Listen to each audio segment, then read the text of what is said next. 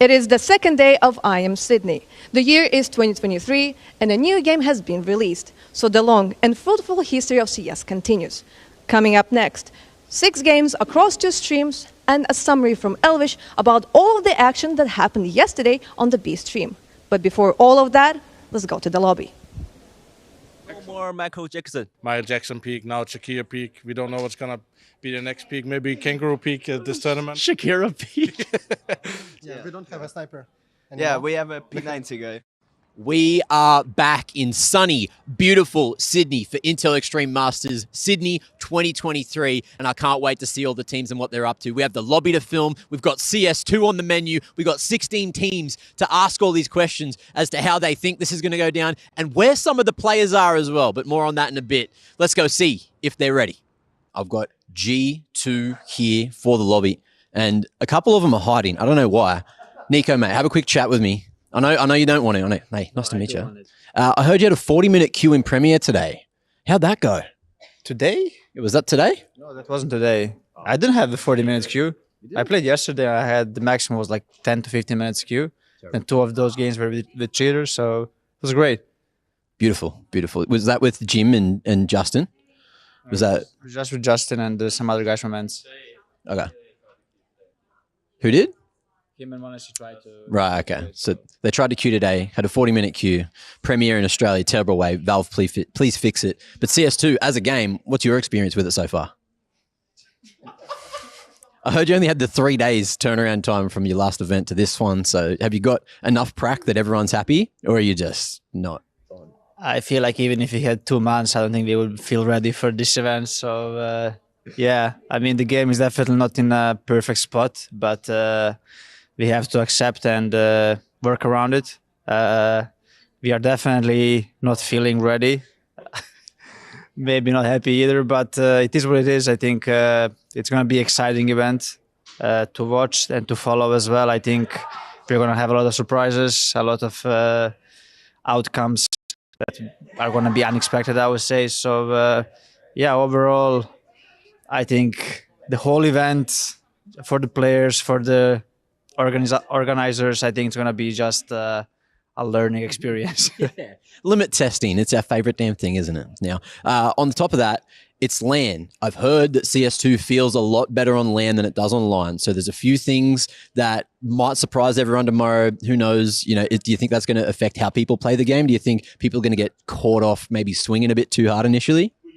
I mean, I was hoping like that's going to solve a bit of the issues, but at home I was playing on like 30 to 40 ping, and then I was queuing here and I had 0 ping, so that should feel like on LAN, but it didn't really feel too much difference. So yeah, I'm not sure if it's going to help too much, but it should feel a bit better at least. But I don't know if that's going to change anything on how people will play. We didn't really play against almost any of the top teams, so we have no idea how they're going to approach the event or like what are they going to show or come up with. So it's going to be interesting to play some of these teams. It's going to be a learning curve for everyone. Anyway, Nico, thanks for the interview.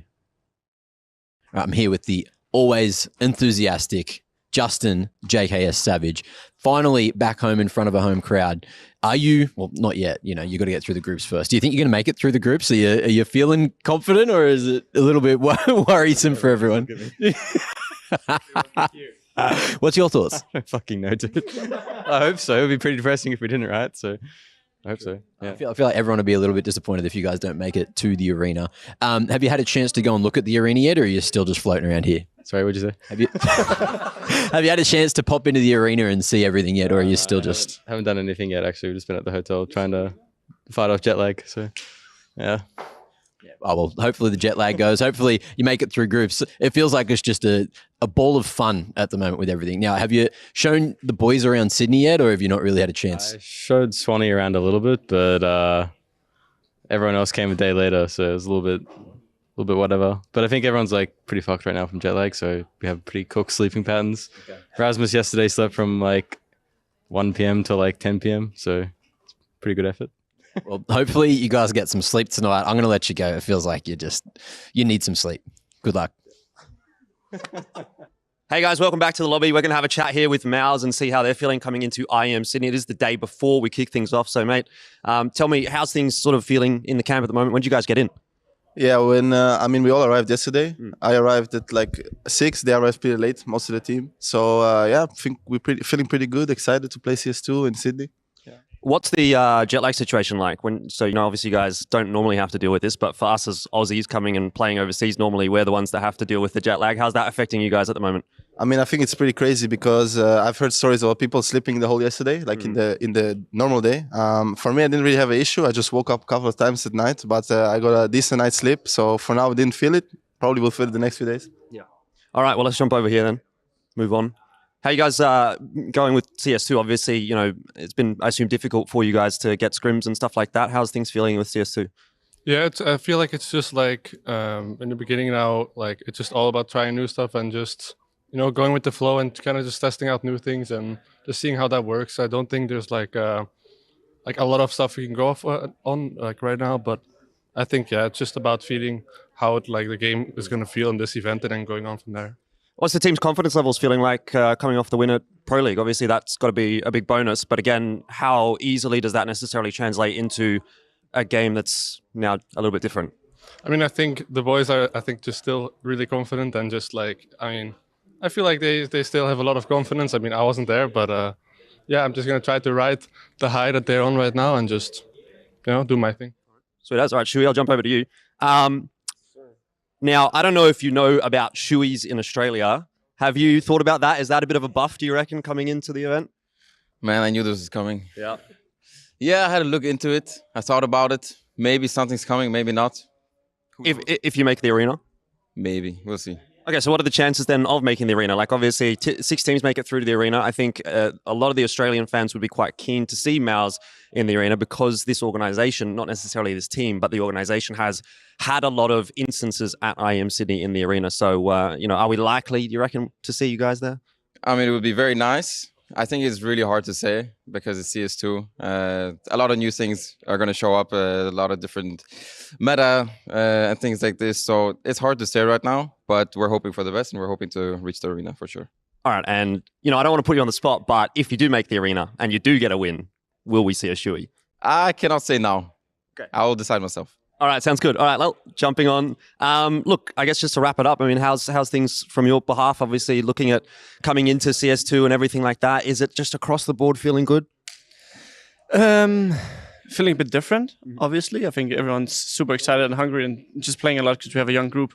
But been a few hectic days. Also have a stand-in for this event. Yeah. We'll see how that goes. Yeah. So do we know what the situation is like with that? Is that going to be a world where maybe he's going to come back and get involved after, a couple of days? Or is it not looking likely that he's going to make it at all to Australia? Do you know yet?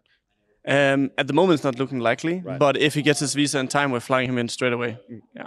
I'm going to quickly use you before someone just steals you and pulls you away. Gentlemen, when did you land? We landed yesterday at 11. What's the jet lag situation? I mean, I was really tired after we landed, so I slept a good amount, like 7 hours. So I'm feeling good now. So, yeah. Okay. Do you echo the sentiments here of your AWPA? What's the jet lag? Yeah, precisely. I know what it is, but I don't have it. You don't have it? Wow. I mean, I landed the same time as him, took melatonin pills when we landed and, got like 7-8 hours sleep. Oh, perfect. All right. The hot question is CS2. I was talking to Alige on a podcast just the other day. He said it's going to be madness. Boys, I'm tired. I just landed this morning at 6 a.m. I'm going to excuse myself for my lack of words here. But we're talking about, right, CS2. Do you think it's going to be all results are out the window for this one? For sure. I think it's going to be a little all over the place. I mean, still some teams probably going to try to, or not try that, but they will keep the level. But I think still a lot of matches might be all over the place just because it's a MR12, like we're just all getting used to it pretty much. And it's like a big, like a rookie tournament. Okay. And you are missing one of your boys. You're missing Jimmy. Jimmy's not going to be here. So what's the new lad got to offer? Yeah, I mean, Bram is coming instead of Jimmy, and we didn't play a lot with him actually. And we played like 2 days of practice. So it's going to be interesting, But I think we will just have fun. We thought him just try to get comfortable, enjoy it, and I think he can show what he can do here. So okay, and you're an AWPer. So how do you find AWPing in CS2? Everyone's saying they're moving really fast. The AWP's no good. Do you agree with that sentiment? Yes, I think it's really hard to hold angles. It's pretty difficult, but I think we just need to get used to it, I guess. Yeah, all right. But it's LAN. It's LAN CS2. Do you think that'll be any different? Yeah, actually, I was talking to my friends, and that was the only thing because that's like I think ping matters a lot now in CS2, and I'm pretty interested how it work out in LAN. I think it will be actually good. So yeah. Michael, you're getting snuck up on. You're getting ambushed. He's having his coffee. We'll give him a bit of time, a bit of space. Tell all the people at home. Well, how are you doing, and what do you do? Product manager for IEMs. But what is that? Manage the day-to-day of everything. So, how do you do that? Basically, I try and create things and get people to do jobs and do things which follow like one path. And yeah, it's pretty fun. All right. And how are we doing? Yeah, good. Big tournament coming up, CS2. Got some probably surprises to come, which we are still probably hoping isn't going to be too bad. But yeah. It's going to be interesting. Very nice. Very nice. Yeah. What's it like? So is a lot of your work like leading up to an event, prepping for it? Or is it just, on the ground, stuff has to get fixed? What would you say like is your view of that? Probably the best thing to say for me is coming up with a concept with the team and then guiding the ship. So I work with everyone when it comes from marketing to TV to social to sales to every department basically to make sure everyone's sort of following that one guiding star is probably the best way to put the position of a product manager. So yeah. When you find out like CS2 is going to be coming and I don't know, you don't know, I guess what's going to change or what's going to go down. Like how does that affect things? I think for us, we have a really good team. So I'd say our tournament management team, specifically Steve, who does our Steve bots and all of our server stuff with Mihao, are probably the most experienced in the industry. So I would probably say we feel confident going in, but as everyone keeps seeing over social media, there's lots of things that come up. So yeah, we're going to be on standby and we'll monitor it as we go, but hoping for a smooth tournament. Just in general, based on Sydney and stuff. Are you excited to be here? Have you been here before, actually? Yeah, this is my third Sydney. So I did 2018, 2019, but I was a tournament manager back then and then transitioned in the last couple of years. So yeah, really good crowd, really good environment. So excited to be in a new venue and see how that turns out. But yeah, huge crowd for this one. So it's going to be good. All right, awesome. Thanks for your time. And yeah, I'm looking forward to the event. If it isn't a wild FaZe clan. And the first person I want to talk to, the man with the most words. What's up, Brokey? Yo, what's up? What's good, man? How you feeling? I'm feeling good. I'm happy to be here. I can see that. So how happy are you that we're playing CS2 now? CS2 is better than CSGO. Okay. And, ultimately, when you have to really dig into your feelings, are you ever going to miss CSGO? No, share the game. Okay. And that's it for the lobby. We'll see you guys next time. Just kidding. Thanks, Brokey. Appreciate that. Wait. Do I look at that one or this one? What's up, Kerrigan? What's this all about? Not much. What about you? There's just a bunch of jokers around here. Hey, man, so there's this observer, right? His name's Rushley. Yeah. And he's really bad at the game, no?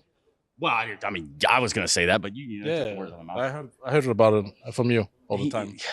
Well, I might have said that. What I can also tell you is he said this flight was too long for him to come down here. How's that make you feel? You've traveled around the whole planet, and he said that flight's too long for him to come to Australia? That's just BM, bro. Like you guys, these guys always travel from down here to Europe, So you have to, it's both ways, Yeah. Rushley, pull it together, bud. But on a serious note, tell me about CS2. What's it looking like for y'all? I think it's interesting, like the transformation from 1.6 to CSGO was way worse. Yeah. So I think we have a great game, a great foundation of the game. And hopefully over time, it's going to be better and better like CSGO, CSGO wasn't perfect from day one, that I can tell you. Mm-hmm. But I like the many new tactical depth, and hopefully we'll see that the next following months. But people have to adjust first. So let me ask the question that is, is a new game with the team, right? So that's got to like ignite a spark, right? Like to get things going again, get the blood flowing. Yeah, for sure. I think we always kind of stuck in this like loop. When is the game coming out? We've been together for a long time, right? So having the news game, it's going to be good for the team. You can feel it's very motivating for the guys. A lot of good energy and vibe. So just looking forward to play, but it is going to be chaotic. That I can tell you. How far would you say we are from a great competitive version of the game? 4 out of 10. 4 out of 10. I think there's still some adjustments over time. It can also be adjustment from players. So maybe if you ask me a few months, less updates, I would say 7 out of 10, So First of all, I think a lot of strange things still happening in the game. Like a box, we see people jumping and see through walls. Michael Jackson peak, now Shakira peak. We don't know what's gonna be the next peak. Maybe Kangaroo peak at this tournament. Shakira peak.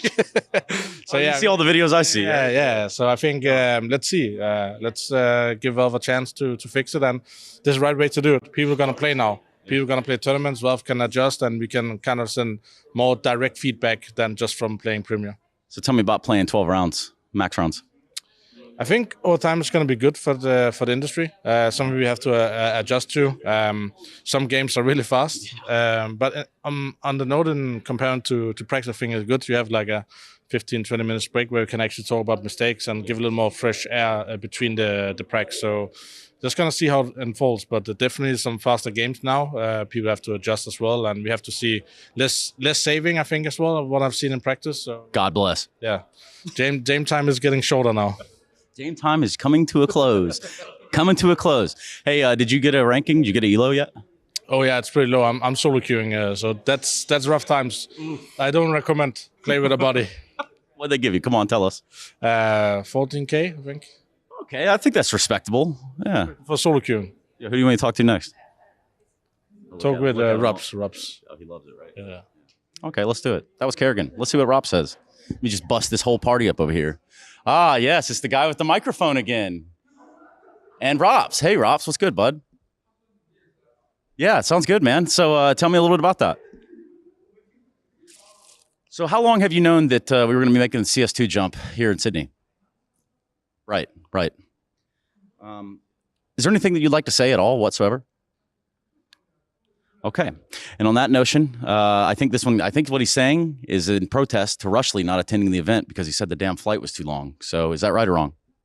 That's right. That's exactly right. Thank you very much for your time, Robs. Carry on. Guess who will talk, though? My man Philip here. What's up? What's up? What's good with you? What's going on with him? I don't know. Is he okay? That's his thing.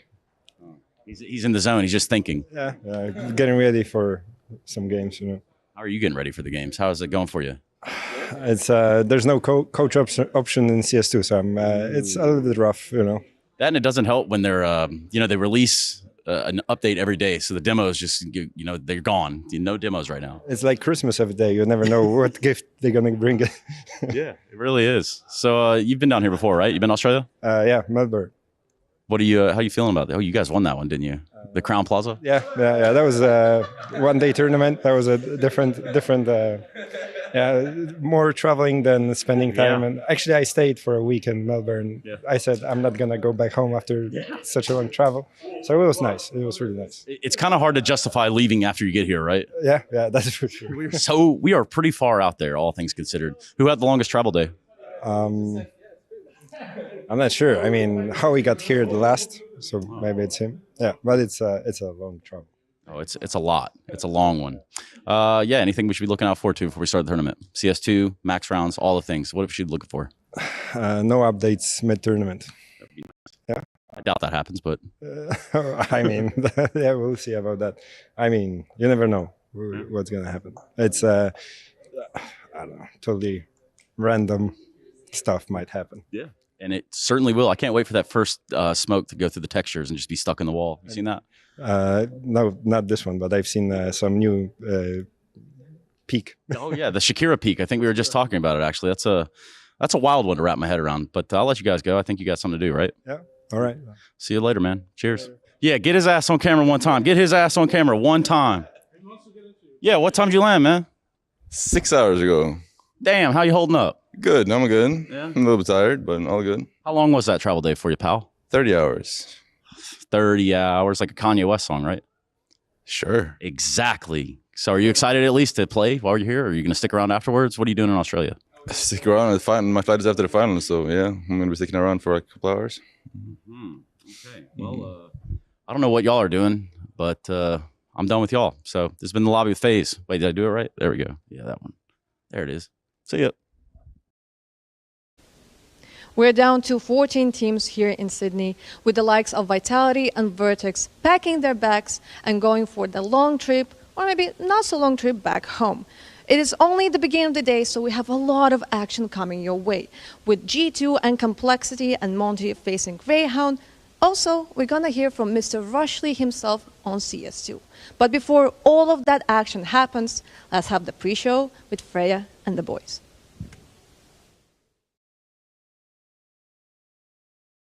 Masters Sydney is brought to you in part by Intel, Acer Predator, DHL, the United States Air Force, and Monster Energy.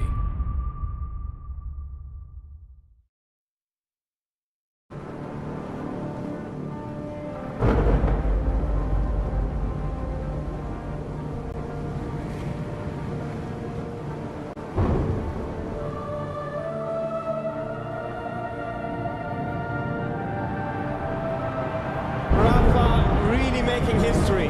Absolutely phenomenal.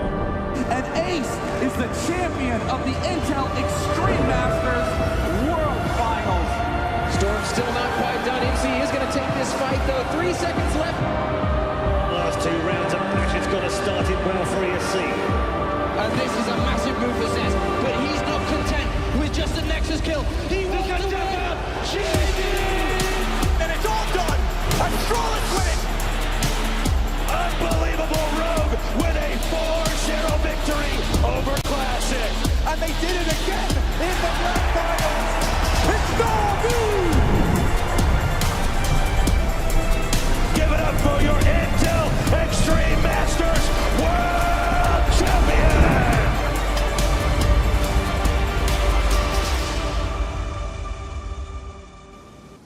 Picture this. The year is 1815. You're taking a stroll along Sydney's Darling Harbour, colloquially known as Cockle Bay due to the oyster and shellfish trade. To your right, Australia's earliest steam engine. To your left, the first ever iron-hulled ship to be built. Fast forward over 200 years later, and alongside playing host to the Intel Extreme Masters, these waters also home to some modern-day vessels, including the HMS Vampire just over there. Come to think of it, Counter-Strike's quite a lot like a ship. So far, the dual engines of our vessels are Mouse and Betboom, cutting right through the tides and full steam ahead to the playoffs at lightning fast speed. Then we've got the boys from Ents, more akin to the keel, keeping it on the straight and narrow so far and navigating to the correct course for now. No signs of seasickness just yet for these guys. And finally, then we have the heavy, rusted, discarded anchors right at the bottom of the Pacific. Unfortunately, hometown heroes of Vertex and Vitality eliminated yesterday from the Intel Extreme Masters Sydney 2023. Of course, elimination on the cards for some today, but also the chance to be qualifying for the playoffs. We've got plenty of action coming your way. 6 best-of-3s split over the A and, of course, the B stream. For now, we're going to be starting off with the Allensters. We've got Blair and Cassard, of course, holding down this ship. We are the captains now, of course, before the game's starting. Gentlemen, quite the day of events yesterday. I think Vitality, for our money, is probably the biggest upset we've seen thus far. Listen, I don't know if ship is the right word right now for Counter-Strike, but we'll just keep it civil right here. But yeah, definitely Vitality getting eliminated early on is something that's, you know, very surprising for everyone. But if you take a look at all the factors coming into this event for them, losing coach, losing their sports psychologist, all the rumors, and obviously the turbulent situation for some of the players back home, it really adds up. So we don't need to be harsh on them right now. They obviously have their own worries. It's not the end of the world right now. They still have the end of the season to kind of figure things out and go along with the next one. I just want to know what's uncivil about a ship. I thought that was, you know, his year's starting to fail a little bit. It's got to make out a difference between a P and a T. Right. It's understandable. Yeah, sorry, man. I forgot. But as long as we understand each other. Yeah, listen, I understand Frey. I don't know about you. Jokes aside, I agree with Cassad. I feel like we shouldn't be reading too much into the loss of Vitality. In fact, if they'd faced off against maybe another team which wasn't called FaZe, they might still be in contention here, right? So it was unfortunate circumstances. Not going to be reading too much into it. Yeah, and of course we have to go back to the best of one where they did lose to Betboom in overtime, who have, I guess, for my money, surprised me, right, coming into this. But then it's like, well, was it not obvious that they had quite a lot of time to be preparing for this, just fully focused on I do have to, formally, acknowledge my mistake on Betboom. I think it was pretty obvious that they're going to play well, and I missed it completely. So props to them for, qualifying for the playoffs. Nafani with his new team, new players, all the kind of the rejects in a way, he managed to get them together and get them in the playoffs for the very first CS2 event. It's a big thing for him. So it's just for me, when I look back at it, it looked kind of obvious that they're going to perform decent, but I made a mistake, so I need to correct it right now. Fair enough. I mean, we even got Maui to issue an official apology online as well. I do like the way they won it as well, right? Nafni, the way they were playing, very different from how it was back in Cloud9 as well. So clearly the team working out for him, and Nafni on his revenge arc. I love to see it. Well, of course, unfortunately for Vertex, did mean the end of the line yesterday on home soil. But Greyhound obviously still in contention for the competition. We caught up with both of them on the media day to hear exactly how important it is that IEM is returning to Australia.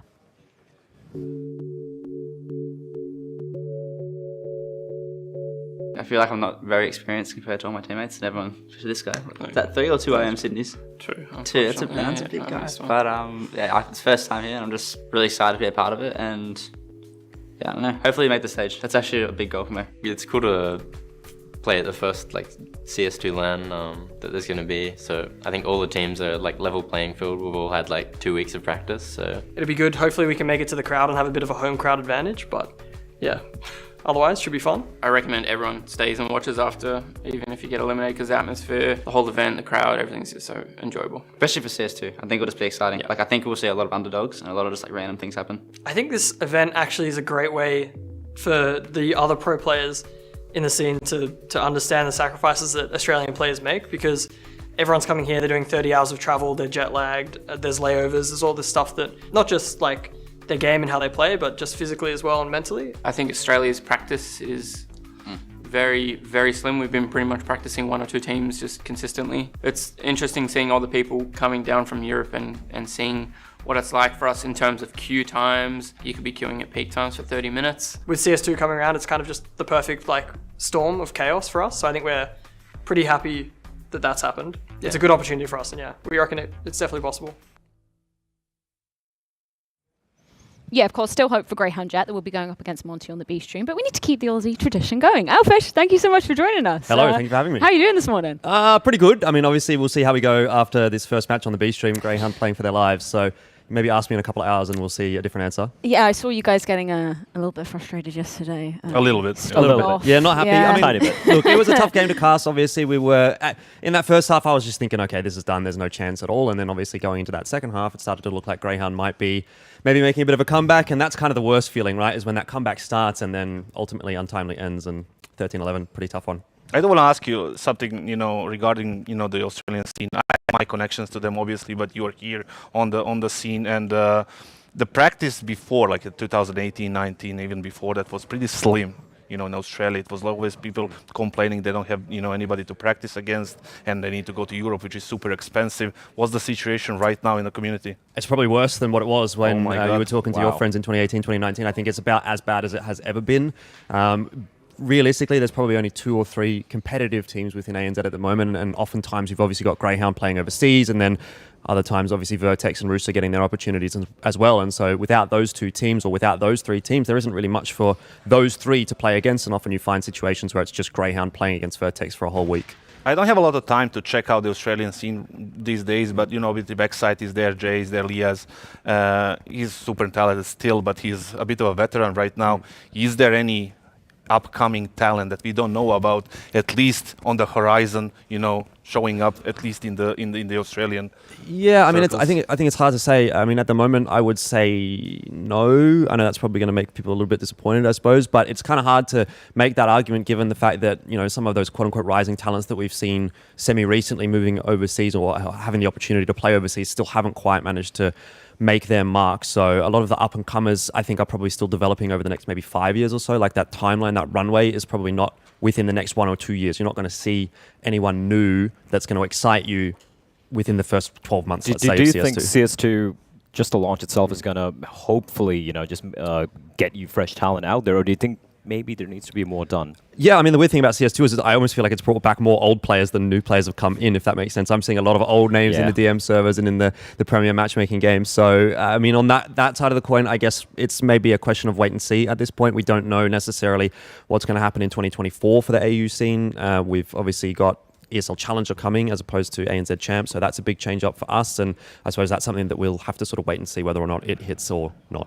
I think all of us are so hyped to be getting back into the arena here. 'Cause it's been 4 years since we've been in the arena in Sydney. Can you describe what an Australian crowd is like? Because I've never actually witnessed one in the flesh. It seems pretty hype. Yeah, I mean, it's pretty crazy, right? They're very, very passionate. I think, when we talk about passionate communities within Counter-Strike, ANZ is definitely up there, and you'll see that when you guys get to see the arena on Friday, particularly if we get to see at least some Australian representation there. I think it's semi-unlikely that we'll get Greyhound. They've got a long run to go. Yeah. Obviously pulling for them. We'll see how they go today. But G2 Fnatic, obviously reasonable shots, and if you get at least one or both of those, then that's where people are going to get really pumped. The arena right there is like, I remember from the arena in the Olympic Park that we used to go into in the previous iterations of the IEM Sydney. Was amazing. The crowd is equal to any kind of crowd in Europe as well. The people are so passionate about Counter-Strike. They just filled up the arena and they just enjoyed it. And I'm happy that to be a part of the, I felt the atmosphere in the arena. And I think for the all 3 days here, the arena is sold out. So we're going to have a hell of a show.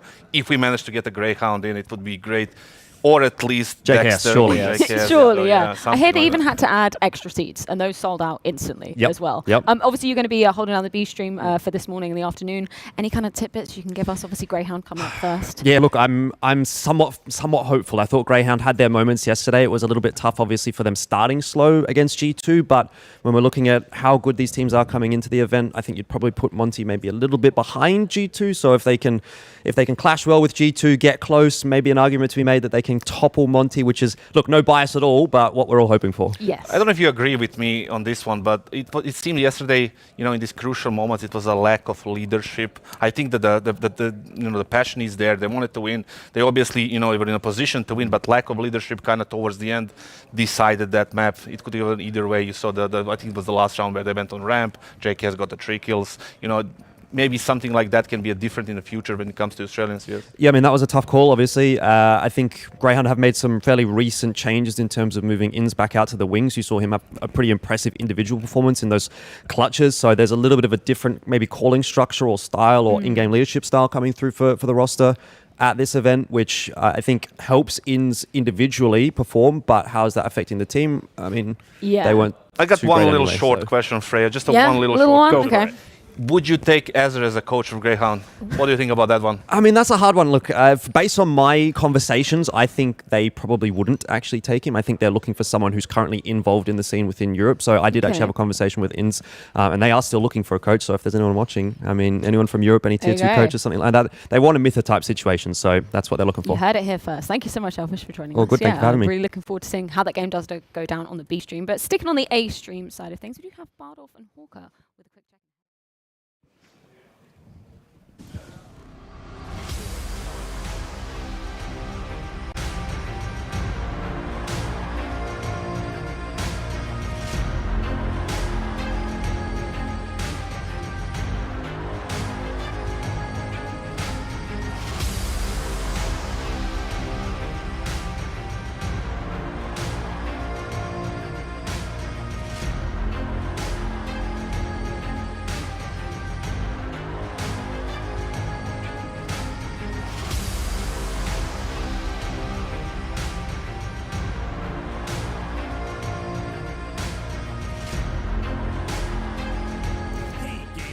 Are you going outside this summer? Yeah. Me neither. That's why I'll be wearing the ESL Essentials collection while I safely tan behind my monitor. Wow, I love it. Well, you know what they say. You love it, you wear it. Made from 100% cotton, the ESL Essential Shorts exhibit a comfortable waistband, embroidery with the ESL logo. Look at the flexibility on those bad boys. Thanks. I meant the shorts. With a two-tone gray and white blend, the Zip hoodie is made of American fleece, so it's breathable yet warm. It's Lime time! Try out our new and improved colorful sweater in all sizes. So what are you waiting for? Don't you dare change the channel! Pick up the phone and call now. Call now and get your hands on the new ESL Warmly hand warmers. Side effects may include warmer hands, more frags, and better stats. For more information, visit shop.esl.com. Terms and conditions apply.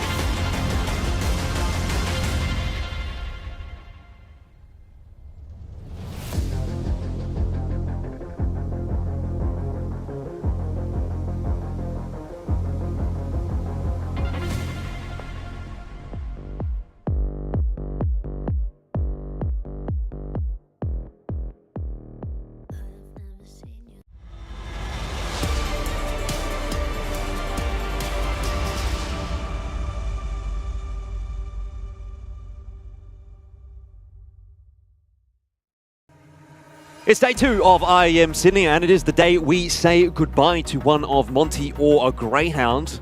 A tough prospect, a bit of pill to swallow for the Aussie fans, given that would be almost all of the Australian representation then knocked out. Vertex said goodnight last night. We would say goodbye to Greyhound today.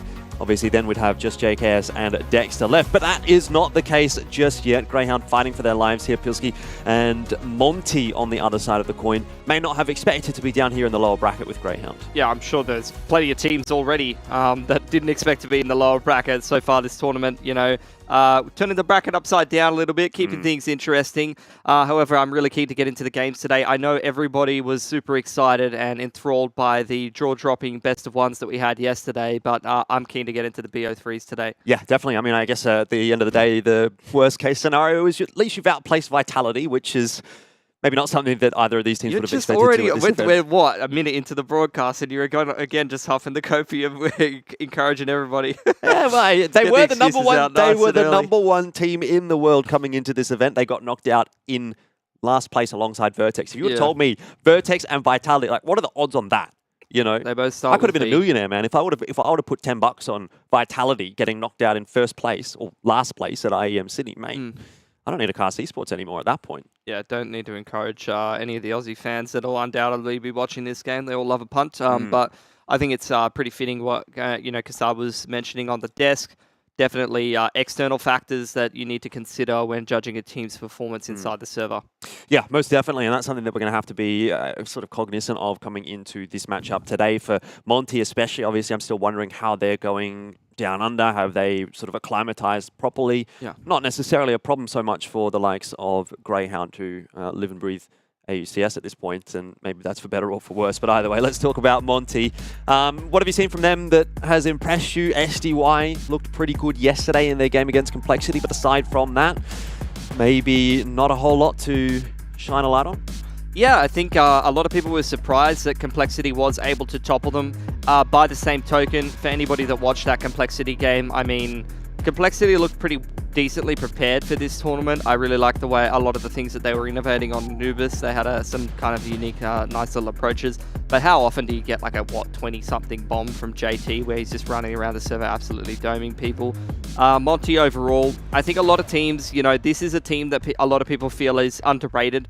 In Europe, they definitely give a lot of top teams scares. They're able to pull off best of 3 upset wins. They had a pretty nice placement over in Pro League quite recently. So this is definitely a team that no matter what event they're at, you know, these tier 1 events, they have a pretty decent chance to make a good run and make it into the playoffs. And I think it's a team that, you know, with the addition of Bro, they don't always get the highest profile names. They don't always get the highest profile players. In fact, some people would kind of refer to this team as a bit of a leftovers team for some of the players, especially, you know, that being the storyline around SDY historically. But it is a team that is greater than the sum of its parts, and they clearly put in the effort, and they've been able to put in some really good results and some better results than some of these players have found elsewhere in their careers. Yeah, look, I think you can't really knock that approach necessarily, especially when we're looking at the rise of teams like Mouse as well, for example, which for the vast majority of those players, they've been coming through that sort of academy system. And for Frozen, you know, he's slowly been grinding away in that Mouse roster for quite a while in what was, again, like a team of, you know, not super big names necessarily, and they've really started to make it now. And I think you can sort of see that sort of similar approach maybe for a team like Monty. Let's just bear in mind the fact that we might actually be watching one of those teams of the future. There's not necessarily too much negative to say about Monty, especially after having watched their ESL Pro League run. They did ultimately go down to Na'Vi there. In the semis, I think it was. A top 4 placement for a team like Monty is nothing to, you know, turn your nose away at. Look, win over Heroic, that's pretty massive. Win over Fnatic. They did get toppled by Complexity in the best of 1, but they beat him in a BO3 of Pro League back on Go. Worth mentioning as well, Fnatic's up there in the top side of the bracket. I can't remember exactly who they're playing, but I don't remember feeling like they had a favored matchup. And I believe the winner of this game will play the team that gets knocked out between Fnatic and have a little bit of a look who they're playing. It would be Ents. So yeah, Ents Fnatic are going to be playing, or is that a different kind of? Yeah, it would be Ents or Fnatic. Yeah, Ents or Fnatic will play the winner of this series. So my whole point here really. Yeah, I'm pretty sure that's correct. Sorry, yeah, this hasn't been I'm pretty- updated, that's all. I'm pretty sure that's correct. Yeah, you're right. I could be wrong, but I'm pretty sure It that's is, correct. it is. It's Yeah. automatic. So my whole point, really, looking at their results over in Pro League, is essentially that despite the fact that they're here down under, they have played a lot of these teams at Pro League. You know, there's some degree of familiarity. They've played previous series against them in Go, and despite the fact that people are saying, you know, this is a write-off at CS2, everything's going to change, that's not really true. Most teams, as even Complexity mentioned in the interview themselves, are playing similar strats, similar styles to what they're doing in Go, but just trying to tweak a few things and add a few of the new meta things into what their already existing structure allows for them. Yeah. Let's talk Greyhound, though, on the other side of the coin. Obviously, one of the few remaining representatives from ANZ after now having seen Vertex dispatched of yesterday, and it is the final full contingent of ANZ players, which I think is obviously something that a lot of the Aussie fans would love to see in the arena. Now, a very, very long run for Greyhound. They'd have to go through Monty, they'd have to go through either Fnatic or ENCE, and then obviously still then there's the lower final, which could be Cloud9, it could be Complexity, it could be G2, yeah, it could be Lean Vision. But very, very difficult run for them to make it. Yesterday against G2, they looked competitive, had far too slow of a start, as is classic for Greyhound, really, isn't it? And as I think Inns mentioned, CT sides have been a problem for the squad, and that was definitely a problem in the game yesterday on Nuke against G2.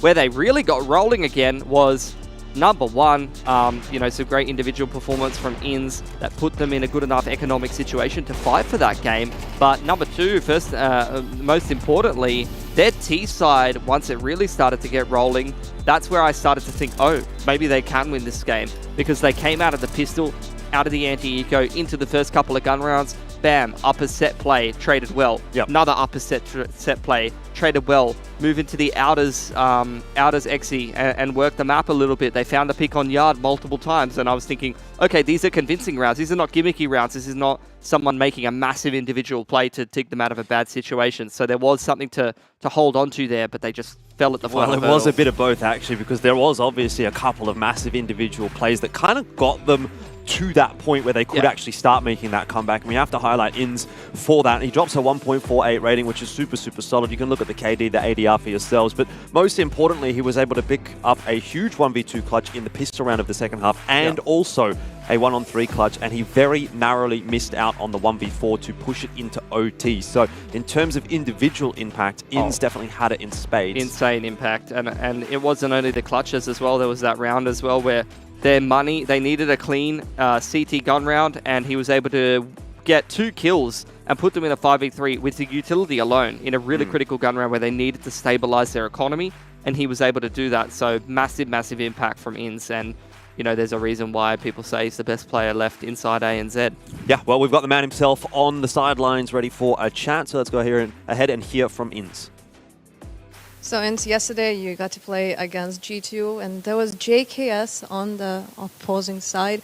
Was it in any way maybe motivating for the team to try to do your best, considering the fact that the scoreline was actually pretty close? Yeah, I think it was more motivating that it's a new game for us, CS2, and it's a level playing field for everyone. Obviously, it's nice. It would have been nice to beat Justin, but it is what it is. We were just happy to play against a tier 1 team again. I mean, definitely, it's a tier 1 team, and as I mentioned, scoreline was pretty close. What did you do in this little period of time that you had right now, between G2 and now Monte? What did you do right now? What did you focus on? We just focused on playing our own game, really.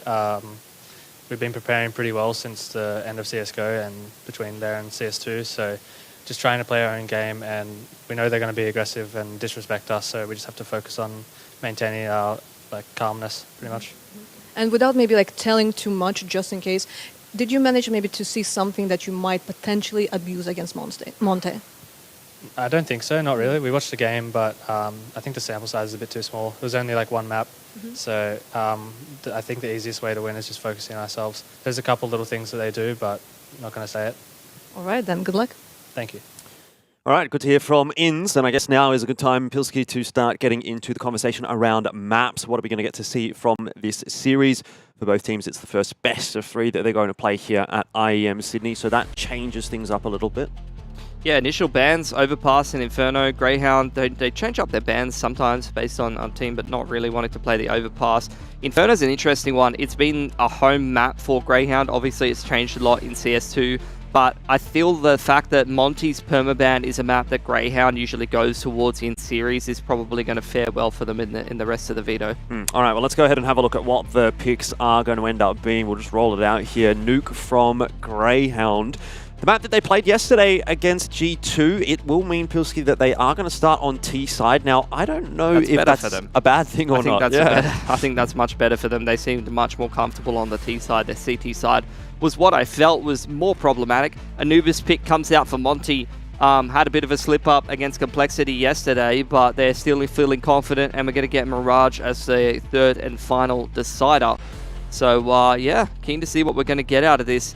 Mirage was a bit problematic in the PO1s yesterday. Some teams missing some utility, and BetBoom playing the, what I would call, somewhat puggy style of Mirage. Quick Palace pops, Wolf packing it straight down middle, B outs timings with the aggressive play style that you can bring in towards CS2.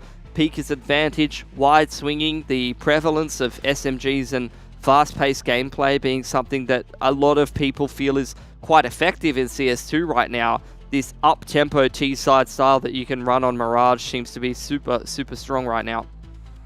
Yeah, look, I mean, I've got to say, I think obviously Anubis is going to be a bit of a difficult one for Greyhound, right? They do play it a little bit domestically, but it's certainly not up there in terms of the maps that they like to go towards. So in my mind, I think Nuke is going to be pretty important here for Greyhound to get across the line. And yeah, I'd say if they're going to win this series, they're going to have to do it in 3.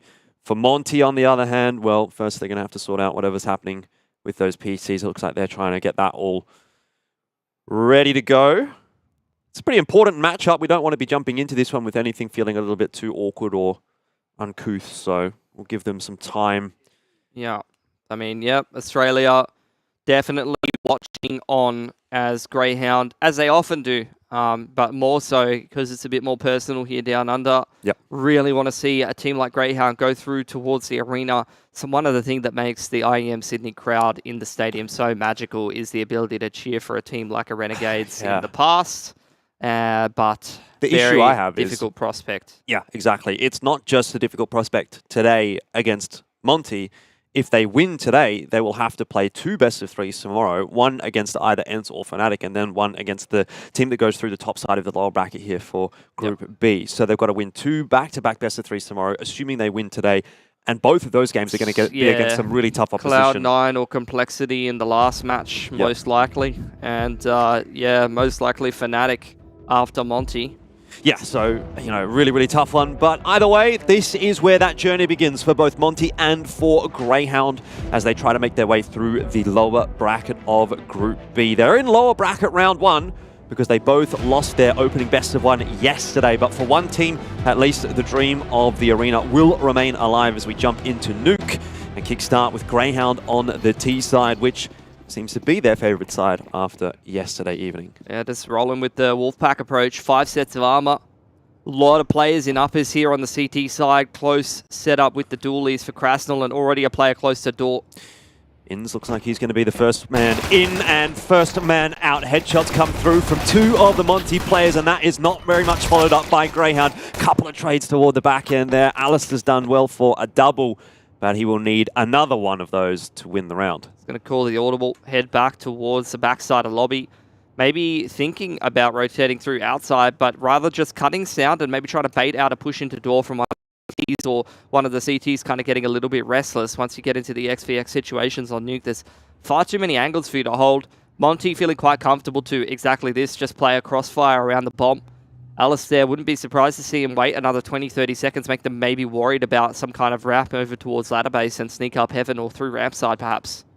Well, he's going to get that peek from one and the headshot through as well. He knows there's someone on top of Hut now as well. So a bit of information going over to Alistair, which will make this one potentially a winnable. Tough ask still, and it looked good for a moment, but Bro, with that headshot, is going to finish it off, and pistol round does go the way of Monty.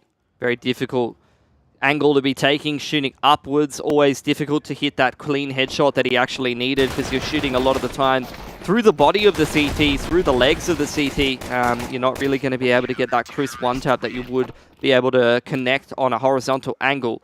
Nice read from Monty. Heavily stacked in the uppers bomb side. They knew exactly what Greyhound was going to be throwing at them that round, and they were able to, despite some fight back from Greyhound, despite some nice entries, close out that pistol in the 2-on-1. Now the full eco from Greyhound. They didn't get the bomb plant. It's going to be a nicely timed smoke. Oh, it's a little deep. That's not really where you'd probably want it to be for Bro. I'm not sure, though. That may allow the T's to actually scale out through close ramp side. Of course, though, not being involved in the scrim results and things like that. In the end, they don't really take advantage of it. They do start to move as it fades, and they now do have control of ramp room and ladder base. So, fair bit of room to work here for Greyhound, but the weaponry's just not there, is it? And they're going to try and take that fight on outer. No kill for the M4A1S, and just Glocks not really causing much of a problem right here for Monty. Started to get a bit messy there, but was fixed up in the end, and that's the perfect start to the map for Monty, isn't it? It is. I really like the way they maneuvered around to deal with that anti-eco, just backing each other up on Annex side, allowing the T's to kind of move around wherever they wanted, and then just, you know, play the favorable angles, bait them into these crossfires. Round 3 bye here for Greyhound, unsupported by many bomb plants or really many kills in the early portions of this game, is going to somewhat limit their util on some of the players. Couple of MP9s here on the CT side, though, might necessitate some aggression. Yeah, 3 of them, in fact. There's a nade that's just going to tickle Sicko. But Alistair has got a lot of control of outer, and you did talk about that aggression coming through. SDY, he was actually one of the rifling players, so it's interesting to see that he was the one to look for that play, but has now been taken down, and a decent start to the first gun round for Greyhound, which is exactly what they need. Obviously, you go down in the pistol, you don't force buy it, you expect to be down 0 and 2, but here's where they can start to write their own story. They're heavily set up around outside. This is going to be Outer's wall of smokes. Alistair lining them up here. And I think it's going to be the close left side smokes from that side, I'm pretty sure. Unless Inz is going to throw one from on top of the truck, if I remember correctly. You're just waiting, biding their time. Greyhound seeing if there's going to be any, you know, further pushes. Oh no, sorry, it's the 2 left side, and then the third one is thrown, I think, by Vex side there. Oh no, they're going to throw one on the cross. That's interesting. I don't think that's what they actually wanted to do there. No. From what I've seen in the videos. Well, I'll talk about it in a second, but either way, Vexai goes down early. Decent trade in there from Greyhound. And you can see that 2-smoke wall of smokes. It's not working out. Warro gets a good spam timing onto Sicko, and we're back down to the 3-on-3. Do already have a member down on that B bomb site for Monty, so does Greyhound opt to reroute back up to A? Certainly not with that Molotov toward the vent. Needs to at least be a good shot in there from Greyhound, and in fact there's 2. Inz and Alistair both hitting the headshot, and just Bro now trying to hold on with the MP9. It seems unlikely. Plant's going to go down. 10 seconds left on the clock, and well, is there another little bit of a quirk in this round as Liaz drops? Flash into Decon, M4 upgrade, 15 bullets, won't matter with Alistair hitting that headshot. And here's what I want to say, Pilsky, with that smoke. I wonder if they've done the double smoke, which is the new sort of set wall of smokes for outer on nuke, and then thrown that extra smoke for the cross in case someone nades the double smoke. Does that make sense? Maybe. That might be a thing. I kind of wonder. Be interesting to pick their brain about that. Regardless, though, Monty from that pseudo bonus, couple of MP9s, they've taken a fair few guns away from Greyhound. Greyhound only surviving with 2 players. So the economy definitely in the balance for both teams. This is going to actually end up being a pretty decent swing round early on in this game here. Greyhound, again, heavily towards outside. A lot of smokes invested. They've smoked Secret off. I don't know if that was intended. Yeah, they've definitely missed a smoke there, or one smoke's hit a Molotov or something like that. Or not quite hit a Molotov, and that's going to be punishing for them. SDY poking around the aircon, and then Warro inside of the smoke! Alistair able to trade him out, but now multiple man disadvantage for Greyhound. They're kind of panicking. Alistair's sprinting through lower, trying to make something happen here. Oh, he's got the bomb, so if he can win this duel against Bro, then maybe there's a world. The flash, it looked good. It doesn't seem to have caught Bro, though.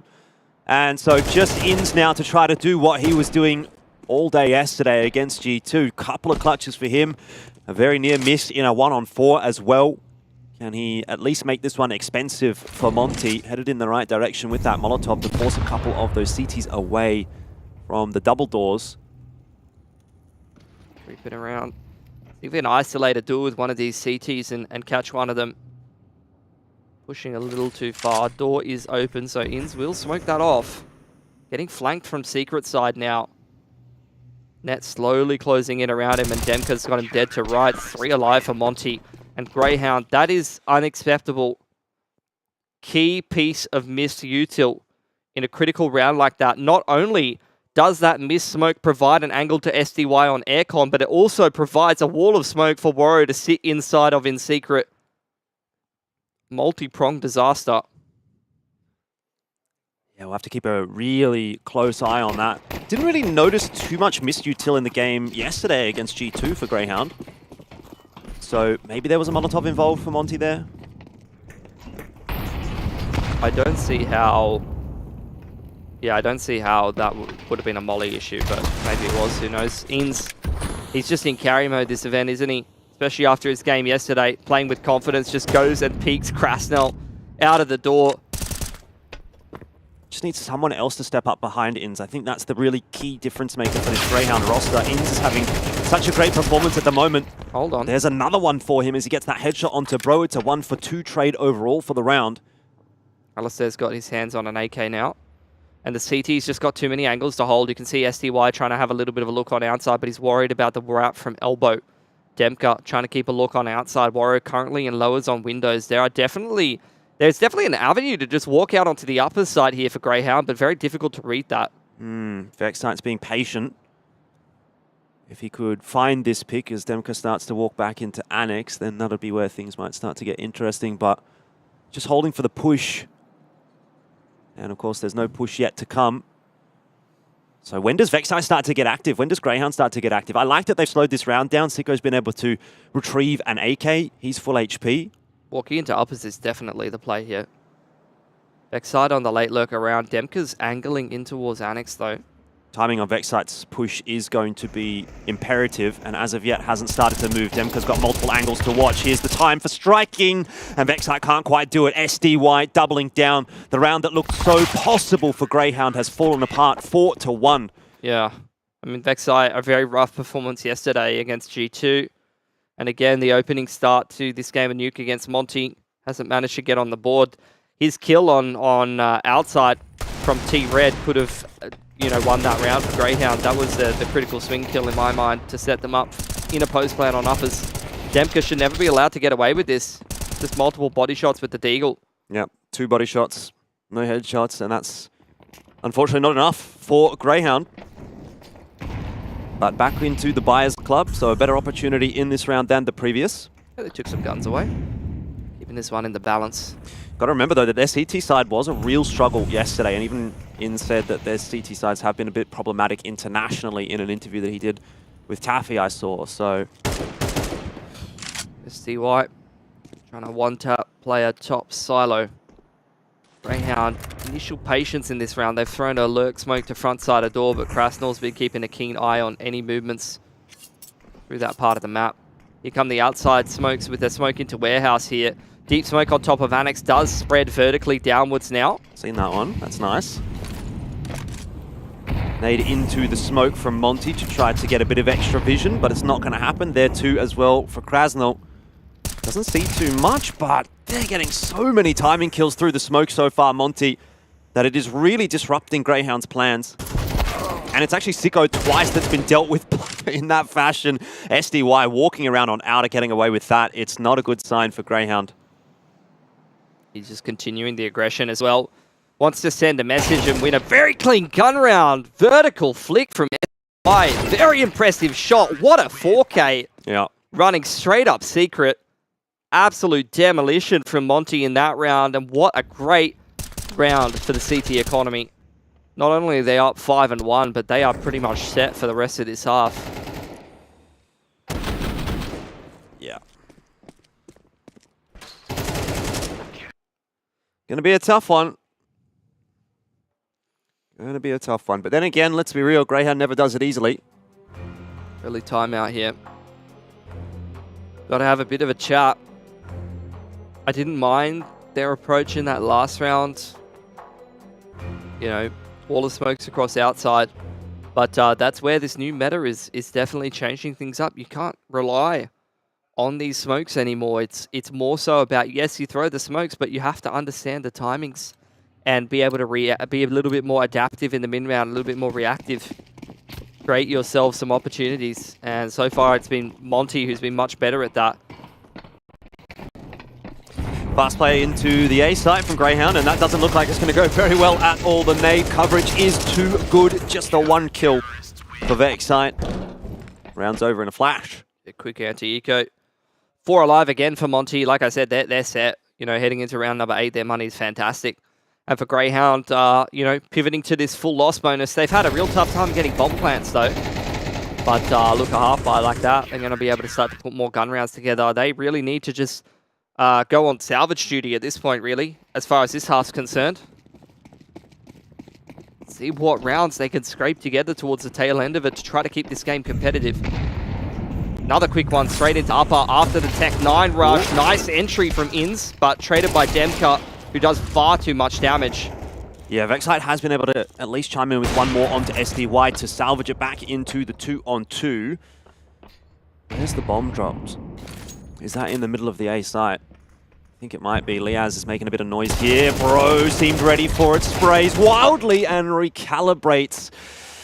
Oh, it's a tight affair at the moment. Warro's on the push. Vexite looks like he's watching for that. Won't quite get the clean kill that he's looking for. And the shot misses from Warro as well. So scrambling through that smoke is going to keep Vexite alive, and he'll be able to retrieve the bomb.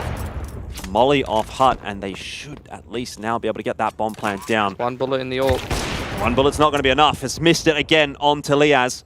Liaz and Vexite getting away with a little bit. They've got to surely be able to win this one on 2. The double peak. And both end up falling back. Liaz sacrificing a lot of his life, and the Molly could put him down to 1 HP. Vexite's going to have to swing. The shots are just everywhere at the moment. I can't believe what I'm watching, but Liaz, he's still alive. He's waiting for that push. There's a defuse kit, and Liaz clutches it out for Greyhound. Christ. But fuck me. That just took way too much. The nerves. It's unreal right now for Greyhound. Right. You know, okay, here's one thing I need to tell you guys. As a caster, right, you want to ramp into the round, right? Yeah. I don't have anywhere left to go, and I'm still casting like 45 seconds left of a clutch, you know? It's just, what is going on? That was a round. Yeah, look, it took a lot of guns away from Greyhound, though. A little bit expensive, which is going to, you know, slowly chip down their money over time. Quick aggression into Hut here. Demka wants to take matters into his own hands, and opening 2 kills here for Monty. They are just so aggressive on this CT side, giving Greyhound absolutely no room to work with. Well, In's up to some new tricks. I would say his usual tricks, but actually he has shifted over to the wing of this Greyhound roster semi-recently. And I think individually that's been quite successful for him. Not sure it's made too much of a change for the success of Greyhound as a team. There's going to be a smoke for Unbreakable, which is going to stop Monty from getting a bit of info on Outer, but they've got Seems someone... to be a new variation that's come in. Smoke to Unbreakable, the smoke top annex with a warehouse smoke, Molly credit card. It's not a variation that we saw in Go. 3-on-5. Monty giving Greyhound ladder room. When you're in these positions as a CT side, you just play together, you play safe positions, crossfires, give up, map control, and play around it. It is going to be a 2-on-3 down on the B-bomb site, though, so if the first kill goes the way of Greyhound, maybe there's still a chance of making some clean entries, which is what they need. Smokes for Decon and for control room. But SDY, he's doing a lot of damage here and gets rid of Inns as well. Just a bit too sharp for Greyhound there. Will also leave Bro untouched, unseen. Alistair would need to do something very special. It was Bro, excuse me, that got the double on the back end there, but it's the same old for Monty. Very solid round win. Aggression as well. They're just not letting Greyhound have any room on this T side, as I mentioned before. Getting in their face. You know, these Monty players so individually skilled, so capable of multi-fragging. And it doesn't feel like that's something Greyhound are able to deal with. They are back down on the half buy. This is the issue with that last clutch round just coming down so close. And this is something we actually talked to Inns about, you know, in the podcast as well, is You know, when you scrape through so many rounds so often, you just have nothing left in the tank economically to fight for these close games. Yep, Hero AK buy for Greyhound. Let's see what Inns can do with it. Already down to 52 HP. You've got Liaz that can potentially pick that AK back up. He's got a little bit of body armor at least. But there's just nothing in this round for Greyhound. Vexite's got one smoke. What's that going to get you? I don't know, maybe a cheeky bomb plan if you can get into one of the sites, but that's really going to come off the back of It's just going to have kills. to be deagle shots. It's going to have to be some sharp shooting from the lads. So far, not really making inroads anywhere. Spread across the map, lobby, outside. Having a look into hard, outdoor. Not really a whole lot on offer from Monty. Borrow, when he finally peaks, he's good for it. In's another entry, though. Gonna need another one. And he's really starting to burn through that HP. HP as a resource for Inns. It is starting to run out. Demko gets another one onto Vexite, and Inns is waiting to see if there's going to be the mistake from the CT side, looking for a bit of information, but he's only got 30 seconds to play with here, so he can only be so patient. Liaz is in lower. Ooh, okay. Inns? Oh, you had the sense that he might do it again. Liaz has cleared all of lower, but there's no way for the bomb to make it in time. Inns is trying to make Liaz is trying to make as much noise as he possibly can to draw some rotates across, and Alistair hoping that maybe he can walk in through Annex. Liaz! Oh, he gets lucky, but he doesn't get lucky enough still. Alistair's got time. He's put Warrow down to one shot worth of HP, and Alistair might be able to find another clutch for his side. He escapes into Hut. The Molotov nearly undid his plans, and Warrow down to a sliver of HP. Ali has let him across the rafters, though. But doesn't need to do too much. He's waiting to hear where that drop is going to come from. Has now been smoked off, but should fairly reliably be able to spam the bomb if the defuse does come through, and I think Warrow might have played himself a little bit here. Time is going to be a problem for him. Taps on in. It was a fake. Alistair, you're going to have to go through the smoke now. Surely not letting this round go. 7-3. It's not quite passable yet for Greyhound. But and again, it's just hero play after hero play for Inns. He's the one who creates the space to make this round work. Liaz recognizing he has space to push down lower. That's really cheeky to flank up Megaton there. Missed shot from Warrow, gathers the information and puts him low enough for Alistair to convert this clutch. Alistair also understanding that Liaz picking that player ramp is going to pull the rotation from that upper side anchor who was tucked in Rafter, I believe. So great understanding for Greyhound about the push and pull effect of the rotations and where certain kills across the map are going to pull some of the other CT rotators. It's something that they are a class above our domestic competition and at doing. But obviously internationally, players of this caliber who participate at an event like IEM Sydney are all quite adept at doing so. Money on the CT side starting to run a little thin, and I think Monty recognized that should this round not go well, look, the buy in round 12 is not going to be fantastic. So winning a round like this, quite critical to just put your foot on the throat of Greyhound. Don't let them come back to a 7-5 scoreline and make it a more competitive game on that CT side. If you can win this round, guarantee yourself a buy in the next. You're really setting yourself up a nice runway for a 9-3. That's true, but it is such an uphill battle still for Greyhound. Even if they were to get to 7-5, we saw how tough they had it on the CT side yesterday against G2. I have got to be honest, it doesn't fill me with a whole lot of confidence that if they take it to 5, that they can actually win out on the CT side. Pistol round as well is going to be super important in that second half for Greyhound, so we just have to wait and see how these last 2 rounds of the first half are going to play out, and then we can start to get a bit of a better idea of what to expect in the second. Demko going to get aggressive again. Monty have liked this Hut push. After attack timeout as well. Mix in a bit of aggression, can definitely catch a team off guard after a bit of a lull. Greyhound not interested in getting caught by any tricks though. Quite passive play from everyone. Sitting right back in lobby, anticipating aggression through outside. Holding a lot of their grenades. The longer this round goes on, you know, Greyhound's going to find themselves in a position where they do have a bit of a utility advantage that they can use. Here's this progression smoke once again for Unbreakable, and actually coupled with a second smoke that's been dropped over there next to the blue bin, so Nice little util set there from Alistair. Oh, creep out door on the timing contact play. Oh, swings coming in on upper. The Heaven player has been spotted. Krasnal now as well. He's under so much pressure, but he's delivering.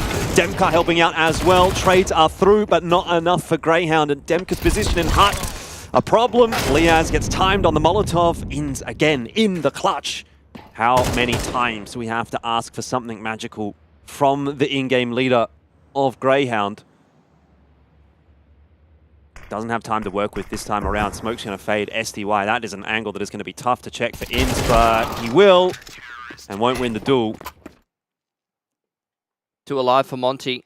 Again, going to put them in a position where the buy is not fantastic, most likely, but better than it would have been had they lost that round on the 1900 loss bonus. Look, Greyhound found a nice timing to creep out there onto upper, but just not clean enough at clearing out hut. They needed that extra player wrapping into hut side.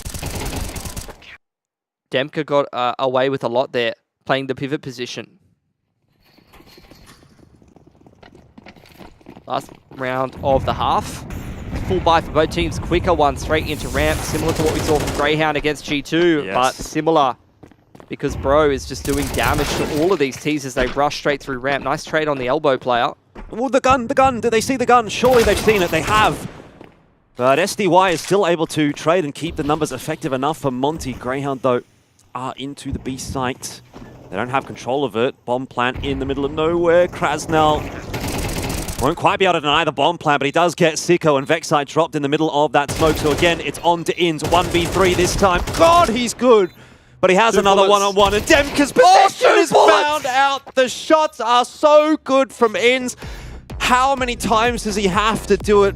Oh, I don't know, but 4th round for Greyhound as we head into the second half.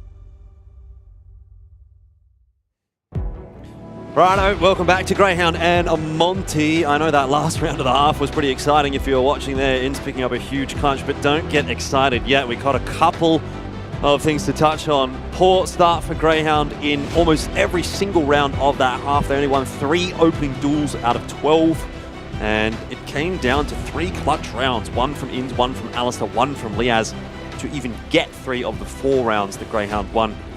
Far and away, Monty has looked like the better team. Can Greyhound change things up in the second half? Pistol round is going to be all important for them. Yeah, better individuals as well, just stifling CT side from Monty. See if that continues. That same aggression, that same decisiveness on the T side here. A lot of players on outside. Great movement from Bro, but he's run into multiple CTs here. Still getting away with quite a lot. Finally put down by Alistair, which gives Greyhound the man advantage, but the T's starting to reroute into lower. Demka on the lurk through door. Yeah, his timing will be important. In seems to be expecting something on the upper side of the map, but the bomb plant has gone down on B, so Greyhound are going to have to get a wriggle on. They don't have a defuse kit, but they do have a molly and a flash. Demka's timing is looking pretty good, and it's maybe not even going to come into play because Inns has died to Krasnal in the vent. So, numbers starting to swing back in the favor of Monty. Vexite won't be able to get himself a kill onto SDY either. And it's now down to the 2-on-2, and I've got to say, SDY is just picking Greyhound apart. It's on to Alistair, but he has no time, even if he gets this kill. That's a Molotov from the CT side, by the way. That was the Molotov that was dropped by Greyhound. Not that it would have mattered. No time for the defuse there for Greyhound, and it is a pistol for Monty. So second half going about the same way as the first. Greyhound were well set up for this, and found themselves at a man advantage, but exactly like you said, SDY is just on another level right now. CT side performance was immaculate, and he continues hitting the same sharp shots over here on this T side, and that T pistol is going to be a bitter pill for Greyhound to swallow. They're going to have to take a single save. Allow Monty to move towards double digits. Quick run straight across outside. Rifle is just taking duels. Well, this time the smoke actually didn't spread into Annex. What's there? That's a lot of dinks. A lot of dinks, a lot of damage. Only 1 rifle hitting the deck, though, and it's pretty unretrievable out there in Warehouse. We've got 3 players down on the lower side of the map for Greyhound. I wonder if they're just going to go for that creep in from Secret. Timing on that might not be too bad if they just walk in now. It is being watched by Bro, but do you expect another couple of members? Well, apparently they do, because Monty were watching and have dealt with it pretty comfortably in the end. Now it's just Sicko who is going to be wandering around on outer. Thinking about his life, thinking about what's going on, what's for lunch. Ooh, headshot. No more than that, though.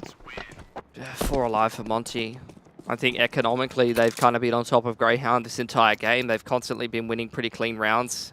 Any rounds that Greyhound have been winning predicated off the back of clutches for the most part, coming down to close XVXs. Luckily, before they were on the T side, a little bit more forgiving economically. CT side, they cannot afford that. As we look at the utility in the opening gun round, it's not a pretty sight for the CT side, Jordan. No, it is not.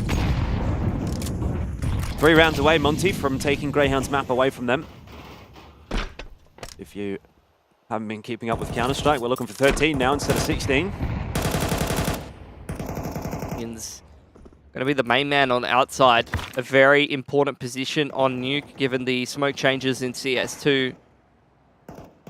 Probably one of the main positions that you can actually, have some room for individual expression and playing around the smokes to have impact. So you wouldn't want to be seeing anyone else out there for Greyhound. STY's floating around out there for Monty, though, and the way he's looking, I'd be scared of peeking this man. Molly to Secret, progression smoke over onto Annex for Monty as they start to take some more space on outside. Oh, Inns! Timing didn't quite go well for him, but he still has actually managed to recalibrate onto SDY and did a fair bit onto Waro as well. Just a little outside pressure for Monty. Waro's still floating around there with the creek, blows the smoke open. Monty, in the meanwhile, though, holding on to lobby control, waiting for the right timing to kick off this upper set play. And finally, Greyhound's utility really starting to dwindle. No grenades left. That door smoke is fading by the second. Do have 2 or 3 players toward A. Just 2 at the moment as Alice has gone down to ladder base. It does look like it's going to be, and a hit. Hut Molly going to come on through. That'll disrupt Liaz. He's going to have to drop. He's been heard. Surely the ticks come through. In fact, it's down the vent into B for Monty. Alistair creeping onto the line. Will not hit the shot. Warrow. I mean, you can see it's planned that Warrow is in that position with the scoped rifle. Greyhound have a tough decision to make here, and it looks like they're going to have to give the round up. Unless Liaz can find Krasnal, but not going to happen. And so that'll be another one in the books for Monty. Warp saved for Vexite is one of the only silver linings, really, but you can hear Krasnal. Krasnal can hear everything, rather. He hears all the footsteps falling away. Making some of his own, though. Sure that will have maybe been heard by the CT side. Unfortunately, Vexite does go down. He has trading it and probably able to pick up this orb here. See if he's able to get that at the end of the round, but only one gun surviving. With Monty applying the press quite heavily now. Only so many more opportunities for error here for Greyhound on their map pick. And I don't think most people will be too surprised at the way that this is going. Monty has been a class act team over the last little bit, and particularly at Pro League, turning a lot of heads. He's actually a force here, and the AWP was not saved by Liaz. Well, Alistair didn't last long anyway. Inns has a cheeky little angle here, which will be good for one only. Did seem like a bit of a one-and-done type position, and the spacing just too good for Monty to get away with something like that. Nade's going to go into the smoke here. Vexite, still tucked in the corner, is okay. You can see the ease at which Monty moves through the map, though, and think about how much Greyhound had to grind tooth and nail to get any space on the T side. That's nice from Liaz. Aggression through Secret here. That timing could be quite influential in this round, but with the Molotov into Secret, that's actually going to give a little bit of a safety net for Krasnal to fall back. Warrow on the lurk straight through ramp. There are so many little individual timings that can change how this round plays out.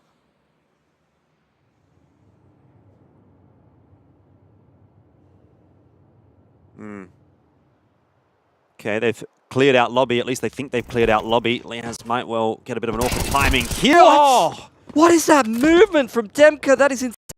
He's jumped off the ladder, flown in like Batman, and said, "What's up, Liaz?"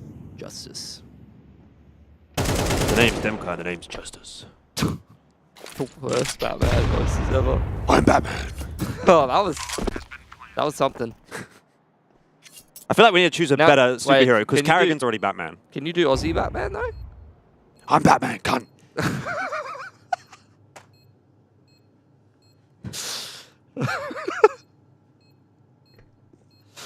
Oh, sicko. 1v3. Not even going to attempt it. Wants to hold on to the rifle. Was a force buy. Desperation force buy from Greyhound in this last round, but let's be real.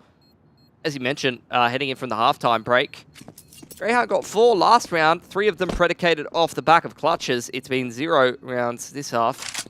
This has not been a close game whatsoever. Monty waltz in their way straight through this game. Absolutely max chilling like whatever's sitting on the top of SDY's monitor.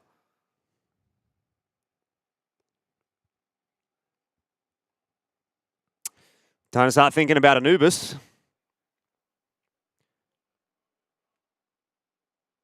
Greyhound have not had a particularly fantastic outing today so far on their map choice.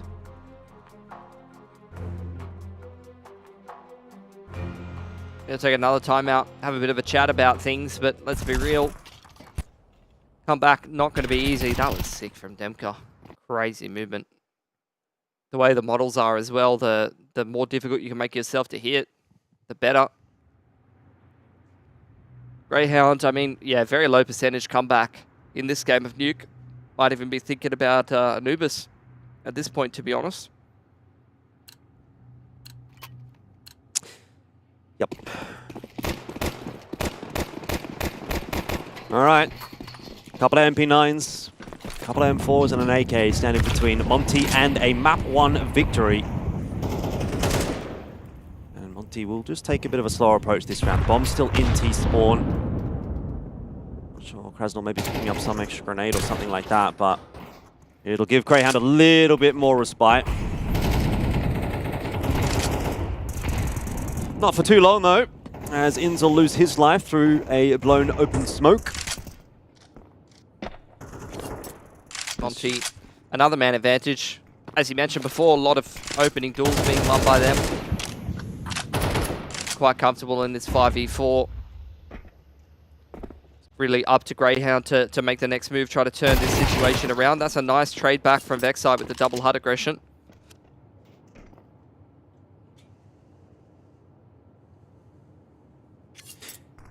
Yeah, Monty don't seem particularly worried about that at all, though. They've been playing a fairly slow T-side so far, as it is. And more than happy to just weight that timer down a little bit. Unsettled Greyhound, who are still holding on to a little bit of util here. Vexite's got a fair bit. He was just up toward A. He's still there. Re-smoke door, 30 seconds to go. That's going to make Monty a little unsettled. Okay, Liaz. There's a good one onto Demka. And maybe we'll get to see another round out of Greyhound. Let's find out. Oh, Vexite finds a nice timing onto Warrow. 10 seconds, they don't have time to go low. Ah, Vexite finally putting something together.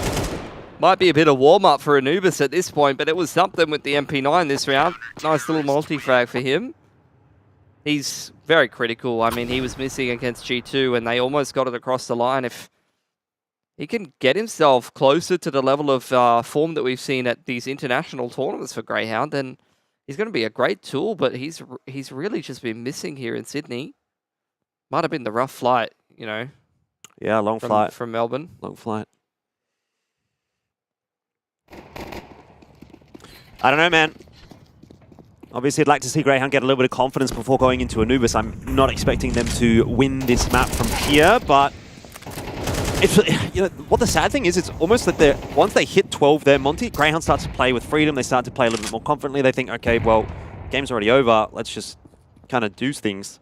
And Alex are starting to hit some nice shots there. Vexite's doing the same. They actually looked, unironically, a little bit more threatening in the last couple of rounds. Maybe I'm getting a bit ahead of myself, but Greyhound maybe just in their shells a little bit at this event, with the exception of Inz.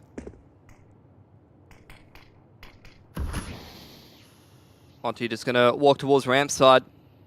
Bit of a contact play in the XVX. They've got a man advantage. Just keep trading down players until you end up in a post plant. Vexite's found a nice kill once again in the mid round though onto Bro.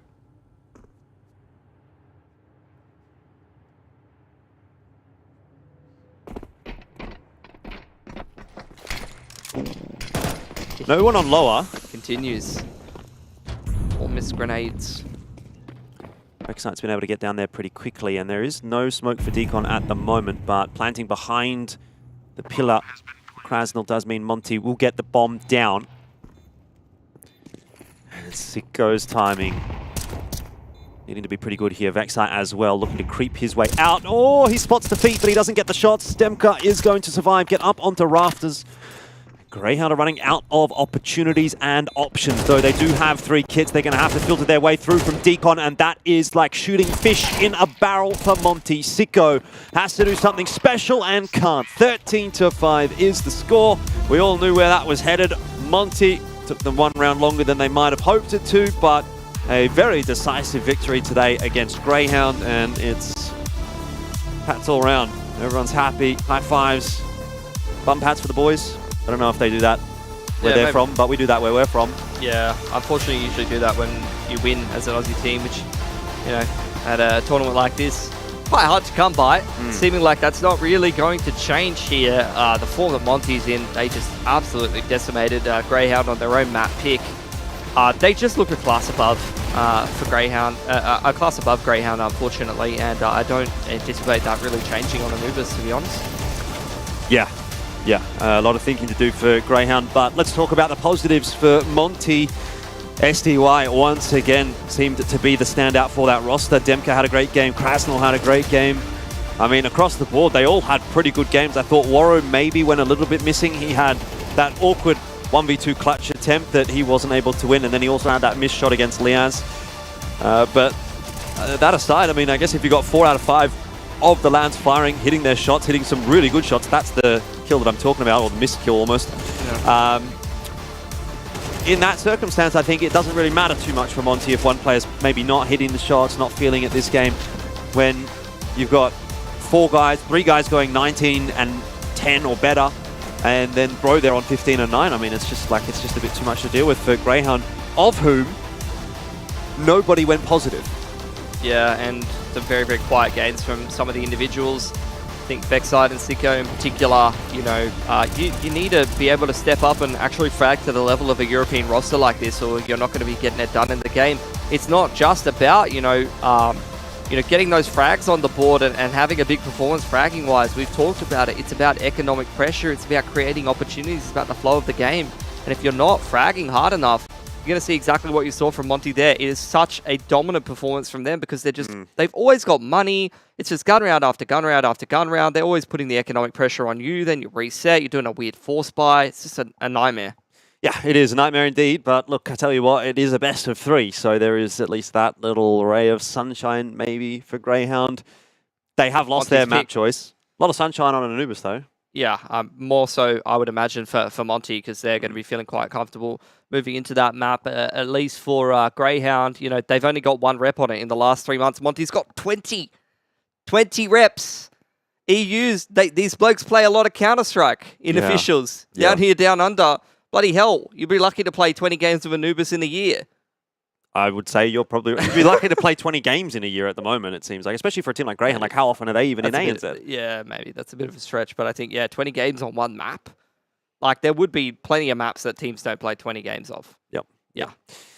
So, tough ask for Greyhound. It's going to have to be some sort of superhuman Herculean task for them to get over the line and force it through to Mirage. And even then, they would then also have to win Mirage. And even then, if we were to see them in the arena, they'd have to go through another 2 best of 3s. So, their run in the lower bracket hasn't started well. And I guess for Monty, right, the thing is we have to kind of consider Monty, like coming into this, they would have been maybe like a dark horse for a pretty high placing, I thought. So they're kind of, they had a bit of a stumble yesterday, but they're doing what they need to do today. Yeah, a lot of teams are taking them for playoffs.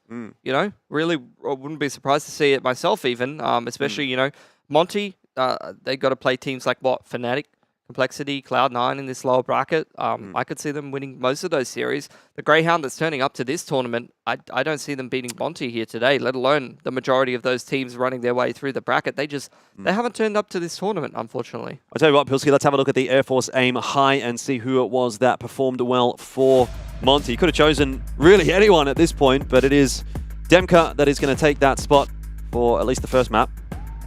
Yeah, a great game. Particularly impressed with his ability to play around as that Annex player. Very difficult to play that swing position correctly at times, depending on the pressure coming through from outside on door, especially now that the smokes have changed. We keep talking about it. We've even seen that smoke go to top Annex, spread down vertically. He was playing around that smoke on Annex side quite well. Look at him playing the angles here as well. He seems like a player who's quite comfortable in this pivot position, and then you actually saw his movement as well going off the ladder in lobby side over on the T side. That was quite nice to watch. You could see him, he seems like he's a player that wants to be dynamic, that wants to move around a lot and take different angles, and he was really doing a fantastic job of that game, much to Greyhound's dismay. Yeah, so look, I mean, we might be in for a relatively quick series to start the day off here on the B stream. It is MR12 now, so first map's done and dusted. Second map, it's looking pretty bad if you look at statistically speaking for Greyhound going into map 2. So site's set on a 2-0, I think it's fair to say. Yeah, I think so. I think that would be the expectation probably for this series from a realistic, non-biased Aussie standpoint. But let's see what the boys can come up with in the break, I suppose. Yeah, well, I mean, look, they've already had a 5 minutes or so. They're going to get another 5 minutes, and when they do come back, we'll see whether or not they've got something for us here on Anubis, or if it is indeed going to be Monty 2-0 to continue on the path toward the playoffs here at IEM Sydney. We'll catch you in a minute.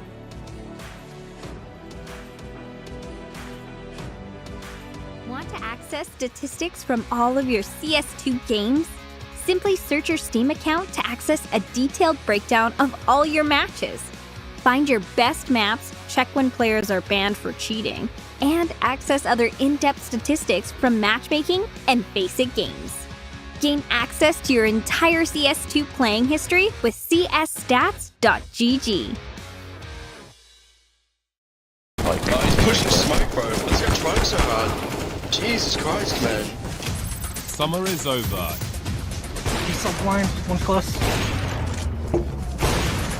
It's time to try hard. Join the first CS2 League season. Market door one. Cat dead. Let's go. Win your share of $214,000 on your path to ESL Pro League. Sydney 2019 was pretty disappointing, considering the trajectory our team was on back then. I think we shattered after we lost at that event, so coming into it this year, I think we have a lot to prove, or I do anyway. It will be pretty much the dream. I've never really played in front of the crowd there, and obviously everyone, I see my own parents as well, and yeah, it's been a long time and really fun to just see all these people in the community that I've known for a long time and whatnot.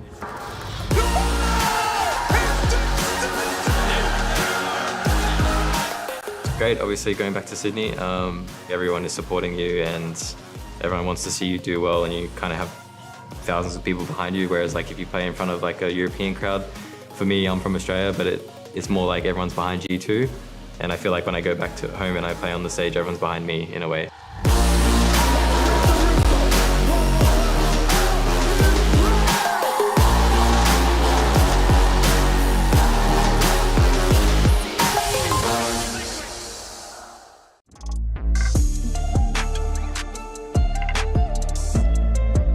Workshop waiting room.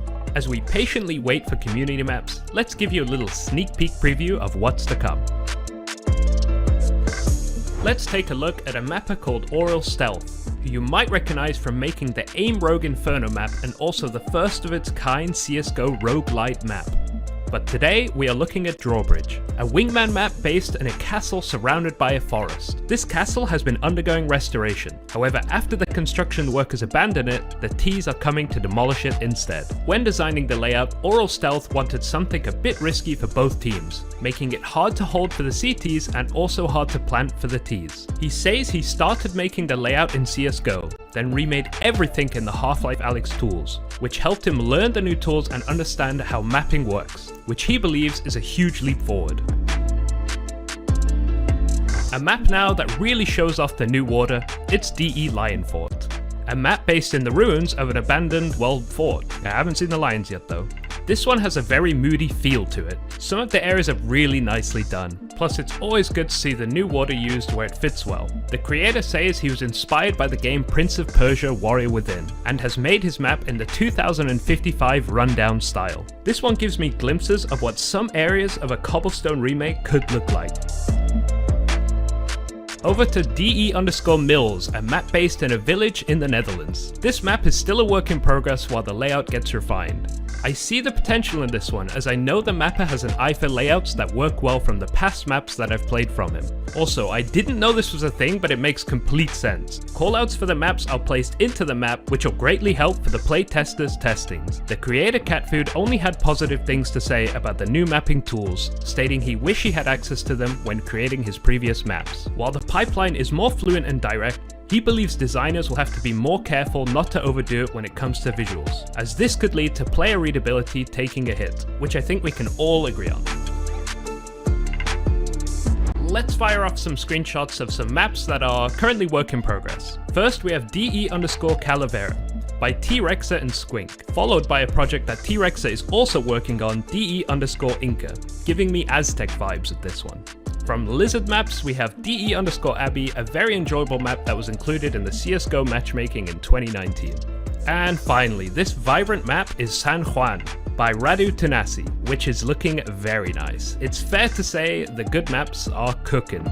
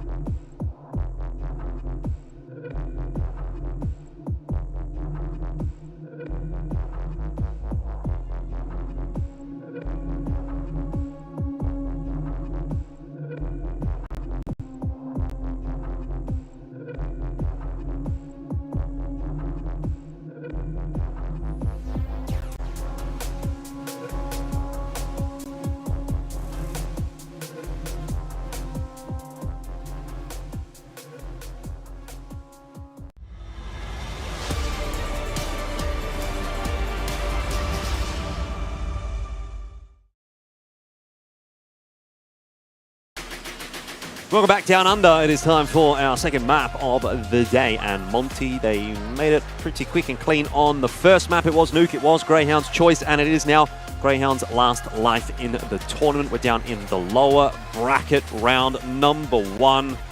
And it seems like Monty might be surviving, and Greyhound, the last remaining team representative for ANZ, might be making a pretty quick exit similar to Vertex. Yeah, I don't think anyone's going to be super surprised. We were hoping for more, but the quality of teams at IEM Sydney here is, a very, very high standard. And I think Greyhound this year, unfortunately, have shown that they aren't particularly able to deal with that quality of CS. They're definitely not able to do it consistently. Yes, they'll have their moments. Yes, they'll have their maps, their halves, but, overall, Monty definitely putting Greyhound to the test, and Greyhound, I'm not sure they're going to be able to pass it. The Anubis map in particular is a worrisome one coming up for Monty. It's their best win rate map. They've played something like 20-something reps on it. Greyhound's played it once against Gamer Legion. That was on Go, though. And look, Monty, they did lose against Complexity. Wow, this pistol off to a blazing start. 3K for Krasnal. Ali only just trades him in time. Well, is it in time? You've lost half your team, I suppose. Doesn't seem like we're going to change too much from Nuke to Anubis. It's Monty running through Greyhound at the moment in the pistol. And so Inns and Alistair will try to slow things down, but any semblance of a plan that you had in this round for Greyhound is out the window, and now they're just relying on the firepower of these two individuals. And really on mostly Alistair. He's the only one with any HP to talk about. Map control is well and truly there for Monty. They know that they've got Greyhound stuck in canals outside of A. And it's really on to Alistair to try to open this round back up again. If he can get that kill onto Waro, who is low, but he's lost Inns in that meanwhile. And even if he does get this kill onto Waro, best case scenario, that's probably just an extra 300 bucks in the back pocket. Hello, Ali. Nice shot onto SDY. Beyond that, though, not expecting too much more. And that's that pistol round. Will go the way of Monty. Yeah, just 3K for Krasnal. Destroys half the team. So easy charging too. Across bridge, yeah. Bop, bop, bop. 1, 2, 3. Yeah, just no pressure. Kind of spamming the P2000 and just kind of adjusting on the fly. Yeah, not bad. Yeah, got 3. Would have been nice. Take it, take it. It wasn't the cleanest 3K. Yeah, that was alright. I'll do better in the arena. Well, if they make it. I mean, look, it's a good start to the lower bracket run for Monty, but even for them, I have to say, like when we're talking about Greyhound trying to make it through to the arena, we're talking about how difficult it is a task for them, but it's obviously the same exact run that Monty will have to make. And sure, playing against Greyhound for them, they might consider that a bit of a foregone conclusion. But an Ents or a Fnatic or Cloud9, Complexity, who already knocked them down into the lower bracket, a G2 potentially as well, might not be such an easy task for Monty. I know there's a lot of ifs at the moment. It is just day 2. Still a lot of upper bracket games going on, so we don't know exactly who's going to be down in the lower bracket just yet.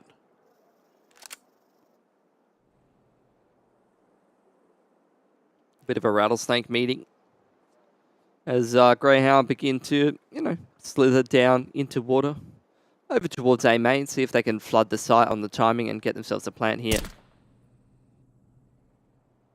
A1S is on the line. And look, this double setup on Heaven. Going to kind of make mincemeat of all of these tees. Nothing to get too concerned about if you're a Monty fan. Greyhound would have loved a bomb plant to get themselves some more grenades, but STY is going to clean that up. Get himself a neat little plus 1200 into the bank account. And once again, as I said over on Nuke, clean rounds from Monty. Really is setting themselves up for success in this series overall.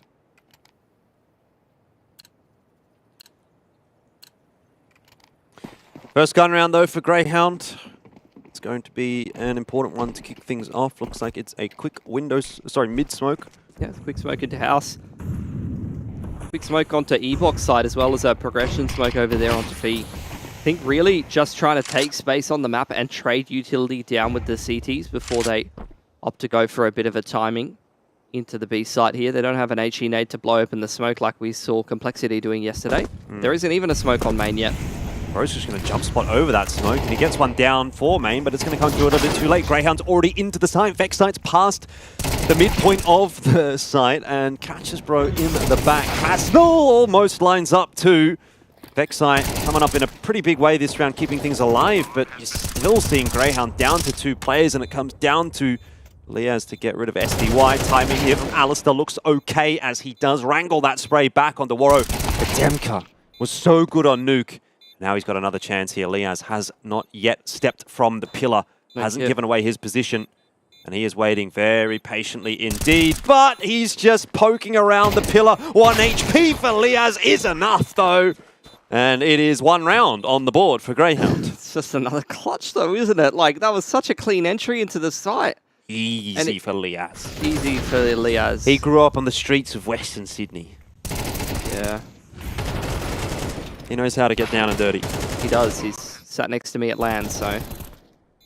Man, think about that. As it gets. In an alternate timeline, Liaz is here with me, casting Pilski, playing at IEM Sydney. No. Don't think so. What a world. But Greyhound to get themselves at least the opening gun round, and so that's going to prompt out a tack timeout from Monty early in the piece for sure. Yeah, I mean, this is a potential swing round where CT Economy can start to get put in the bin, and these are the kind of rounds that MR12 especially, you know, Greyhound can make a good half of this. Very important to convert that round after winning an XVX like that. Mac, don't do it.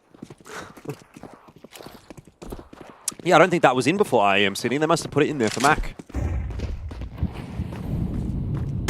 Fast smokes over towards the B-bomb site. Is going to allow Liaz a bit of an opportunity to take a look at E-box and towards back plat. Ollie's going over there as well, but so far Greyhound not finding the kills that they need. Sicko eventually does peg one back, but the round is not going swimmingly for Greyhound just yet. Bro doesn't quite hold on to that one well enough, and Greyhound fighting hard at the moment for control of this B site, seem to be finding that success, which leaves Demka alone in watching the angle. Only 29 HP, might be easy to clean up for Demka. Headshot though. Wow. Not even necessary for Inns. That was one of those classic CS2 moments where he was entirely around that wall. He was getting shot at by a T who didn't exist. Well, I wonder if we can see that from Inns' perspective. I don't know if we're going to get that replay here, but we'll keep an eye on it. But I suspect it was just, yeah, like maybe his hand poking around the corner there. Yeah, it's all about, I mean, it is partially camera positioning. This is a classic case of where the camera sits. It sits a little bit towards one side in Counter-Strike traditionally. Left eye, right eye? Yeah, yeah. But also, it did feel a bit CS2-y. That's a big round for Greyhound to win, though, Jordan. There was none of those kind of round wins on Nuke where they finally actually feel like they're getting themselves into a good position where they can actually, you know, front run a little bit, not just constantly be clutching, not just constantly be scraping these rounds together, but actually a solid platform with which to try to play a good game of Anubis I'm here. listening to you. I'm listening to you. I'm hearing what you're saying, and I'm just thinking it doesn't take much to get you a little bit excited. A little bit. I'm just excited to be here, Jordan. Just happy to be here. Yeah. Bloody oath. He said, hey, bro, you want to come cast some Counter-Strike? I said, sure. No, bro's playing this game. He's not casting. Yeah. He's getting stuck in the door a little bit last game. But that's a story for another time. Yeah, that's on a different stream. This is very clean from Greyhound. Love to see it. Bit more what we've come to expect from Greyhound, at least domestically. And if they can transition that to international form, then they'll be in a good spot. Well, with the year kind of winding up, I think, look, let's have a think about 24, probably. Ooh. Well, not the end of the world, though. The MAC-10 goes down there. I'm not even sure that Demka really wants to hold on to that one, so he's just going to try to get any damage done. Won't happen. 3-2. Yeah. Greyhound's winning. With good money. Stop the count. Stop the count. Send him to the arena. Boom. Easy. I can do that. Hold an angle and click a pixel. Probably not. I've seen you struggle with it. XM comes out for SDY. They need to put me on blast. I mean, you were before, but this is an ESL stream.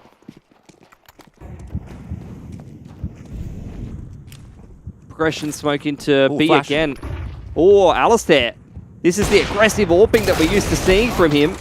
Traded by Waro, who's under pressure now, trying to dive back into the site and just hide behind some that's well but done. that's a beautiful little flick from Alistair that gives control of the A site to Greyhound. They're playing with more confidence now. And Alistair, he was having a good game on Nuke. He was pretty good on Nuke yesterday against G2 as well. He had a decent couple of rounds on the old Nuke with the AWP. I just wish we could have seen this Greyhound on Nuke. Well, what you see is what you get. That's what I've learned from playing CS2. Okay. And look, we've had to wait a little longer. SDY's got the XM, by the way. He never got to use it. Oh, can we go back to that? That was getting groovy for a second. On that POV. All right, a couple of guns lost there for Greyhound, but really not too concerning, given that it was Monty with a buy. 4-2. Who would have thought we'd be at this point for Greyhound? It was a nice round. That's given me something to smile about. How about a nice map? A nice series, perhaps. Ooh. Ooh. Don't get me excited if you're not prepared to deliver, Pilsy. That's what I will say to you. It's a full buy here for the CT side. Well, they've stacked up a little bit of loss bonus. MP9 XM. Yeah, that's better than an A1S. Come on, buddy. Initial util. Greyhound just consistently throwing util at the B site to just keep Monty a little bit worried that some kind of B play is going to come in. Try to draw out util from the CT side and trade it down over time and just end up in this position where, you know, the T side has, you know, a similar amount or maybe slightly more util than the CTs will have access to. Monty still controlling bridge for the time being and keeping a little bit of a tab on mid. Is this progression utility that we often see from many teams in towards A main, and once again, Inns is the one to have a little bit of a look over there on the wing. Bro, with the push, the flash is going to come through. We did have a couple of members playing anti-flash, but the trades don't go well enough for Greyhound. Oh dear, they have just been ripped apart. Pretty simple stuff. Pop flash play on the timing, send the boys in. Krasnell's looking sharp as hell. He was kind of playing second fiddle to Demka and SDY last map. This time it's his map. Inns will put him down, but traded well by SDY, who has a little bit of a push across bridge, and I think just pistol whips him with the P2000. Yes. He had the XM. I thought, okay, he might not actually be able to trade so easily, but boom, boom. Couple of headshots. Okay, Monty right back into it. Greyhound should still have enough money for a buy. Too clean from Bro. And In's not really able to do too much economic damage there. In fact, it might have ended up being a positive round economically for Monty because they did upgrade the MP9 and the XM into 2 AKs. Nice opening pick for Alistair. Continues this good run of form. T-side AWPing as well. Punishing that CT aggression. Money's a little skew for Monty after only having a couple players surviving last round, and Greyhound again. Util pressure on the B side of the map. Man advantage starting to creep into E-box, but there's 3 CTs over on this side of the map. Yeah, I'm not sure that you're expecting that many players stacked into the B bomb site after getting the opening pick toward E-box. So this could be a little bit more difficult for Greyhound than they had expected. Vexside's going to go in front of the Molotov, and that means he's isolated. Waro then gets Liaz. Alistair drops as well. It honestly felt like they were in two minds there. Should we wait out the molly? They had time to do it, but Vexside decided to go through, and so too did the rest, and that was their undoing. It's just Sicko now on his own. Going to work back to the B side of the map. Picking that player in the middle of the map knows that he will prompt at least one rotation elsewhere to try to cover A or cover mid. So worst case, going to be a 1v2. He's hoping for a 1v1 on this side of the map. Almost gets it. does kind of get it in a sense, but wasn't able to hit his shots. Molotov's not going to go deep enough to dislodge Bro, but it will SDY. Only got 20 seconds to work with. He's going to have to start walking his way inside here, and he gets a kill on the way out. Keeps the economy honest for Monty, but it is another round for the CT side, and Greyhound now are going to have to start doing it the hard way. It was flowing nicely for a couple of rounds, but that has stalled. Right into the 3-man setup on B there. Mate, you know, we saw a lot from Complexity actually, and quite a few other teams, ENCE as well, was in the mid-round. In the XVXs, for example, they would often go and explore bridge with a man advantage, you know, go towards middle, pull them up, map apart a little bit, pull the rotations apart a little bit, and Greyhound, you know, they tried to resolve that round just going straight into the B site, getting a bit of an execute rolling, and unfortunately they run into a 3-stack. There's another kill for Greyhound. Keeping things competitive, wow. They're taking guns away, which was a big issue that they weren't able to do that on Nuke, really. See if Zico can get one more. Warro's just floating around in house at the moment. Oh, the shot wasn't quite on point. Alistair had a crack as well. So this might be the round that Monty has been looking for. 4 guns alive at the end of it. That starts to stabilize things further on the CT side. And they have the advantage back, Monty.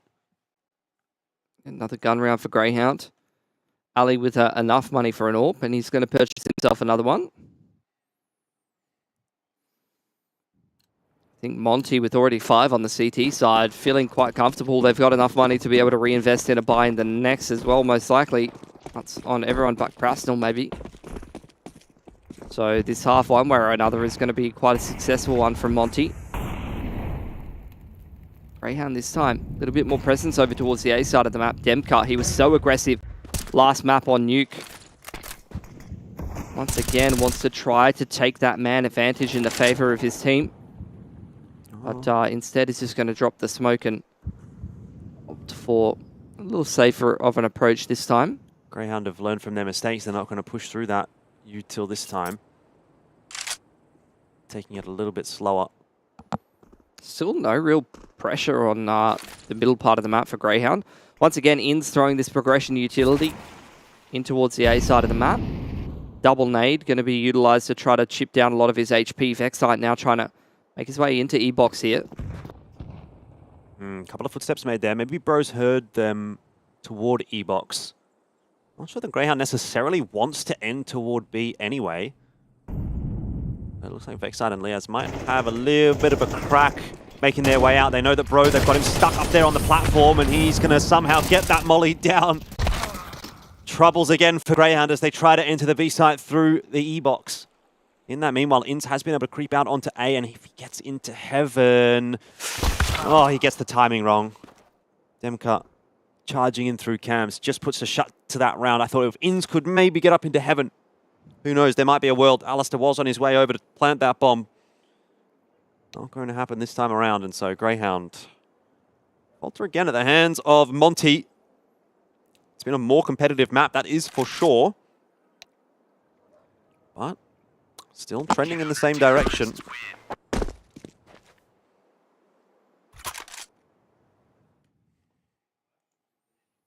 I would say a worrisome direction, given the fact that, you know, you don't often get the majority of your CT rounds on Anubis traditionally in Go. Maybe that's something that will change with CS2 coming out. But Greyhound have already outlined how problematic their CT sides have been. So having the CT side to close in this second half of Anubis, I don't know how comfortable they'd be feeling about that. Hero AWP on Alistair with a couple of pistols is going to be the approach this time. And look, haven't really put much pressure over towards House. Alistair missing the shot there on the shoulder peak from SDY. Push coming through from SDY. The shot wasn't connected again here. Surely someone gets something here soon. SDY does find Vexite. He's so cool, calm, and collected. He even clears all of mid. And Greyhound, it looked like they were in a threatening spot, but they're not able to quite strike in the end. Ali, with that saved AWP, is able to have an impact. Krasnal's now starting to push his way out of E-box, which Inz was watching earlier, now no longer. AK being tossed away by Monty, and now Krasnell in the perfect spot to stop Greyhound from making any inroads into mid. Maybe not easily enough, though, because Alistar is having some success with the AWP. That's disgusting. I'd love to see a replay of that. That from Krasnell's POV, that looked crazy. IEM swing knee at its best. That's Counter-Strike 2, baby. The AWPers can swing too. Greyhound, and this is what I was saying. We haven't seen them open up the middle of the map just yet. This might be the round for it. Another AK gets picked up from Inns. Smoke blown open from Bro. Where do they Evens go? up the man advantage to a piece here, but Inns has been able to find his boots on the ground in the B site before Bro's able to rotate over. They'll get that bomb plant down quite easily, and Alistar, if he can post on the CT line, is going to be in a good spot to win this round for Greyhound. That'll be exactly what he does. Bro should have a difficult time getting past that kind of an angle. They say Demka's going to give this one a crack. Monty's still fairly healthy in the economic department, and he's had success before, but what a fucking round from Inns. From Alistar. You know what? I think it's a force of habit. It's almost always Inns. It's an ace for Alistar. It's an ace for Alistar, though. With a hero AWP saved over from the previous. Insane round. He's really just putting his carry pants on. Oh. There you go. That's the peak for you. I thought this was actually going to work out poorly for Bro because it seemed like Inns was ready and waiting for that, but not Inns, whoever it was. I think it was Sicko, but doesn't matter. Didn't work out in the end. 6-5 though for Greyhound, and a chance of at least equalizing the half and making it a 6-6 scoreline going into the second. That'll start to get interesting, you know? Yeah, there's definitely more CS to play in the second half, that's for sure. Without a doubt. Boost up over the smoke again. Vexite creeping out over towards double doors here. With his AWPer posting on the house line. He can be quite confident that that's a safe option. And Greyhound now, exactly this. They've gone from site exit approaches to creeping through the middle of the map. SDY to receive over here. Gets caught with util in hand. Oh, faster play again from Greyhound. It's not gone well. The burning flames catch Sicko as well and ensure that trade is more than successful for Monty. So, Greyhound, they were teased of a 6th round, but it seems like maybe that will not come. Inns might, well, have to find a timing here onto those two players up in heaven and cannot do so. So, Alistar, once again, can you pull off a bit of magic here? Bro down early, 41 seconds left to play with, and Alistar, oh, he knows there's two players, or he suspects at least. The flick's not going to hit. It's 7-5. He can't repeat his heroics. A 15-7 from Alistar in the first half. Only nets Greyhound 5 rounds in the end. Monty still looking on top in this game against Greyhound.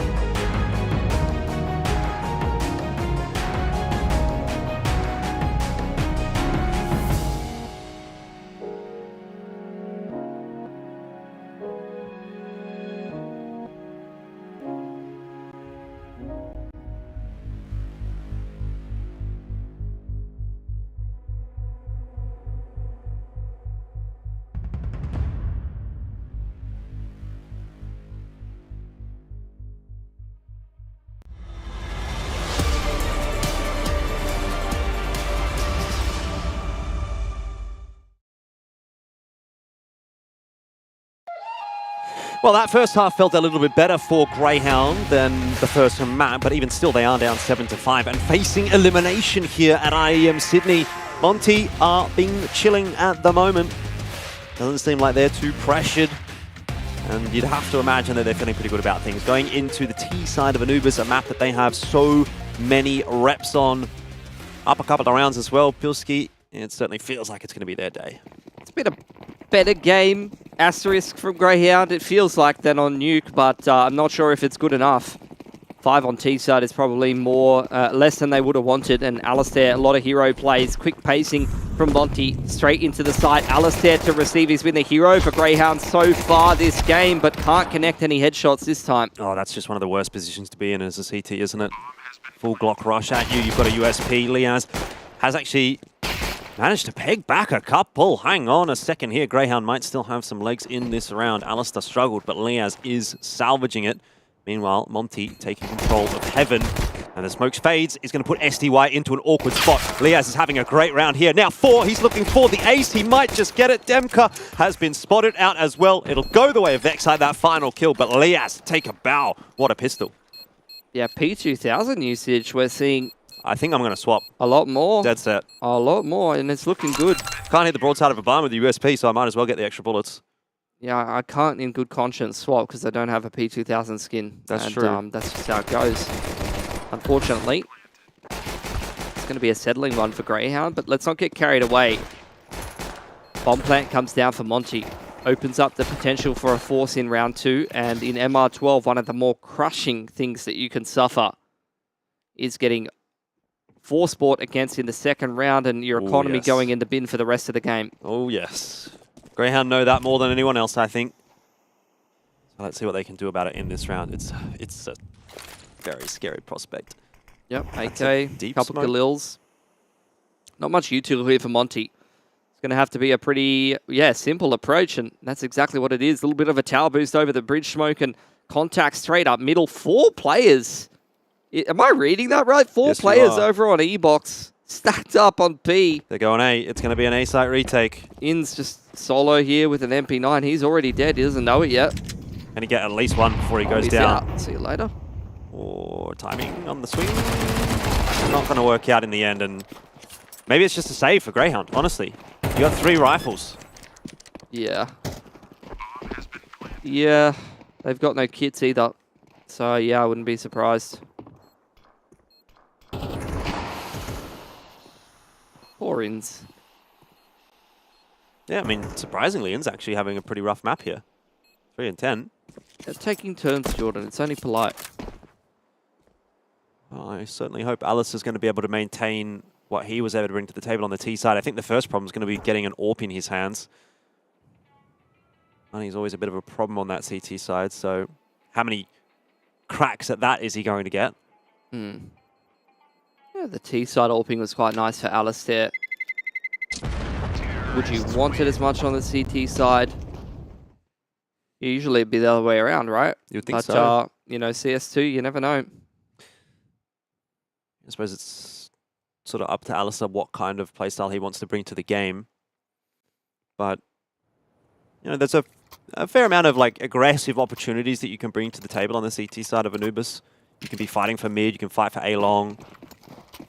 You can occasionally fight for B main as well.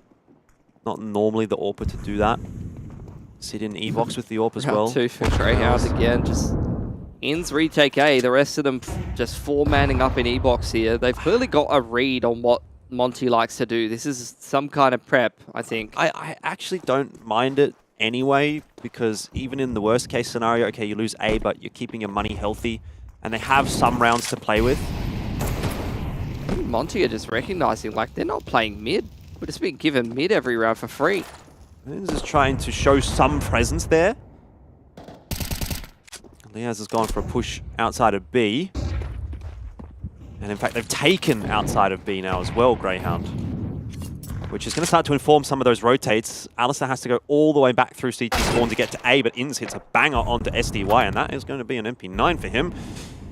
Not sure it's exactly what he wants. Gets his util down as the entry into A is on for Monty. Demka hits the headshot onto Alistair. That's all that he needs. Inns is desperate to survive in camps, can't do that, and Vexite wayward spray, but it'll be finished off by Sicko. Double with the MP9.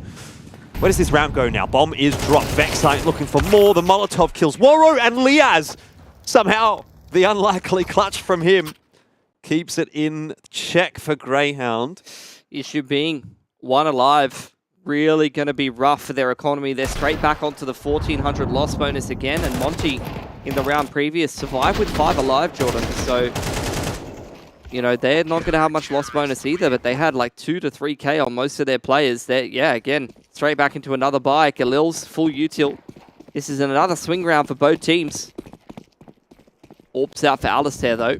Orbs out for the boys. See what Alistair can do with it. He's posted in the correct position to have an impact, and he's not really missing much at the moment. Gets himself even a smoke down. Alistair, he goes again. Will he go one more time? Does he look for 3? Can he even see over the top of that smoke? I don't think so. So he'll back up and just play the gap in the smoke, which is going to be covered now by the re-smoke from Greyhound. Monty reroute back through Waterside. They've been stopped in A main. They wanted to kick off a quick A side execute, and now they've dropped the majority of their util. 2-man aggression across bridge here. Greyhound, despite being at a man advantage, staying active in the mid round.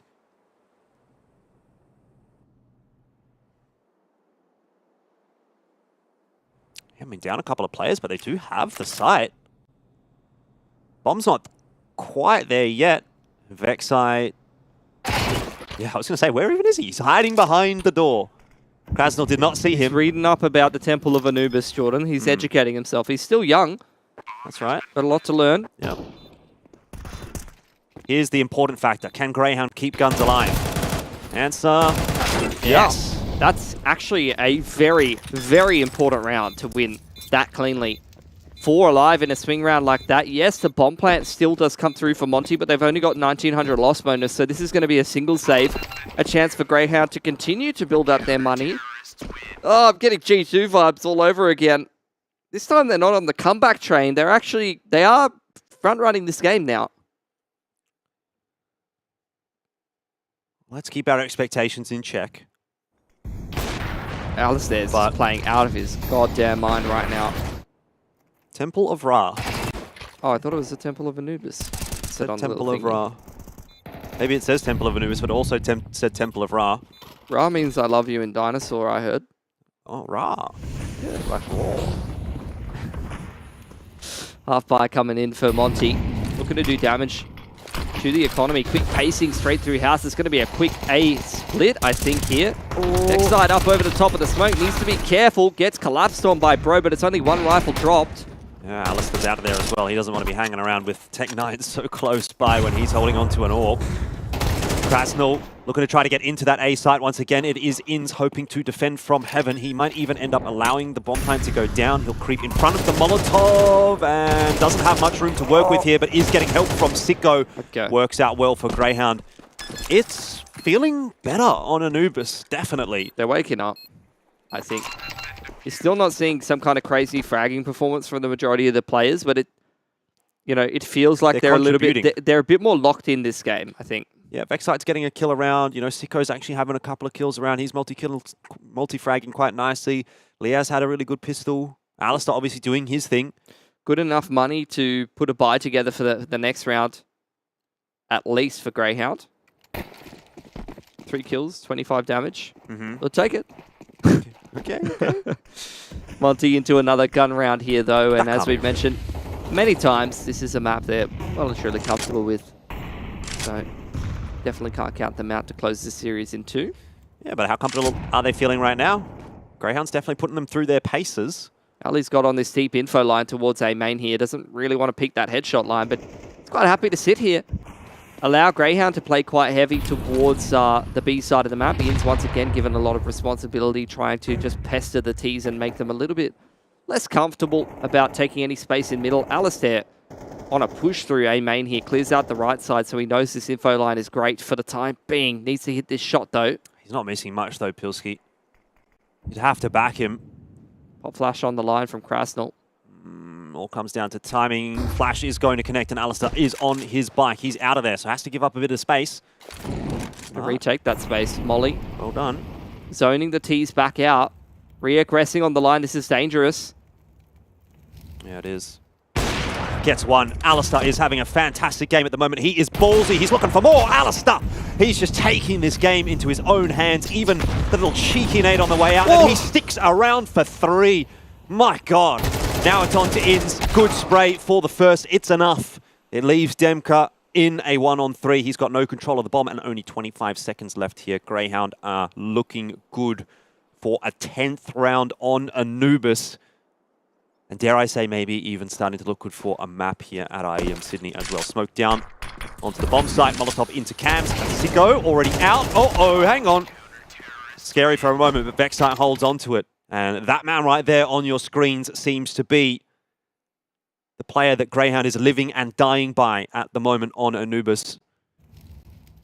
Just so ballsy. Unafraid to just take more and more duels, re-aggressing. It's the classic CT AWPing style that everyone says it doesn't work. Doesn't work in CS2. It's Alice's natural game, though.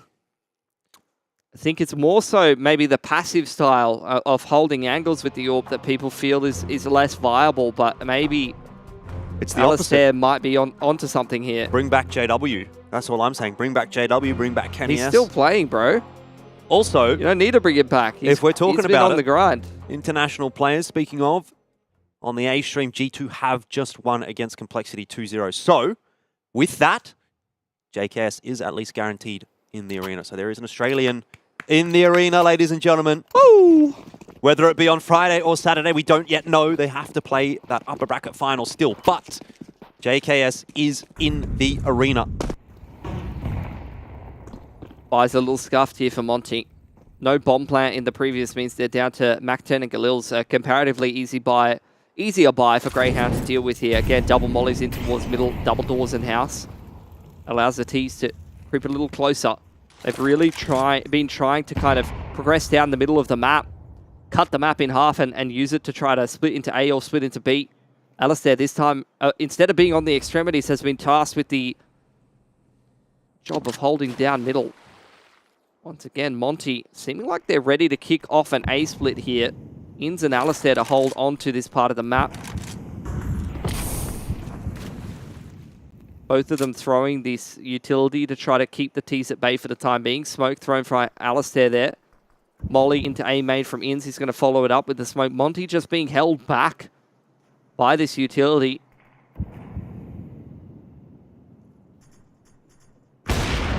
All right, another one for Alistair.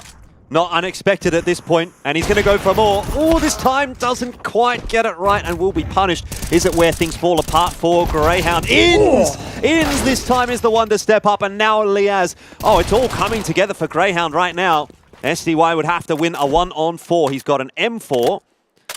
One of those kills for the Mac-10. So let's see what he can do. 20 seconds, it's just too much. Greyhound, I think they're going to force this through to a map 3. And it's looking a little too easy for Alistair at the moment. Yes, he was pop flashed off the line in that A main highlight, but this time it's not but a dry swing from Bro.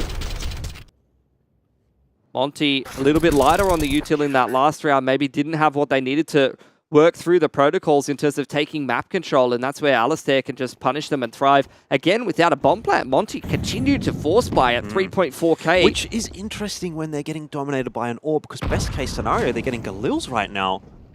So it's not even as if you can just out-duel him. He's got one there for sure. Headshot onto the second as well. Early information is going to bring Alistair across. Now a double nade in, but Alistair's miles away from that. And now he's going to be mollied out of position, smoked out of position, can't hold onto the site anymore. This is a bona fide take on the A site from Monty, and a big test now for Greyhound as they have to retake the site. They've taken water control. They want to try to wrap in back on the flank. STY is going to have to hold that down with the Galil. Well, this is where maybe you prefer an AK, and that's why. Siko's actually killed Liaz in the meanwhile, but can't spray down the 2 there, which will keep the numbers even enough for Greyhound. Vexite's going to blow the smoke, expecting someone close in. Cam's not quite going to happen, and now starts to work his way forward. But Alistair's been the key for them so far. Maybe not so much necessary in this round, or have I spoken too soon? 1-on-1. Can Alistair do it again? He hits him with the collat, but he can't clutch it out. And finally, Greyhound will drop around Monty are not done yet. No scoped him through the box for what? Like 13 damage, was it? Yeah, it was nothing. See if we get it on the replay. I don't think we get to see the HP bars here, though. But he definitely hit him with the collat. Oh, Sicko, unfortunate TK there. In a bit of a lineup situation. Regardless, that hits. Yeah, we didn't see. We get to see it on the replay. On the stream. On the replay stream.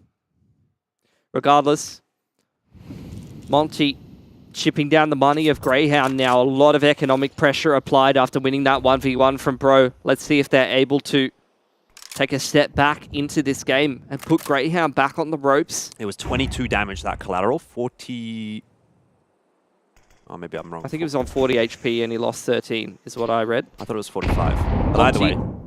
Taking this water control. It's a big E-box setup yet again for Greyhound. This time it'll be tested. Yeah, first time we're seeing Monty go toward B in a little while. Molotov's going to come back in there. Sicko hoping that fire won't spread, and he is going to be proven correct in that assumption.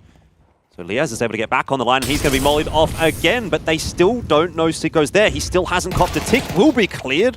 I don't think he had head armor there, and that is the B site cracked open surely. Vexite now, the last member to try to hold on, but he's shot in the back of the head, so... Okay, maybe Monty is starting to figure it out. They have certainly taken Alistair out of the game by virtue of going toward B. I think Inns and Alistair kind of being the standouts in some of these individual rounds. Although Inns is having a comparatively quieter game, but Monty... Yeah, I think avoiding Alistair, they're having a much easier time in rounds like that. That B take looked far too easy for them. Hunting down Alistair, wanting to take the AWP out of his hands. Everything's hitting for him, but doesn't even get a chance to fire a shot against Krasnal. They got a save now, right? All the guns taken away from Greyhound. That's what I said. That 1v1 that Bro won against Alistair in that critical round at 8-11. Put so much economic pressure on Greyhound, and that is realized after a clean B-side execute in round number 21. CT Economy back on the ropes. It's going to be 11-11. And Monty with a great chance to close this game now on the T side. Okay. Nervy moments now for Greyhound. 1.5k the investment in this one, so really nothing. Just a couple of flashes. Woro's opened up onto Alistair. And it's going to be back toward B. Seems like Monty feel that the success is over on that side of the map, and it seems they'll be proven correct. There you go, see? Temple of Ra. During the Something Dynasty, around 3000 BC, the temple was taken over by Monty, I think is what it says. Man, you could really learn something in Counter-Strike. Oh, nice headshot from Vexite. Not that it's really going to do too much.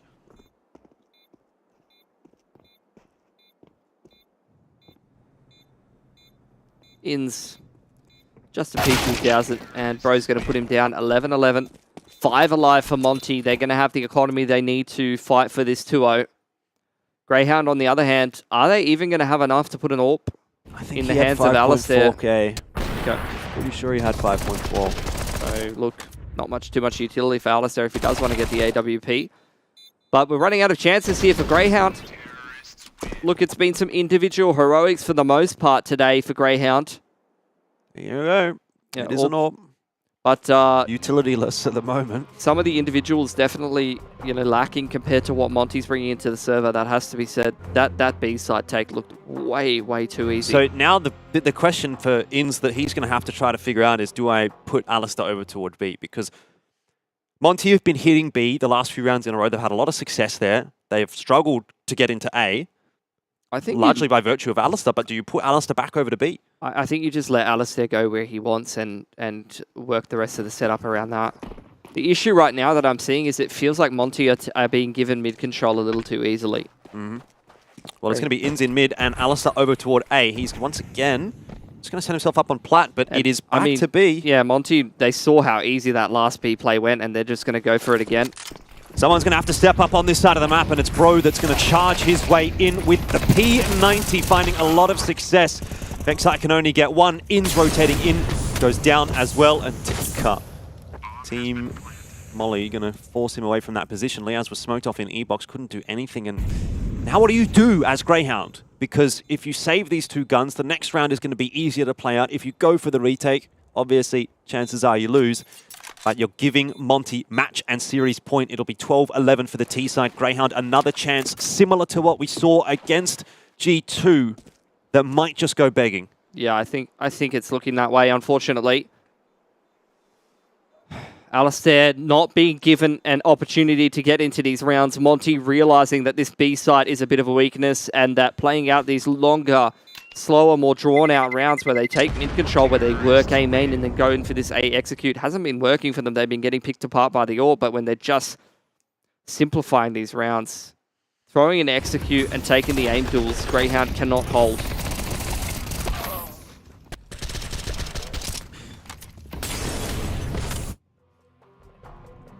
Another timeout. Timeouts have changed in CS2 as well. You get 3 in the map. And then once you hit overtime, it all gets wiped and you get 1. So you may as well use all 3 that you've got in the map. That's what Greyhound's thinking at the moment. You can't bank them going into overtime. If we do hit overtime here, both teams will get another 1. So that's down from 4 for the map, but no refreshes in overtime, which is what we had in Counter-Strike Global Offensive. Now in CS2, 3 for the map, 1 for the OT. No banking into OT is the TLDR. But are we getting the OT? Greyhound, it's kind of up to them.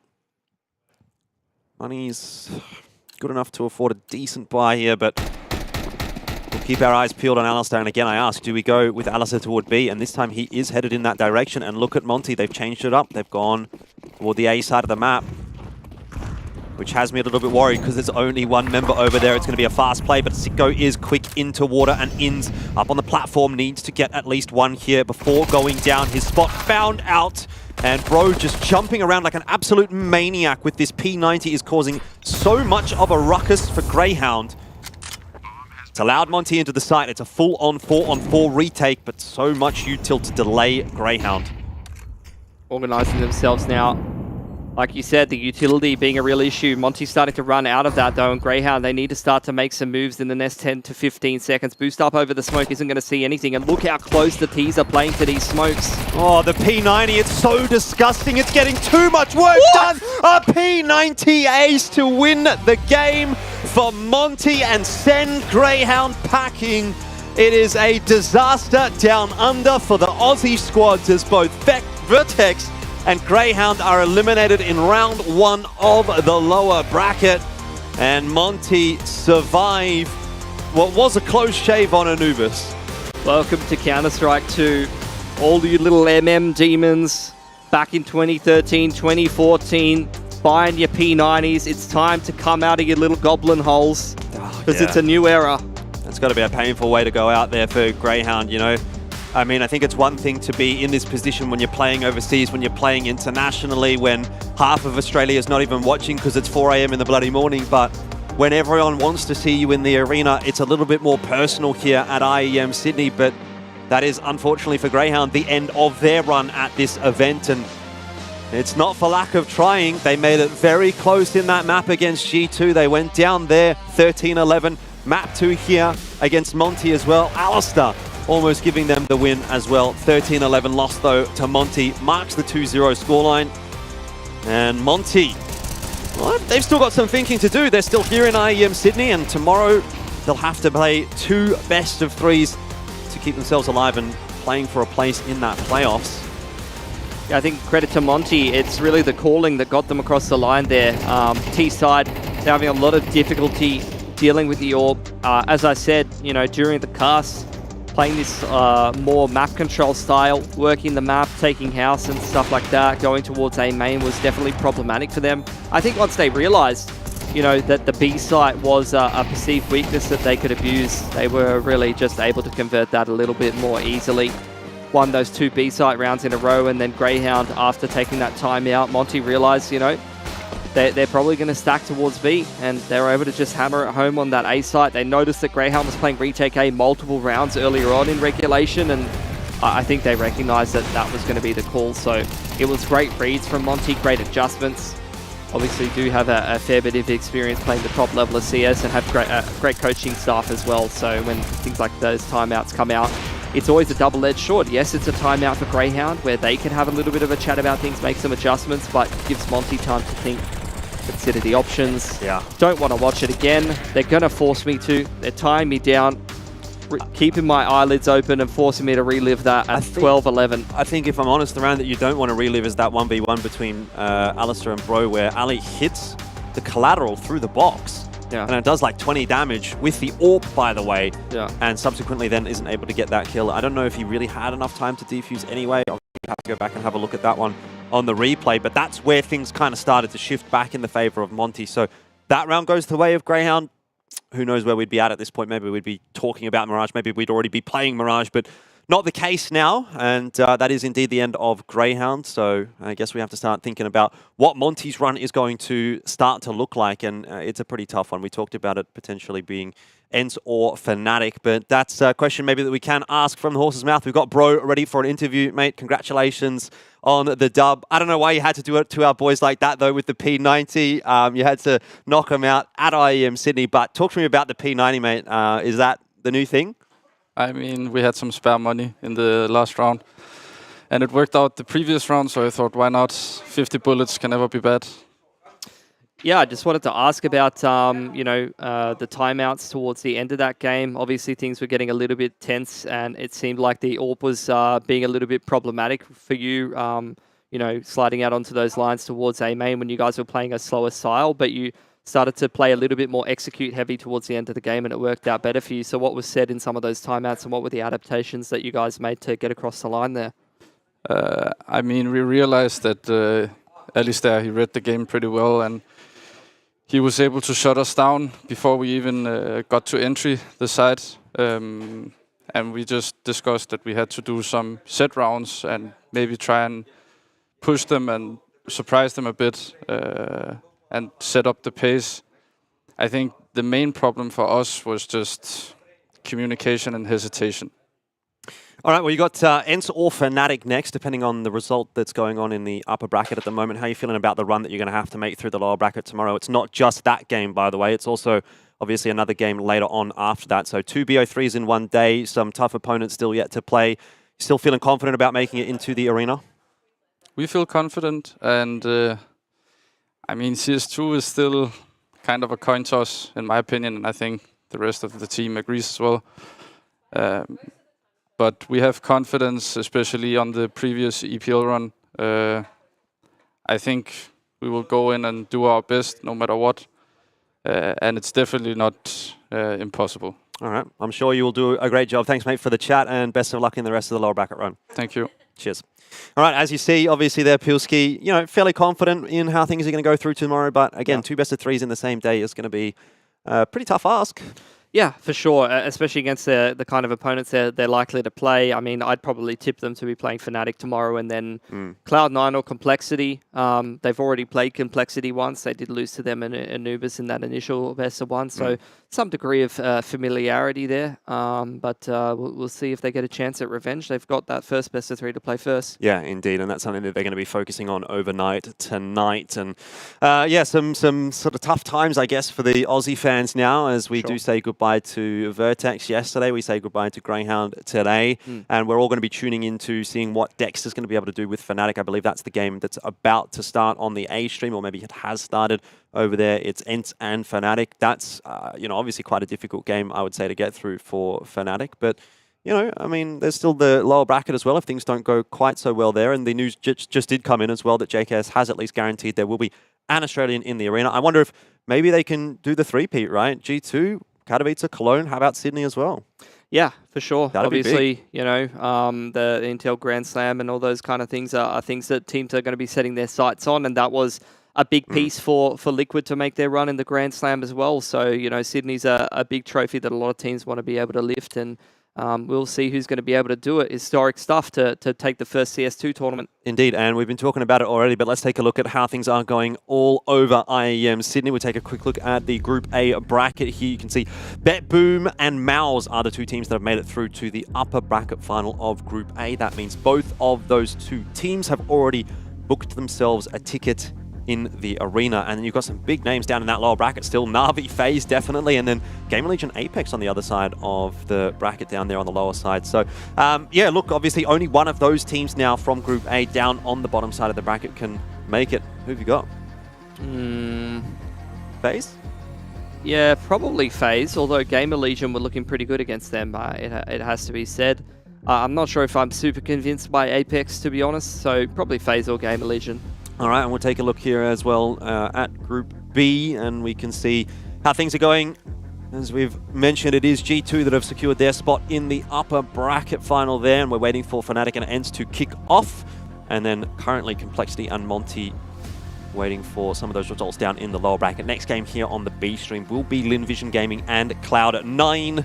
Again, we're big fans of LinVision over here in Australia, but I'm not sure that's going to be a particularly easy game for them. It's a similar sort of a story for LinVision up against Cloud9 as it was for Greyhound against Monty. Definitely underdog vibes coming through for them. I think already, though, Cloud9 showing some degree of weakness. I think, you know, they've been a bit of an up and down team that people don't know what to expect from.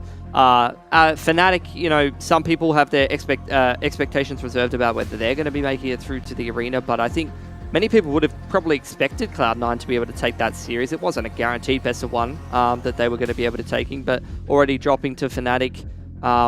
Previously, they've had trouble against some Chinese teams in international tournaments, so hopefully those aren't going to be the kind of things that are kicking around in the back of their head in the lower bracket. Yeah, indeed. But still a lot of Counter-Strike yet to play here at IEM Sydney. We're looking forward to it. We've got one more day of groups after today, but to be fair, Pilski, today's kind of only just getting kicked off. We've had 2 of the best of ones. We've still got another 4 to go, 2 on each respective stream, and then a whole day tomorrow. But it already feels as though we're starting to kind of think about the arena with a few teams having secured their spots, and that's going to be a really big moment for Australian Counter-Strike, bringing Counter-Strike, Tier 1 Counter-Strike back to the people of Australia. Yeah, I'm hoping that it's going to be kind of a bit of an ignition to get the scene going again as well, because we've got such a storied history in ANZ in Counter-Strike going back to 1.6 and Source. And obviously with Go, I felt like things are, you know, we did have some good moments in Go, some good representation overseas, but I felt like the community's gotten smaller towards the end of Go. So I'm hoping that once again, CS2 is going to bring back a lot of older names and some fresh faces as well. Something to focus on a little bit later on in the week, but for now it is time to start moving into our second match of the day here on the B stream. That is going to be Cloud9 up against LinVision Gaming. We'll take a little bit of a break here, don't go too far away. Next game coming up shortly.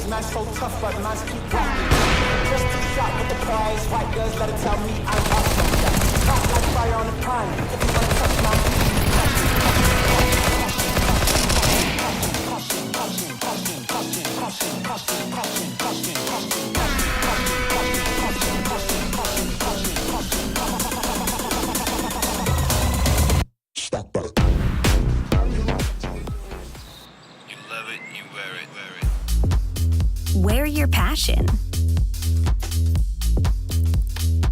Share your passion.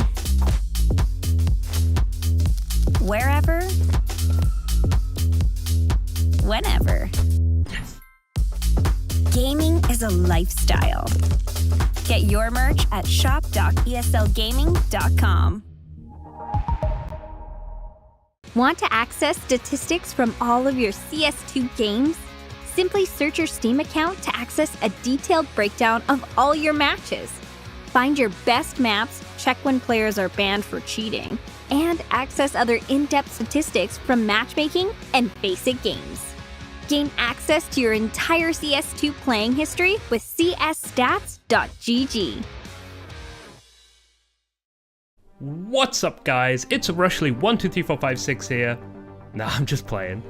CS2 is here, and we're here to give you a quick rundown of all the big map changes. Let's take a look at Inferno first, as this map has seen the most changes. Graveyard has seen a big nerf with this wall being removed. deleting a very strong defensive position.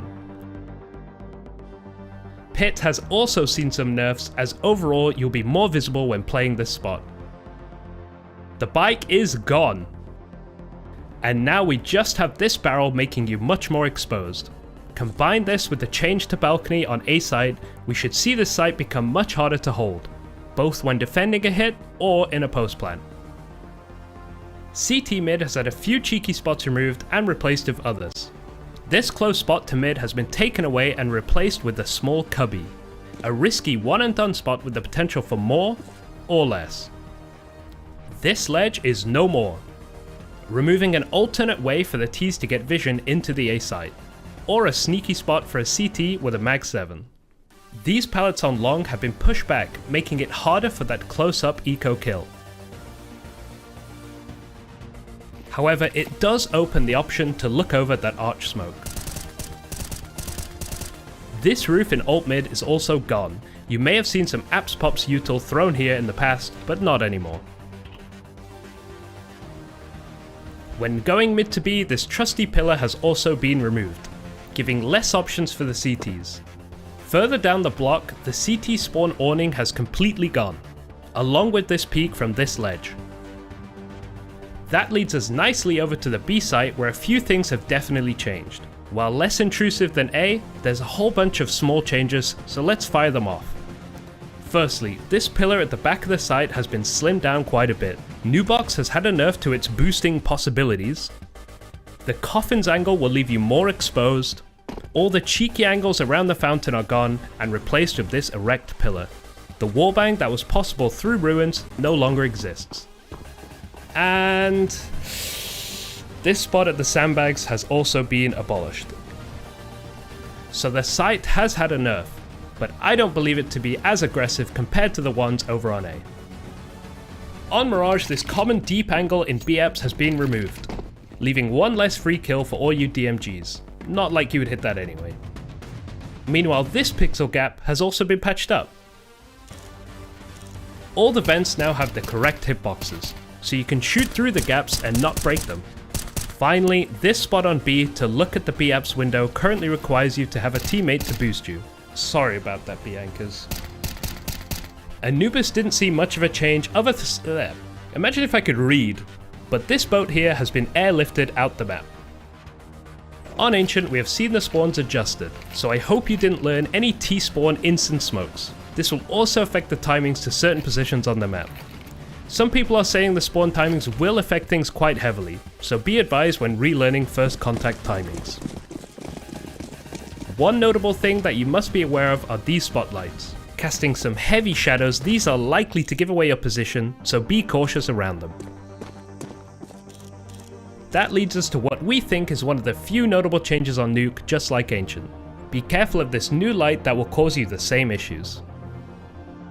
Overpass had a lot of changes to its style, and we could go on forever about it, so let's get into speedrun mode again and run through the more obvious changes we saw. This corner at Divider is less of a hard clear. Connector is brighter overall, benefiting both sides in terms of visibility. The boost in Khan has also been changed. This new concrete slab on short gives you new angles, a way to jump onto the sandbags and to boost over a smoke. We will likely see a lot of plays around this new spot. The jump onto the long flower beds has gotten a bit easier. A lot of angles into the playground have been changed. The ramp spot in B is no longer possible, which is always a free kill on a T walking down the stairs, or a free death if you are flashed. Of course, we can't catch everything, so let us know what you noticed that we didn't in the comments down below. Because you look angry from the outside, but you're really soft on the inside. This guy. Like me and Alexi, committed. Yeah. You'll be my best friend forever. It is IEM Sydney. Usually we do the media day, you know, like inside. It's gonna be a sin to spend the time not outside, because I mean, like, this is amazing, right? Yeah, it would be a sin to spend the beautiful day inside. Very true. I mean, look at this view. Yeah. I mean, we can maybe like stand on one spot, or we can actually like start like checking out all the things that are happening in Sydney. So let's start the journey. Let's do it. By the way, all the way over there, you see a huge W, and that's gonna be Navis Road. Is there a huge L somewhere? All the signs point to a W. Oh wait, look, it says NT there. Where? Oh yeah. Nice try. Cameraman, you need to watch your step. Thank you. You know what I like most about Australia, Alexi? It's probably has a lot of mixture, there's a lot of things in one place. Just everything You in know one what place. I like? Yeah. Is all the tourists watching the tourists getting filmed. Oh yeah. Ice cream, coffee, anything specific? Coffee. Coffee, please. Yes. Alexi is just a huge fan of coffee. I try to tag along with him. You didn't drink any coffee when you joined Navi, but now you do daily. Yes. Even like 2 times. Yes. Because I'm just inspired. Yes, I'm inspired by Alexi.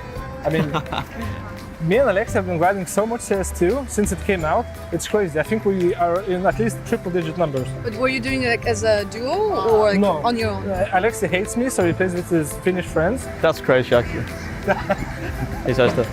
It's what he says on camera. When I ask for an invite, it's like, fuck you. Sorry for the swearing, but I just have to be honest here. It was beep, don't worry. Do you remember the time we won against, I think it was Eternal Fire? I was celebrating, it was like 5 minutes out of the game, and Alexi comes up. Oh no, "Hey, again with this. Hey, you stick. Do you remember that round? I think we could have played it that way. I'm like, Alexi, relax. Yeah, Alexi's a mastermind. It's a love-hate relationship, on camera please. Sorry, I just muted my ears. I don't know the topic. But I think I know why people were complaining online. Why? It's because when you lose online, you're like, ah, bro, online I would have won that. There's But- merchandise. Where? Where's what? Official, but what is excess? You see how you just cut me off there? Mid-story? That is actually crazy. No, but that's what you wanted, so. I forgot what I was talking about. I was waffling. Just like the usual. You said online? Yes. Yeah. People were complaining about online. People were just making excuses because they were losing. We don't really see like too many tier 1 events in Australia. I do feel like once a year or one every 2 years is fine. Screw it, 3 times a year. Just nice to see other fans on other continents. That best represents me, and I'll pick a plushie that best represents you. From these? Yes, from these. For sure this one, I think. No, because I'm a big plushie teddy bear? Yeah. Okay, you see this white teddy bear with a purple scalp and black bunny ears? Yeah. I think that's you. Because you look angry from the outside, but you're really soft on the inside. This guy. Feels like I'm proposing, so So nice for you'll be my best friend forever. You are looking beautiful. Your hair is looking as awesome as it can be. What's the reason? Just faking it for the cameras. Give me that. I think you recommended me to Mad Lions. Yeah. They picked me up as a 6th player. Yeah. Yeah. Yeah. And now we're here. I did that thing. Sydney. That's cool. They go way back. Mine's the bigger one. Whenever you go to events, obviously the number 1 priority is the tournament. Yes, 100%. But do you sometimes like feel that it's also kind of like a good time with your teammates? No. Never? I hate everyone on every single one on the team. I just have to spend time with Alexi because we always have segments together. Without the segments, we would never meet. We would never talk. We would never We talk? would never have team breakfast, team dinners, team lunches. We don't do anything. Nope. Just get the paper from Blade. Yeah. That's it. Yeah. We That's when you meet. Oh, we're obviously joking. If Alexi says, let's go grab a cup of coffee, I'll never say no to Alexi. Or any teammate, to be honest. They're just the little things that keep each other together. Just the two of us. We can make it if we try. You seem like really interested in coming to this place. Why? Yes, because as you can see, Alexi has decided not to match my official jersey and decided to look casual. So I thought, being the good friend that I am, I want to get some matching t-shirts with my boy Alexi. So we can walk around the city looking like 2 pieces that you cannot mess around with. Rolling in the Cadillac, cruising down the block, sipping gin and juice, homie, that's my style. Smooth with the rhyme, got that gangster vibe. No filming or?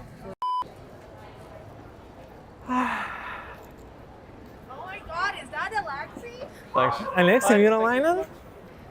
Alexi. Hey guys, what's up? Alexi, what does the B stand for? Benched for life.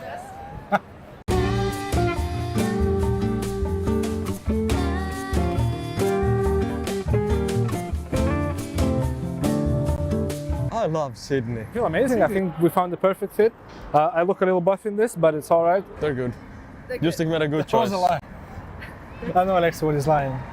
You meant to say it's awesome. Come on, Alexi, can we get an awesome? They're awesome. You have to do it. Awesome. That I'm not doing. I think it was chill vibes. Really good. Amazing. No script. Thank you very much, guys. Finally. Let me take it off. You build out some stuff, right? You've definitely done some stuff with the HUD in the past. Now we have a HUD for the new game. Is it the same? Yeah, so at the moment it's mostly the same. Thankfully, a lot of the game data is the same from Valve. So only a few minor bug fixes here and there. But there's a lot of the more fancy features that we don't have just yet. Things like the dropped grenades and our augmented reality. Take a bit of time to get the tooling up to speed for that. But in general, mostly the same for this event. Okay, so I think one of the bigger questions is, okay, this is the first one, sure, but we got Katowice next year. CS2 is going to have a lot more events coming.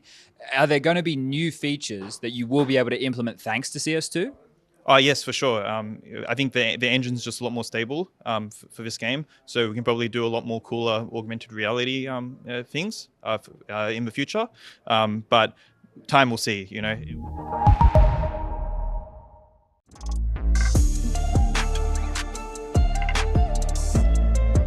The workshop waiting room. As we patiently wait for community maps, let's give you a little sneak peek preview of what's to come. Let's take a look at a mapper called Oral Stealth, who you might recognize from making the AIM Rogue Inferno map and also the first of its kind CSGO roguelite map.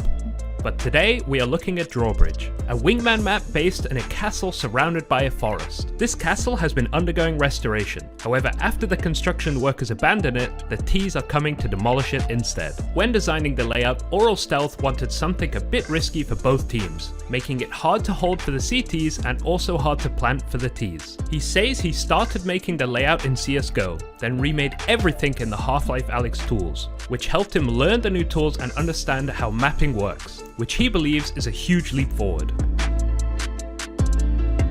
A map now that really shows off the new water, it's DE Lion Fort. A map based in the ruins of an abandoned walled fort. I haven't seen the lions yet though. This one has a very moody feel to it. Some of the areas are really nicely done. Plus it's always good to see the new water used where it fits well. The creator says he was inspired by the game Prince of Persia Warrior Within, and has made his map in the 2055 rundown style. This one gives me glimpses of what some areas of a cobblestone remake could look like. Over to DE_Mills, a map based in a village in the Netherlands. This map is still a work in progress while the layout gets refined. I see the potential in this one, as I know the mapper has an eye for layouts that work well from the past maps that I've played from him.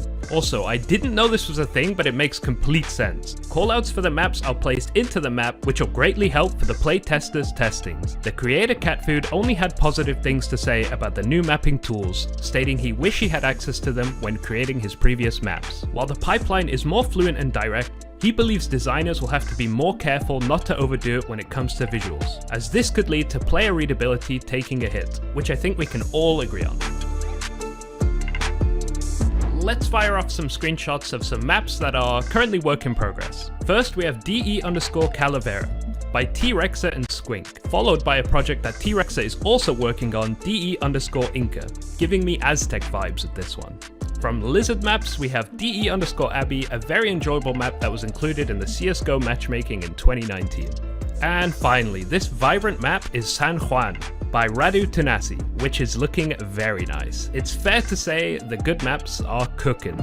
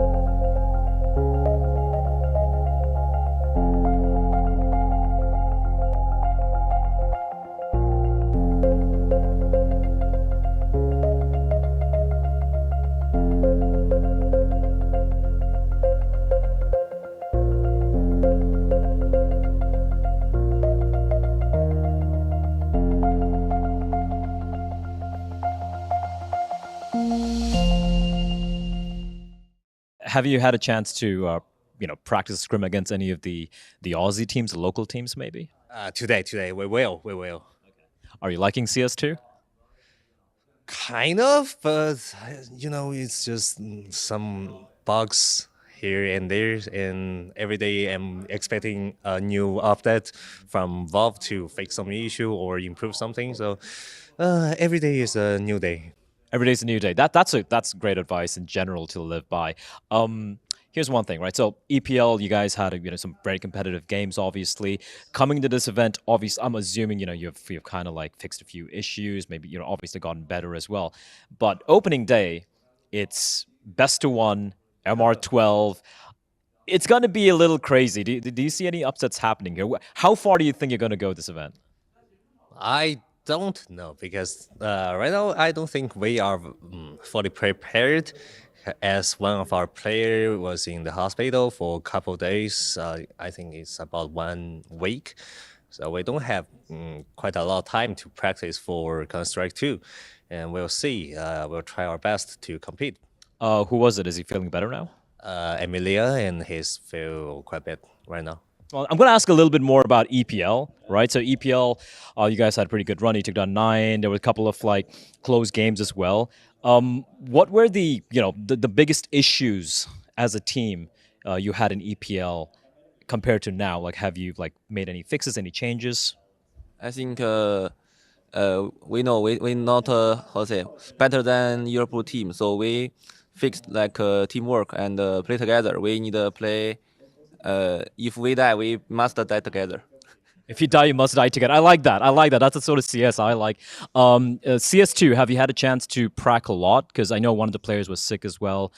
So have you had some time to kind of feel the game out, play the game a little bit? Actually, we just come back to practice before we flight one day. Emilia have very sick. He stay in hospital 7 days. He can't play the game and can't speak any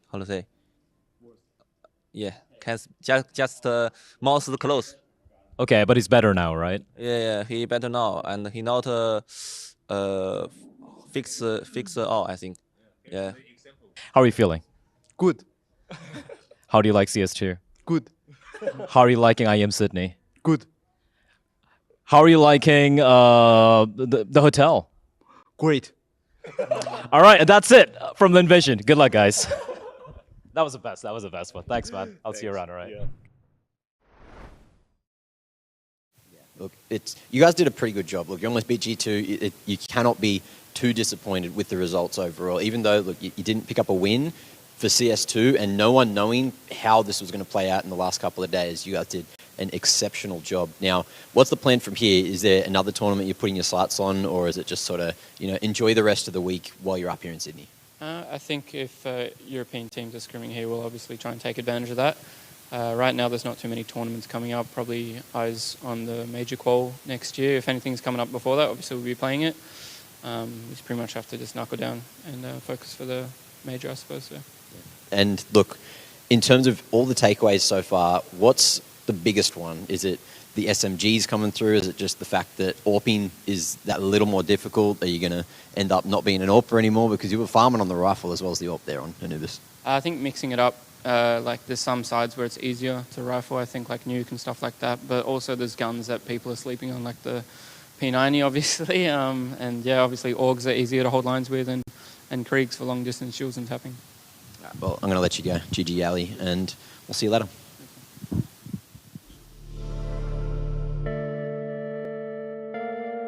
The workshop waiting room. As we patiently wait for community maps, let's give you a little sneak peek of what's to come. Taking a trip over to DE_assembly. This map features a plane undergoing construction in a large hangar.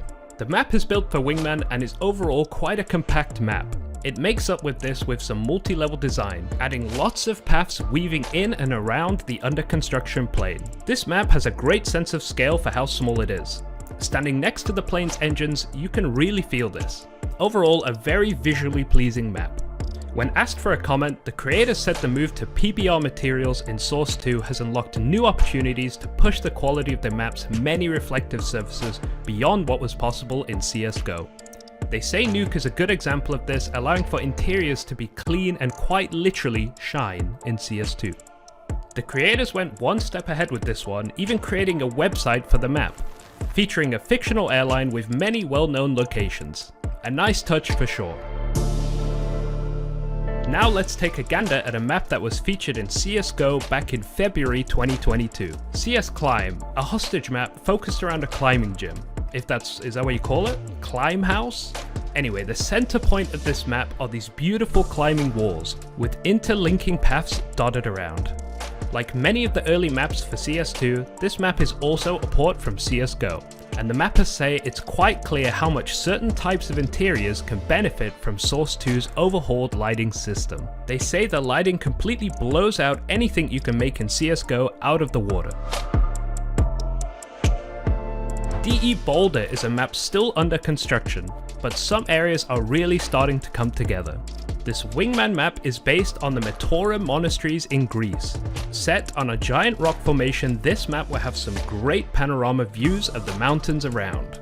This skybox is still a work in progress, but from what I've seen so far, I think when it's completed, it could be one of the prettiest ones out there. The creators say that this is a straightforward map, but offers a dynamic layout with quick rotations through an atmospheric wine cellar underneath mid. I tell you what, it's bloody beautiful as well.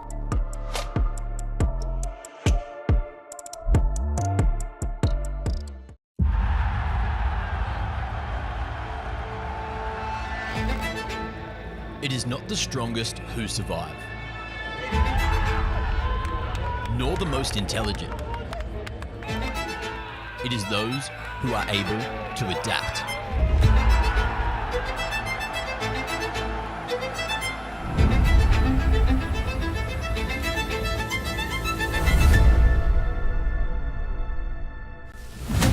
Adaptation in allegiance.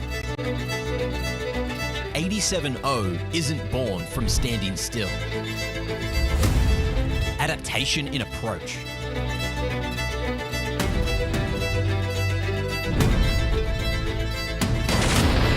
Adaptation in role.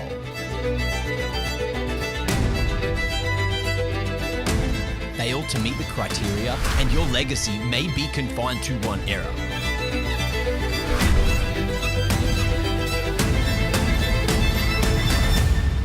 A new chapter in the Counter-Strike Odyssey begins now.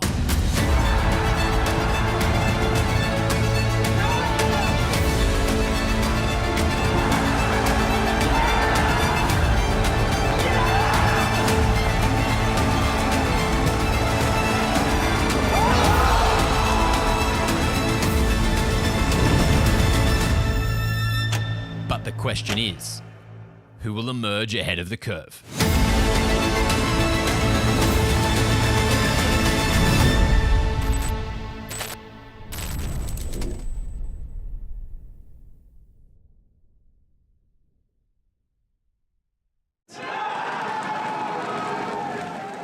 Being on an underdog roster, you kind of have no expectations. You just go in, have fun, play. And being on a fan favorite, you got a lot of support. But also when you lose, you kind of disappoint a lot of people. People do think that when they're supporting us, they're part of the team. And whenever they text me, they'd be like, we lost and that's why we'll get them next time. I don't think there's a lot of added pressure being on a top dog team. There's a lot of eyes on you. There's a lot of LXTB haters. His circumstances were not the best in either team. I think he has a lot of obstacles to overcome, and it's quite tough. I don't think he minds it, but of course he knows it, that there's a lot of pressure on his shoulders. I think out of the whole team, he's the most emotional one. I don't think he minds what other people say. He cares a lot about what his people say. So his people, I mean, Na'Vi, his friends, family. He is the type of player who needs a good environment, and a good environment takes time. So he should just relax, focus on just playing, having fun, and the results will come by itself. I think Navi has done a really good job to implement international players in their team. They come from a CIS-based region and they do things a little different over there. But now we're trying to do more maybe team activities, involve everyone around us and make them comfortable. I probably contribute the most on the mode department because I always try to take things lightly, find the positives in the negative. I do notice when people are having a bad game or a bad emotional day. I try to do it even with Sasha or a bit. They're kind of less emotional people, but you do kind of notice and you just say something funny to them or something that resonates with them. And it's not like one recipe for everyone, but just try to have fun.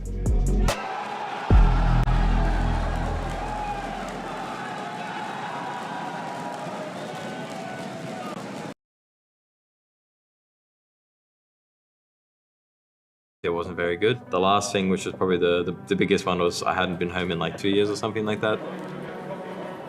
I definitely thought about a few times when I wasn't having that great of a run during that period. Is this really what I want to do? To kind of, should I just quit and go back home, and at least then I get to spend time with my family and friends, and at least I can be happy in that way rather than being away from home, unhappy with CS and also unhappy with my living environment and stuff like that. When I got benched from Complexity, I wanted to play it, but I couldn't get a team. But I was kind of happy that I was benched and I was off that team, if that makes sense. Like my mental state was a lot better, but I was a little bit worried that I wouldn't get a job offer. Definitely a really rough period, but I mean, came out on top, and I think I got pretty lucky that I got the offer from FaZe to stand in for Kato, and if I didn't get that, then I probably wouldn't be here right now. So I guess it's a little bit of good karma. Where am I going to put the Be Good part? At the time, I think it was Twists who approached me. I didn't want to show up, play like shit, and then they get eliminated from the event. I think there was a little bit of pressure for me at the start. It kind of started off a little bit rough because I hadn't played it so long and I was playing it with a bunch of different people. I was just really happy to be playing again, especially because it was a LAN event as well, and I hadn't played a LAN event in a long time. Match by match, it got better and better. So yeah, it was a really good experience, honestly, and I think that was probably one of the most fun events I've ever played, just because everything was so carefree, everyone was getting along with each other super well. We're gonna do it for Hoey, we're gonna do it for Justin, for all our fucking team, for everyone, okay boys? Stay fucking positive all the fucking way. This is final, it doesn't change anything. Yeah, they're out wide, taking savagery on the site. Justin freaking Savage, man! Kind of a fairy tale in a way. Yeah, I guess that kind of put my name back on the map for other people to look at me.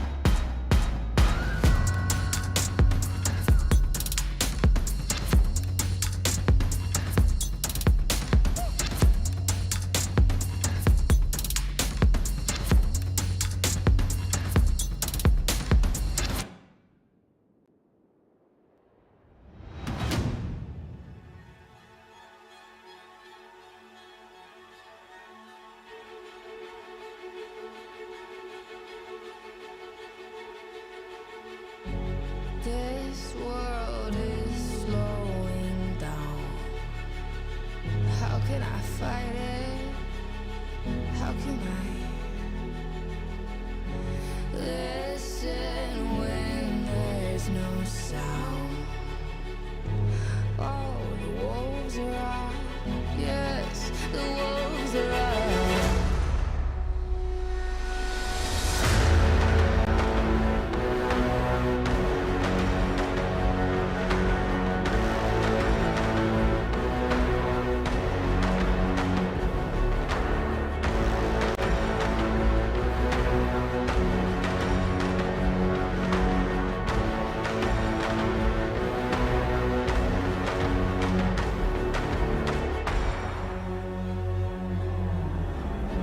Hold on to what you found. Days that are searing. My head is spinning round. Oh, I hear now. Yes, the wolves are out. Inside of our reality. Satellites sing instrumental. Send out a signal, please.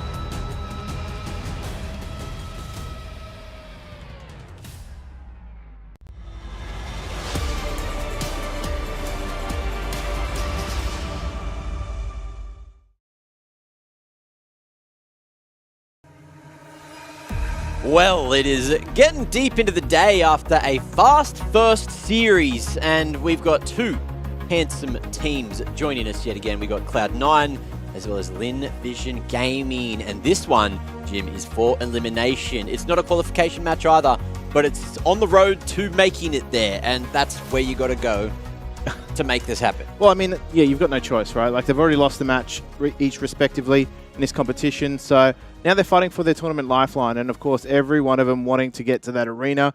I know some of these teams, particularly in Vision, have some pretty cool fans too. Yeah, there's been some fans outside saying hi to all the players as well. But if you are coming down to the arena saying hi to all your favourite players, make sure you just keep a distance for the moment, all right? Or I'm going to have to sort you out, all right?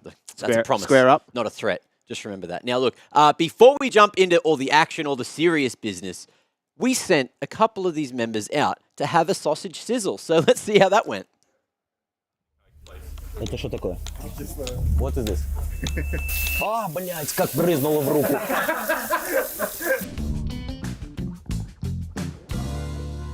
Alright guys, it is IEM Sydney. We're gonna do another episode of Role Swap, and right now I have Cloud9, it's Electronic and Perfecto. Вообще знаете, что сейчас будет происходить? Понятия вообще нет. Сейчас страшно даже. Ну, это Сидней. Зато отличное место, хорошая погода, солнышко. В центре мира. В центре мира, может, не особо. Не, ну ладно. Alright guys, we're trying to find like a place, you know, like that is like really, really Australian. Sizzling, barbecuing. Are you excited anyway, maybe? Yeah, really excited. Nice. Alright then, let's go. Let's go.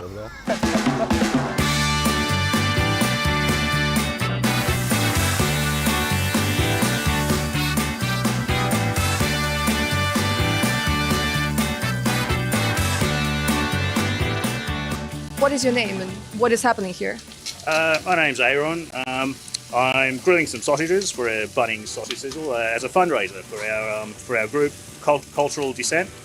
Yeah, we basically just do a whole lot of art things, cultural events, art shows, poetry, that sort of stuff. Alright guys, have like a day off, so I believe they should be able to help you out. Will you be okay with that? Yeah, that'd be great. Alright. Yeah. Guys, let's go on the outside. Let's do it. Excuse me, guys. What's going on? Gloves over here. If you want, you've got some sausages over there, fresh sausages. You can throw them on here. There's a nice gap there. Keep an eye on the sausages. Okay. Really good. These ones are probably done over here. I will grab a tray. Which one's ready? Grab these This one? ones. Yeah. Okay. One. Yep. Just keep rolling. And I'll eventually talk to it. They're like really impressed by how you're like really good at turning around, because like, you know, like, they usually grab one and they're like struggling with it and you're just like... Yeah, it takes some practice. But yeah, this is decades of experience with family barbecues. Oh, yeah. You can hold the front tray, please. I can hold, yeah. These. А, блядь, горячо нахуй. You're just saying it's hot. Yeah. It's like, with a bit of swearing, you know, for the spiciness. Yeah. Where are you guys from? Russia. Russia? Yeah. Counter-Strike, I heard. Yeah. Yeah, so that can go back in the Okay. table. Enjoy, guys. Yeah, I will help with the tray. I'm a, you know, I can help. Okay, free. Okay. Oh, yeah. Nice deal. I'm gonna bring some onions for you. Yep. Yeah. So just hold it here and I'll sort of dip it in. Yeah. Масло брызгает. А, блядь, как брызнуло в руку.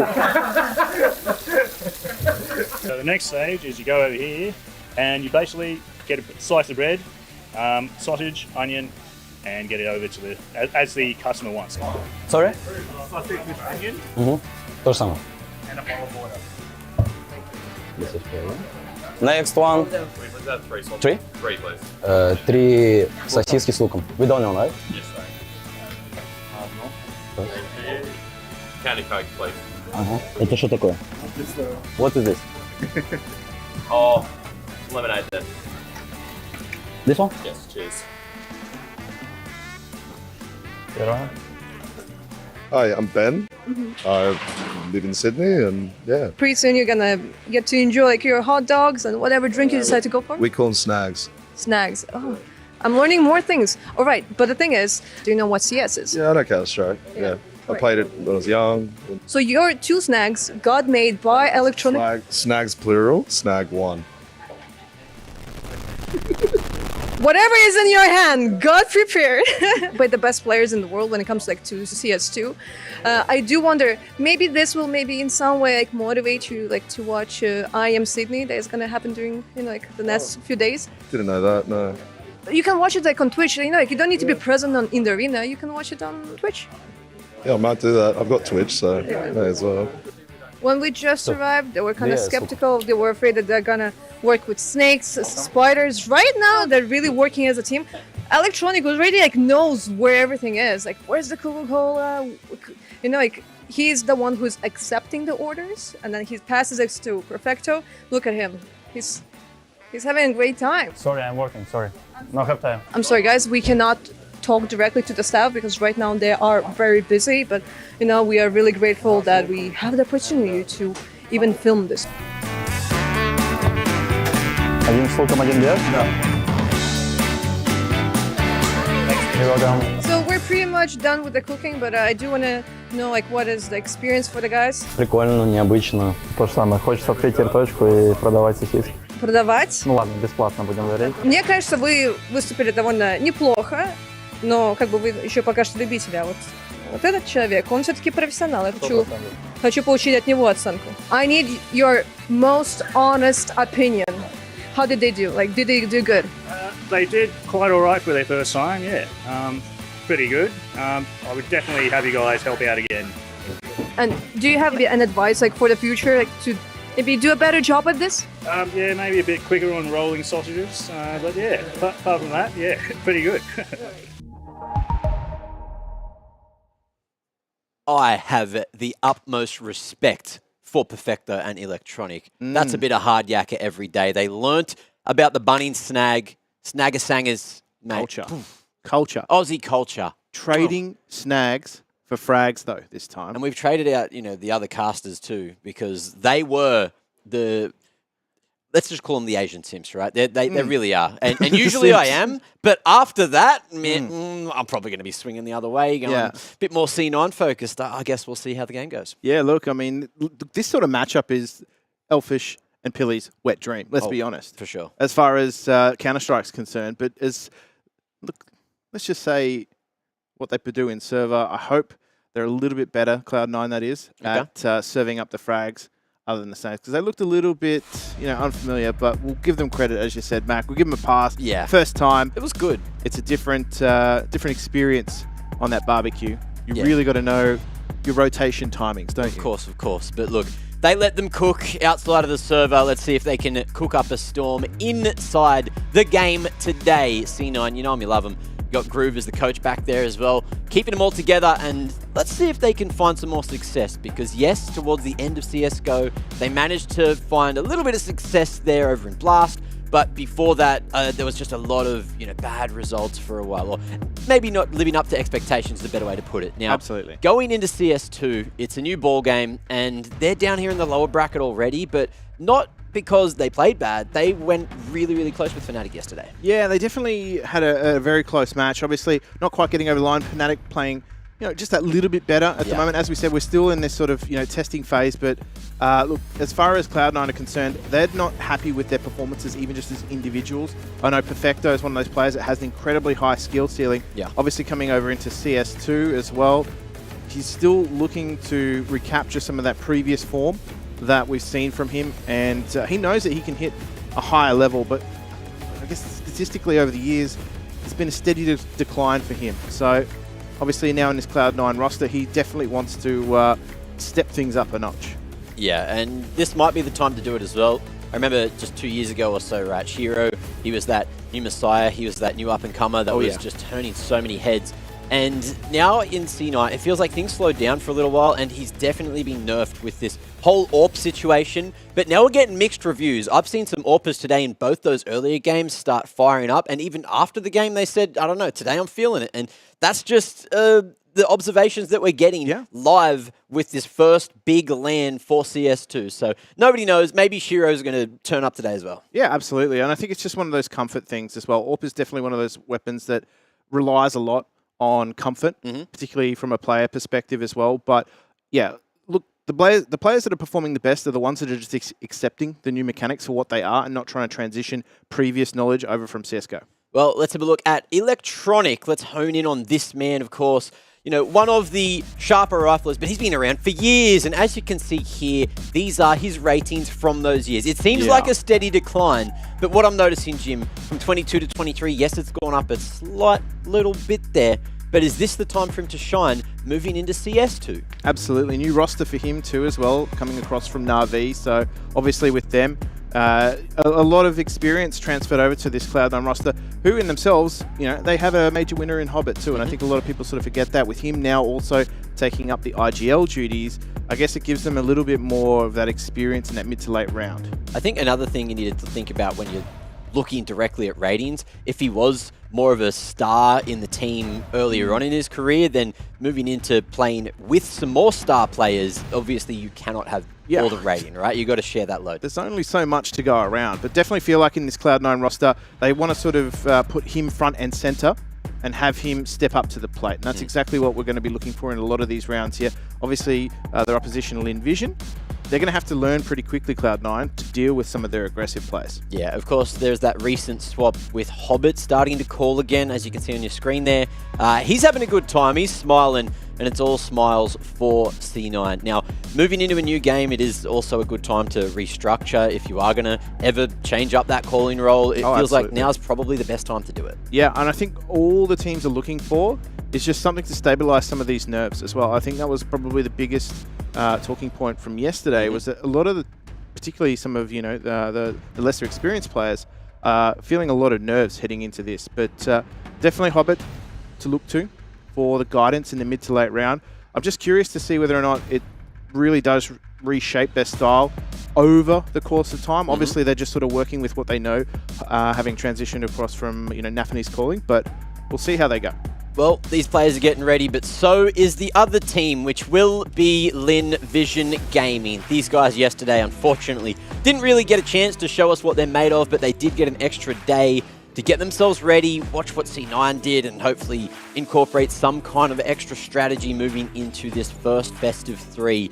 But of course, elimination is on the line. The tournament lives are as well, and it makes things that little bit scary. Yes, over at EPL, they did show what they were capable of with a pretty decent couple of results over there, but moving back here and into CS2, it was just a rough foray for their first LAN experience. Yeah, absolutely. And, you know, they've had to do it pretty tough as well with some pretty tough opposition straight away.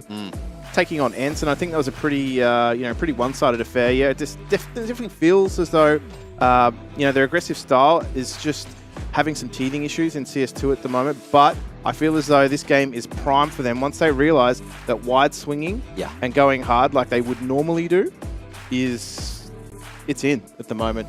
IEM swing me, baby. Hopefully today's the day where they feel themselves out a little bit more, because they're going to need to. If they don't, then things, well, aren't going to last too long. They could be just jumping on a plane all the way back to China, couldn't they? Yeah. Of course, it's just going to be an interesting affair. I just don't know who to look to. You know, West Melon, he seemed pretty confident in the lobby yesterday, having a chat with Blair about how things are going for the team. But I just need to see more performance from them before I get convinced. And I'm supposed to be one of these, you know, local Asia CS enjoyers, which I am.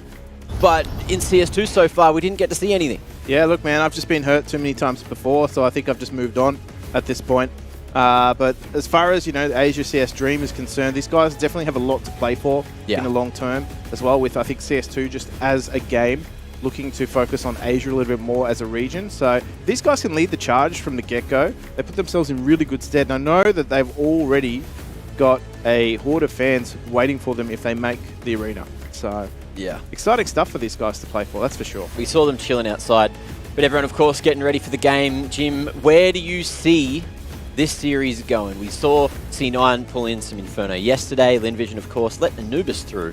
And word on the street is Lin Vision, you know, they had the permaband of Mirage, so probably not going to see that slide through. C9, they usually have more of a wider map pool, so we might see something interesting. Yeah, they let still in do. here. They still do have some permabans though, and it doesn't really feel like they want to play nuke at all. Okay. So it definitely feels as though we won't be seeing any nuke in the veto, but I guess that's ahead of us.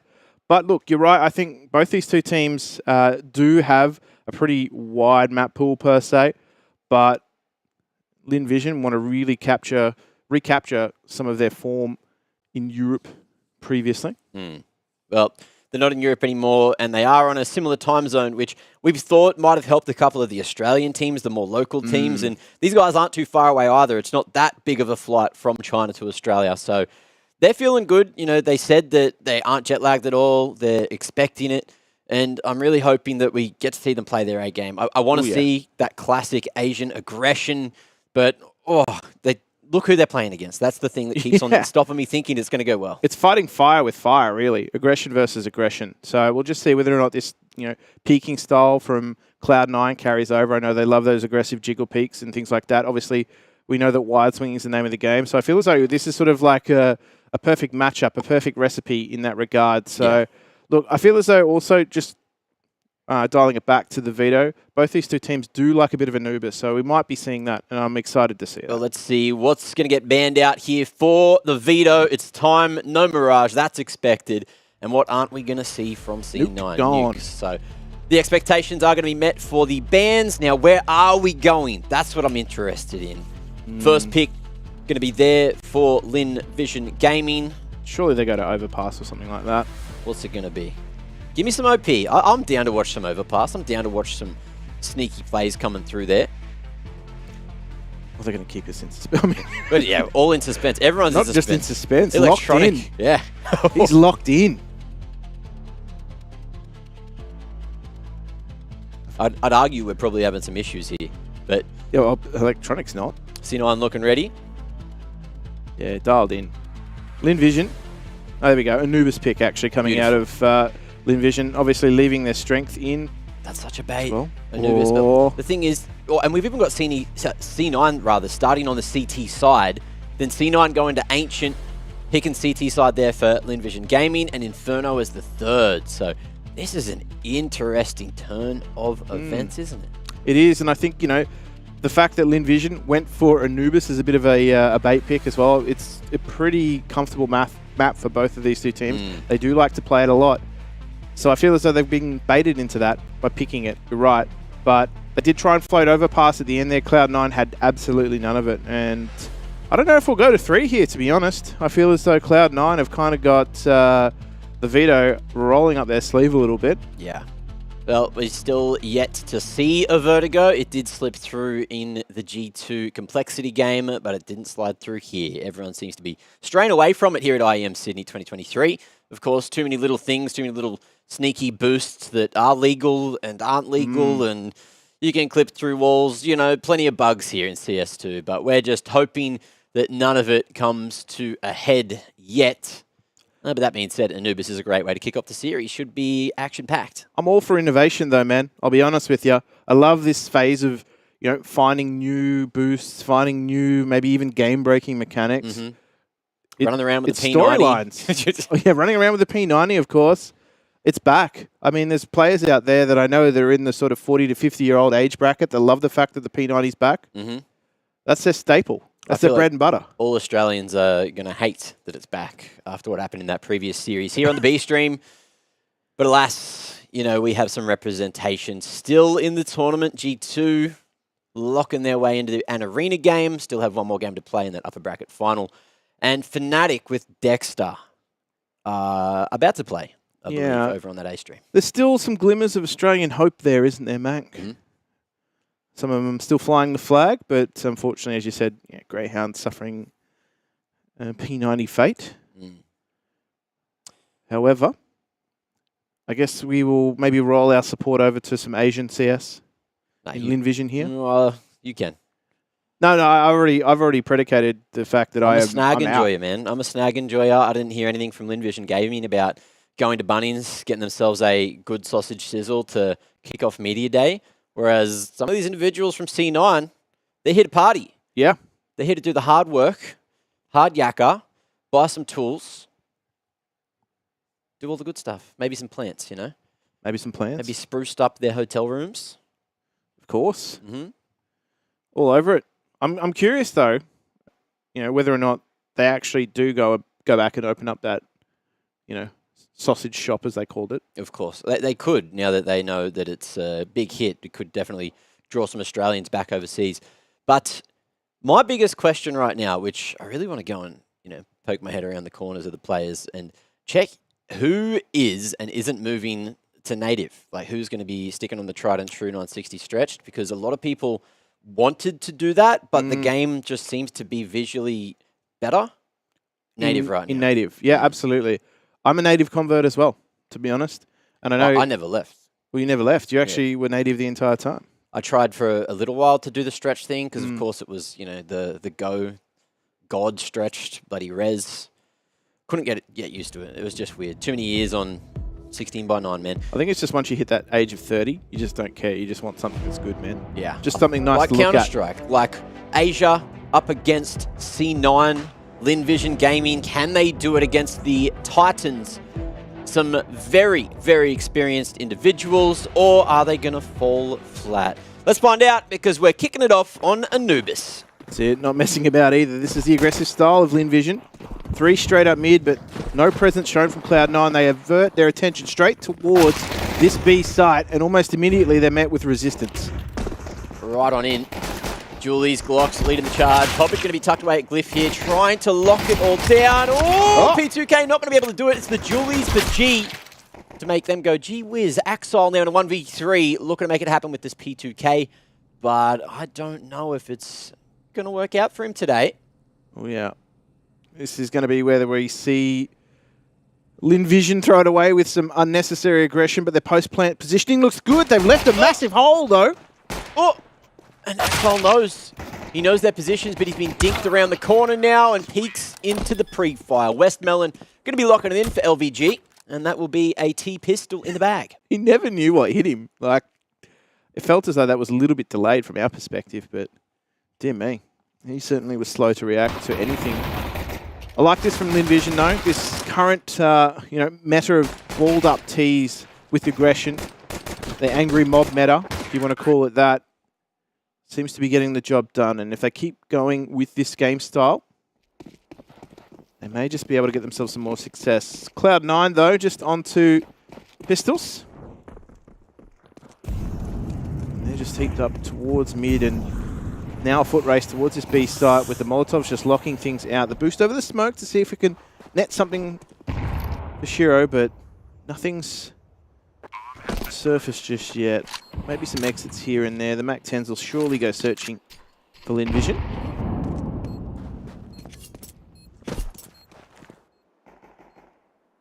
Exits on the menu. Yeah. Not as tasty as those bunny snags for sure. And if you're just joining us, you missed the best content so far of IEM Sydney. Yeah. But maybe not the greatest, but maybe the most Australian. Definitely the most entertaining. Depends on who you ask. Oh, the MAC-10's starting to farm up here. We did hear from BetBoom in their lobby interview that MAC-10 is the greatest gun in the game, followed closely by the P90. And so far, we haven't seen a huge amount of MAC-10 action over the top. What are we doing? What happened? I have no idea. Okay. Bit of farming going on, though. Either way, the MAC-10s, we knew that they would be aggressive in the post-plant, looking for some money. Not really taking too much out of the CT economy, though. There was just P250s invested. There wasn't armor, per se. So, 2 Orgs here for Cloud9, just straight onto that Org meta play. From the sounds and the changes in the KD there, I think Zaka got a bit of action at the end, must have fallen to a pistol and then had to rebuy it with a Galil. So I think that's all we missed. 2-0 though, and with losing a couple of individuals, it means that Lin Vision's buy rather isn't going to be too great moving into the next round. If they lose this, bomb plant dependent, many things you need to keep an eye on, and that nade was lovely. Look at the value out of it. Maximum value in return on that. Smoke gets blown. Axel! Oh, he gets exposed. And they get their entry into the site, but Electronics there to receive. Oh! picking up his third. How's his spray works? Mine doesn't do that. His certainly does. 3 men sprayed down with the A4, of course, the extra 10 bullets in that magazine, helping him out there. But Cloud9 on the board, fending off the rifles from Linvision. Oh, he just held that down, didn't he? Yeah. But Perfecto picking up the third through that smoke. Zaka had no idea. He was only making his transition into the site. But more importantly, how quick was that rotation from Cloud9? So just back to this, whatever we can afford buy at Linvision.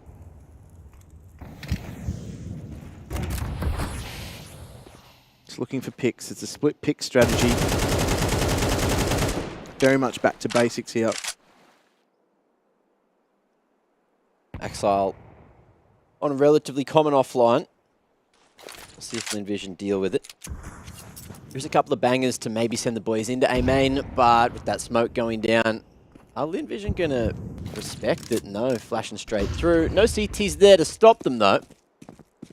Already back with some heavy mid pressure for C9. And I don't know if they've heard this. They're too interested in what's going on at mid. And look at the space created all the way through A. Westmelon was just running, sprinting there. And it feels like Axile did not hear a thing. They're all the way over towards CT. Amelia as well at mid. The Tech-9 going to be able to find at least one. Trade starts to come through. So the comms are there for C9. But the round may not be. Absolutely. Definitely feels like it's in the hands of Linvision at the moment. There's still some searching to do. Electronic, just not quite sure. Just buying a bit of time to wait for his teammate to join him. They've got no idea where these Linvision players could be. And look at this. Step right into the trap. Linvision. That was sick. Eyes on the prize. Cheeky old crossfire, off angle, bait and switch setup. The offline from heaven over towards camera. Take that contact. Zaka swings out. Gets that second man. Well played in the post plant from Linvision. But I'm going back to what we barely missed, which was the initial push through A. C9 just let it happen, and I don't know if they knew it was coming. I don't feel like they had any read on that whatsoever. Or audio, but look, that's a... That's been a hot what I topic. was leaning towards. Been a hot topic, that's for sure. Beautiful. Starry. Mac 10 action. He beat the SMG foot race there. They take control straight through mid. What do they do from here, though? They're just going to bust straight through that smoke. Shiro! Hello! Straight to hero status here, but gets shot in the back in the end. That's all that second man. Going to be able to come through and at least find one before getting traded out. So there's a chance for Perfecto here. An Org Enjoyer. An Org Believer. But are we a believer in this 1v2? One bullet onto Zaka will do it. And Amelia only with the Mac 10? I say only. But that thing can swing. And the bomb still needs to traverse across the site. Perfecto creeping. Oh, finds the first and has the range for the second, but that Mac 10 man in the right hands, it looks like that. Amelia doing work to get another full Linvision. Yeah, his focus went straight to Fountain. Unfortunately, it was just crosshair a little bit too high. But great play there from Shiro to just stop the site from being overwhelmed almost immediately. It buys a little bit of time for Axile. And Amelia, Smack 10. It is... They're enjoying that. Huh? They're enjoying that. Linvision out to a racing start. They've broken the C9 economy.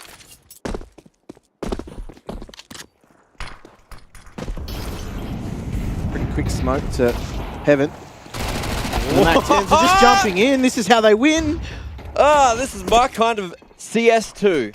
I'm here. Now, I might be more of a Linvision enjoyer after this game. This is straight out of Asian CS Clip of the Week. This is straight out of my Premier games. It's the best way to do it. Put your life on the line. That thing has a decent jumping accuracy and moving accuracy and should be nerfed at some point because it is too cheap for what it is. 2v5 and Linvision are happy to keep on putting Westmelon forward as a sacrificial lamb. But unfortunately, pistols are also very strong weapons in CS2, Jim, and we're putting that on display right now. Oh, man. P250, he just needed one more bullet there, Electronic. Oh, the damage, ragdoll. the value out of $600 it is, mate. He got absolutely cleaned up there. Just swiped. But tell me these Mac 10s aren't overpowered. Tell me, Mac, that the $600 kill bonus is also stinging. We haven't seen too much of it here at IEM Sydney. I never expected to see too much of it, but if it's happening right now, the theory is you're paying $2,050 for a Mac 10 and armor, buy your util, that's what, maybe another K, and you're able to drop AKs and other weaponry across to your teammates, and you're also farming up so much extra money, as long as it's working. And even if it's not working, you're saving a little bit of extra as well. You're the bank of the team. There we go. Electronic just tries to find some timing here through mid. Disrupt the plays from Lin Vision from behind now. Hobbit also makes contact. Now, they've got to try and weed out Electronic, and that they do. G already finding the Splinter Cell among them.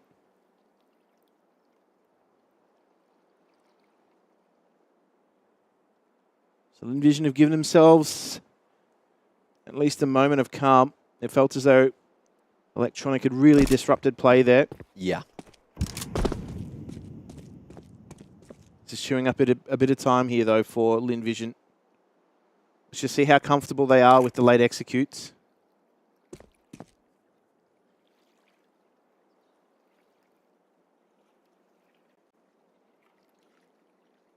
Just tossing that util around. Looking like we're going to get that heaven smoke molly towards the stairs. And Axile going to be stuck here on site at Cake, but there's going to be no real util to force him on out just yet. He's going to drop a preemptive smoke, but it's not going to stop him. That nade finishes him off, and Westmelon opens up the site, bringing it to that 2v2, but it's a double flank coming through. Yeah, this could be problematic. G's going to find contact for the first, and that is going to be Perfecto on his lonesome with this AUG, and he can already see. Well, now he's found the first. He's got to think about the second. The pre-fire's there, but G's already missed a shot. Lovely. And that is beautiful from Perfecto. He knew it. Read it like a book. G thought he might have had some time to reposition, maybe play the timer down, but instead gets shot straight out of midair. So that's that. And C9 have found themselves a second, but in the worst possible way again, with only one player surviving on that CT side. Exactly. He might be slow on the rotations when it comes to the sausages, but when it comes to the Counter-Strike, he's got it good. I don't know where your mind goes for that, Matt. Back to the content, man. Always.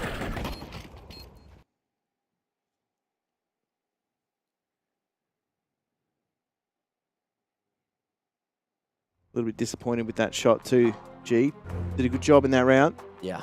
I do feel as though Lin Vision are doing a good job of trading into these sites. Is that Starry with like the high hand? Oh no, he was just playing around. I thought he was playing with his arm up.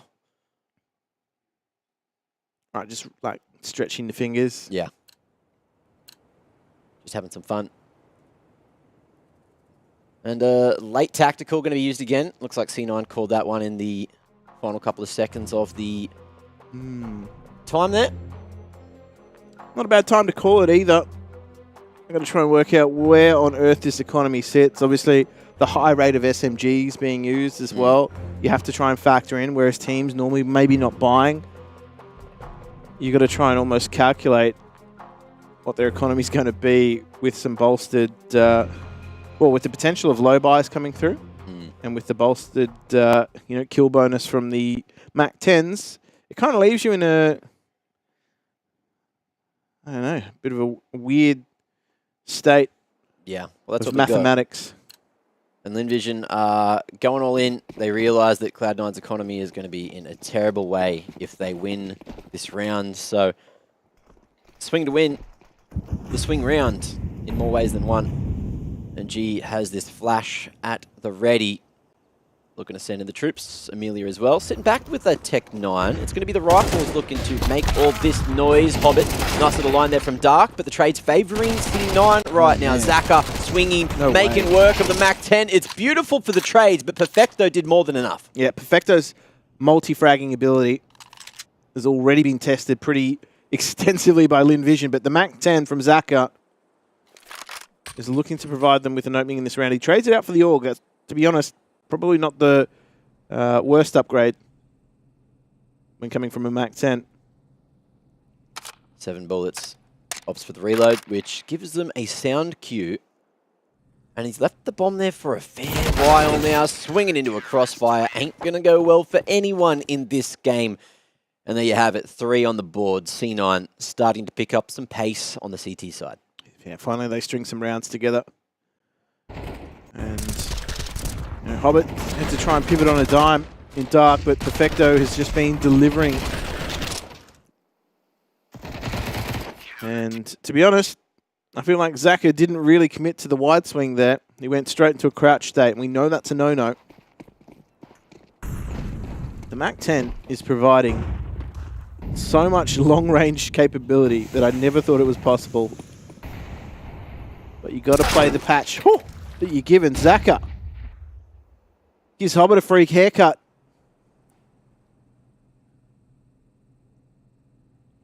Just getting it done with the quote-unquote bad guns.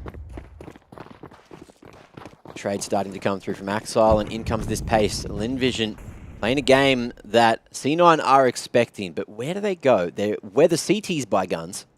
Yeah, this is... And they might have picked the right approach. Flank on flank. Shiro. Oh, was that a drop? Yeah, they've heard that. Someone's gone the wrong way. Hit a little jump bind by accident, and oh, Perfecto. Thought he was going to be looking the right way, but the Glock's going to be able to tear him a new one. Shiro stopping the swing and at least locking down some sight control. A bomb plan would be lovely, but Electronic says no. And Starry now in a 1v3, just with the Glock in hand. Yeah. Electronic had to bide his time with that flank as well. Could have easily been overwhelmed himself, but they managed to get themselves out of the round with 3 surviving Cloud9. Not bad from Lin Vision, though. They would have got a bomb plant there. I think that would have been probably the best possible scenario. But at least it means they can get Mac 10s now.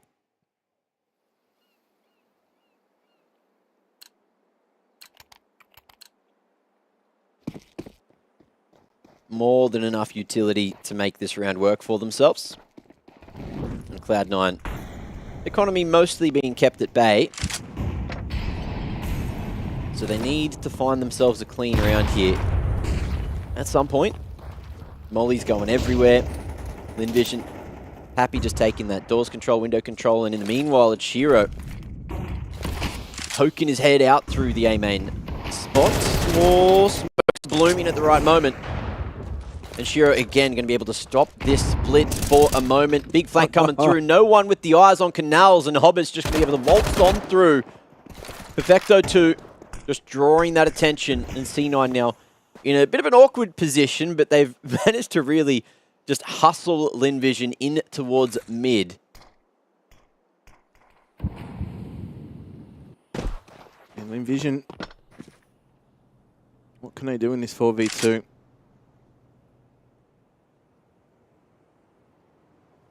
I mean, you've got Electronic, very patient in his position. I mean, they got control of CT spawn, but that's not a bomb site. So Cloud9 trading places. Got the power of position. And with 27 seconds left on the clock, Lin Vision actually have to make up their mind. Not going to leave themselves a whole heap of time to really clear things out if they do continue to go this slowly through. What are they going to do? They're just going to save this out. Kind of weird. No, they're right on the site, but they do get that bomb plant. It is going to be the bomb plant that is denied, though. It's a hard spot to plant. It's a hard site to plant when It really you've got no is. control of main, no control of dark, no control of CT. How do you plant for Temple? The answer is you can't. No. They really suffered. Oh, Man. Not without that util anyway. Yeah, this is where some of the decision making from Lin Vision kind of catches up with them. I mean, going to be trying to make some of these openers work. They just gave over far too much control too early on. Cloud9 just fighting fire with fire. Some of these aggressive players coming through from them has been quite successful. Countering Lin Vision, really disrupting their style of play, but Lin Vision have actually looked their best when they've been very decisive in the early to mid round. Some of these faster rounds have really caught Cloud9 off guard. I wonder if that's territory they venture back into. C9 with plenty of mollies across the board though, so we'll see if Lin Vision run through the fire. They got 1 smoke, 2 bangers, and seem to have an idea up their sleeves. Buying down slightly, some towards that 1300 mark, so you want to have some method to the madness. And we might see that towards an A split with where Lin Vision are currently sitting. 2-3 split. C9 very worried about a fast B hit, as you expressed. And it's just going to be the slow, silent contact in from mid. Been able to take control of mid quite a few times here, Lin Vision, but Cloud9 are more than happy to give control. Mid to Donks it. Oh, the timing not quite working out. Here we go. Pistols start to roll on in. Pain heaped on this A site. However, they've got to hold it together. 5v3. And I think you're right. This is where, as we said, the economy, the questions start being asked. Is this even worth us going for? Well, are we just going to turn more weapons over? They can afford 1 weapon lost, and that's going to be Hobbit. Staggered at the front. He's got some players close to trade, but they're going to give it a sniff now. With Heaven controlled, there is a world where this one works out. Tech9 right underneath him. Oh, gee, going to be able to find one eventually. And it's just the exit that now C9 are looking for. Lin Vision happy with the round, happy with 5 alive, and the win means 4 alive and the win means they're going to be real decent to buy into the next round. Yeah. And unfortunately, with Hobbit being the sacrificial lamb there on the retake attempt, kind of leaves them in a weird state with what they can afford for the rest of the buy. I'm going to put my bets on some MP9s coming out for Cloud9.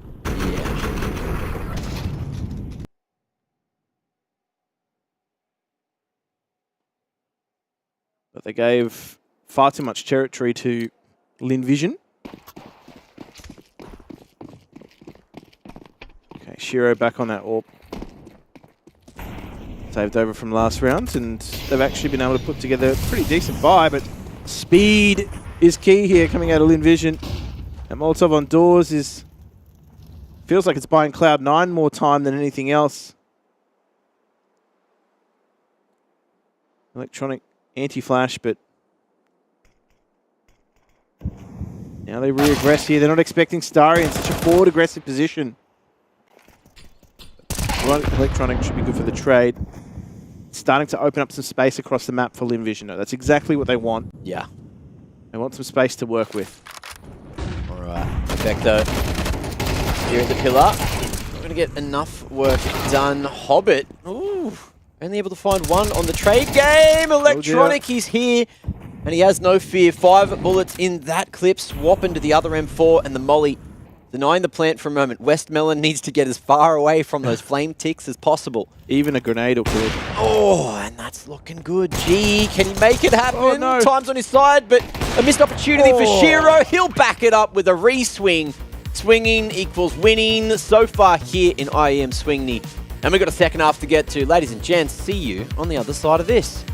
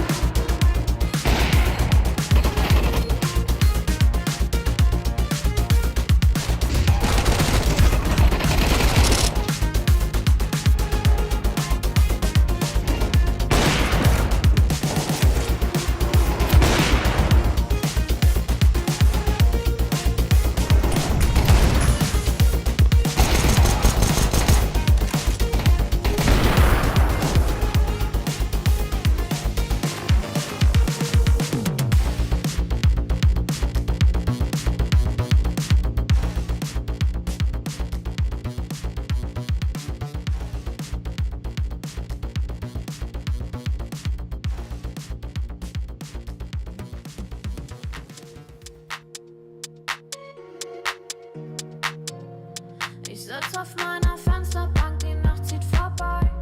Ich blick über den Tellerrand, trinke Sekt auf Eis. Ein Teufel und ein Engel tanzen auf dem Parkett. Vielleicht sind wir unsterblich, müssen nie wieder weg.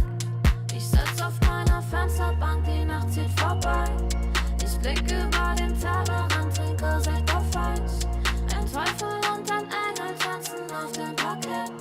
Vielleicht sind wir unsterblich, müssen nie wieder weg. Big Pack, Kippen und Drinks gegen Tristesse. Großstadtbild, komm ich nicht weg. Kopf fragt, mach kein Pisstest, nein. Ich will nicht auf deine Party gehen, nein. Engel und Teufel tanzen schwansee. Von deinen Lippen tropft der Chardonnay. Ich küss ihn weg, bevor du schlafen gehst. Ich sitz auf meiner Fensterbank, die Nacht zieht vorbei. Ich blick über den Tellerrand, trinke Sekt auf Eis. Ein Teufel und ein Engel tanzen auf dem Parkett. Vielleicht sind wir unsterblich, müssen nie wieder weg.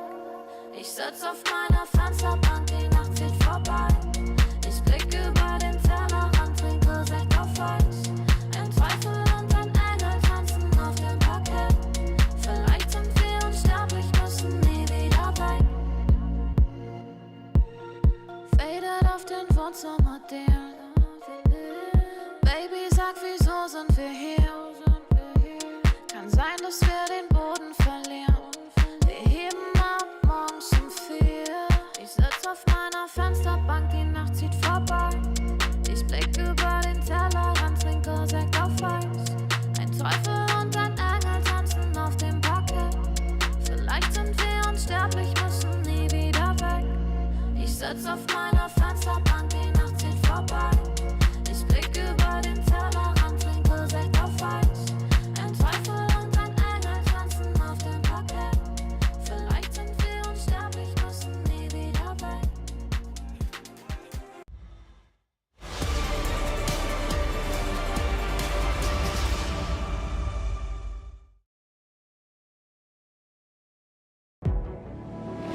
Welcome back to Intel Extreme Masters Sydney 2023. We have Lin Vision Gaming going toe-to-toe, blow for blow with Cloud9, and Anubis is the battlefield for the first map of the series. We're neck and neck, 6 apiece, moving into the second. Nobody knows where this game goes except for Jim. You want to let us in on the secret? Hang on, man. Let me just flick through my notes. All right, this game goes all the way to the end. Wow. You're a genius. Thanks, man. And I think they're either going to go A or B here. Oh, Pain Train Glocks are off the rails at the moment. Yeah. West Melon, well, feels like the Wild West to him. He's caught in the middle of a bar fight. All in brawl in the saloon. That was the fastest pistol I've seen this tournament. I think that was the fastest pistol. Can we get a pistol timer for the rest of the pistols this tournament, just to try and, like, you know, have the time to beat, you know, like a speedrun timer? Yeah. And just boom. Okay, let's do the math here. I have minute 55 round timer, so that's 15 seconds. 20-second pistol. 20-second round, man. We're getting out of here early. Yeah. Well, at least this game. We got another series. That was a 20-second pistol. Insanity. The other thing I've noticed so far with all the Anubis games is T's running it down mid with Glocks is very, very common. Very common. It's mid control, baby. Almost immediately cuts the CT rotation point in half. Well, the trap has been laid. Axel making huge amounts of noise, and that Molly's going to split the stack. Does he but know? He's not looking. He's just not looking. He lets that happen. And he's out. Did he not hear the tick? Did he hear the water? I don't think he heard anything. Does he have a headset? Oh. Shiro, though, has made some contact, and they're going to get the bomb plan over towards this A or this B site. All jokes aside, it was because the bomb was in spawn, and Axel said, well, someone's got to get it. Yeah. I have to Someone get it, and has if I drawn die, then no one gets the bomb. The short straw. These pistols are a little problematic for Cloud9, but thus far have not been effective.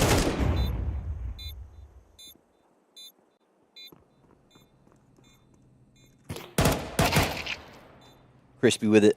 Shiro just going to be tapping heads at range. And it should be a 2-round lead once all is said and done. Will 5 survive? C9 have full cleared that CT location. And will exit accordingly. Lin Vision, nothing brought in, not even armor. So they can die, they can survive. It won't matter in the end. But that is going to be 5 rounds now needed for C9 to close out map number 1. I mean, theoretically, the task gets a little bit easier, doesn't it? Yeah. But still so many wild rounds to work with. I feel as though Lin Vision have to be very careful in their management of their city economy. Because we've seen teams so easily teed up on the edge and fall off. Ooh, cheeky setup here for the CTs.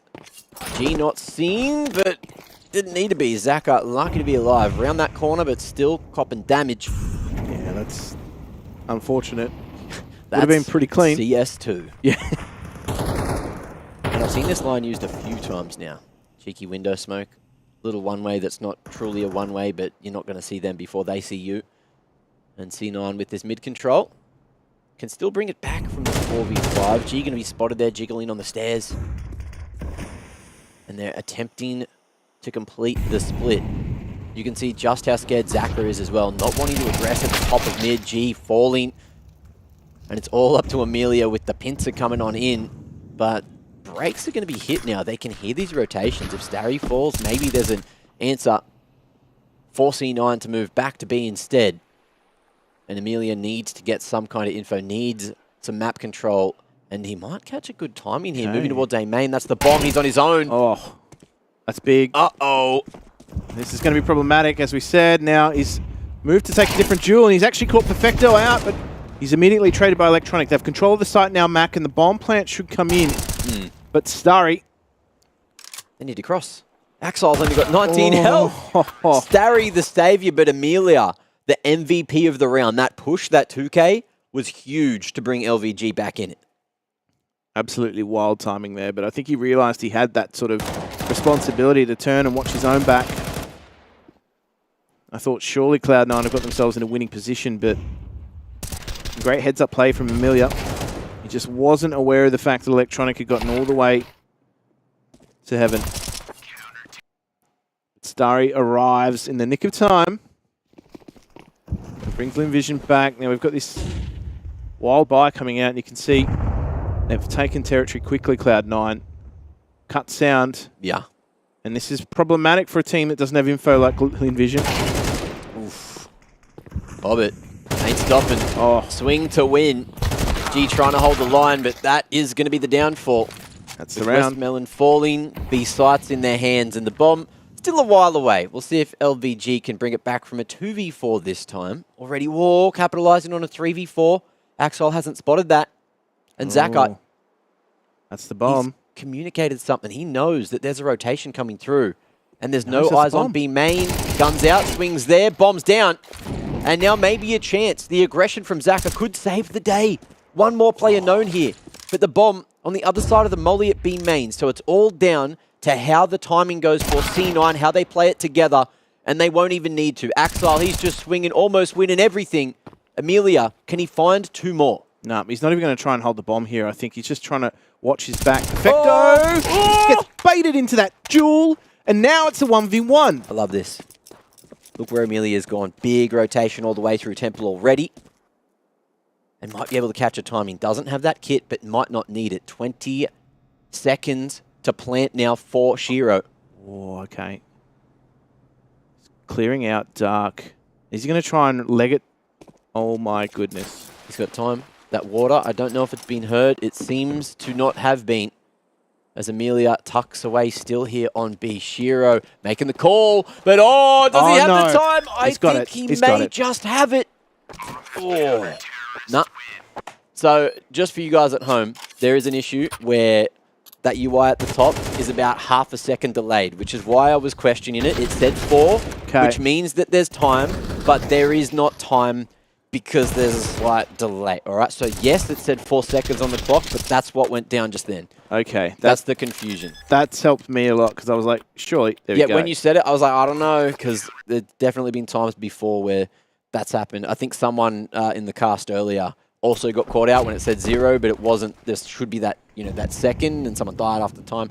Anyway, it's a whole thing. Pretty wild play, though, just to think that, like, that decision-making tree affects things so adversely with the rotation back towards A. But anyway.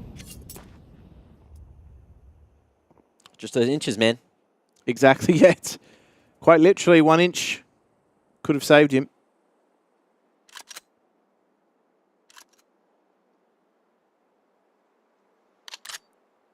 I think Linvision here, though, have given up complete control of middle. I mean, this is... Zach is just holding this line with Util. That's it. Like, he's got a pixel gap holding it with Util. He can get 1 bead. This is CS2. Oh, man, that Molotov's not going to stop too much. Emilio's got a lot to deal with at the moment. He needs to stay alive and preserve his position at the moment. He didn't want to do that. They're fighting. And Westmelon, he wants more, and he almost got it too. But C9 will fall back to site, try to play it together. Axile in a strong position, tucked away next to the smoke, and he's not going to be seen straight away. But time still on the side for Linvision Gaming. Just edging around and waiting for the aggression. Axile still not seen, but he's only got the dig.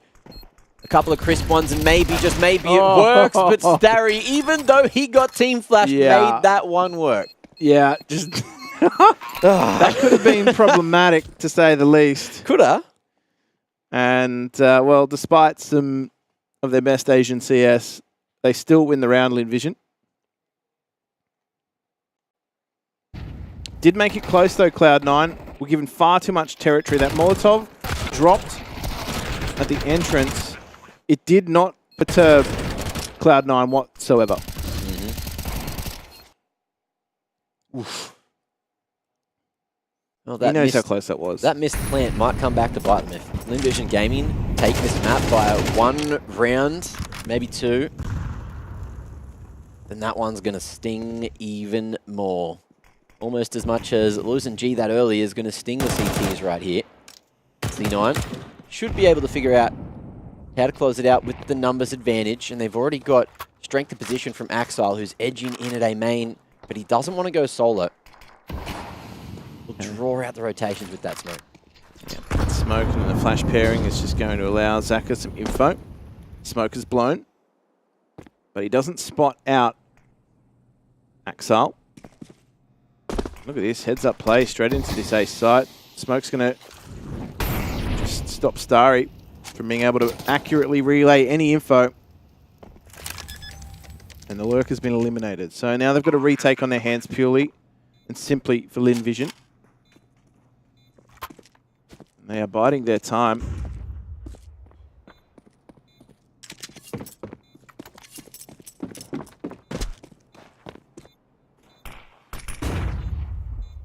Got plenty of utility to work with, and now the positioning starts to come through.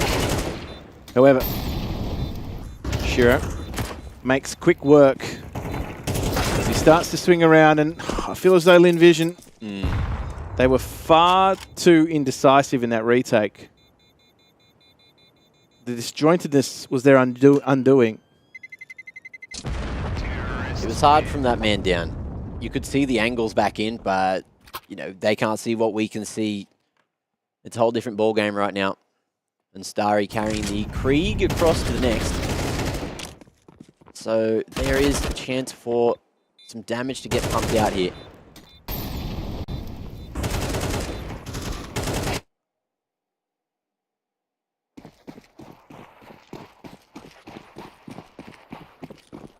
All tied up again.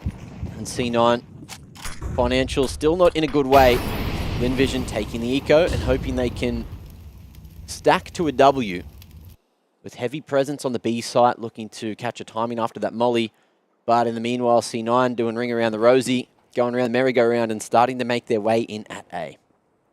That Molotov's really put a pin in their plans. This push, somewhat delayed. Perfecto. He's going to have a bit of a melee on his hands, but it's short-lived. He's caught out by Westmelon. Electronic looking to deal with those pistols, and he's just playing right at the back, all on his own. Ooh.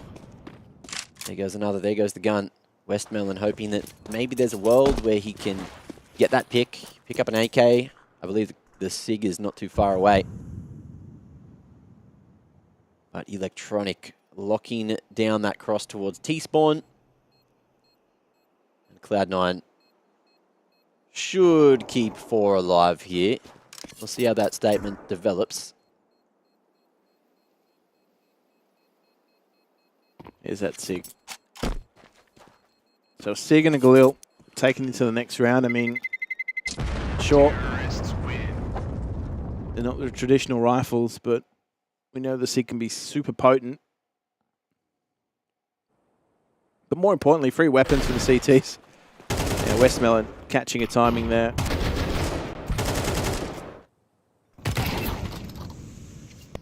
Dear me. Having Electronic and Perfecto turned it up. They have been firing from the start. Maybe it was all that extra Bunnings practice. Yeah. The snag buff, mate. Yeah. Snagging for fragging. Snag-a-fragger.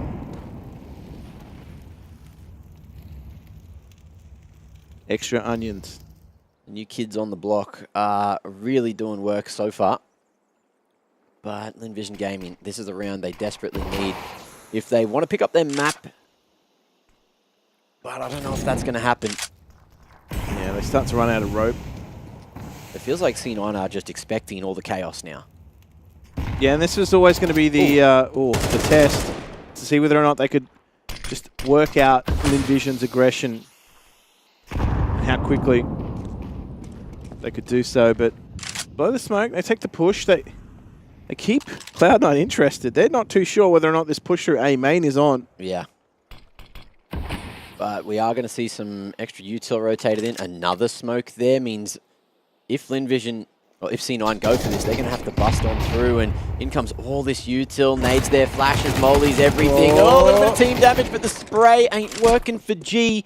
However, Zaka not too far away, so he can at least try and control Heaven if he gets that pick, which he will. Electronic hitting the ground means there's a chance now for the CTs, and Zaka just waiting for the rest of the troops to shift on in. Yeah. Flashes should come through. Neither are going to come through just yet. However, they've got control. That smoke is dissipated. And now the retake's on. Linvision. Retake's done. Get it done. And boy, oh boy, wasn't that quick. They had far more utility to use, but they went with the bare minimum.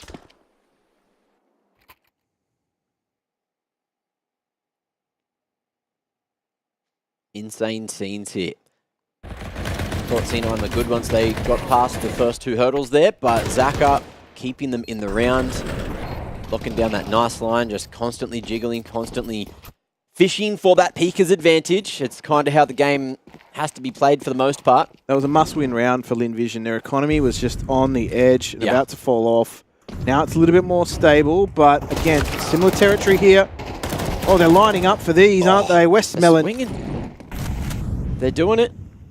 Playing in pairs, and look at the early rotation as well. Full faith on Amelia to lock down mid, to stop any action at A, and Perfecto. He's just trying to keep Linvision interested in the B site. Bomb still in a position where they can pivot, go to A, go to B, depending on what happens at mid or B main. So much fluidity in the mid to late round. Oh, Zaka. Oh, didn't get caught out, but very lucky. It's Cloud9 making their presence known towards mid, but just keeping that CT rotation deep in that smoke. Well, that's there to be abused. They've got 1 HE on Shiro if they want to blow it, but we'll see how we go. Oh, the jiggle was good to bait the shot. He saw that molly. He knew someone was on the short side, being a little sneaky little thing. Oh, gee, only good for 1 there. Glizzy ain't keeping him alive today. C9, the masters of that Glizzy.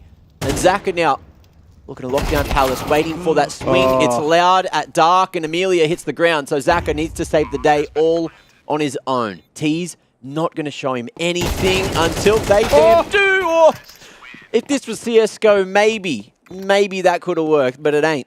And we're still yet to see a hectic spray transfer in CS2. That was just a little bit too early. The delayed step in Cloud9 is actually what wins them that round now. I thought G had that collat lined up. No collateral. Oh, but how close was that? You were talking about inches before. And we don't even know how close it was because those traces you see, Jim, we all know they're not accurate. They're wrong. It Just could have been a imagine. good shot. It could have been a better shot than what it looked like. It could have been a worse shot than what it looked like. Imagine. RNG in a skill-based game, huh? Look, to be honest, it's not the first Counter-Strike in the series to have inaccurate decals. Give us Bob. Give us left hand. Give us, please. Go on, everyone. Say it louder. Valve might listen. And give us some traces to either turn off or be accurate. If we bob as one. Oh! Hold that thought, deny Jim. We got Mac 10 action over towards A main, and they're just a punchy bag for the rest of the boys to clean on up. Perfecto looking to trade out the SMGs and the A-site stack. It was a good read, but unfortunately it wasn't going well. Yeah, things have gone south for West Melon, unfortunately. Starry is going to be caught out here. Hobbit doing what Hobbit does best. Popping a cap there with the Mackie. And now, C9 that little closer to a round win. 12-10, need just one more here on the T side to take out Anubis and send us into the second map of the series. Lin Vision, well, I mean, their buy's going to be relatively strong, to be honest. Hobbit on that Mac 10, he's opted to keep it. So, we'll see how that pans out. Zaka's had a tough time controlling mid, but to be honest, when the roles were reversed, Cloud9 were freely giving control of mid over to Lin Vision. So, just a difference in philosophy on the way to play the map. But haven't they been abused here through Canal, through Dark? I want to know if that just isn't hurt, because I've seen a few teams just fully running straight through the water there. Starry, he seems to be aware that something could be around the corner.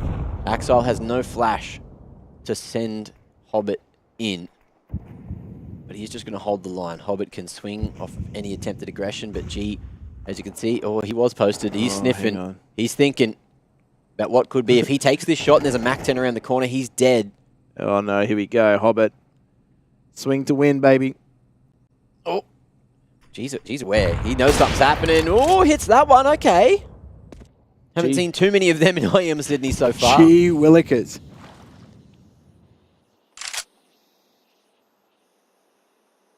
And the shift starts to come through. You can see them all talking about what to do with 30 seconds on the clock. Looks like Perfecto might run in, just take that contact. There's only one flashbang for Axile to play with here. It's not going to be bait. Oh, it's just straight through, Jim. Starry holding it down, locking the bomb into the ground, and now Perfecto, you may as well save.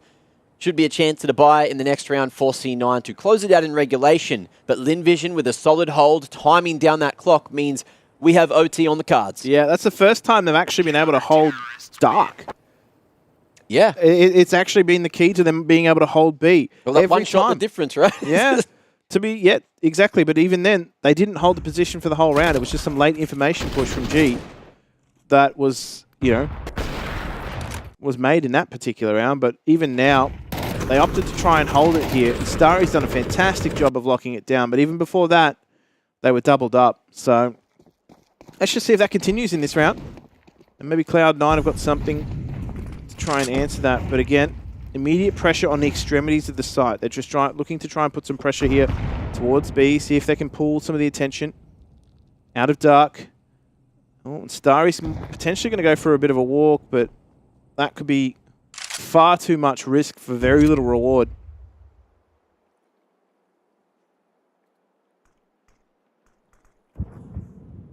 The contact in, Zaka at the ready. But are they going to get West Melon into position in time? The Molly won't stop. The push won't do enough damage either. An Electronic Hobbit tearing through the A-site defenses. 3v5 is the retake. Lin Vision has to try to pull off to finish this and take us into OT. And now it gets even harder with G falling. Starry and West Melon, they've done good work. But now they need to do great work. Over the top now, West Melon going to be able to find one. Hobbit so low, a stray bullet could push him off the edge. And now it's Starry just looking to stop that bomb from getting to sight. The mollies, they burn hotter and hotter. And this time, Electronic is going to be the one who's trotting into a W. 13-11 on Anubis. And C9 take the first map of the series to keep their tournament lives alive. Yeah, that was the pick of Lin Vision as well. They looked far better in longer stretches of that match, I'll be honest. So credit to Lin Vision, but I mean, isn't that just so typical? Losing to a Tech 9 rush in the end, overwhelmed. I wouldn't say typical, I'd say it's more common these days. Even well, though historically it's very typical. Yes. Let's just put it that way. They couldn't quite take it into OT, but I think as far as, you know, Lin Vision were concerned, they took far too long to work out how to be counter to what Cloud9 were doing. They were looking for, you know, just presence towards Dark. That seemed to be the key. And it felt like the thing that I'm noticing with how C9 are working and generally operating is, yeah, they'll go in sort of a buddy system, they'll go in 2s, they'll go in 3s every now and then, but for the most part, they weren't doing that pack mentality gameplay. And from everything I've seen, from all the games we've seen at IEM Sydney so far, it feels like the pack mentality is what's going to be the key to success for most of these teams right now, especially if you've got a solid trade game, you know what the entry pathing has to be, and just a couple of decent flashes, a couple of smokes in the way, that's all you need. And some of these teams, you know, obviously the theory, it's evolving, all the teams are adapting and trying to play differently. But that's why you saw Lin Vision, at least in that first half, you know, getting decent success, making it a 6-6 half towards the end once they started to figure it out. And in the second half as well, just individual performances on those retakes, or not even full retakes, just sitting there defending the site and locking down some map control is how they managed to survive in the game for so long. C9, inevitably the better team here in map 1, but that's not all. We got another map to get to, and of course that's going to be Ancient. Yeah, it's going to be a bit different in terms of the flavor, but I think, you know, one thing that we're probably going to consistently see is that, as you said, that death ball T-side mentality. Yeah. Do you know how hard that is to counter when you're on the CT side? And you can't spray down. You can't spray down properly, really. But then you head into the arena, potentially, where things get a little bit louder, things get a little bit wilder. A team cuts sound, they ball up, they hit a site. Not only are you then trying to communicate how quickly they're hitting the site above the crowd, you've then got to try and deal with all of this foray coming at you. If you get flashed, you can't hear anything. If you get naded, you can't hear anything. So there's many, many things that can go wrong, especially with the sound right now. All I'm trying to say is that is going to be so much more prevalent throughout this tournament and as we progress further into the finals. So just watch for that gameplay to just continue to dominate. But I think teams are going to have to find a way to deal with it. Maybe we're going to see a little bit more aggression on that CT side. Yeah. Maybe some info plays to come through and try and abuse the fact that the sound actually is the same for both teams. Well, someone was making a little bit of sound, more so than the others on the team there, and the Air Force Aim High player of the map is going to be Electronic. Denis Sharapov. I hope I didn't scuff that one, but he didn't scuff up the game either. 24 and whatever it was, 113 ADR, 8 multi-kills, and a couple of spray downs, which, you know, are few and far between so far here in IEM Sydney. Yeah, absolutely. Definitely one of those players, as we said, that we knew he had an incredibly high skill ceiling, has definitely also been at the very top before. So, you know, it's only a quest for him to recapture some of that form of CSGO, bring it into CS2. And I think this is probably, you know, one of his better showings thus far. So if he can continue that form throughout this series, they're going to be very successful in pushing Lin Vision out of IEM Sydney and keeping their hopes and dreams alive. Very true indeed, but of course, Ancient on the horizon, both these teams, they've definitely played a lot of it in CSGO, but we haven't seen either of them play it here in CS2, so who knows how it's going to go. But so far, the Shadow game, from all the games we've seen, has been just something to keep your eye on, because Shadow advantage, there's so many new ones with those crazy lights coming through. Yeah, the worksite lights. Valve, just get rid of it. Put it back to where it was. You know, we didn't need the extra lighting, or at least that intense of an extra lighting in some of those positions. Well, I think, yeah, the counter to it is as well, they've got to try and find a solution for that in smoke, to be honest, because people are still casting shadows through smoke. So, I mean, that's probably one of the first things. If they're going to keep the shadow, advantage, or the shadows being cast very heavily across these maps, they've got to work out something for the smokes as well, because there are a lot of teams that are very wary of that and are starting to cotton on to some of these more common positions with the smoke. So, look, still a lot of work to be done, but I think this is going to be an evolving case. And as I said earlier, I'm really excited because a lot of teams are finding new things, they're exploiting new things, changes will be made, adaptations will be made, and players will continue to overcome. Okay, well, let's have a quick look at the A stream and where they are currently right now. So it looks like ENCE is going pretty well, jumping on in, and it's almost Fnatic. The final round. It could be the final round, who knows? Fnatic got to try to close this one on pistols, it seems, so that's an interesting affair, but of course, what is this? This is Fnatic's map pick. Haven't kept up. Sorry, guys, that's why I'm squinting, just checking what's going down. And Overpass. Dangerous pick, but it looks like it may end up working out for Fnatic. Should be able to get some round loss there. And I don't think they're winning it here on pistols. So you guys will have to jump on over to the A stream while we're going to a break to catch up on all the action between Fnatic and ENCE, of course. Yeah, look, I'm silently backing. Not so silently backing, actually, Fnatic. Obviously, Dexter, not silent at all. You don't need to be silent about That's that. exactly what I I'll tell said. you what we can and can't be silent about, and we've got to be silent right now because it's time to jump onto a break. Ladies and gents, Ancient coming up just after this.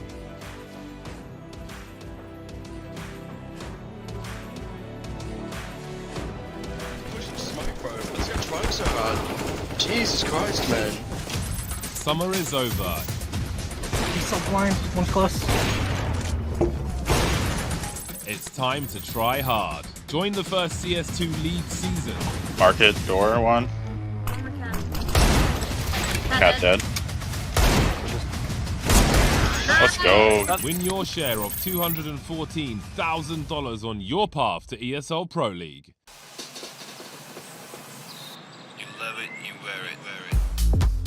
Wear your passion. Share your passion. Wherever, whenever. Gaming is a lifestyle. Get your merch at shop.eslgaming.com.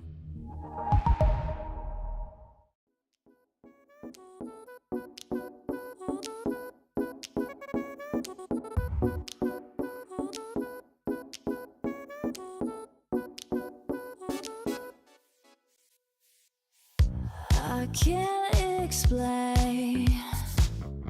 I can't explain it. I go insane when we get naked. Hold me down, never let me go. Take me in, I want you to show. Hold me down, never let me go. Take me in, I want you to show me love.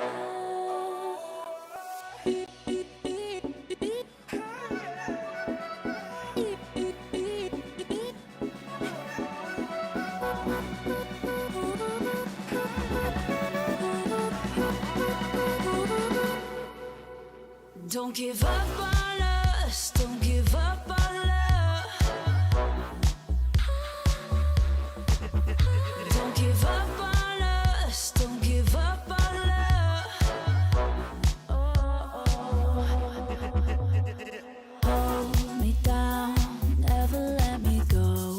Take me in, I want you to show.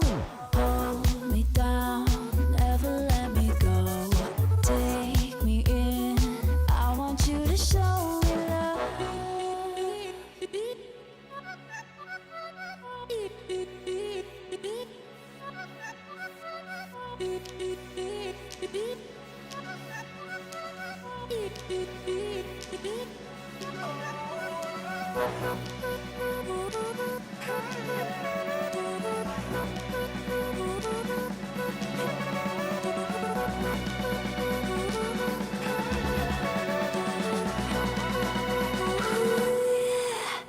Don't give up on us, don't give up on us, don't give up on love.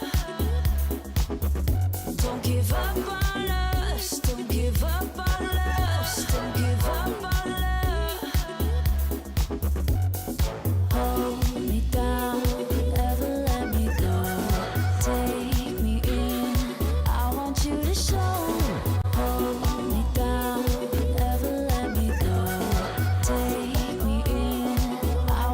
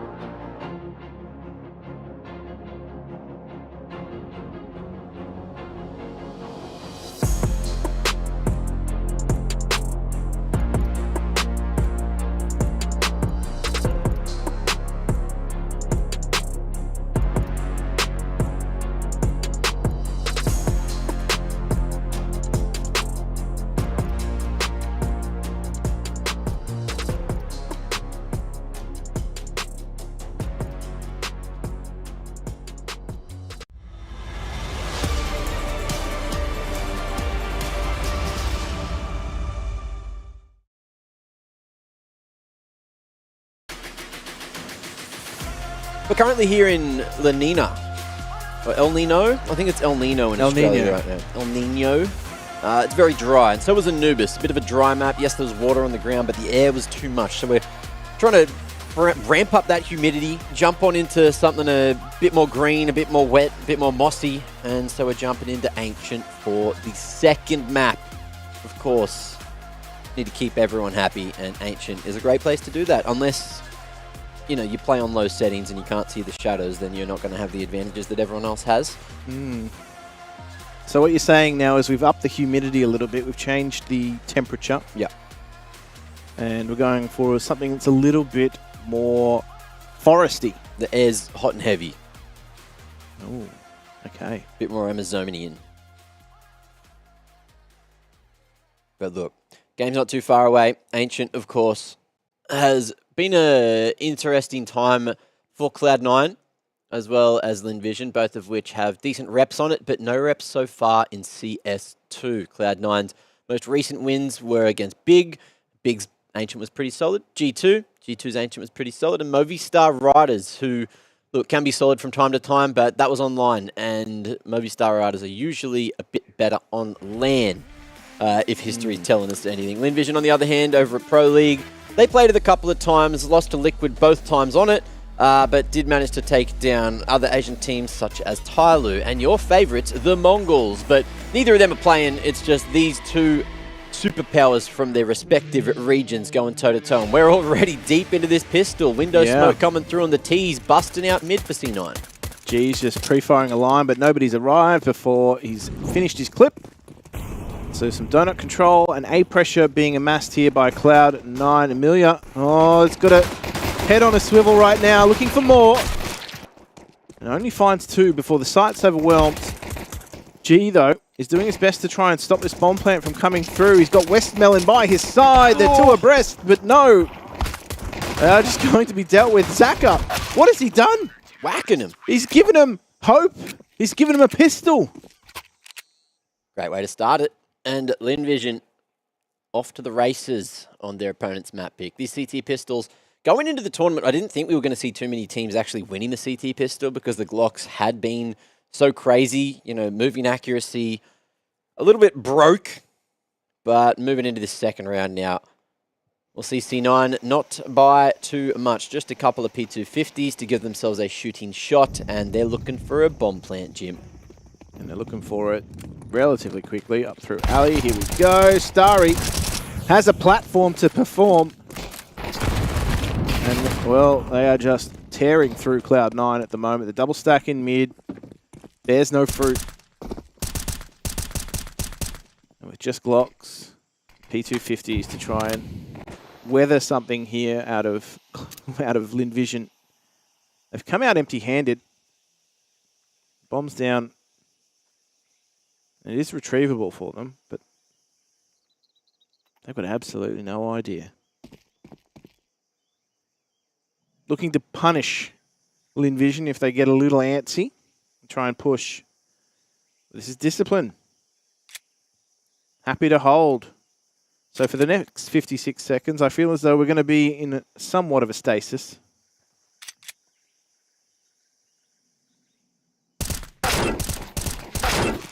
Okay. That's a good start. We've been here before with two pistols, taking out a bunch of guns from the CTs. Round's still live. What are we doing? Thank you. Now it's over. You can go to the players now.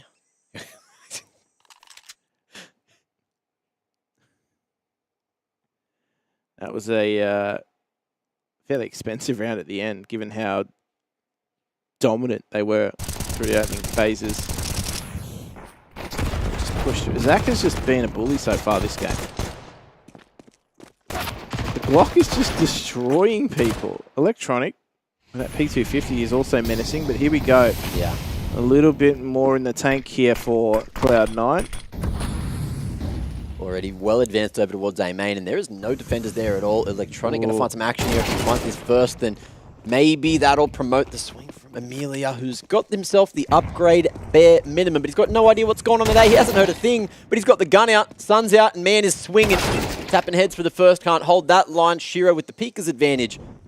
gets away with a 4v3. Hobbit in a nasty position, and off the back of the flash, which was damn good. It's going to be around for C9 every day of the week, unless Zaka burns it all the way back, which won't happen here. Hobbit standing, finding himself the double there from Temple, and the first round on their T side. It definitely feels as though that round was either swing or be swung. Every time someone was opting to hold that line, they got destroyed. Like, Amelia swung there. Hobbit swings out here. Perfecto's just destroyed the rotation.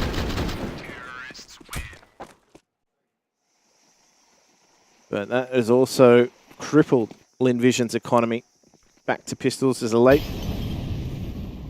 grenade coming through here on Westmelon, but focus towards mid for Linvision.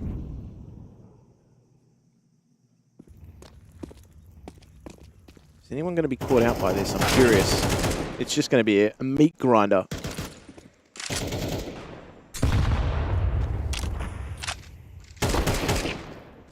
NTG. Yeah, that's just a bit of a shooting gallery. Bit of aim prac for Cloud9.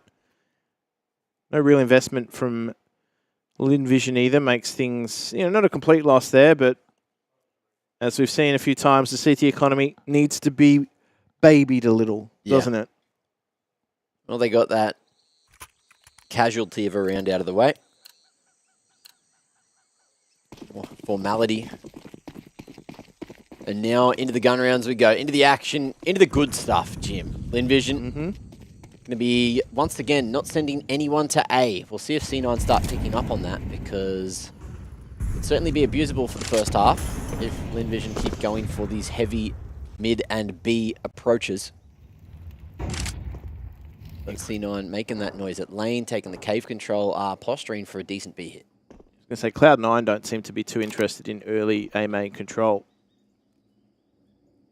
But in this mid-round phase, they start to venture more towards that. G is going to be jiggled. So the job gets harder for Cloud9. It's pulled a rotation out of Zaka. Now, as you were saying before, that could be problematic. It gives them control of A. However, the bomb's still going to make its way all the way across there. You can see Perfecto's just hiking it through. They will be able to get in, but they still have to get to the bomb spot. Amelia's there waiting. There is a smoke to give them some cover. But Amelia's hearing a whole heap of info. Yeah, but look at exactly where Electronic is. And if CT doesn't get cleared, it's good to see that G's still trying to clear this line. So Electronic should get looked at here. You can see Starry really focused on it. Won't see him straight away. Oh, he thinks he's cleared it. Oh, he hasn't fully looked. No. Oh, it's 2 free ones. He has trigger discipline. Good enough. And Electronic might have just put the round back in the bag. Amelia, however, going to be able to get a refrag onto Axile, and now the T's. They're going to reposition, play this one together from both sides. The default swinging. No, Electronic just waiting and hoping that the timing is damn good, but it's not. Zaka, head and crosshair in the right position. And that is going to be 3 with Linvision successfully retaking, barely, in that 5v3. Yeah, that was pretty hairy, to say the least. And they've taken 4 losses there to the CT economy, Linvision. So that's going to be something they're going to have to battle with over the next few rounds. Oh, yeah. But things started very well for them. They put themselves on the right foot, these opening kills. But Starry just not quite dotting the I. And T's get crossed up.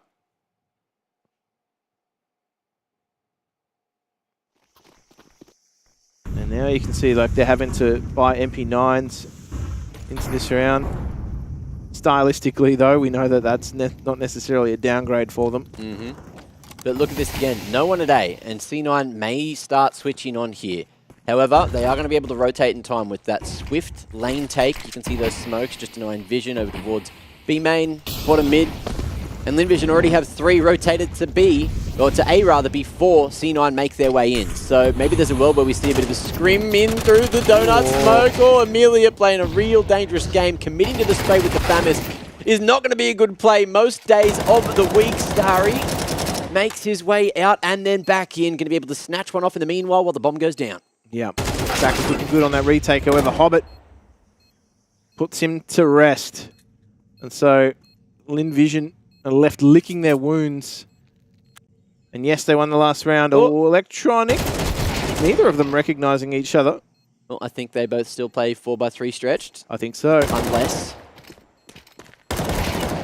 And Starry going to be able to get some good damage out here. Aware that maybe someone's still in CT. Good exits. Almost an ace. Exiting. Oh, hang on. What an end to the round. He wasn't going to be caught there at the end.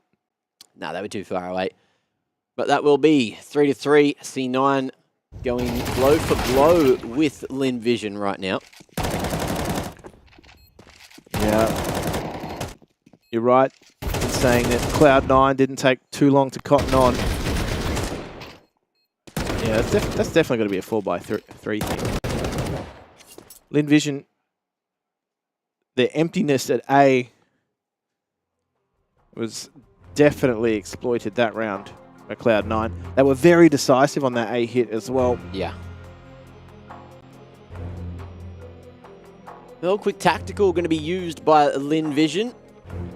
We haven't seen a huge amount of these in this series so far, but it's a good time to take it knowing that you have a mixed bag buy coming through. You're going all in. You want to make sure that Starry with this M4 gets decent value. Yeah, they've got actually quite a bit of utility to go with these pistols. So they're forcing into this Lin Vision. On the back of this M4 and kit saved over from Starry. I'm going to have to try and make something work. Now, there's a counter push here from Lin Vision. Oh, hang on. This might be a yin-yang effect. Uh-oh. I love this setup already, though. Starry falling, but the 5-7 just did not work at range. Holding lines again. Going to let Lin Vision down, and you see as well this P90 could get some action. Perfecto. Getting on the bandwagon with that P90. Oh, man. It's SMG on SMG. Oh, insta-bink onto That's Hobbit. crazy. That damage is just dumb. Yeah, shouldn't be doing that much damage.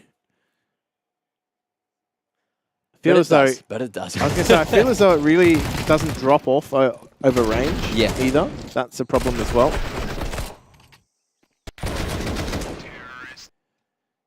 So Cloud9 have Electronic not happy with that.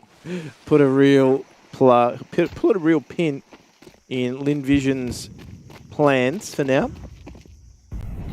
And they do head into alleyway, knowing that they're not going to face likely too much counter utility. But Lin Vision, they're going to try and overwhelm mid. Just farm time, baby. Why not, huh? And old You Perfecto. got 50 bullets, you got to use them all. Old Perfecto having a Covering farm. fire. Shiro chiming in with the Krieg to close out another anti-eco. But ones that you need. Those pistol rounds, we've seen a few silly upsets so far at IEM Sydney in select games. And this round will not be one of them. But into C9 we go. And C9 looking to net the 6th. Lin Vision. Ooh. Oh. Ooh. I know you said the sounds in this game were a little bit off, Mac, but... It wasn't electronic. Oh, no, the P90 through the Molotov. Why not, huh? The biscuit was well and truly worth the risk. Overcooked. And it's looking good for Lin Vision. Bit of action going to be going on over towards A as well as B. Things happening everywhere, and it's just going to be the smoke spam. Everyone fishing. But as you've alluded to with your finger there, we're looking like Lin Vision could all get blown over in just a moment. Yeah. Strong breeze out there today in Sydney. So don't venture outside this round. However, Zach has caught Shiro out. Electronic, though, does find 2, and so he gives himself an opening in this round, and he's going to just turf it straight towards A. He knows that there's very unlikely presence in this site. Lin Vision, they've got to band together to make this work. They are going to immediately head over towards A. Electronic straight towards Temple.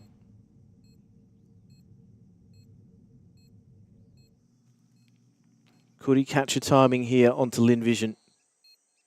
I think he's gone the right way. Only has to look one direction. A shoulder spotted. Whoa. Swings him, but won't win this time. Westmelon able to lock it in for a fourth.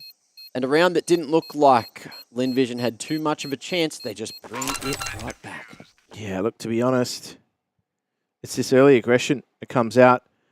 Electronic salvages that round for Cloud9. They were getting destroyed up until then and very nearly 4v1s. So once again, a very expensive exercise for Lin Vision. And the CT economy, it's not really going to have... Oh, it's terrible. Too many legs. Yeah, horrible. look at this. They've had to bring out the shotgun onto Zaka. The right place to be playing it too, to be honest. But that Molotov is just going to force him in. Hobbit aware, though. You can see he had that gun out ready for a swing in the molly. Oh, close range. And there it is, the XM coming to play. Smoke goes down. And this is another position where you'll see the shotguns work out well. Still 5 on the clip there. And Zaka, red like a book. Perfecto going to be able to find him with the smoke bang. And aggression now starting to move down mid. There's 3 players here. It's a 1-for-1. And Axile's done too. Starry bringing it back for a man advantage until Perfecto rears his head here up at the shelf and is playing a real dangerous game. The flash across the top doesn't really help anyone. But Perfecto lands his shot, and that's what's going to matter here. Yeah, unfortunately, he was landed a starry-eyed surprise. And it's actually Westmelon who stabilized the round here. Shiro has got some work to do with both CTs off each other's arm. This is going to be tough. He's got to make this P250 work. It's not going to be. And so Lin Vision win another round, but only 2 survive once more. They're not winning rounds with good numbers to build up that economy. But they are winning rounds. And that's how you win the game, Jim. That is true. In the long term. Only 2 left in the half. They will take them, even if they are by the skin of their teeth. Only 2 rounds left in the half. Still rocking MR12 here, and we will be for a long time to come in Counter-Strike 2. If you're tuning in for the first time, that's why there's a 24 on the right side of those rounds. It's 12 each half. Starry playing an aggressive approach at mid. Hobbit exploded, man. Deleting G straight away. Swinging, and G just can't shoot back. 3 and 9, having a rough day at the office here on Ancient. And now without any control at A at all, other than CT, Lin Vision, they just have to commit to a retake. And okay, all right. Amelia going to be able to find 2 there on a dime. And C9 have to try to bring it back, but time not quite on their side, looking for the temple control, which is also going to come down to if they have it. Perfecto, the flank needs to be executed ASAP right now. It's gone. And they can't. Westmelon, aware of that one potentially happening. You could see they're spinning around, looking everywhere, thinking, where the hell is he coming from? And Lin Vision take that lead back. Yeah, Perfecto got eliminated on that flank. They were kind of aware of it too, but Westmelon, Bestmelon. And, I mean, Actually, he's not too... I need to say, jovial. Watermelon's the best melon, Jim. Westmelon can have a crack at it, but Watermelon's the GOAT. I'd say give it a rest, Melon. I had more lined up. I'd say those in jest, Melon. Don't be a pest, Melon. Now into the final round of the half, C9. Still able to go for a buy and bring in some decent utility, but what are we going to see? Amelia again being a nuisance, peeking for no reason other than to swing over towards Donut side. 3v1 for Axstyle there at mid, and Zach are going to be able to take yet another name. Things getting harder again for C9, and Hobbit, he's going through the 50-50 with that util, but he picks the wrong side. Westmelon again going to be dishing damage, and now it's all up to Perfecto and Shiro to try and close out in a 2v5. They've still got a long way to go, but that's a great start finding Zaka. Certainly is, but Westmelon's position is going to be key. They do not have any smokes to deal with any of these CTs to try and break up this retake. So they're going to be looking for some timing on the duels. The flash comes through. Shiro tries to find some time. He had to find a frag there, but they are overwhelmed in the end. Lin Vision get their act together, man, and they get this retake done. And so that is going to be 7-5 at the half. They've given themselves a decent foot into this match, but it's a whole different ball game in the second if they want to close this out.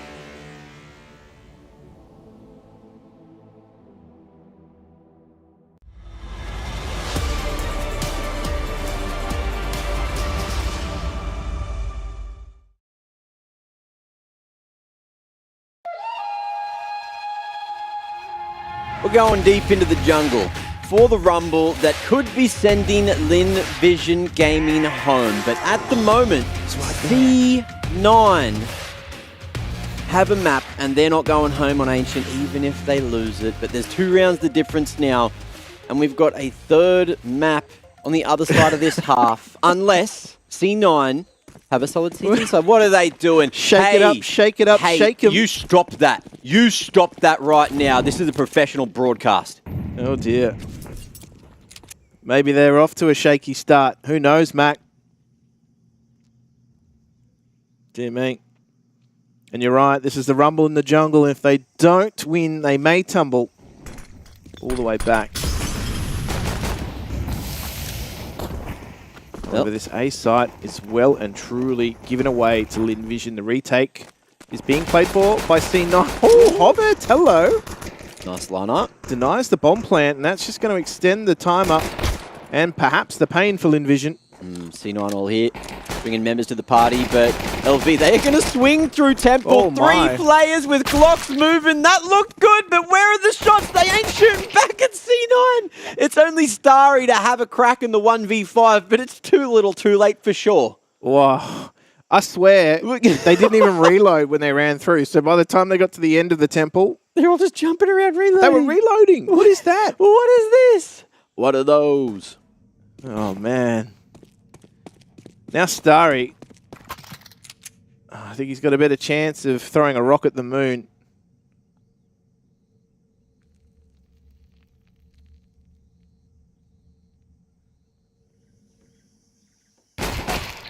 Okay. Starts with 1. That's 3 more. Waiting for the swing off that, but it's never coming. convinced. There's no more CTs here.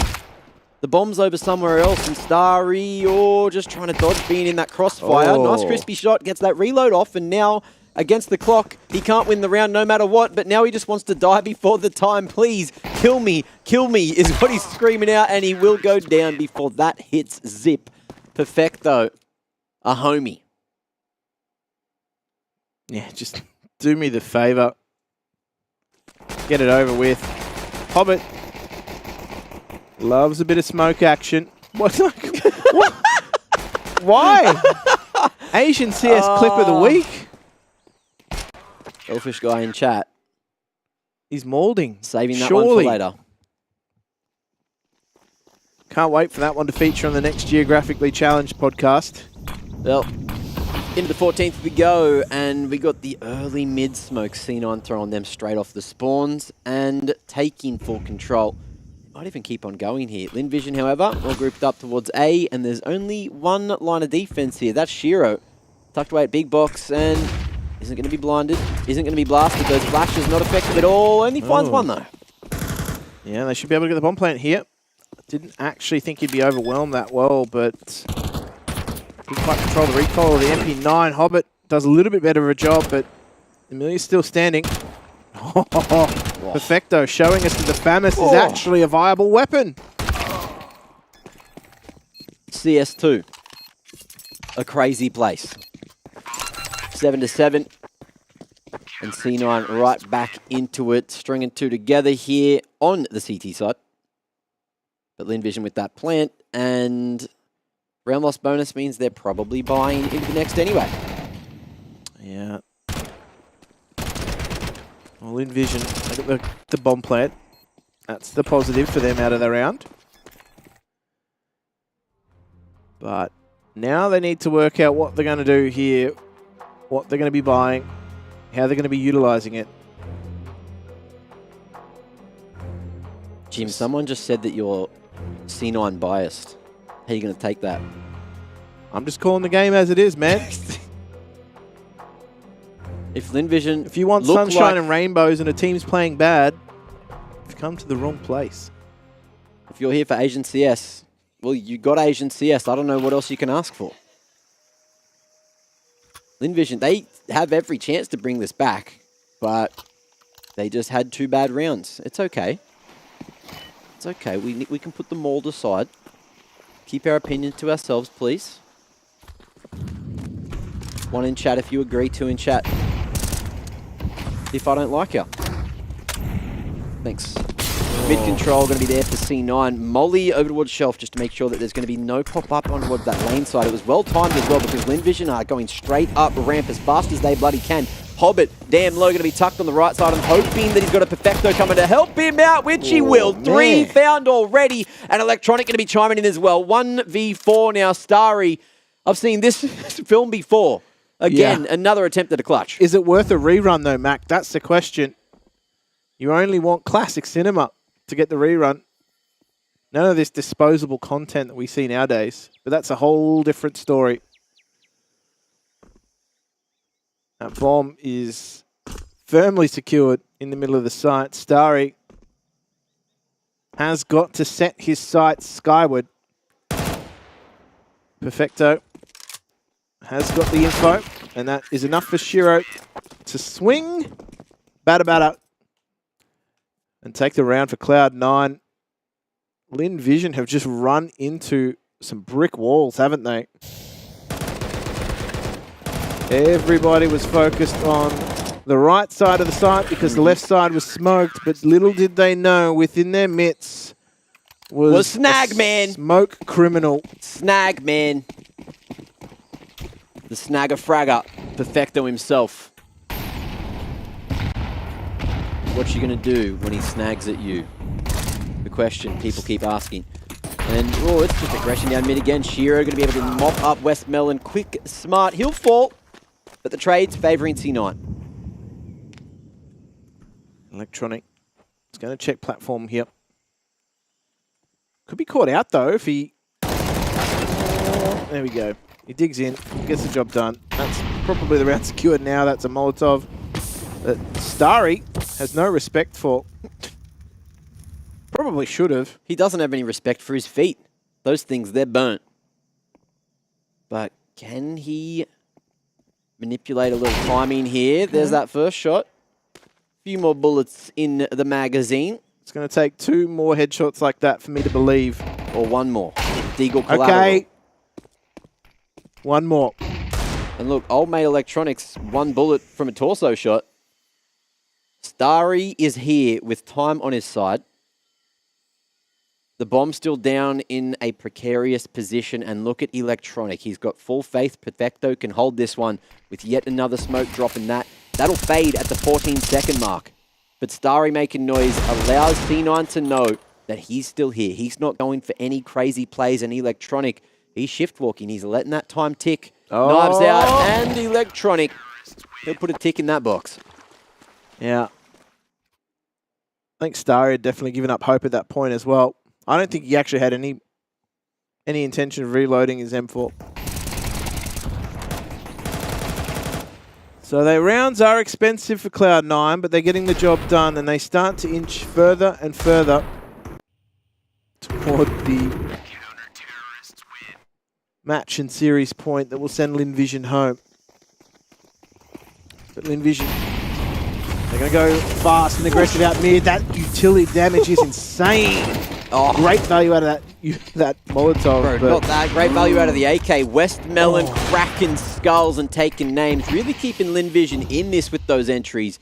And now with the mid control and still presence towards B lane. The B split looks good, but C9, they've got 2 defenders here still. And Westmelon, he might just try to sell this fake. He's got util. And he might even have a timing. How's this one going to go? Will they wrap around one another? And will he clear the corner? The shadow? On it? Hobbit not looking. No? Okay. Oh, he's jump peeking. But he's used the bug with the head bonk. Hobbit hears it eventually, but he's looking for more, and he'll only find the one knocking on the door. He knows it's fake. He's telling him, don't come A. Stay at B. Please don't rotate.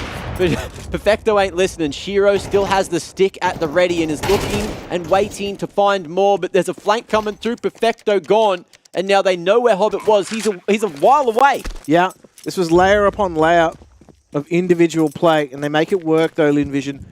Hobbit is not going to go for this, looking at the money on Cloud9. He may be just looking for exits himself.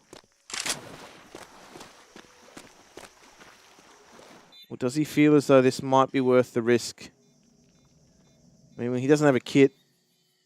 So my initial thoughts were correct.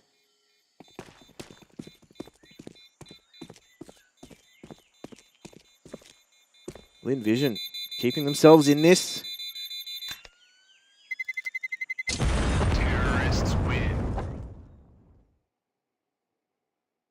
They've been quite the force. Some of these mid to late rounds. LinVision, I'm definitely an entertaining team to watch, and they are certainly finding some of these trades at the right time. It's like entertaining in moments, right? Explosivity in moments where it shouldn't be, and then crazy entries just when they need them. It's every time. entertainment if you like premature balding. It's entertainment if you love being on the edge of your seat and thinking they can do it, only for them to trip at the final hurdle. Similar to AUCS today. That's unfortunate, isn't it? But we're all here. We're all in the same bandwagon. Axile going to be able to trade that one, but not find the booster. 1 for 1. Perfecto gives him the advantage. Oh, Shiro is in a little bit of trouble here. Amelia's not necessarily pushing the issue too far, but he holds on. Hello. That was a beautiful shot from Shiro, edging. Just jiggling around that corner, looking for info, and the flash is good enough to get him straight out of dodge. Reposition on the offline in the open. He sees that shadow. He knows one's still here, but he watches that one walk away. The shadows, man. Please get rid of him. Shadow this, shadow that. Maybe Lin Vision's dreams are being shattered.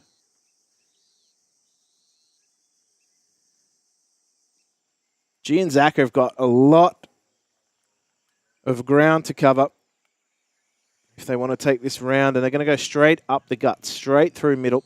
Hobbit's checking this at just the right time. And just like that, Lin Vision start to fall a little further behind. Wonder if they're going to go for a low buy scenario next round around this AWP, the hero AWP. I'll be honest and say G really hasn't had too much impact on this map. And that will continue in this round. C9, the first to reach 10. 3 more to close out the series and eliminate Lin Vision from IEM Sydney 2023. That could be not too far away, and it'll be sad for all the Asian CS fans watching at home. But again, if Shiro's playing like he is there on the A site, well, that's the C9 I want to be seeing.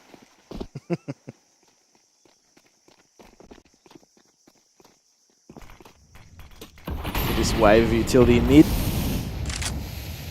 sets the scene. Cloud9 aren't necessarily pushing to contest this either. The late push from Lin Vision, though, they've waited out that wave of utility. They're now pushing through mid. Westmelon on an exploratory mission.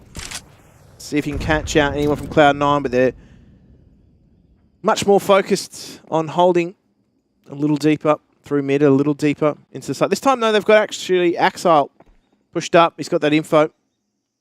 It was Lin Vision start together round B.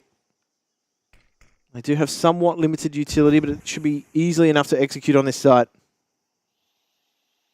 Great timing on the swing. Hobbit going to be able to draw away all that attention. Zachar in the corner. Needs to farm, but he won't be able to. It's Amelia connecting. And he's one of the men with the AK, but not for too much longer. Westmelon might be able to find himself an upgrade if they get out of cave in time, but Electronic to reposition all the way in through this short smoke. He's phasing it. He's tucked away in the corner and just waiting for it to fade and waiting for that flank to come through. Eyes over towards a long for Starry. And Axile may finally get some info. Has he seen Westmelon crossing? Looks like they will be aware for the swing. Shiro locking it down again. No one's peeking this man today. And maybe, just maybe, the AWP is a little better than we all thought. We made an interesting point earlier today that players are starting to really get into the groove with the AWP. Yeah. More so today than they were yesterday. I definitely agree. I've seen that, carry over. We've seen players, obviously, like Shiro here, even Waro as well, Alistair, start to really warm up on that AWP. Obviously, Monacy 2 has recaptured his form. But Lin Vision, using their final timeout here, they need to get their heads straight. Big pressure round coming through. Oh, G is defeated. Not GG. hitting anything, and you can see he's just GG'd like himself. He's beaten himself up there. That player cam tells a story. C9 2 rounds away from the W now. Continuing on the lower bracket tirade. Started at the bottom, but where are they going to go? Well, now they're here. Doesn't matter where they started. They got to work with where they are. Okay. This is a pretty high pressure round. Yeah, Ace the Predator Economy is just letting us know what's going down, and it's a buy for Lin Vision. Pretty much everything they could ask for. There's been just back-to-back-to-back attacks, hasn't there? Everyone chatting everything over for as long as humanly possible. Lin Vision. What are we seeing? Donut smoke, window smoke, flashes coming through, and aggression to ensue. Amelia, how's those entries? Not good. Where's the sound? It's the flashes, man. It denies the sound. And Amelia had no idea a whole magazine had been laid into him. Starry unable to trade, and they're shift walking one by one. This round is almost done. G, mate, at least he's found a fourth. Maybe some confidence. But a 1v5, I don't know about that one. 12 secured. And we got a couple of series points for C9, who are very happy with how that round escalated. They tried so hard to get out of those choke points and beat all the utility, and it was ultimately the ultimate price they paid. Let's put it that way. Cloud9 were very happily waiting on the other side of all that utility. I mean, Axile, I don't know how many free hits you can get in a round like that, but he used them all up. But Lin Vision, almost tunnel vision straight on mid. Catastrophe. Absolute disaster. Slower approach at mid this time. Going to wait and be pushed through that smoke later and together. But Electronic, him and Axile going to be able to line those ones up. And perfecto. Imperfection in the game allowing that one to happen. G, mate, see you later. 13-8, 2-0. C9 going to be able to take Ancient and the series. And that means Lin Vision Gaming are eliminated from IEM Sydney 2023. So it wasn't a long stay for them. It wasn't a long stay for Vertex or the Hounds or even Vitality. So we've said goodbye to 4 teams now, but C9, Cloud9 will continue on here in the lower bracket after a clown fiesta over the last couple of rounds. Yeah, look, that actually finished up very quickly in the end there. Lin Vision have got to be shaking their heads a little bit. It felt as though that really very quickly slipped out of their hands. And I think as far as, maybe some of those aggressive approaches to some of these rounds, it really did come back to bite them. But that's the way that they play. They stay true to their style, and ultimately it is their undoing. Cloud9 just had the adjustments. They were ready, they were waiting. They even countered that aggression with some aggression of their own, and it felt as though once Cloud9 had really worked out Lin Vision on Ancient, they didn't really have too many other places to go. They just no more stood gears. there with their guns out, man. That's what the last couple of rounds were. They knew that Lin Vision were going to try some more of that characteristic aggression, and it just did not work wonderfully for them as well. So HCS is straight on out of IEM Sydney 2023. But look, CIS, they're going pretty hard. Yeah, and to be honest, I wouldn't say it was exactly a Cloud9 masterclass either. Not at all. They definitely had some sloppy rounds to answer for themselves, and something they're going to need to tighten up if they want to progress further through this bracket and into the playoffs. But for now, they survive. And I think, Anubis was a match that almost could have gone the way of Lin Vision. Oh, so was this one. This was, to be honest, though, it felt as though Lin Vision ran out of steam very, very quickly. As soon as Cloud9 seemed to present more answers than Lin Vision could ask questions, that was a telling sign. So even though all the tactical timeouts were used, all they tried to do was change the pace. They went for something faster, and Cloud9 were ready for that. Yeah, well, almost. Axile, unfortunately, couldn't mop that one up. Speed a little bit too fast for him to track there, but spraying in this game is still being worked out by a lot of the players at the top of the scene. But there were scenes here today, and it was a bloodbath. It was Cloud9 mopping up the mess for a 2-0 sweep here in the lower bracket. And look, it feels like, I don't know if I learnt too much from this game, other than that, SMGs are pretty decent, some decent couple of pistol rounds, but again, compared to some of the games we were watching yesterday, this just felt like a mess. CS2 just feels so messy if you're looking at it in comparison to CSGO, right? It was sloppy, and I think a lot of the trading was to blame. It definitely felt as though on Ancient, Lin Vision weren't as snappy with their trading. Cloud9 were doing a much better job of doing, that dirty work in the mid to late round, but definitely felt as though Lin Vision just couldn't quite close that gap when it came to the trades, and they really suffered the ultimate price. The fact that multiple members from Cloud9 were able to, get away with some multi-frag rounds very easily. Yeah. I don't know. It's just one of those tough maps too. And Ancient, we know, can be a little bit tricky when broken play starts to appear. There's a lot of angles to clear. There's a lot of decisions that you have to make, and it just felt as though Beacon off. Yeah, a lot of them didn't go the way of Lin Vision. Well, decisions are made by the IGL, and we've got the IGL of C9 to have a quick chat to. Hobbit, mate, how you feeling after that win? It got a little messy there, didn't it? Yeah, I mean, of course, we are happy that our first win in CS2. So let's go. Yeah, you'll take it. You'll take it every day of the week. Now, Ancient, huh? That was your pick. How are you feeling about Ancient in CS2? Were you baited a few times by the new shadows going on? Do you think the map needs a bit of a dust-up, or are you sort of happy with how Ancient plays out as a map in CS2 compared to CSGO? Yeah, I mean, I didn't think about that. The only thing I was thinking about is all micro moments. I mean, these white picks, these moves from the models, and it's a bit broken, and pick advantage is too much. I don't know. No one knows, I guess, how to stop it. If someone white picking you, you have like maybe 5% chance, and that's it. Oof. How are you finding some of the in-game audio? We noticed a few times there were players passing by each other and they just weren't hearing one another. Are you finding that in-game? I mean, you're asking about sounds, right? Yes. In-game, yeah, it's difficult. I mean, the jumping sounds is, I don't know. There is a bit broken stuff, and I'm pretty sure that Valve are gonna fix it. It's like this game is, I like it. CS2, it's something new. It's really something fresh, and we're enjoying to play it. But for competitive, it's not ready for 100%. So after that tournament, we're gonna see, I'm pretty sure, a lot of fixes.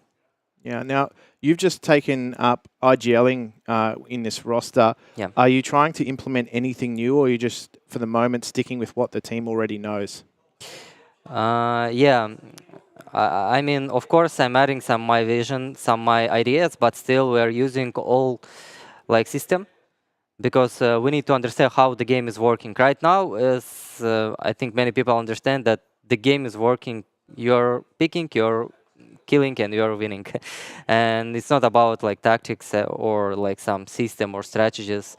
Right now, the game is working like that, as I can see. So you need to shoot, you need to just start to feel the game, and that's it.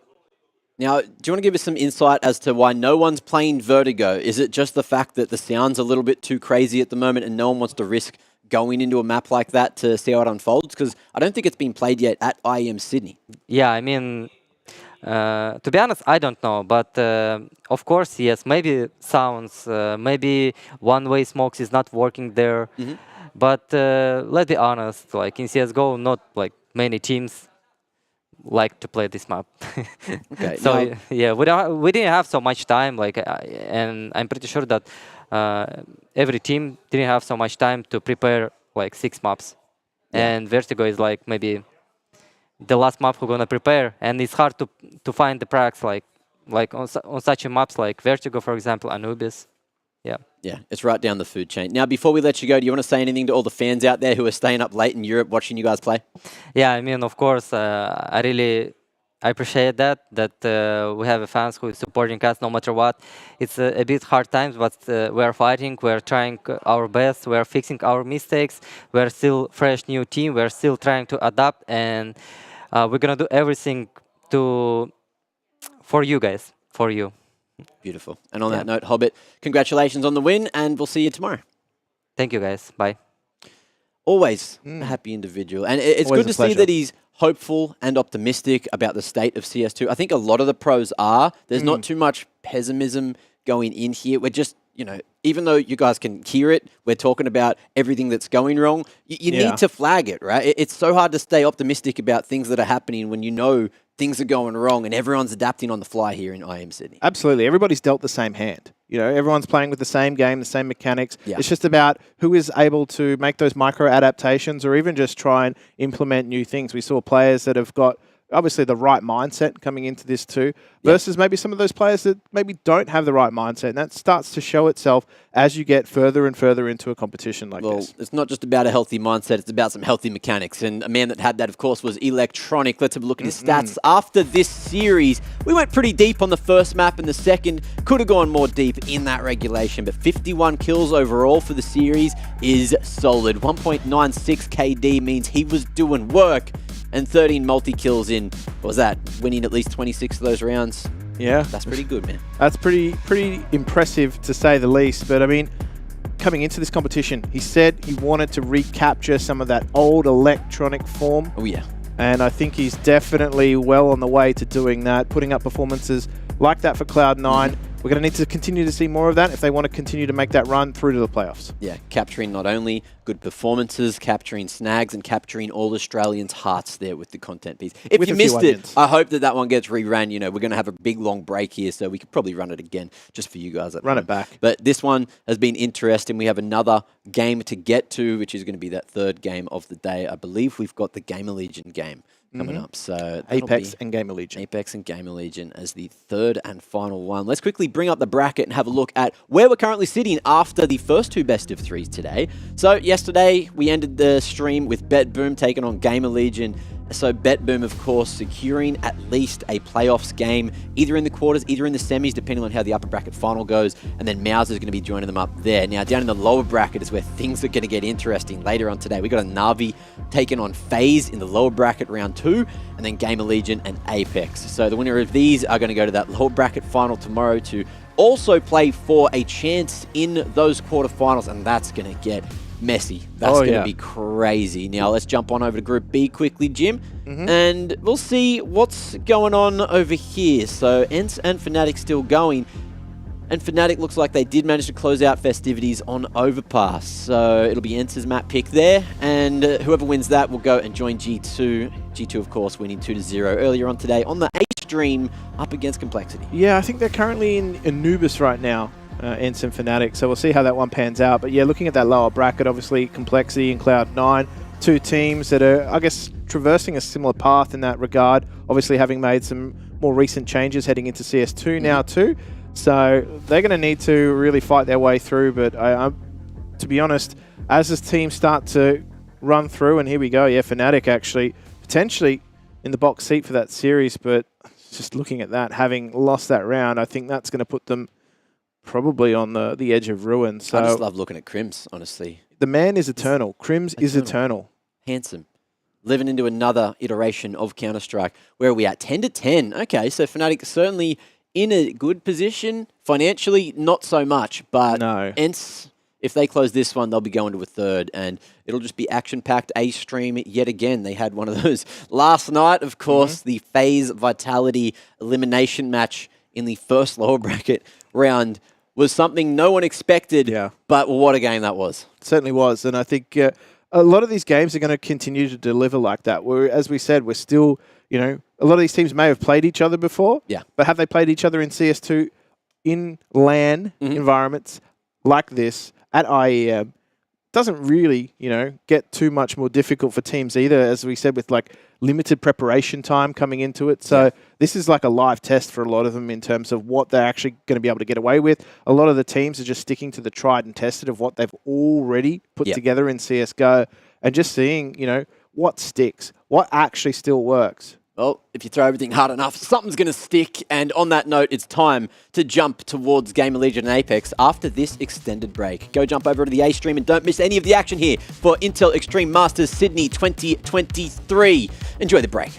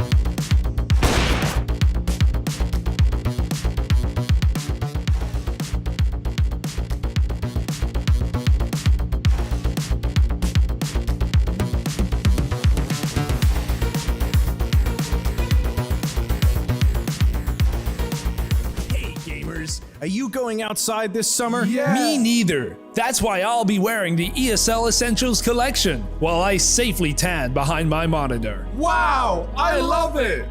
Well, you know what they say. You love it, you wear it. Made from 100% cotton, the ESL Essential Shorts exhibit a comfortable waistband, embroidery with the ESL logo. Look at the flexibility on those bad boys. Thanks. I meant the shorts. With a two-tone gray and white blend, the Zip hoodie is made of American fleece, so it's breathable yet warm. It's lime time! Try out our new and improved colorful sweater in all sizes. So what are you waiting for? Don't you dare change the channel! Pick up the phone and call now. Call now and get your hands on the new ESL Warmly hand warmers. Side effects may include warmer hands, more frags, and better stats. For more information, visit shop.esl.com. Terms and conditions apply.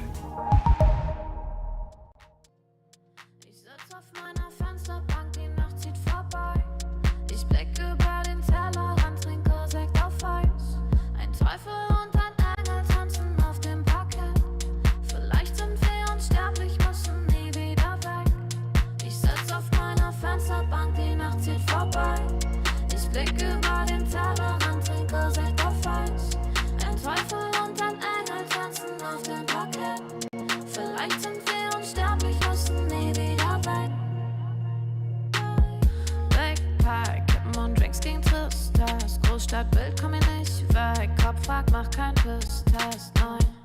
Ich will nicht auf deine Party gehen, nein. Engel und Teufel tanzen schwansee.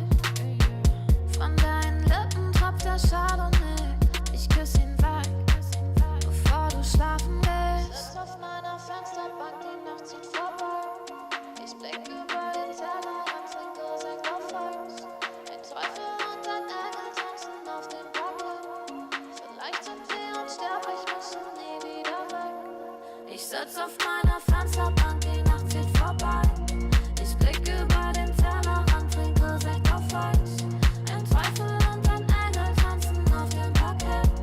Vielleicht sind wir unsterblich, müssen nie wieder weg. Faded auf den Wohnzimmerdielen. Baby, sag, wieso sind wir hier? Kann sein, dass wir den Boden verlieren. Wir heben ab morgens um 4. Ich sitz auf meiner Fensterbank, die Nacht zieht vorbei. Ich blick über den Tellerrand, trinke Sekt auf Eis. Ein Teufel und ein Engel tanzen auf dem Parkett. Vielleicht sind wir unsterblich, müssen nie wieder weg. Ich sitz auf meiner Fensterbank, die Nacht zieht vorbei. Ich blick über den Tellerrand, trinke Sekt auf Eis. Ein Teufel und ein Engel tanzen auf dem Parkett. Vielleicht sind wir unsterblich, müssen nie wieder weg.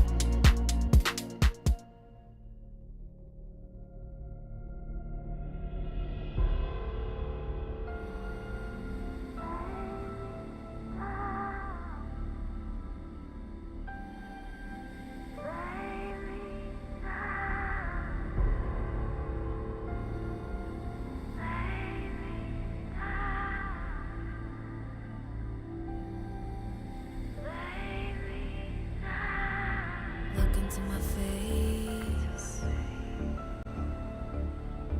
Tell me now why you want to wait.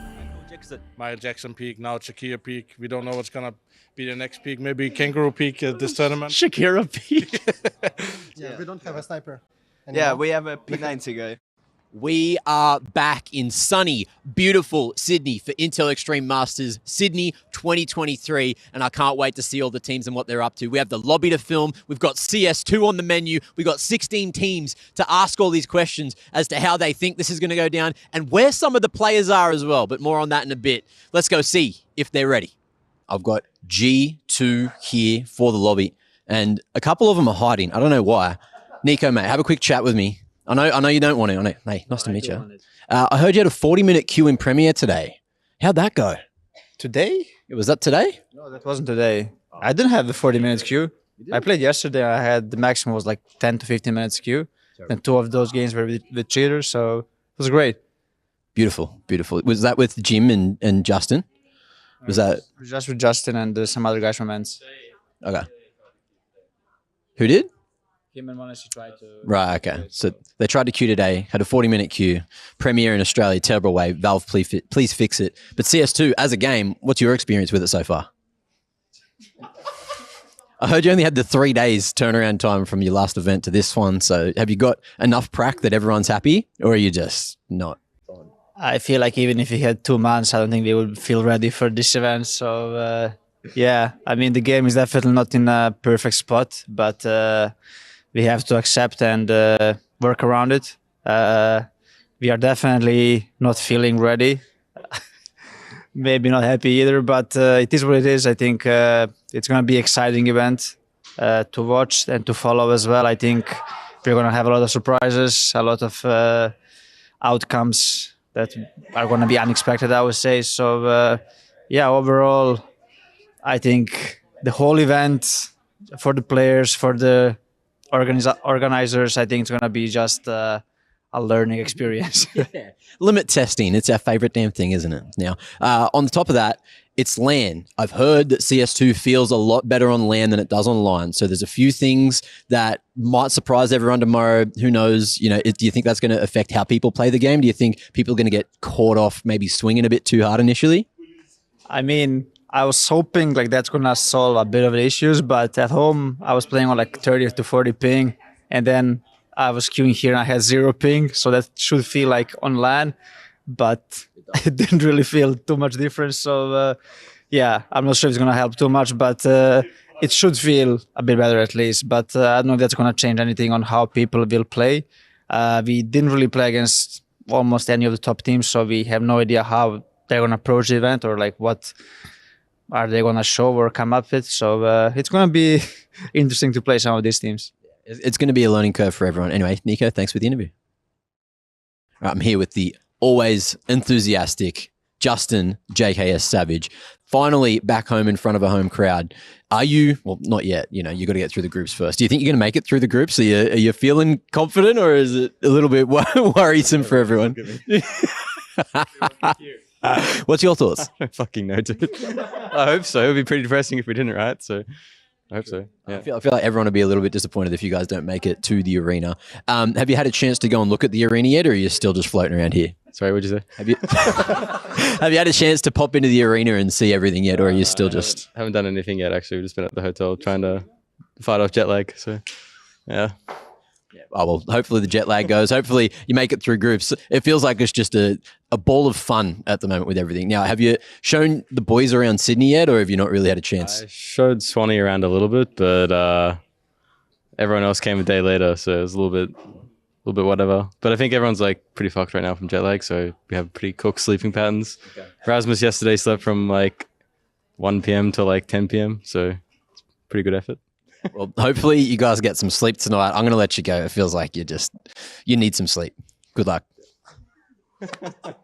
Hey guys, welcome back to the lobby. We're going to have a chat here with Mouse and see how they're feeling coming into IEM Sydney. It is the day before we kick things off. So mate, tell me, how's things sort of feeling in the camp at the moment? When did you guys get in? Yeah, when we all arrived yesterday. I arrived at like 6. They arrived pretty late, most of the team. So yeah, I think we're feeling pretty good, excited to play CS2 in Sydney.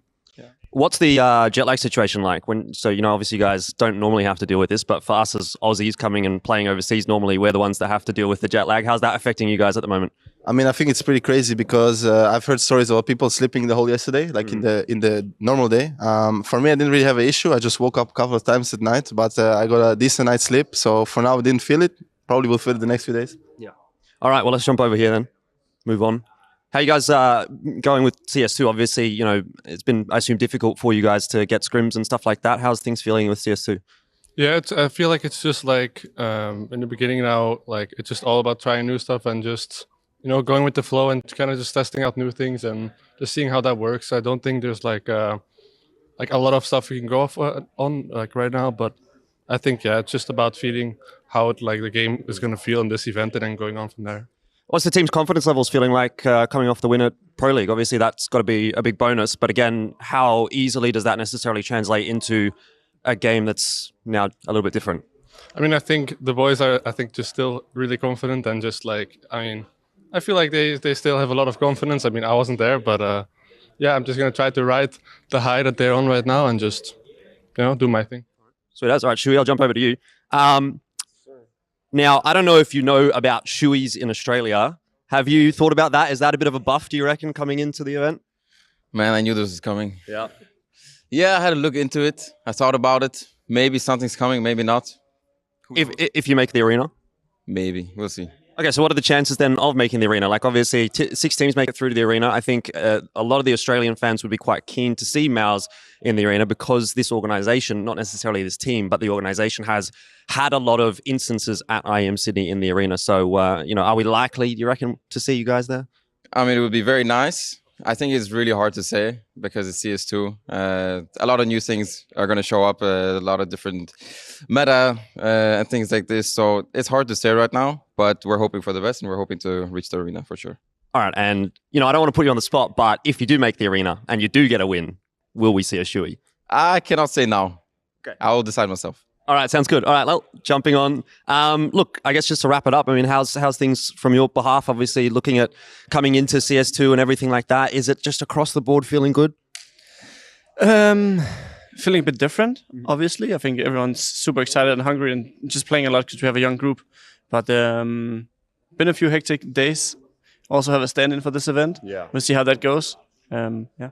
So do we know what the situation is like with that? Is that going to be a world where maybe he's going to come back and get involved after, a couple of days? Or is it not looking likely that he's going to make it at all to Australia? Do you know yet?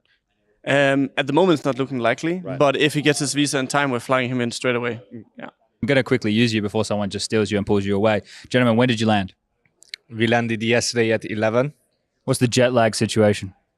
I mean, I was really tired after we landed, so I slept a good amount, like 7 hours. So I'm feeling good now. So yeah.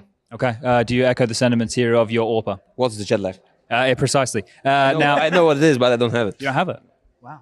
I mean, I landed the same time as him, took melatonin pills when we landed, and, got like 7-8 hours sleep.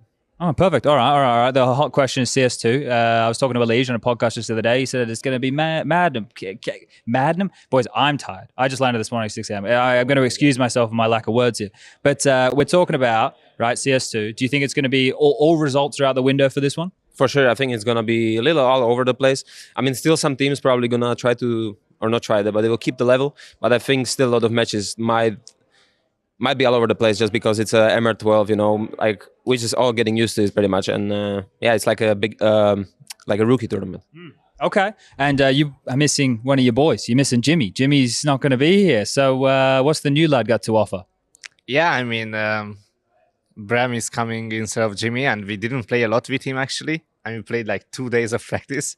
So it's going to be interesting, But I think we will just have fun. We told him just try to get comfortable, enjoy it, and I think he can show what he can do here. So okay, and you're an AWPer. So how do you find AWPing in CS2? Everyone's saying they're moving really fast. The AWP's no good. Do you agree with that sentiment? Yes, I think it's really hard to hold angles.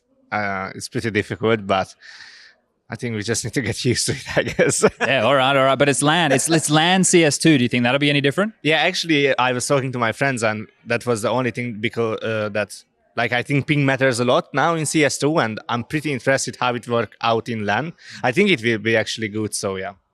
Michael, you're getting snuck up on, you're getting ambushed. He's having his coffee. We'll give him a bit of time, a bit of space. Tell all the people at home, well, how are you doing and what do you do? Product manager for IEMs. But what is that? Manage the day-to-day of everything. So, how do you do that? Basically, I try and create things and get people to do jobs and do things which follow like one path. And yeah, it's pretty fun. All right. And how are we doing? Yeah, good. Big tournament coming up, CS2.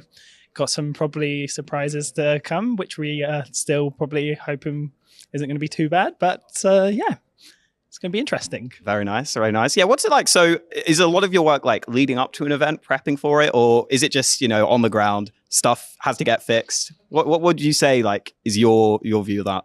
Probably the best thing to say for me is coming up with a concept with the team and then guiding the ship. So I work with everyone when it comes from marketing to TV to social to sales to every department basically to make sure everyone's sort of following that one guiding star is probably the best way to put the position of a product manager. So yeah. When you find out like CS2 is going to be coming and it's, I don't know, you don't know, I guess what's going to change or what's going to go down. Like how does that affect things? I think for us, we have a really good team. So I'd say our tournament management team, specifically Steve, who does our Steve bot, so all of our server stuff with Mihao, are probably the most experienced in the industry. So I would probably say we feel confident going in, but as everyone keeps seeing over social media, there's lots of things that come up. So yeah, we're going to be on standby and we'll monitor it as we go, but hoping for a smooth tournament. Just in general, based on Sydney and stuff, are you excited to be here? Have you been here before, actually? Yeah, this is my third Sydney. So I did 2018, 2019, but I was a tournament manager back then and then transitioned in the last couple of years. So yeah, really good crowd, really good environment. So excited to be in a new venue and see how that turns out. But yeah, huge crowd for this one. So it's going to be good. All right, awesome. Thanks for your time. And yeah, I'm looking forward to the event. If it isn't a wild FaZe clan. And the first person I want to talk to, the man with the most words. What's up, Brokey? Yo, what's up? What's good, man? How you feeling? I'm feeling good. I'm happy to be here. I can see that. So how happy are you that we're playing CS2 now? CS2 is better than CSGO. Okay. And, ultimately, when you have to really dig into your feelings, are you ever going to miss CSGO? No, shit game. Okay. And that's it for the lobby. We'll see you guys next time. Just kidding. Thanks, Brokey. Appreciate that. Wait. Do I look at that one or this one? What's up, Kerrigan? What's this all about? Not much. What about you? There's just a bunch of jokers around here. Hey, man, so there's this observer, right? His name's Rushley. Yeah. And he's really bad at the game, no? Well, I mean, I was going to say that, but I heard about it from you all the time. Well, I might have said that. What I can also tell you is he said this flight was too long for him to come down here. How's that make you feel? You've traveled around the whole planet, and he said that flight's too long for him to come to Australia? That's just BM, bro. Like you guys, these guys always travel from down here to Europe, So you have to, it's both ways, Yeah. Rushley, pull it together, bud. But on a serious note, tell me about CS2. What's it looking like for y'all? I think it's interesting, like the transformation from 1.6 to CSGO was way worse. Yeah. So I think we have a great game, a great foundation of the game. And hopefully over time, it's going to be better and better like CSGO, CSGO wasn't perfect from day one, that I can tell you. Mm-hmm. But I like the many new tactical depth, and hopefully we'll see that the next following months. But people have to adjust first. So let me ask the question that is, as a new game with the team, right? So that's got to like ignite a spark, right? Like to get things going again, get the blood flowing. Yeah, for sure. I think we always kind of stuck in this like loop. When is the game coming out? We've been together for a long time, right? So having the news game, it's going to be good for the team. You can feel it's very motivating for the guys. A lot of good energy and vibe. So just looking forward to play, but it is going to be chaotic. That I can tell you. How far would you say we are from a great competitive version of the game? 4 out of 10. 4 out of 10. I think there's still some adjustments over time. It can also be adjustment from players. So maybe if you ask me a few months, less updates, I would say 7 out of 10, So first of all, I think a lot of strange things still happening in the game. Like in bugs, we see people jumping and see through walls. Michael Jackson peak, now Shakira peak. We don't know what's going to be the next peak. Maybe Kangaroo peak at this tournament. Shakira peak. So yeah, you see all the videos I see. Yeah. So I think let's see. Let's give Valve a chance to fix it. And this is the right way to do it. People are going to play now. People are going to play tournaments. Valve can adjust, and we can kind of send more direct feedback than just from playing Premier. So tell me about playing 12 rounds, max rounds. I think over time it's going to be good for the industry. Some we have to adjust to. Some games are really fast, but on the note, in comparing to practice, I think it's good. You have like a 15-20 minutes break where you can actually talk about mistakes and give a little more fresh air between the practice. So just going to see how it unfolds, but definitely some faster games now. People have to adjust as well, and we have to see less saving, I think, as well, of what I've seen in practice. So God bless. Yeah. Game time is getting shorter now. Game time is coming to a close. Hey, did you get a ranking? Did you get an elo yet? Oh yeah, it's pretty low. I'm solo queuing, so that's rough times. I don't recommend play with a buddy. What'd they give you? Come on, tell us. 14K, I think. Okay, I think that's respectable. Yeah. For solo queuing. Yeah, who do you want to talk to next? Talk with Robs. Oh, he loves it, right? Yeah.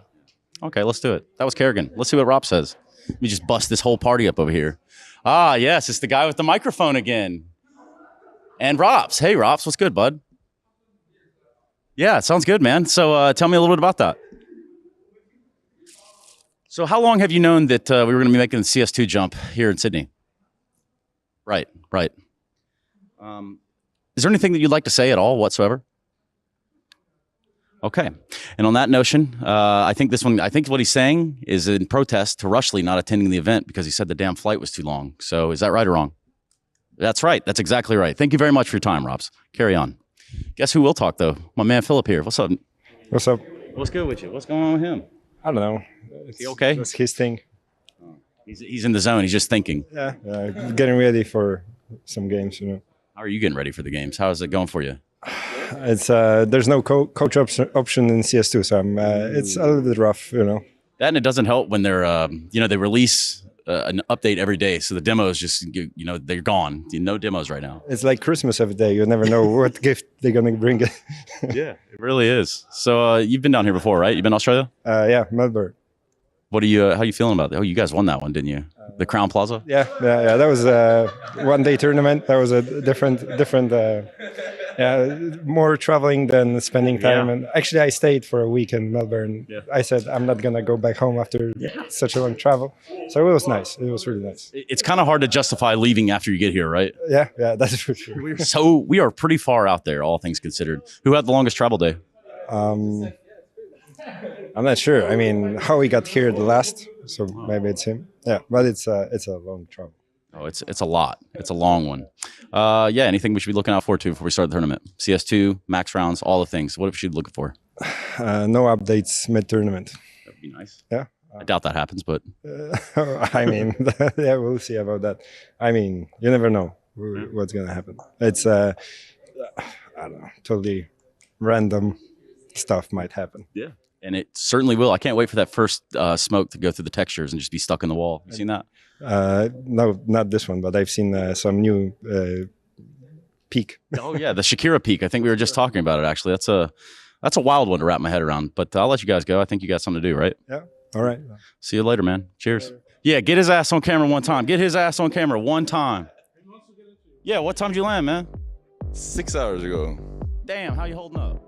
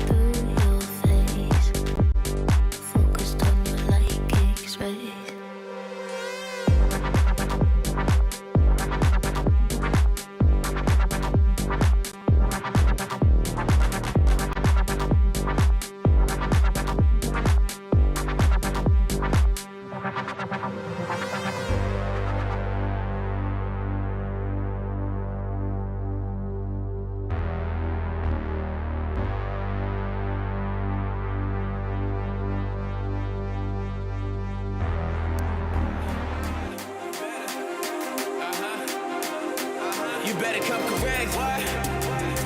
Oh, this what we doing? Well, I don't mind if I do. The boy like a cheat code, they'll 1 or 2. They say iron sharpen iron, nothing sharper than truth. Plus that, and I just do what I do. They come out of pocket, I slay verses like demons and goblins. Be sure to never try to short me on a profit. I got this. In case you boys forgot how I rock it, come and sit courtside for reminders, please. The wall's spilling out, they come to hear me out. Whoever doubted me, tell me who you with now. For real, tell me who you with. And we can take that risk. You wanna place a bet? For sure we taking offers. Better come correct. That's right. Yellow tape for caution. Wish you all the best. Coming for my portion. Whatever we invest, we double never forfeit. Better come correct. You better come correct. You better come correct. You better come correct. You better come correct. Why? You better come correct. Why? You better come correct. Why? You better come correct. What? You better. You better come correct. What?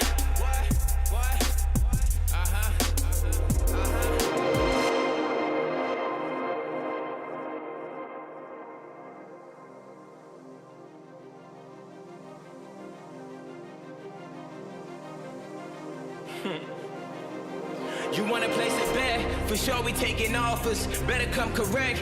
Yellow tape for caution. Wish you all the best. Coming for my portion. Whatever we invest, we double, never forfeit. Better come correct. You better come correct. You better come correct. You better come correct. You better come correct. You better come correct. You better come correct. You better come correct. Come on, man. How you walking like the big guy? When we all the big guys, like who is this guy? Hey Joey, how we get this live? Started cold, now we hotter than a fish fry. Yeah, pulling Jason to office. They say get it how you live, I guess this what they talking. I pull up they party, pull up in they pocket. We making a mark, we creating a market. They show manners now, got their cameras out. They can't hand me down, I got my hands in now. Yeah, so it don't matter who you get. I'm the only one they with, you know it. You wanna place a bet? For sure we taking offers. Better come correct. Yellow tape for caution. Wish you all the best.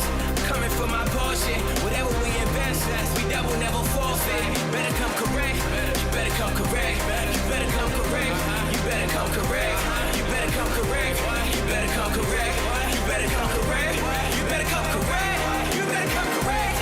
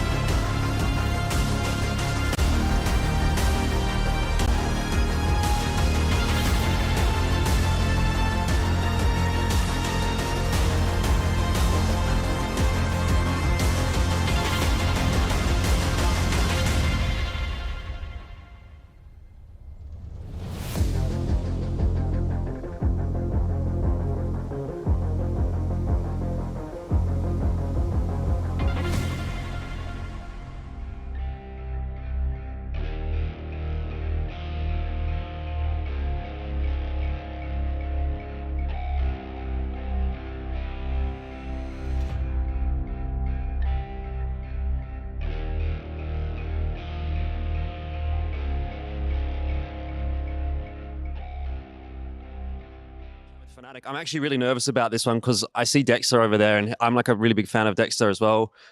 We've never met. This is my first time meeting Dexter. How are you feeling, Dexter? Hey, again, buddy. It's nice to meet you. I'm good, thank you. Did you ever think that this Fnatic jersey looks like it's on a Weber barbecue bag? Have you seen those Weber barbecue bags? Yeah, I have. I actually thought it was like those like party shirts that you wear when you're like 5 and you're like really cool, like you have the flames coming up and you're like I'm the coolest at like the school dance or something like that. I mean, to be fair, I think actually as far as Australian CS players are concerned, you are among the coolest, if that makes sense. You know what I mean? Like, you know, you got JKS, he's up there, and then now you're kind of like the guy that's doing it for AU. So what's it kind of like to be back here, obviously competing in AU? You know, when was the last time actually you came back to Australia? Have you had holidays here and stuff like that? I was here for Christmas, but yeah, being away for like 10 months at a time is always going to be a bit tough. But yeah, it's nice to be the coolest. Between me and Chad, I guess, that are the coolest around here. So it's good. How are you feeling about coming in and competing at IEM Sydney, though? Obviously, you know, big deal for all the Aussie fans to see an Australian player on the stage. Now, that could be you, that could be JKS, that could be Greyhound, that could be Vertex. So I feel like we've actually got a pretty good opportunity to have at least a player on the stage. Do you think it's going to be you? Yeah, I definitely hope so. I think we just need to play pretty damn amazing because it's like totally new game and you have like no idea what's going to go on. And yeah, it's pretty crazy times right now, I would say. All right, I want to jump over here then, Mezzy. Obviously, you just said nah to the answer to answer that question. So do you want to dig into that one for me? Are you not feeling too confident about going into CS2? No, I'm just trolling. I think I don't know, new game, oldest team here. Yep. So you never know what can happen. Maybe the experience will kick in. We'll see. But practice has been interesting for sure. New game. I think a lot of new stuff. But I think it'll be good to see what teams are kind of doing in like a tier 1 level now with the new game. So it'll be fun. Do you think it's a buff to have Dexter on your team, having an Australian on the team? If you do make it to the arena, I think is going to be a big benefit just for the crowd support. Yeah, for sure. I mean, even just having an Aussie on the team, just extra style points for sure. Get the extra call points in the team for sure. I think UK and Aussie in the team is made for success for sure. Awesome. Thanks for the chat. All right. Everyone else has tried to run off, but we're going to go and chase them down. Guys, you can't escape. I know you want to. We can do a double if you want, if that's easier. I'll stand in the middle. All right. It's been a while, obviously, since you guys have been down under. Actually, have you guys ever been? I don't think you've been down under, have you? First time for me. First time? Yeah.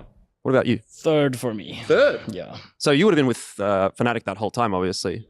Yeah, correct. So how's it been kind of coming back? Obviously, you know, I know the conversation a lot of the time is around the jet lag and the time difference and this kind of thing. How are you guys dealing with that? It's kind of rough, to be honest. Wake up in like middle of the night, like 2 a.m. and stuff. But I mean, it is what it is. You have to like accept it. Like it's kind of so nice here. So have to just fight through it and just enjoy the day, I guess. Do you get used to it after doing it a few years? No, you never do. What about for you? Has anyone actually given you any tips or anything like that? Any of the teammates trying to help you out with? Because I assume this would have been one of the longest flights you've ever taken, right? Yeah, 100%. I think my whole travel day was like 36 hours. So yeah, definitely one of the longest ones. But I mean, I'm pretty at least I feel pretty good, like changing the jet lag and stuff. And usually I don't have a really big problem with it. Of course, I just wake up a few times in the night, but I just go to sleep again and it's all good. It's just probably the 2 first days is the most rough, but usually I kind of like planning out my schedule and sleep schedule, so it kind of works out usually. Have you had the opportunity to check out much of Sydney yet? Not much, just been walking around.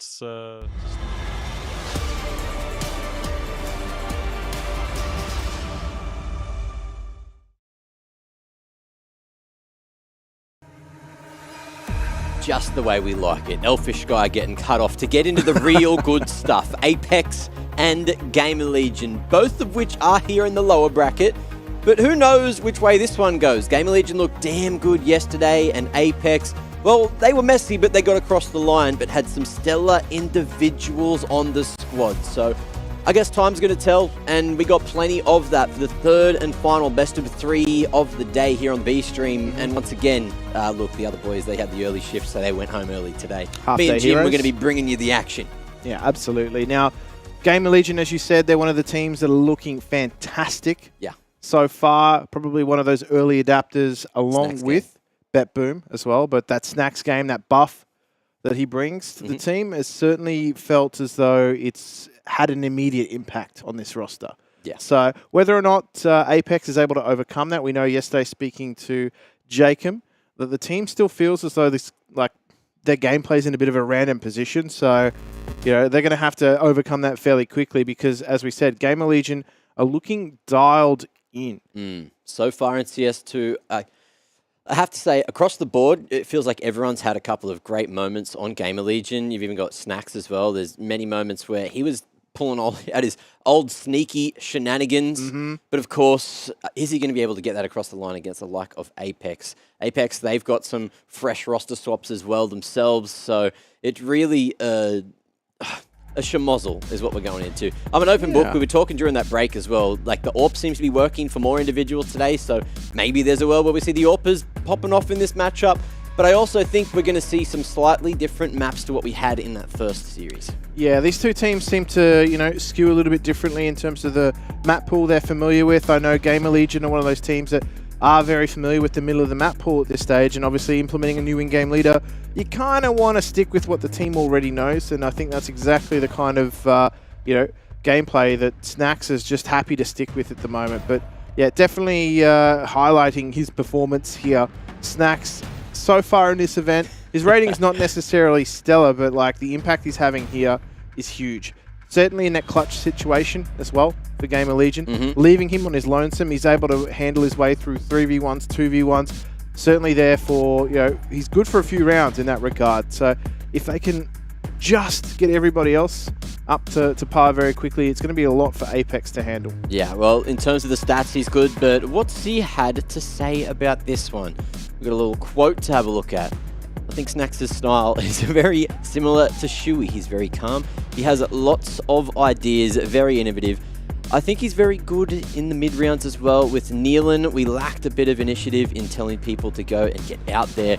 With the players we have, we feel like this is the way we need to play. So that may just be why they're finding this success so far. That's from Coach Ash. Yeah, absolutely. Definitely would agree with the fact that you have a veteran like Snacks on your team and he tells you to get out there. Yeah. You're going to get out there. It's one of those things where maybe Nealon, as one of those younger players, didn't quite command the respect that this roster needed to give him. Yeah. Snacks, there's no issue there. Like He's watching you, man. He's watching exactly. He always knows. He's also, not only watching you, but he also got to have a chat with Heku earlier. So let's see what the big man had to say going into today's game. So, Snacks, how does it feel to be back at an IEM? Good. Good. Well, that's always good to hear. I think the last time you played at an IEM was in Dallas, and back then you gave us a really good food review. Where's one for Australia? I don't know, actually. I think it's Korean barbecue again. But are you gonna do like a whole review of places? Because I might have a day off. I need to know where to go. Depends if I will still like guys after this tournament. I see. I mean, at the previous tournament you were a sub. Right now you're actually a part of the team, so you can't get rid of them that easily. I do want to know, considering that you have so many nationalities in your team, is it in any way sometimes hard to IGL in English? A little bit, maybe.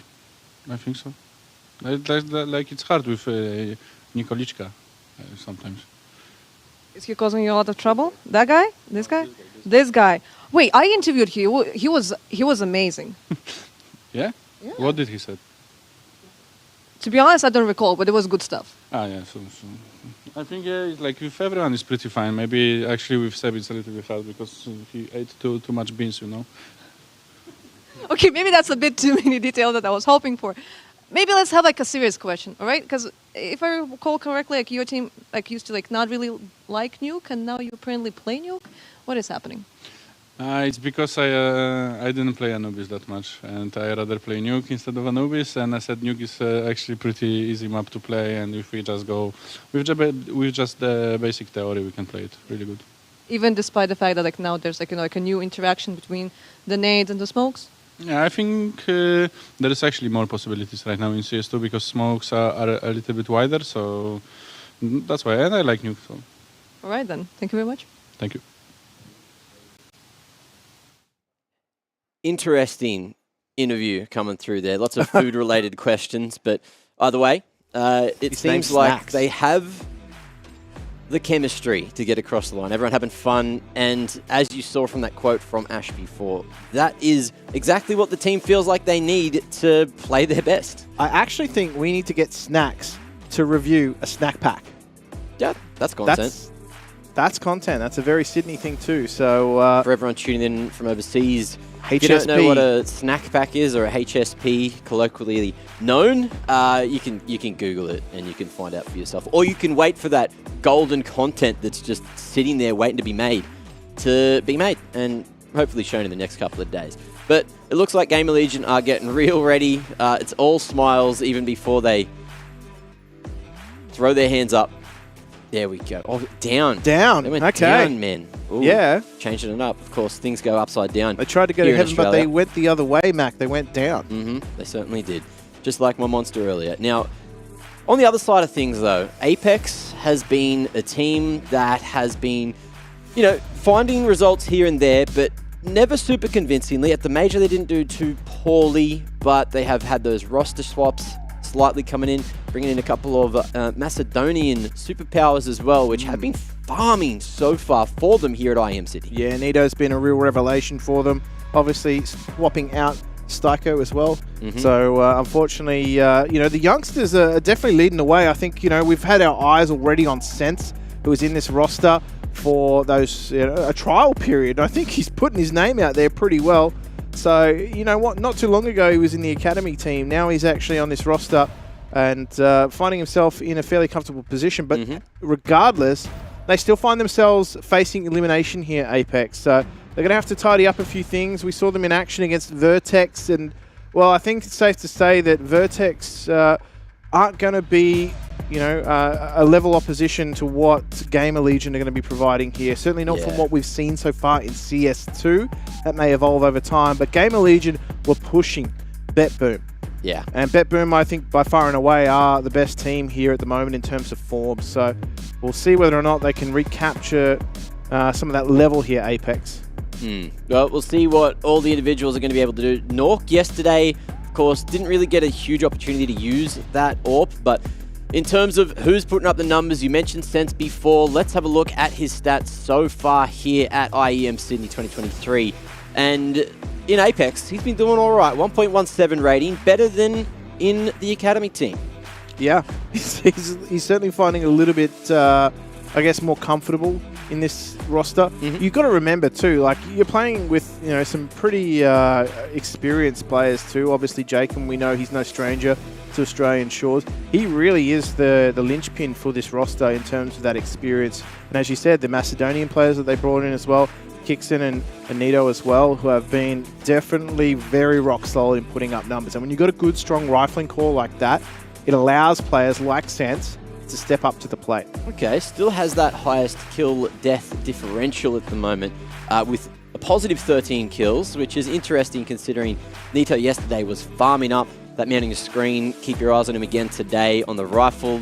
And those rifles, they are putting in some groundwork. We've seen a bit more SMG play today, at least some chaotic game style, but who knows if that's going to be brought in. We know that it sort of worked a bit more for BetBoom than it has some other teams, so it feels like some teams are starting to adapt that in, and it's only day 2 of the tournament, and we're not even done. If more of that pack mentality starts to come through for these teams, we'll see if that really is the key meta sort of strategy a lot of these teams need to be bringing in, or if everyone's still just relying on their thoughts. Either way, let's see where this is going to be played. It's time for the vetoes. No nuke. Get her out of there. Or else are we not going Anubis? Okay, so Gamer Legion didn't want to allow Apex to get onto that. No, they definitely didn't. Apex, though, didn't want Gamer Legion to get onto nuke. True. So it's a bit of a tip for that in that regard, but look, let's just see where this goes. I know both these two teams have got a relatively wide map pool, but Vertigo! There it is! We hadn't seen it on the B stream, but for the now first time. We get to see it in Overpass. Haven't seen it at all. Gamer Legion we haven't seen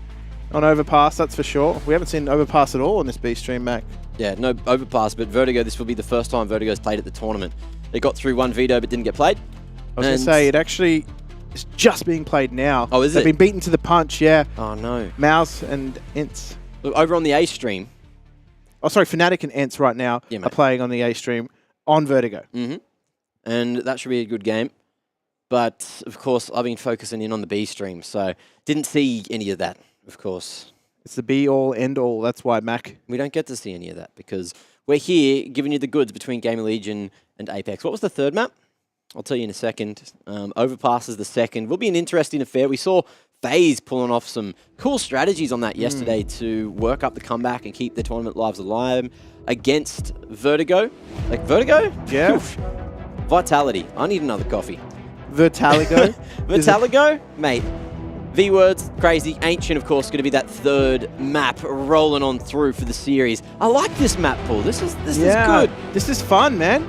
But will Vertigo be good? That's the question on everyone's lips. And here we go. How's it going to roll through? It's going to be a lot of action here. Everyone, the beast there jumping through Sense. Great entry work. Isaac, though, has to go for the reload. And he survives to get another mag in, but the frag in is going to go in the way of Apex. Yeah, they've just pumped the brakes too. They're not fully committing to this side. They're waiting for some of the rotations to come through. And Kios, well, that smoke is just denying him a whole heap of information right now. Gamer Legion haven't fully committed to this rotation, though. They have snacks over on this A site still. And Apex have got some time to work with in this 3v3. They're probably looking for just another frag. But as you said, this angry mob gameplay style looks to be working for them. The smoke will signal their arrival on this site. And they'll just patiently wait for this retake Gamer Legion. They do not have any utility to work with, though. It's just that kit on Kios. So the timer isn't really of the essence. They can wait things out. They can wait this smoke out. But will they? Ooh, swinging. Is the best way to go for the most part. And we're going to see Apex swing right back and hit everything. First round on the board for the T side. That's exactly the way they wanted to do it too. Nice and quick. They ran into that stack over towards B stairs and navigated their way out of that nicely. And then had plenty of time, plenty of space to work with. Gamer Legion only had one player on that A site. They opted to go for the retake, but didn't quite come off. Now, just a single flash for Gamer Legion. The pop flash, the grouped approach. And I feel as though Apex are not going to see a CT. And that's fine. Will we get the unicorn round? Flash will come through eventually. But Apex, they have found the freest site in existence. And now it's all just about counting this one down. Site so free it could be located in North America. Gamer Legion. They don't want to carry across USPs. They haven't invested at all. They've got the buy into the next. And they know that doing some damage to that T economy can certainly help them in the long run. So they are thinking about going for a late approach here, maybe finding someone catching them on the exit. And that might be Nito or Acor going to be taking Kios out of the mix. And the flash, it's good for some damage. Okay, one found, better than nothing. But that was an extra couple of dollary dues in the back pocket for Apex. And now moving into the third, it's time for a gun round. Yeah, they just opted to see if they could get some late action on that site, keep everybody around for the bomb radius. But now heading into this round, cats are out of the bag. And Legion now, that smoke is just going to be abused. The Molotov snacks, he's got to move, he's got to find 1, 2. Even with all that damage being done, the change in pace, Apex, they're met with stiff resistance. Yeah. Utility comes right out of the back pocket. And so it's a 2v4 now for Apex with plenty of time. But Gamer Legion, they can back right off. They can play this out. They can trade this out.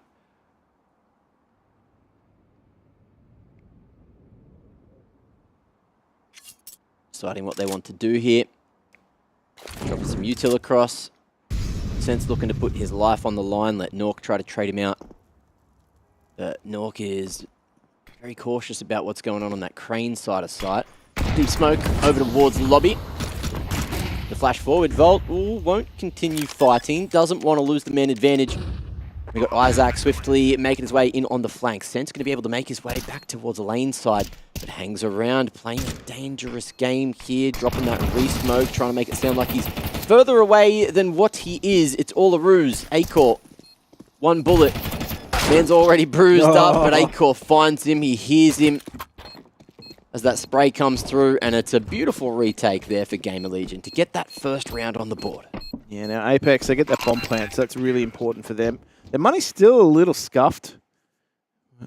You know, not necessarily having everybody on rifles, but they will be able to get a buy out of that. So yeah, they're going to continue to try and put pressure on the CT economy. Having 4 survive for Gamer Legion, though, was very important.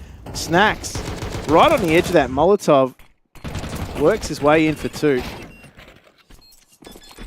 And very patient approach from Gamer Legion. They're happy to play the retake on this A site. So Mac 10 for Kixon. And he's going. They're extending. Here's those mollies burning in front of him, which will slow him down. The donk is good and Snacks is better, falling all the way back with the pick, but the Mac 10 trying to chase him down real quick, smart, but won't go past that point of danger. Acor going to be able to make the flank start happening, that smoke fading. Kixon able to find himself that upgrade now with an AK and maybe a shot in the 2v4. Giving themselves some time, but Kioz again has just slipped a net. They have been aggressed. There's no comfort allowed for Apex. They've been disrupted entirely by CT aggression. Dumping of that utility on the ramp was perfect. That smoke clearance was chef's kiss. Keeping him right in it with that molly on the other side too. Nice little utility combo. And the CT's ready to swing together. It's strong, and Volt has taken yet another name. 2-2. And the CT's coming through with a double.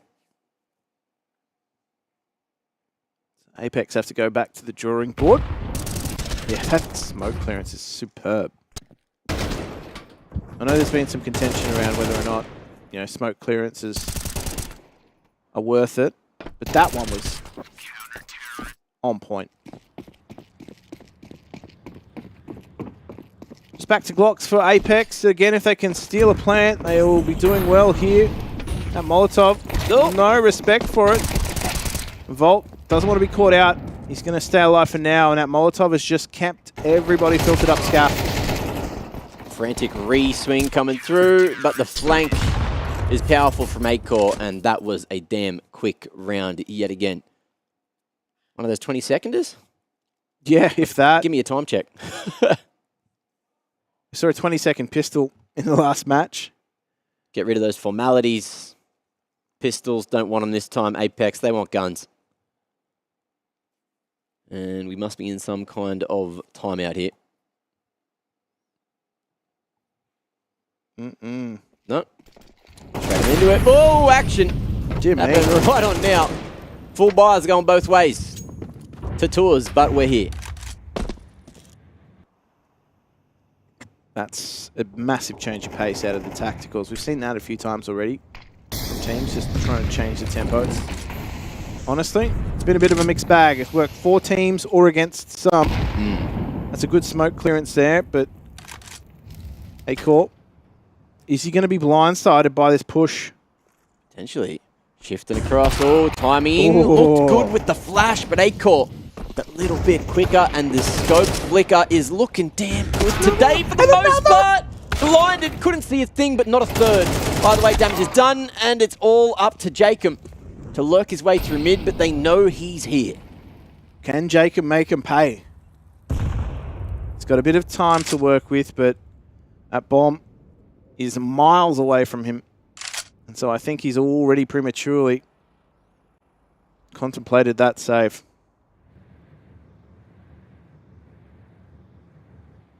It's a good hold from Gamer Legion. They've been steadfast.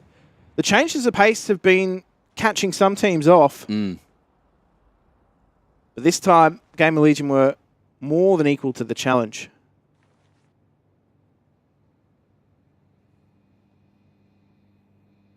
Ticking that time down. But with the bomb out in the open on B, Jacob No shot in the round, and we'll just have this hero AK for the next. 4 secured now for Game Allegiant. Kioz has even managed to retrieve that AWP as well. Game Allegiant are going to be very happy with how that round played out. Certainly are. Again, another solid round for them, keeping numbers alive on that City side. The economy nice and healthy. And so that continues to build for them. That's definitely not having them too troubled either, because the death distribution's been quite good. Plenty of money there on Vault too. They've got some AKs. Tactical timeout here. Apex just trying to go back to the drawing board. What are they going to be able to do? Jacob having saved out his weapon. Are they going to try and buy around it? Doesn't look as though there's too much investment there just yet. And if they are going to, it's going to be relatively late. Yeah, Sets. He just kicked things off, didn't he? Yeah, but Acor, this is all on him. Lovely jubbly. Goodbye. Oh, Hans Gruber, is that you? It's almost Christmas. Have you got your Die Hard Advent calendar out? It's not that close to Chrissy. We've got another month or so, right? Almost 2.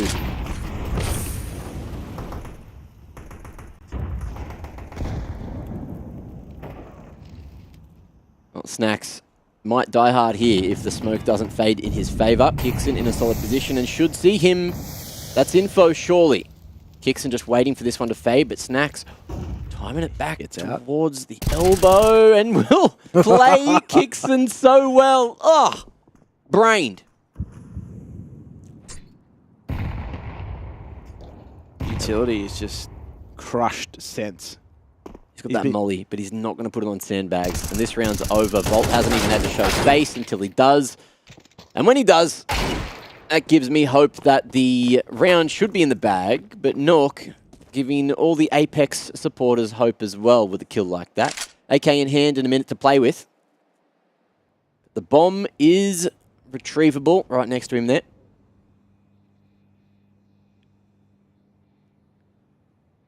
I mean, there's a chance, but it's a small one.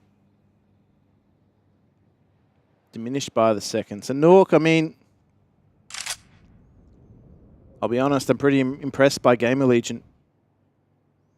They've been able to get out of this with only that single loss. Nork will be happy to take this weapon into the next, or no, he's giving it not. the crack. He's going for it. He's sending it. Is there space, though? He's got a smoke. Can deny that vision, but he's not worried about sandbags. And unfortunately, he will not get that bomb down. Game Allegiant fans going to be cheering for the 5-2 lead already in the first half. And moving into the 8th round without a bomb plant, Apex. Are they going to buy here? Master of timing there, Snacks.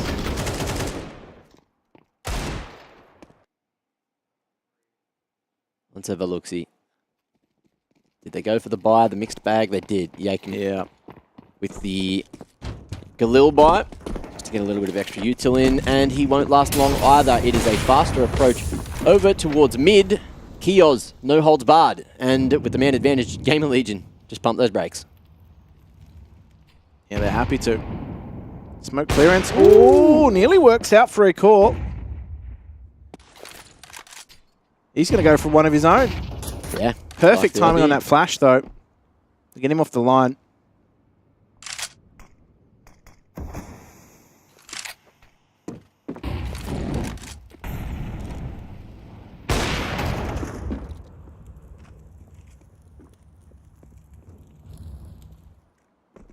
Slow approach at Scaff, staying sneaky. And Acor trying to help out Volt from afar there at lobby. Volt unchecked, uncleared, unmollied. Yeah, and this is a problem. He's in such a powerful spot. Acor about to get the info on that first peak. Util coming through. Perfect time for Volt to show his face, and show his face he will. Looking for that third over the top, waiting for the flash to come in. Great teamwork. Able to find another, but now it's up to Sense to try and win it in a 1v5. Oh, man. And that's a good start. Molly going to be coming across the top. 30 seconds to play with. Nice, crisp reflick. No. Oh, they're picking one by one. Sense, no way. There's no way he makes this. Surely. He's got 26 seconds left of this time. If he cuts sound, he can cause a moment of doubt. Taps it. And now knows exactly where Isaac's hiding. Oh, my. The nade couldn't finish, but it's chipped him down extra low, and the swing is good, but the shots aren't there just yet. No one wants to make the mistake and sense he can taste it. He can smell it. He wants it that much more and does it. 1v5. What a clutch from the trialist. That is one way to put your name in the hat, well and truly. I think he can take trial out of his name. Take it out of his tag. Oh my. There were trials and now there are tribulations. Gamer Legion, what have you done? How have you fumbled this bag? After Volt did such a good job from sandbags, well, turns out Gamer Legion have been sandbagged. Wow. You don't see those every day, Jim. Is that the first one of the tournament? First 1v5, possibly. Insane scenes. Sense is just so ecstatic about that one. As you would be. Really gets the adrenaline going. And I mean, what do Gamer Legion do? They've got to kind of settle things down a little bit.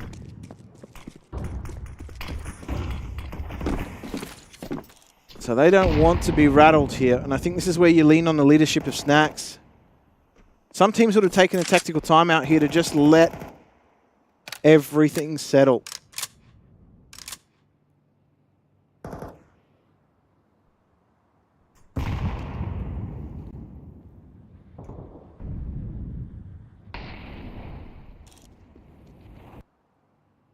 Much slower now from Apex. Gamer Legion, they've got to be a little bit more careful, haven't they? I'm going to try and test Isaac here, but he can't see what's going on. He's just shooting burning. the Molotov! Get that away from me! He gets the flame-infused pedicure. The nade polishes off one at least, and Apex, they've got that B site. Bomb retrieved in time.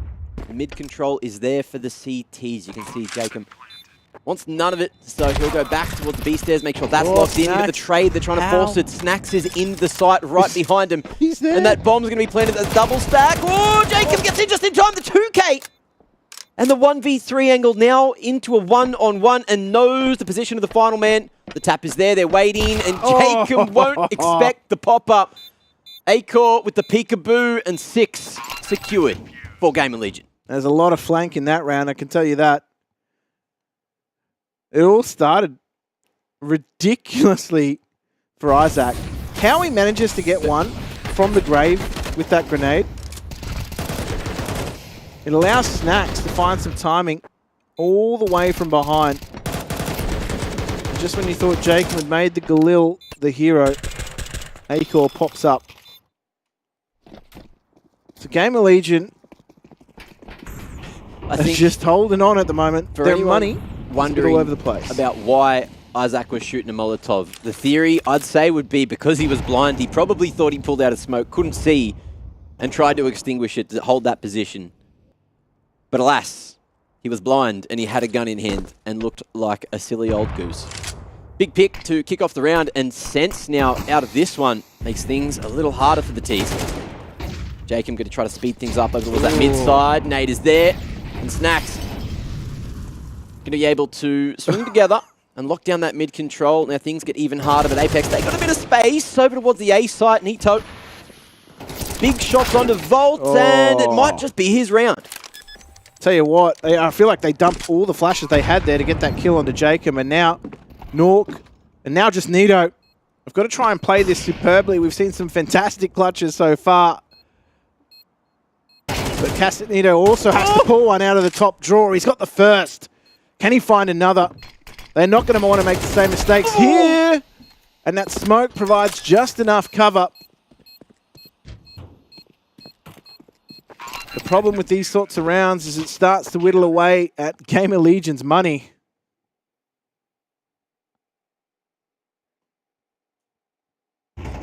Insane scenes going on here. I feel like they dumped everything on Jacob there. I think he copped about 6 flashes. He was asking for the attention and certainly got it. Olaroos. Nito. Able to at least dish some damage, not convert the round, but again, as you mentioned, just chip away slowly at that CT economy, playing the long game. Yeah, the problem is the long game's not that long anymore in MR12. Acer Predator economy is just going to quickly show us exactly where everything's at. A very important round here for Apex, but you got to remember they are on a round loss bonus, whereas Gamer Legion are not. So lose this one, and it's either going to be that half buy coming through for them, or maybe the old mixed bag. Oh, shout out to old T-Spawn here. Good times.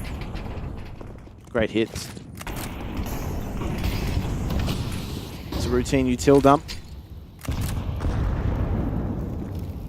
Really trying to punish some aggression here. Kingston gets blindsided. Snacks has been such a menace on the scaffolding. Yeah.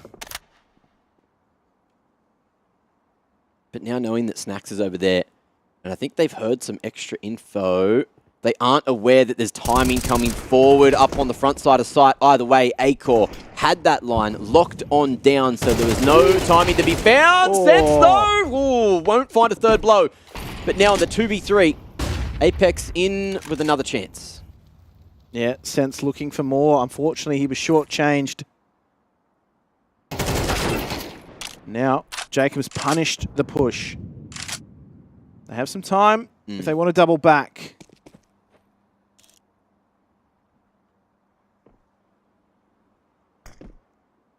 Just cutting that sound, dropping a smoke, and sowing some seed of doubt, but the flash across the top allows Nork to just walk his way up. Bomb almost retrievable. The donk wasn't there, but the damage was, and Nork now down to 33 points of health. Kios tucking away there at Tetris. Waiting for this molly, which should finish him off, but will. Nork now not able to get away with the package. The big damage onto Acor is not going to be enough. Jacob falling, and an 8th secured for Gamer Legion. That's exactly what they wanted out of this half, and they got it. Definitely felt as though Apex giving themselves the best shots there. I mean, as soon as Jacob opens up with that kill onto Isaac on the flank, you felt as though, okay, they've got some options here. They've got some avenues to work things. Yeah. They just opt to try and cut sound and re-aggress on A-ramp, and it doesn't quite work out for them. How good was that Molotov, though? Yeah. Perfect timing on some utility and all. Jacob finds 2. The mid push isn't on for Gamer Legion, and this has got be under pressure.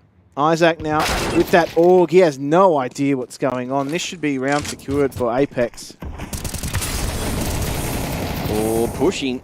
Volt knows that he has a very minimal opportunity. That nades come from the close angle, and Sense is ready, swinging, and that's going to be 8-4 at the half. Are Apex happy with it? I don't know, but let's see if they can bring it on back in that second half, which is coming up just after the break.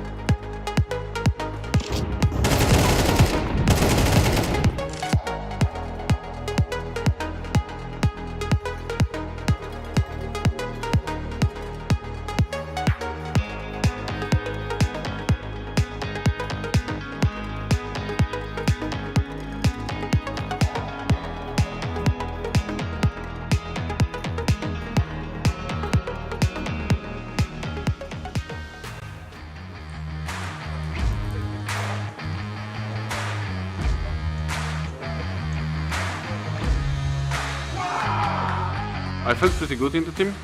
Overall, I feel like the guys are saying also they really like how I'm doing like the IGL role in this team, like how I'm calling and stuff like this. So if they like it, I like it as well. And yeah, I hope it's gonna be good.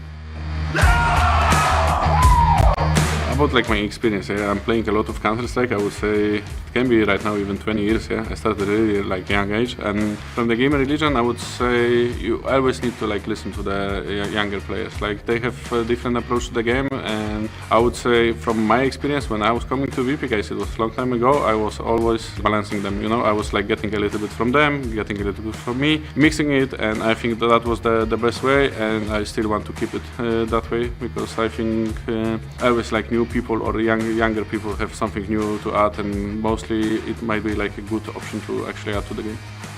If I would like compare VP, for example, to other teams, like our team was unique. Like I never had something close to it. Like the people, like the way we like approaching life. I would even say like everything. Coach, if someone wants to do like something faster, like for example, watching VODs that after the lost game, some people like to do it insta, and some people like to do it like later. So you just need to talk about it. This is how I am approaching right now people. And first of all, if I'm coming to the like team, I need to learn how they like to play, how to like do those things after the matches, like approach overall like the things.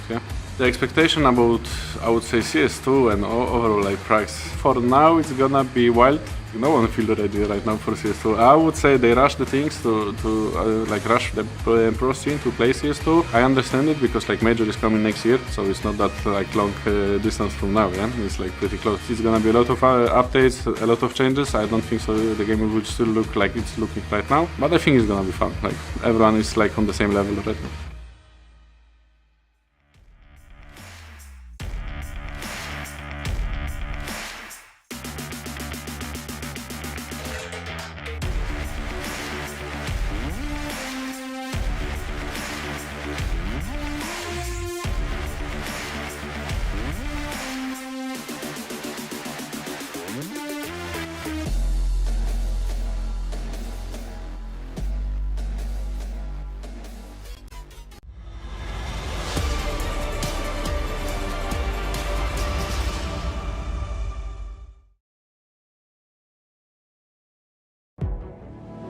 We've had trials, we've had tribulations, and so far in this match, we have had an 8-4 scoreline at the half two. Apex just sneaking their way back in after Gamer Legion felt largely in control of the first half, but now they need to get things done on their T side, Apex. Or their CT side, should I say? Yeah. The T side, it was good for 4. But now Gamer Legion, they've got to produce the goods, and what are they going to go to for this pistol? Heavy presence through mid. Just looking to see if they can catch a push. CT rotation. Yeah. 1x bet odds still heavily favouring Gamer Legion, at least for the second half here. And Nork has spotted some info, but is running for his dear life. Snack's going to be able to draw attention to their vault to get that entry, but it's the stairs control that we're going to see Apex going after, and since he's hitting everything, he is looking to farm it up with that USP. 3v3, and Kioz as well, not able to fully control window, but they have a good read on both those CTs. So are they going to try to push the point here with the bomb? Looks like they are. Swing to win and swing together. Standing strong, Gamer Legion going to be able to find another pistol. That was fast and furious, and I'll tell you what, there was a moment there where Sense was holding strong on that B bomb site, but as soon as he got overwhelmed, and that's exactly what Gamer Legion needed to do, was put pressure on him. Yeah. They had full control. But dear me, Sense is showing up here at the moment. The rest of Apex seem to be, good for around here and there, but if they could just find a little bit more out of some of their star players. Yeah. From what we're seeing, it feels like what we heard about that first best of one Apex played, right? Sense is showing up, but the rest of the troops just aren't quite doing what we know they're capable of. We saw Nito popping off the other day. Nork was having a good game. Kixon as well was there, but so far, a slower day at the office for all the mentioned members. Mid-control, therefore, Gamer Legion untested as Apex just group on up and look to stack that A site. I'm going to try and push to see if they can get something on the exit. As you said, there's that added incentive now with the bomb radiuses to try and keep T's locked into these sites later on in the piece. But Isaac digs in for the spray, finds 3. That's put a real pin in the plans of Apex, and now Gamer Legion hit those double digits.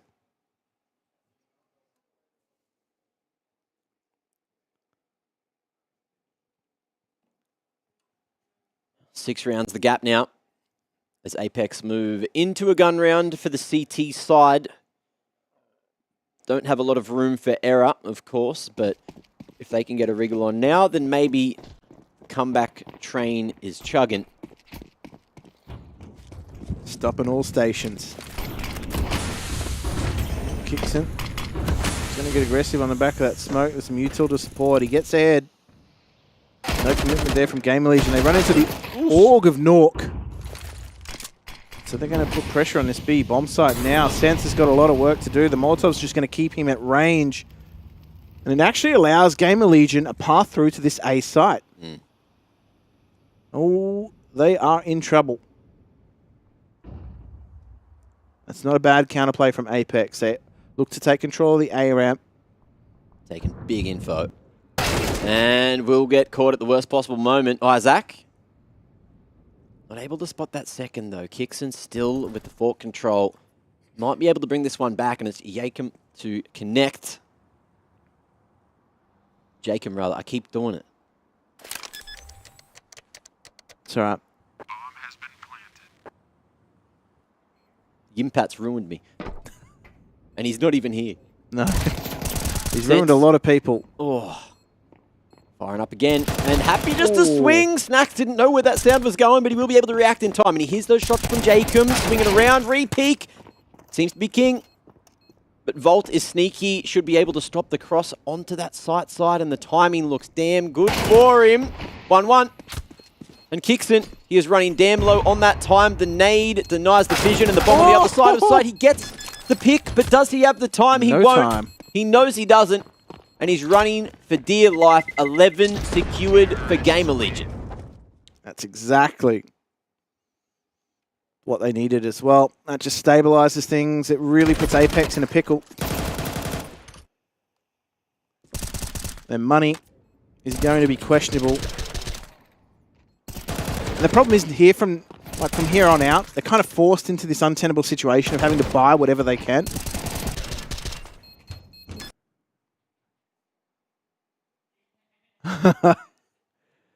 Kios just lets one rip. Yeah. Gotta let him know. Gotta take your wins while you can, or you're going home. Remember, this is another elimination match here at IEM Sydney. 2023. And Apex, they came a long way to be here. They might join the likes of the 4 fallen teams already from the groups. Yeah, they're just not quite hitting the mark at the moment. I guess you could say they, in racing terms, have missed the apex. There is still hope for them, just if they can stabilize their CT side. The problem for them in this round is going to be a complete lack of utility. How has Acor missed that? Just a little too slippery there with that movement. Isaac, though, the MAC-10 jumping on into the side. He kicks things off. And Nito, well, he stays alive and maintains player advantage for Apex. The retake is being staged, and Snacks, though, he's got that line. He's being a real pest for Apex on the retake. Those smokes about to fade, and it looks like Gamer Legion want to fight for it. Volt able to double it up and keep on going. Will be traded out there by Acor to lock in another. And Gamer Legion now just one round needed to send us into overpass. What are they going to be doing here, Apex? They've got their backs to the wall. And this is where they're going to be really leaning on that that experience of Jacob. Talk about experience, though. Snacks just popping up at the right moment. He provided so much for them in terms of, you know, forcing the CTs to wide swing, hard clear that angle that he was in. Dixon. Maybe this is what they need. Maybe they need some XM justice being handed out on the server. It's a good opening. Jacob and Kickson riding shotgun with a shotgun. We might not have too much game left to play, but the XMs, we have seen them find success so far here in Sydney. And Gamer Legion are all grouped up. Pack mentality. It's been a solid approach. Nork gets the 1-for-1. Anito, ooh, not going to be able to do enough there, but Kixon might just do it. Big kills so far with the XM. And Keel's in a 1v3 angle. Has to ace it up as well to close out the game. And is almost gifted this one. Jacob going wide. He knows what he's got to do to lock it in. And a 5th finally found for Apex. That's exactly what they needed, just some XM injection. Straight into the bloodstream, straight into the artery. Yeah. Give me that XM.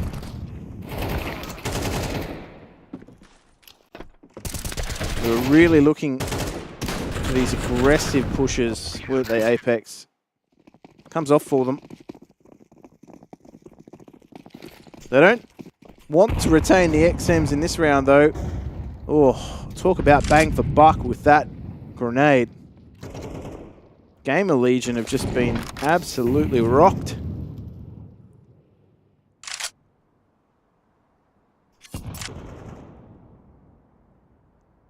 They don't want to go B. Apex still need to follow through. Akor Kios know that they've been shit on and go to the appropriate place. Yep. This round's definitely been flushed away. And they're just waiting to punish any aggression. He's looking down. What's in there? Hang on. How's this thing work? All of these questions and more are going to be answered later on, of course. I think they're full.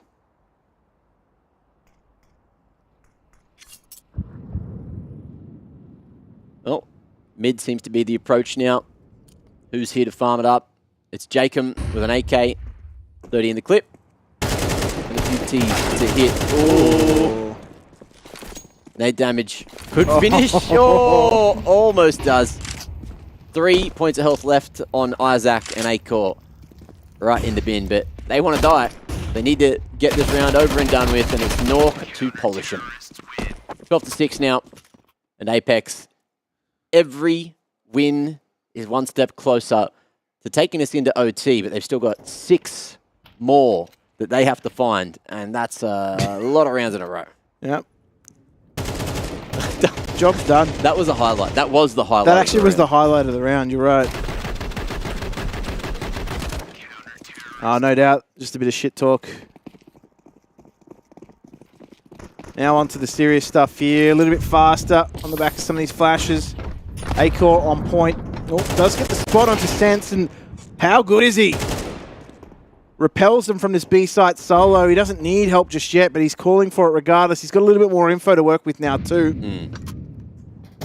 Akor's trying to catch him out, but they're playing this dangerous game. Nork's now here with that scope to provide some more resistance. Nade's going to get dodged there, so won't alert Sense to that position over on the right side, but either way, he will regress. He will have that crosshair placed perfectly yet again. And Kios feels the force of the AK. But the young gun has more damage that he can do. Isaac going to reveal that he's still here on the stairs. That smoke is going to be a bit annoying for Sense to deal with, but he'll just sit, he'll just wait. And there's also the flank slowly but surely coming through. But Jacob, he's gone loud. He's found 1 kill and another to secure that 7th. That's a pretty convincing round too for Apex, and something they desperately needed on that CT side. It gets things back in order. The money's stable now, and they can start to put themselves in better positions. Oh, okay. Everybody wants to be Hans Gruber.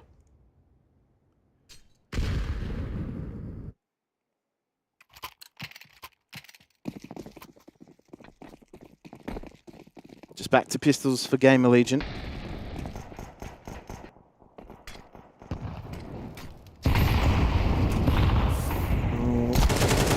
Going to try and overwhelm here. Nito needs to get himself out. He's got the cover of Kixon. Picks up 3, and so this faster approach from Gamer Legion kind of runs into a brick wall of utility. And Akor wants to try and bait them into this to see whether or not he's able to take more weapons out of the hands of Apex.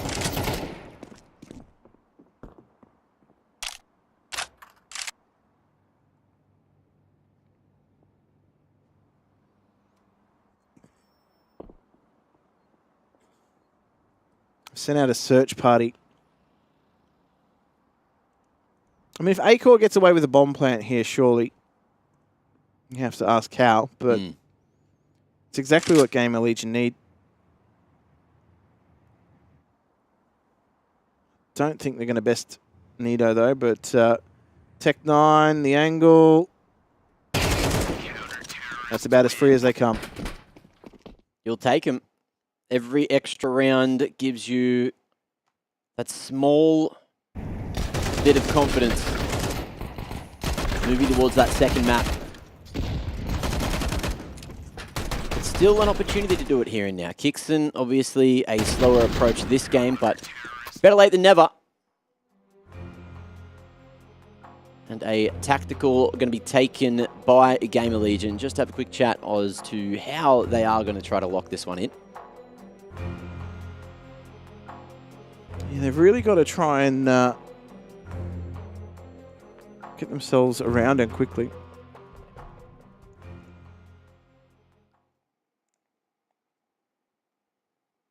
They've been shut down quite nicely here from Apex. Most importantly for Apex, they've been keeping players alive. They just haven't had the same success. Some of these faster openers have been well read by Apex, that's for sure. Definitely feels as though on this T side now, without the cover, like the shore cover of those smokes, T's are being a little bit less effective with their progression smokes. Isaac does find that onto Sense. And now that's enough for them to put pressure on this site. Jacob, he's been a stalwart for Apex, but he falls. But the rotations are damn fast for Apex, so they might not be out of the round just yet, and not going to be able to lock down that backside of side spots. Acor across the edge of the smoke, and the bomb will finally go down, but there is big damage to be done with these nades. Barely missing a chunk of change on a Volt, who's still living on a single digit of health.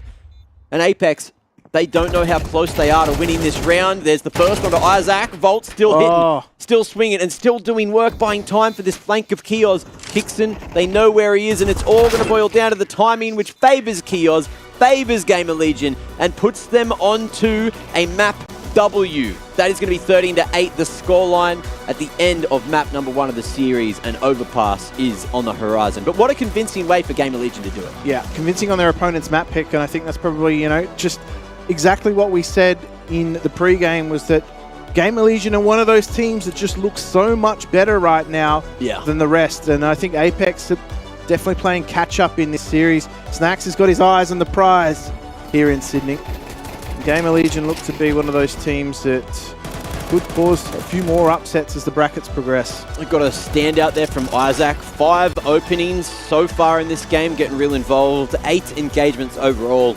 But look, getting those 5-man advantages really early certainly gives you a whole bunch of confidence. That play from Acor as well was a stellar hold, and certainly got the fires going in the hearts of Gamer Legion there. Sense as well with this play. One of the few rounds, one of the 8 rounds that Apex managed to get across the line. But what a round it was, huh? 1v5, 1 to remember. And it'd be real sad if Apex went home today. Oh man, he's been putting in so much for this team.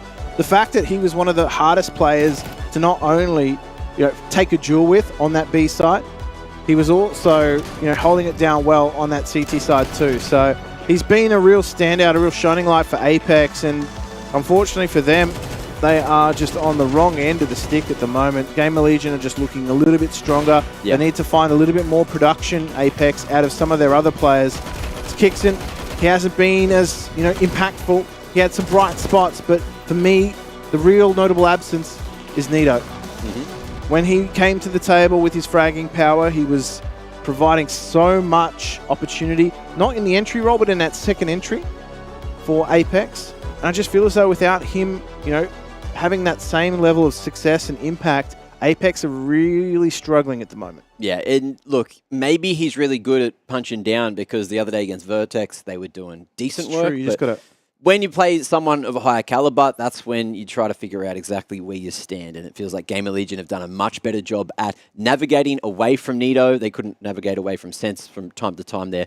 But be once anchor. everyone started to farm up in that second half, once Apex started to get a bit of confidence, they looked much better. Unfortunately, because of how everything went down at the start of the game in that first half, there just wasn't a lot of room for error, and that's why we're going to overpass. Yeah, it looks as though, Apex have got to try and, I guess, stabilize themselves too, because that was their map pick. That was Vertigo. Yeah. And now we head into the territory of Gamer Legion, who have looked very, very strong.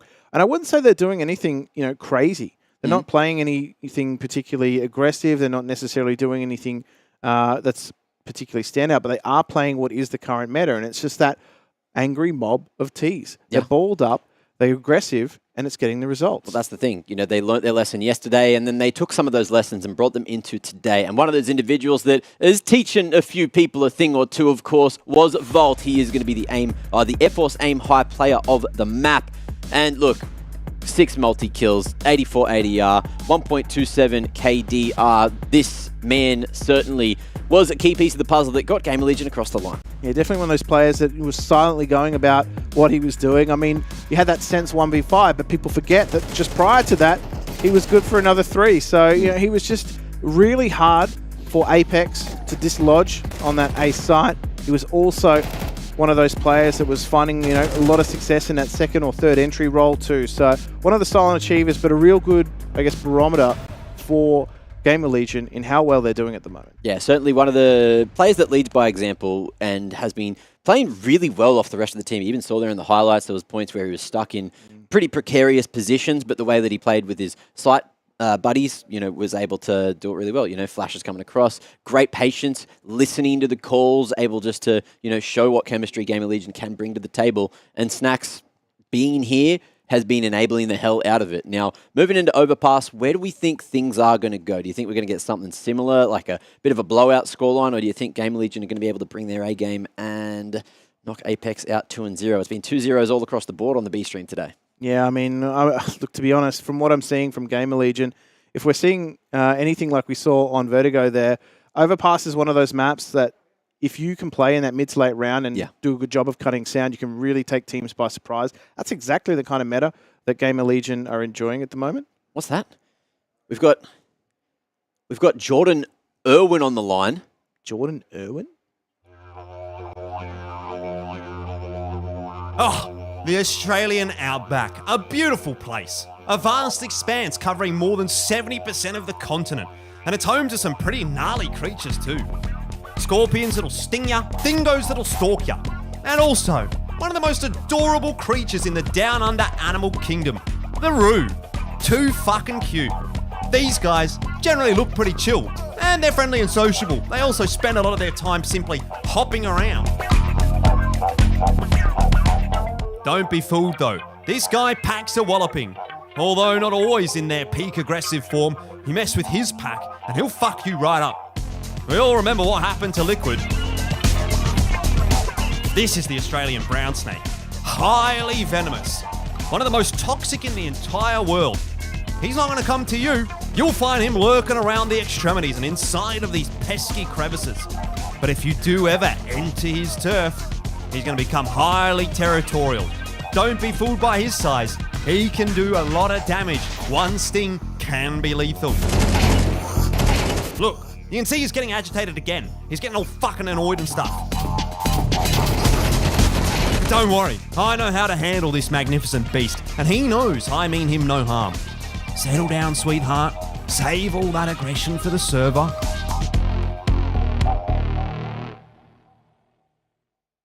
Want to access statistics from all of your CS2 games? Simply search your Steam account to access a detailed breakdown of all your matches. Find your best maps, check when players are banned for cheating, and access other in-depth statistics from matchmaking and basic games. Gain access to your entire CS2 playing history with csstats.gg. Oh, he's pushing smoke, bro. What's he trying so hard? Jesus Christ, man. Summer is over. He's so blind. One close. It's time to try hard. Join the first CS2 League season. Market door one. Cat dead. Let's go. Win your share of $214,000 on your path to ESL Pro League.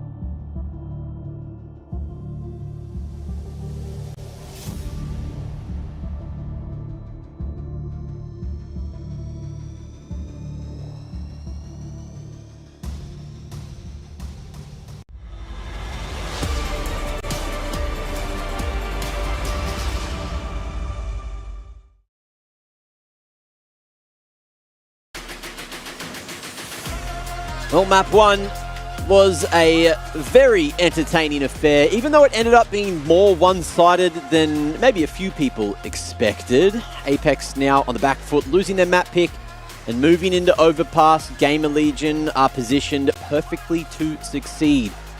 But I had a quick chat with a couple of the Apex members during that break, saw them, and it sounds like they were expecting Overpass, so they did as much prep as they could. The issue is, without anything working at the moment, you know, demos are hard to watch. You can pretty much only do prep off of VODs. And then also, with the IGL swapping up for Gamer Legion, most of the prep you could do on the team is out the window because he's calling and playing completely differently. Yeah, it's sort of fresh from Gamer Legion. Yeah. And so in terms of research, like, what can you do? You're right. Like, you kind of just got to go off the feel of your previous match, and maybe they've taken enough data out of Vertigo, but the stakes are a little higher here, Mac, than they were in map number 1.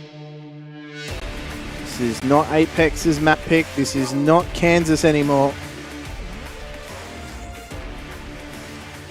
It is Overpass, not Kansas. I believe we're in Germany for this one. So Raise your whole cans. different continent. And Sense has 2 guns, which are better than 1 most of the time. Volt, however, is a second person, which is better than 1.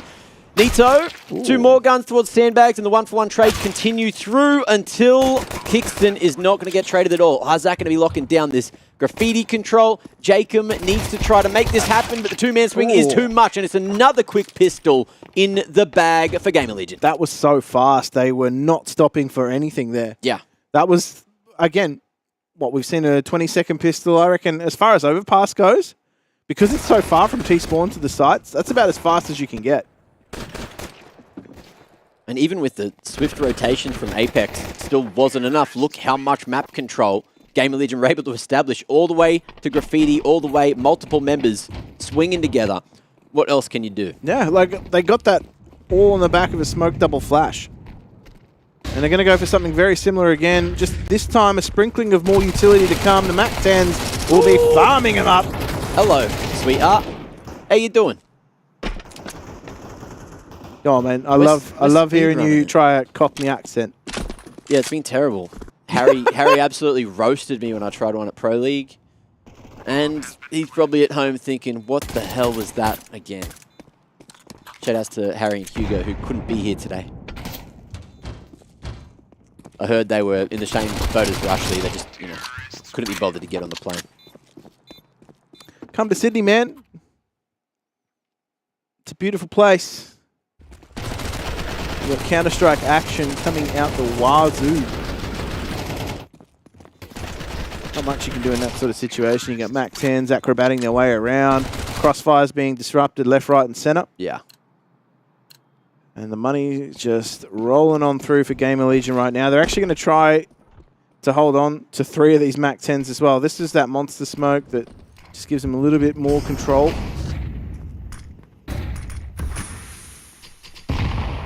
Oh, perfectly timed with the blow in that smoke. And Jacob finds a second. Doing it solo at the moment. Stepping up. Letting them know that Apex are here to play, and Sense as well. Going to be able to go in for the trade. Nito putting his life on the line, and the 3v2 means things are difficult for Gamer Legion, but not impossible. But things get harder as it's a 1v3 for Acorn now. He's got a lot of information unavailable to him at the moment, but he does have the bomb, so he's got to try and isolate as many players as possible. He's going to be turfing it up long, and he should be heard momentarily. Yeah, just in time. Oh, does win the duel, though, against Norg. Cops a little bit of damage for doing so, but this fast flank from Kingston is going to be problematic, but Kingston has a decision to make. Does he go long? Does he just stick around Fountain? I think self-preservation is going to be key here. He just needs to be present in mid to cut off the possibility of rotating down connector. But do they overthink it? Do they think he's already possibly gone down there? Do they think at all? Sense or do you just turn your brain off and swing on a timing, whatever works, huh? Apex on the board with their first CT round. Can they continue to follow through with a few more? Or a Gamer Legion going to be able to buy back and find success here? No bomb plant means that the economy will take a chunk. But these Mac 10s, of course, carried across from the previous with a clean anti-eco in the second. Means we're getting buyers on both sides yet again. It's that early wave of utility coming out from Apex just to stop faster progression through to short, but they're not going to regress themselves. Sometimes you see teams looking to try and take that short water control. There we go. Snacks doesn't care. Get out of it, man. I want to see through that smoke. Taking a big chunk of damage, but even so, plenty of space found over towards that B side. Dirty water going to be in the hands of Apex, but with smokes and mollies in the way, they're not going to be able to stop this plant just yet. Heaven smoke as well means they don't have to worry about what could be coming from that CT side, but it's the flank they need to worry about. Jacob is going to be able to activate just in the nick of time, and two of these Ts are damn low. So multi-frags are certainly on the menu. Certainly is the case, though, for Apex. They're quite low too, but this monster re-aggression coming through could be problematic as Gamer Legion, they don't have eyes on it right now. And Snacks, he's going to be in an awkward position to try and dissect. They do get the trade, though. So the retake's still on here for Apex. 2v2, the swing through is not going to do, and Vault 2 going to continue swinging here over towards the pillar and waiting for a timing. Locks her right on in. And it's a third for Gamer Legion. Apex couldn't double down. No, they couldn't. And that is going to be just troublesome for this economy of Apex. Oh, man. Keels has gotten another. They might have gotten out of that round cleanly. I thought that monster push coming through from Apex would have been a little bit better, but Snacks, just the confidence in his teammates to play from that position. Confidence in the information they had too.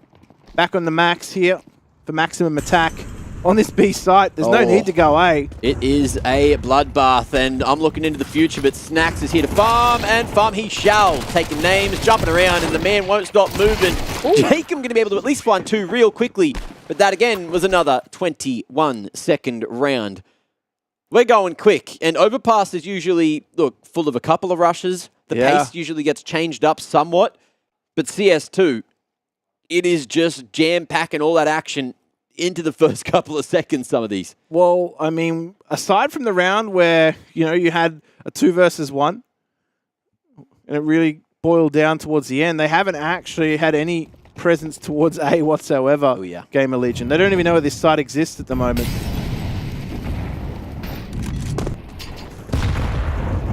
Kicks in with some util ready to help out Sense. If there was another force through that monster smoke, but this time it's 4 at B. Yeah. They're ready. Apex was certainly expecting everything.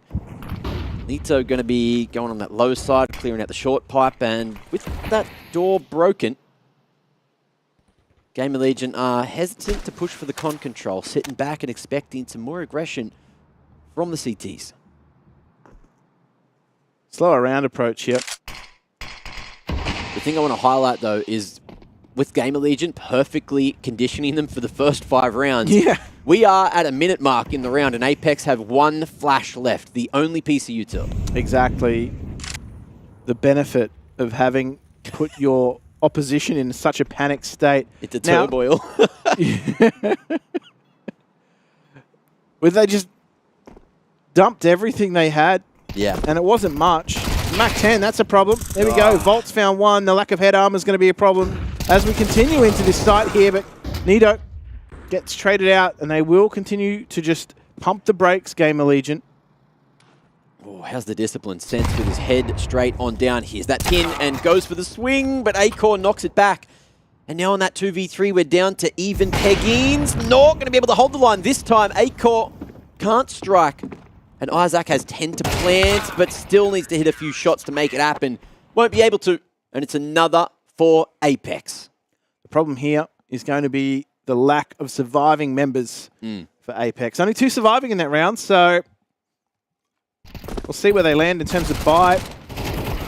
And Gamer Legion were quite low in their buy for that round too. There were some Mac 10s. They were trying to get things going. They Had that AWP on, core. This is something we've actually seen a few teams doing towards the end of CSGO, where even if they were winning, they'd still think about the next round, maybe not invest in as much utility, maybe not invest in as much weaponry, you know, favor those Galils, those MAC-10s. And it allows extra buys to come through if things go wrong. Things didn't go wrong, but you're thinking about the future. Game of Legion, they're playing a long game. Yeah, this is the first time they prioritise connector control too. Ooh. Game of Legion. Nork has to get out of there. How does he get out of that? He won't. He doesn't. But look at this. Apex have gotten a little bit more aggressive. They've taken monster control. However, Game of Legion's still got options.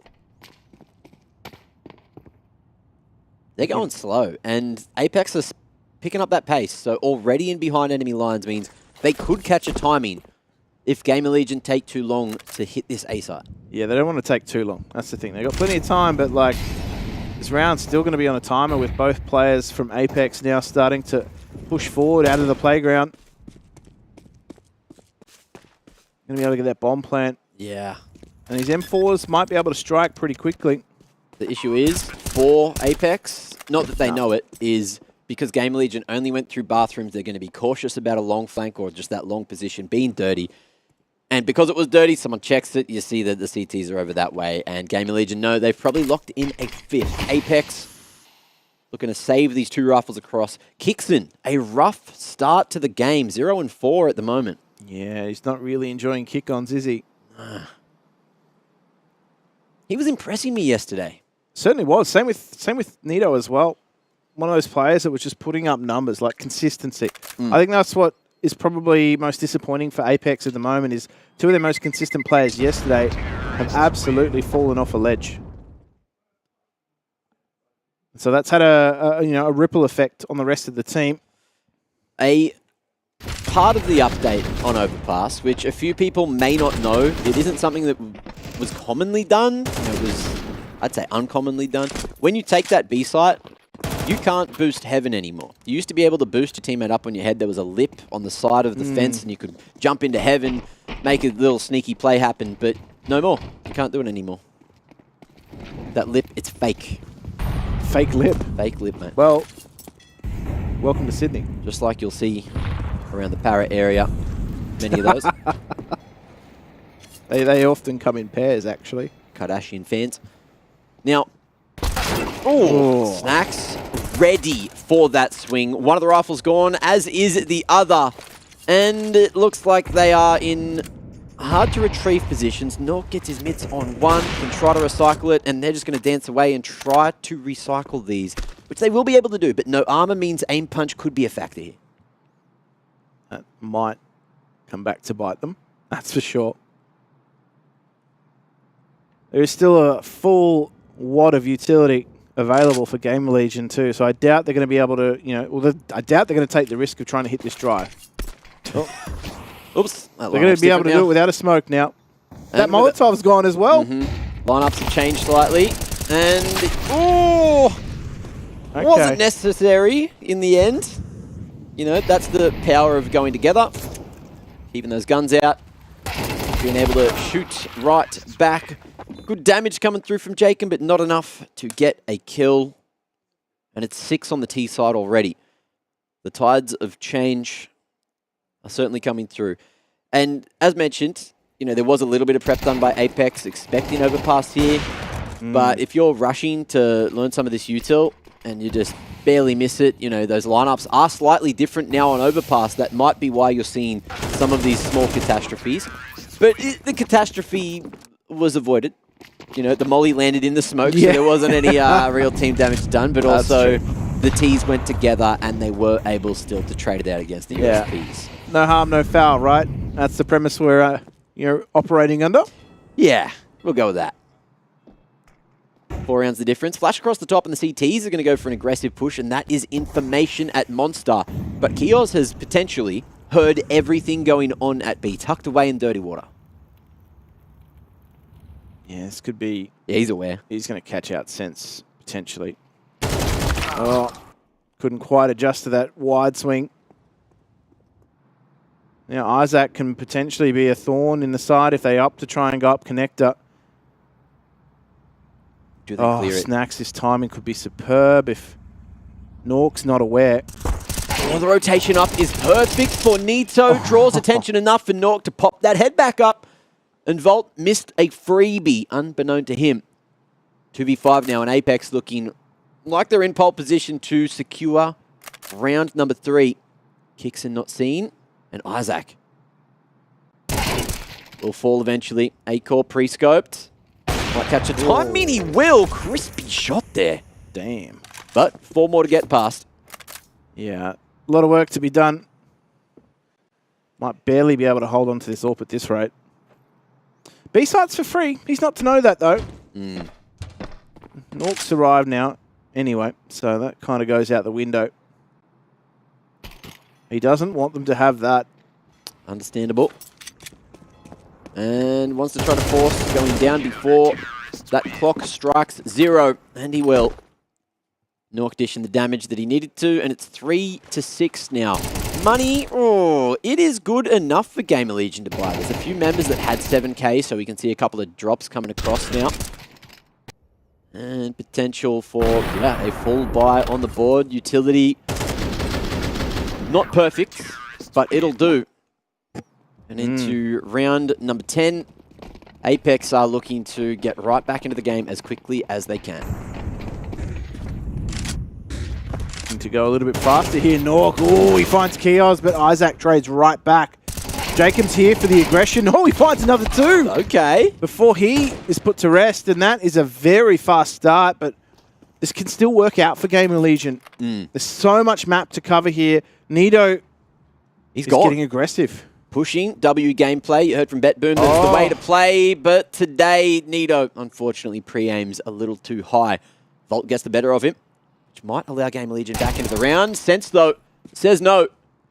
But has he heard Volt here as well? The last person I'd want to be running into right now is Sense, of all people, of all the Apex members. But Volt, he's got up. He's feeling good, feeling confident. 14-3, looking to make it 16-3. And he might have just heard that rotation up to A. If he has, he's got a lot of space. Might just keep on going. I was going to say, if he actually opts to push up to this top site, could be somewhat problematic. He might opt to take a peek at a duel. He's doing it. He's making the play. But Apex being together allows the potential for a trade to be 100%. maximized. And it's certainly the way to do it in these positions, but you're watching the spacing get further and further apart. So Apex now not in great positions to trade. As that time ticks down, but with the bathroom's control, Sense is just going to slowly back further and further away from A. And Volt, he's got no time, so he just has to stick it. And it looks like Apex don't know where the bomb is. They think it's B, but quickly, Kixon's going to realize, no, it's not. Look how much util they have for the retake. They've got a whole belt of util. Volt still has this Molotov in play, so there's a way in which he can make this problematic for Apex and try and force them to come to him. Flash across. No info on him. There is a molly or 2 and a nade to throw towards Volt, who's gone over towards that long side. He's got a molly, which isn't going to help him here, hoping that he can find it, fish it, and he will on the final bullet. Is there time? It's going to be close. I don't think there is. It's going to be close. Since he's on it, and he gets it. Gets it just in time. Lovely trade, and barely time to make that one happen. We've been caught out by that before. Yeah, that's the thing. You know, I was like, nah, there's time. But, hang on. But then I was like, is there time? I don't know anymore. This game's been crazy, man. Yeah, that was right down to the wire. Apex, though, it's an expensive win for them. So their money's still not quite there. Gamer Legion, though, they're going to continue to try and put pressure on this CT economy. They're going to have some shifty buys in this round and look for weapons in the last. It's a good start from Volt, though. He's taken a heap of damage, swaps out that AK. Gives it to Kios, who's got a little bit more hit points. It's a shame, too, because Volt has continued that stellar form from map 1. Yeah. Really here to play today. Snack's going for a deep nade, looking for damage. And we'll get the info on Sense's position.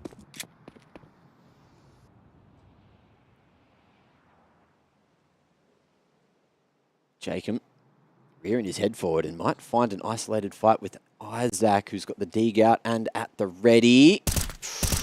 Isaac not quite crisp enough, but he might have a chance to swing here.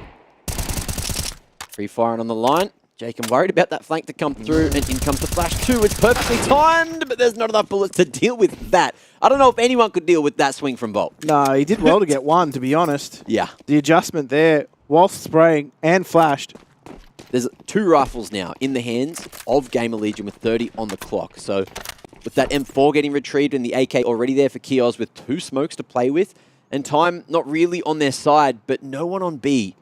And Kixon here to try and lock down that short control, try to play the retake. Yeah, and this smoke, is it going to go down? Is it going to be problematic? Oh, Kixon's found a timing now, so Volt only on 1 HP. He falls, but Kios! He's given a problem here to deal with for Apex, and now that 1 versus 1, Sense has broken his ankle getting into this site. Oh, but breaks that skull too, and that'll do for another round for Apex, catching the timing, hearing that runaway, and happy to keep on taking these fights, taking these swings. He's winning most of them. 6-5 will be the scoreline moving into the final round of the half. Can Apex bring this all the way back to a tie before we jump into the second? Yeah, this is actually starting to be really problematic for Gamer Legion. I mean, they've done pretty well so far, I'll say, to get 6 rounds on T-side of Overpass, which historically hasn't been a T-side amount. Now, Kios did well there. Kixon just trying to prolong his teammates' chances. Now, I actually thought a core was surely going to hear that drop. Yeah. He might have heard it, but still probably thought he had some cover from the smoke there to get away. You never know. Breaking down the thought process of players of this caliber is hard when everyone thinks about the game differently for the most part. Looks like we are going to see just a dry bust through the smoke. Ooh, flash is coming across the top. Kios pre-fired his teammate, which doesn't go well for him, but Volt able to at least trade that out onto Nitso. Tucking away now, Sense is hoping that molly doesn't spread, and it looks like it's going to make him almost dead. He'll fall back to the pit side, but Kixon keeping him alive. Flashes raining in. The support from Jacob looks damn good in the 2v4. Snacks has called a full rotation back to A. He's got to lock this down for a long time before the bomb gets here. Yeah, I feel as though that caused a bit of confusion amongst Gamer Legion because they could have contested some of those duels, but it looks as though they were more interested in getting back to A under order of Snacks. Oh, head just spotted. Both ways. And now they're frantically trying to figure out how to reapproach the site here. Snacks can't hold that one. An A-core. He's got 1 man to get past over towards that B site. But you can't fully silently drop into the water anymore. Those shift jumps are usually quite easy to hear, and you can see that Sense has an idea. Starting to make his way back down towards the B side at Heaven just in time. Nice shot, but it's not enough and won't be able to cross. But it is going to be an even half. Apex firing up, digging deep when it's needed most, but they still need to get a few more in the second to pick up the map and send us to a third.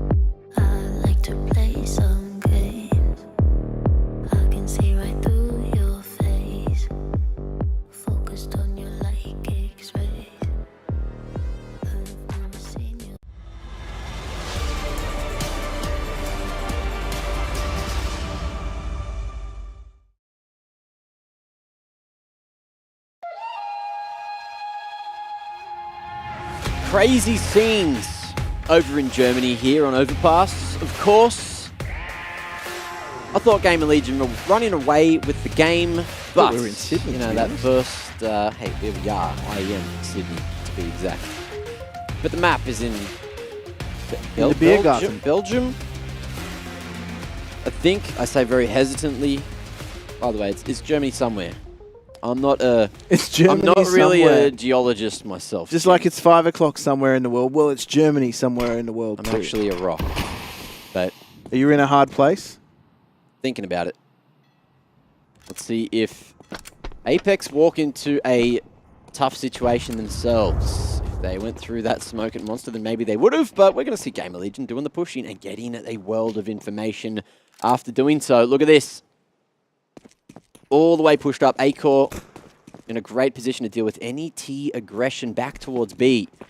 And Volt's still thinking, what's going on? Because nothing's happening here at A until he gets to play a game of cat and mouse here in bathrooms.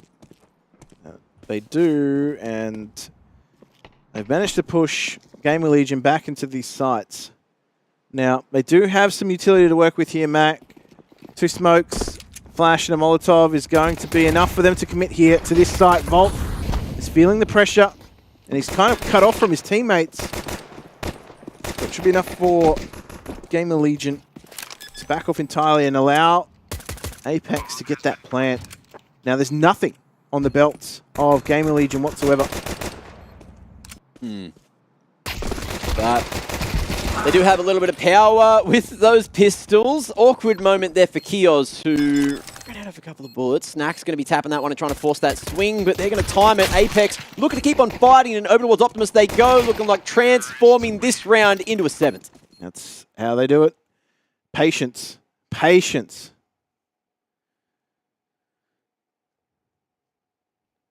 They were set up so nicely for this, weren't they, Apex? That layering utility just cuts off Volt from his teammates. But they have absolutely zero chill when it comes to pushing these smokes. Gamer Legion, you could tell they were set up for that retake, but way to disrupt it from Apex. So they play that superbly. They're getting the lead now. They've got a lot to make from this T side, that's for sure. Yeah. And Molly.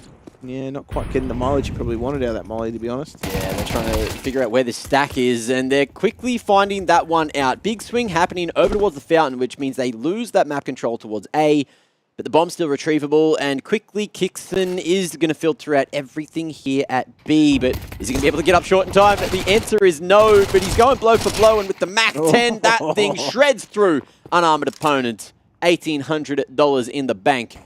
And more on the menu. Isaac, he's got a Galil and an opportunity, but can he catch the timing? Yeah, look at that. Slaughterfest. That's what happens on the other end of the meat grinder. Chewed up and spat out.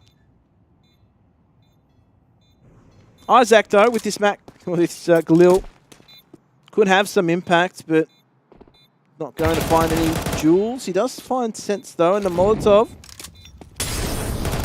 Jacob's going to push through. So Apex extend their lead. They do take a few losses there, but it's of minimal consequence.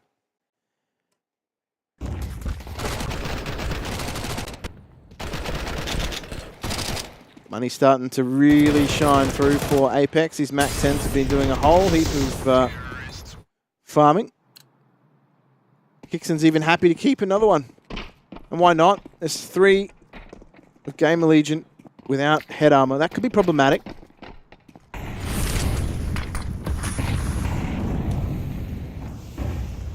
Lots of utility coming out of Gamer Legion, but no aggression on the back of it. Isaac actually catches Jacob, awakening from his sleep in Monster. This isn't where he parked his car.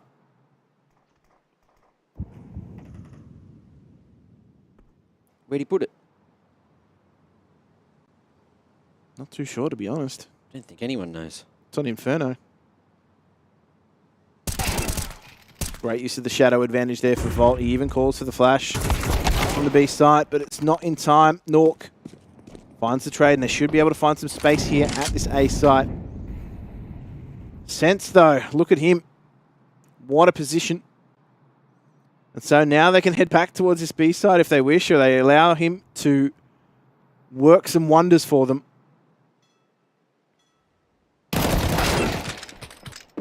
Does divert some attention. Isaac falls, but Gamer Legion have got some work to do here, Mac, that's for sure.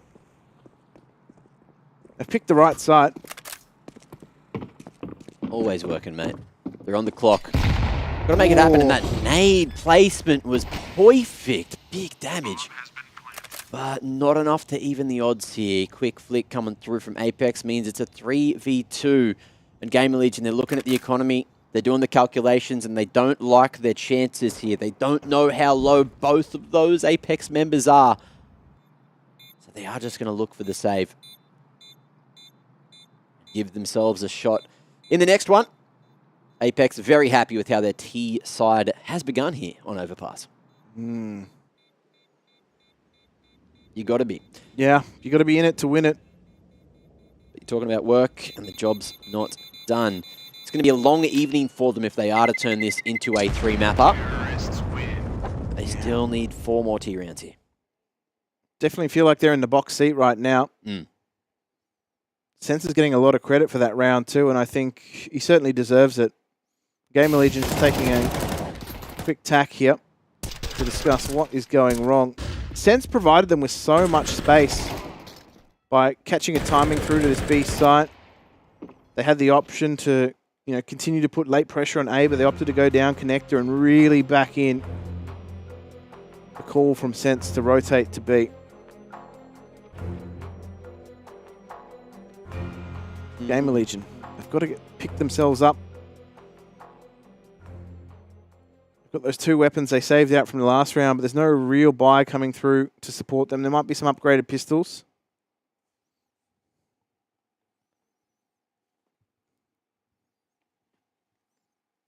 Yeah, they've kept their money relatively good too. So they've bought in what they could to around that sort of 2K mark to try and give themselves a fighting chance in this round, but Gamer Legion, maybe a presence from them towards this B site. Snacks, going to blow that smoke, going to find the time, but Jacob much better in the duel. Beautiful nade, shows those toes, and Acor dealing out those blows again and again. Finding himself 2, not the 3rd, but huge damage coming through onto Kingston. However, Gamer Legion, they need someone else to rise because Apex are taking him out 1 by 1 right now. Yeah, and this timing, Volt's actually not going to open that door whatsoever. He was hoping it had been blown out or something. A readjustment coming through. Okay, Volt's going to go the long way, play the long game. Leave a little bit more on Kios' shoulders. They are cognizant of the potential for a flank. Kickson's watching that angle. Oh, this is going to be interesting with this timing. Oh, that's it. Clears it. Heads up gameplay. Kios, he's got the range to play with, just needs to dodge as many of these bullets as he can. The tap's almost worked out, but Jacob a little better in this round. 10-6 now. Apex laying down the foundations of a decent house, a decent home. The pillars of success.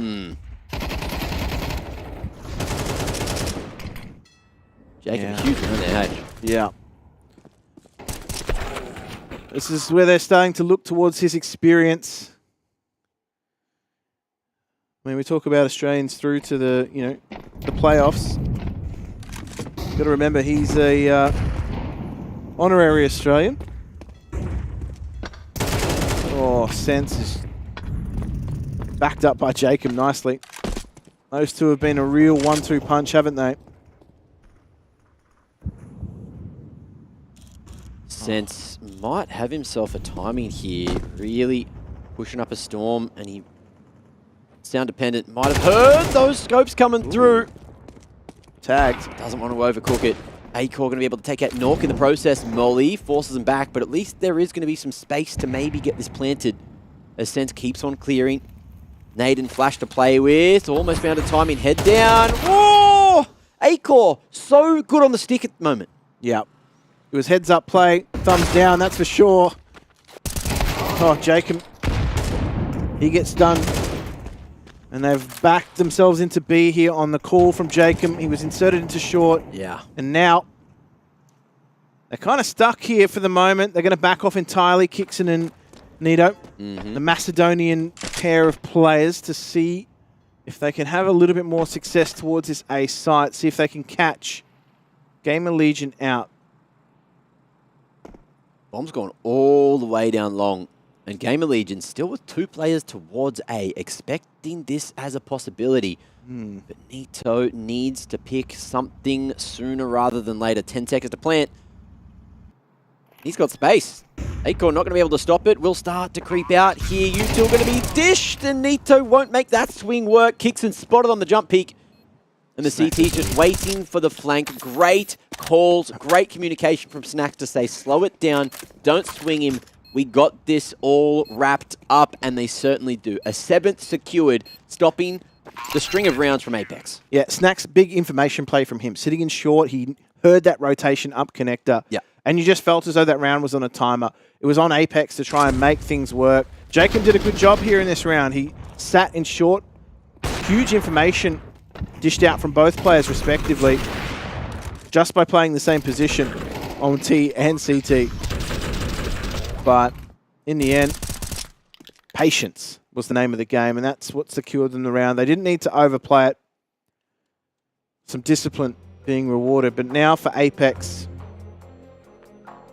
going to be fully buying into this. The utility looks pretty good there on the Ace of Predator economy. But for Apex, they need success in this round. Mac, despite the money on at least one of the members of Gamer Legion, this is a swing round. Well, before the swings happen, remember, if you want to swing and not get killed by cheaters, play Face It. There's an anti-cheat there. Think about it. It makes sense. Australia's got an issue right now. And these two teams don't have too much of an issue for pushing through these smokes. Jacob playing a dangerous game that he wins, gaining all that information. And on the line already, Kioz was not expecting such an advanced T there in Dirty Water. And Gamer Legion, they're going to take the fight to them. They want to try to get some vengeance for what they just saw. They cleared that one straight out as well. Nork, spotted with the bomb. That's info though. They've backed off. Volt's also spotted out. It's Sense, the 2 impact players from both of these 2 teams. Not going to go head-to-head this time. Just going to let Gamer Legion cook a little. Ooh. I think Sense timed that smoke off hearing the jump peak. Of course, the jump's quite loud at the moment when you land here in CS2. Range game going to be won by the A1S, and Isaac, good nade. Going to be able to chip away at Nork there. Apex saw it coming. With the smoke, they might be able to keep on running into sight. Volt going to be able to keep his head on a swivel and lock down that pit control. But the flank again, Snacks, let them know that the flank's coming through.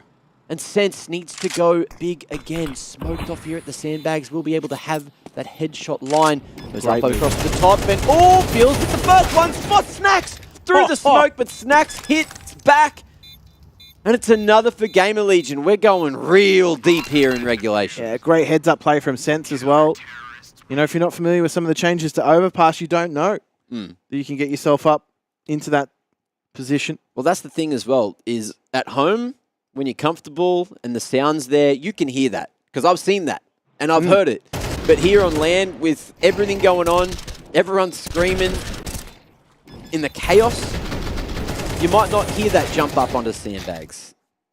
Yeah, Snacks didn't hear it, had to react. Also had the offline too.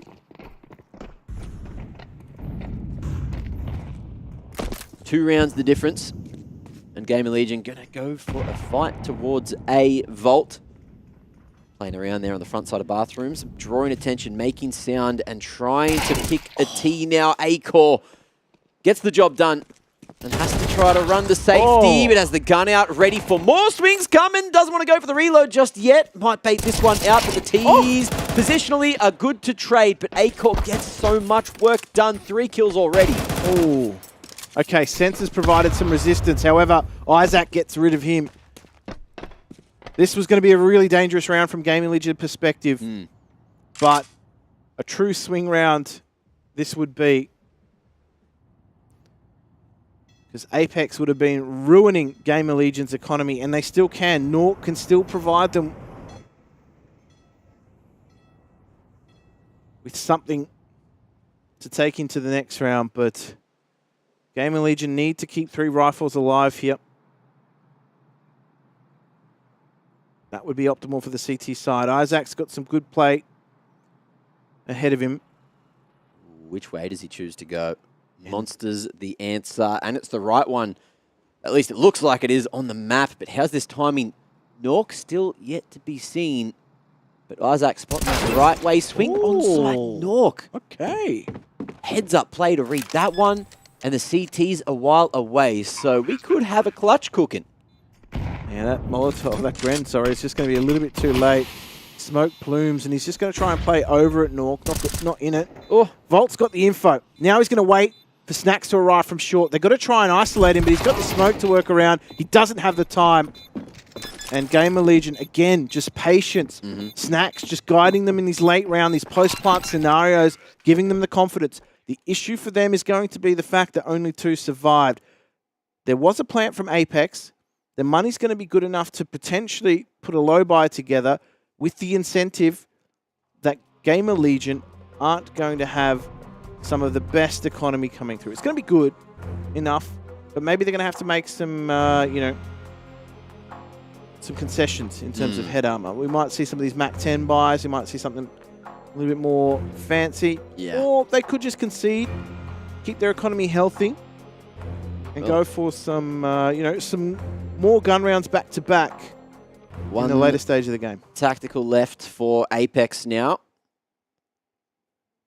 Taking this one to have a chat about how they're going to play it with the economy. As you could see there on the ASAP Predator economy. Great round from Acor. Yeah. Doing so much work, literally all on his own there at long. Yeah, how he gets away with 3, to be honest. Not too sure. Because Gamer Legion limped into that round with their money. And it was 3 with an A1S without getting to reload. You got to remember that too. Early in this game, it was Volt that was providing a lot of the traffic for Gamer Legion, but Acor in this second half has certainly stepped up to the plate, had more than his fill.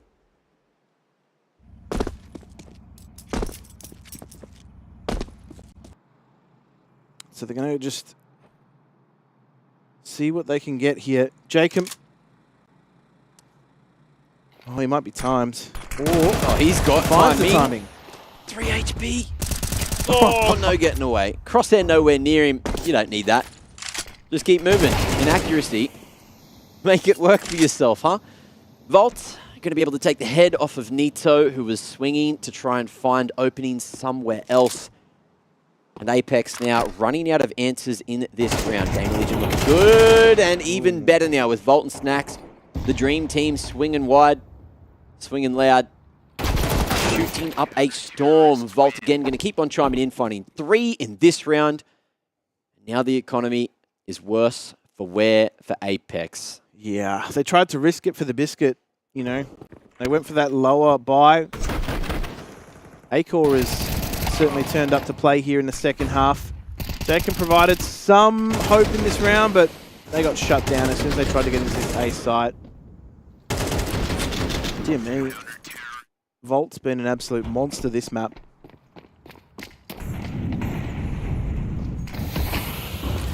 Might drop another illustrious 30 bomb, which is harder now with only 24 rounds of regulation. It's impressive. We've seen a couple actually come through in CS2, but it's going to be the Tech-9s attempting to open up at short. Kios stands, delivers, and locks that control down, but now it's going to be utility. Dumped across the top. Kios trying to smash around behind the Molotov. Kakanito going to be able to pull that one out with the Tech-9 just in time. Pistols doing more work than maybe you expected. And we got that two-man setup just out on the edge of heaven. A trap setup for sure, and it's going to lock in 11. This is going to be a big round coming out from Apex. Their loss bonus is back up there again, so they're going to be able to get themselves everything that they need. They've lost 5 in a row now, Mac. That's pretty frustrating if you are Apex. It feels as though they are just faltering a little. Quick swap of the headset there for Mitha. Sounds like there was an issue. I did see going into the half-time, he took it off and was asking about it with the admin.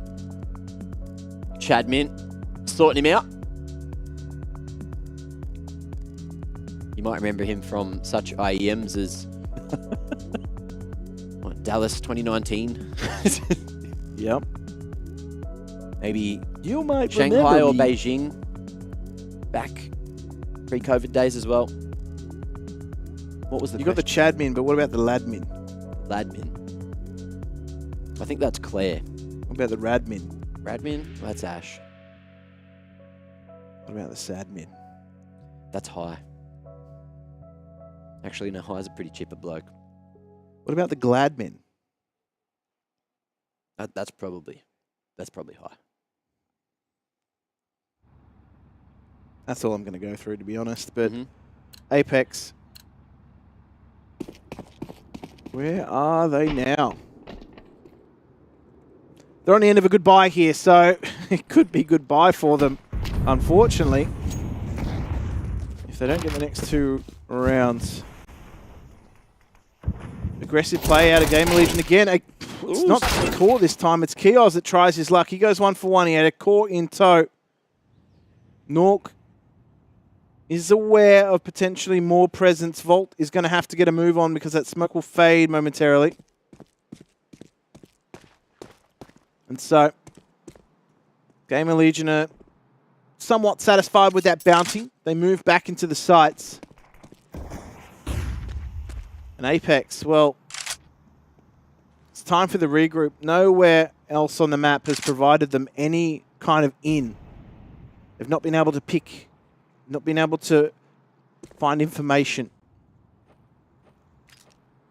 They have one decent... Oh, gee me. Sense had no chance. He did not deserve for wrecked, and Volt, along with Isaac, has left Kixon the only one in this 3v1 attempt now. He's already got the first to make it a 4. He's only good for another. Almost got that under Volt as well, though. Series point now for Gamer Legion. They could potentially be knocking Apex out of IEM Sydney in 2. Serious business. Oh. Apex, you wouldn't argue... Wait, what? He barely saw it. That's good eyes. The scope as well. Allowing the prize to be spotted. Very happy with that one, of course. Ash there, letting it happen. Looks like there's a tactical. They're just making sure the headset works. It's pretty important for Mitha to have some input, to be honest. I think, yeah, he really wants to have a chat. It seems as though things have started to get more than out of hand whilst they've had to fix that up. But Apex, they've had no openers. They have been on the receiving end of all of this CT aggression. Yeah, so I think there will be a tactical. Something was going wrong, so it is currently a technical. So we're just going to have a quick breather. Let that pressure release, chill out, check out Kios, who loves you guys. You know, they're not allowed to talk, but they can communicate with you guys at home. And he's letting you know, thank you for watching. Any NA individuals staying up extra late, any EU individuals who've woken up and are getting into the afternoon. I hope you're all enjoying. Anyone with a camera. That's what he's looking for.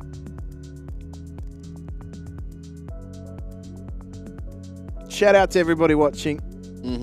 Everyone from Australia who's here in the evening. What have we got? 9:13 p.m. local time right now.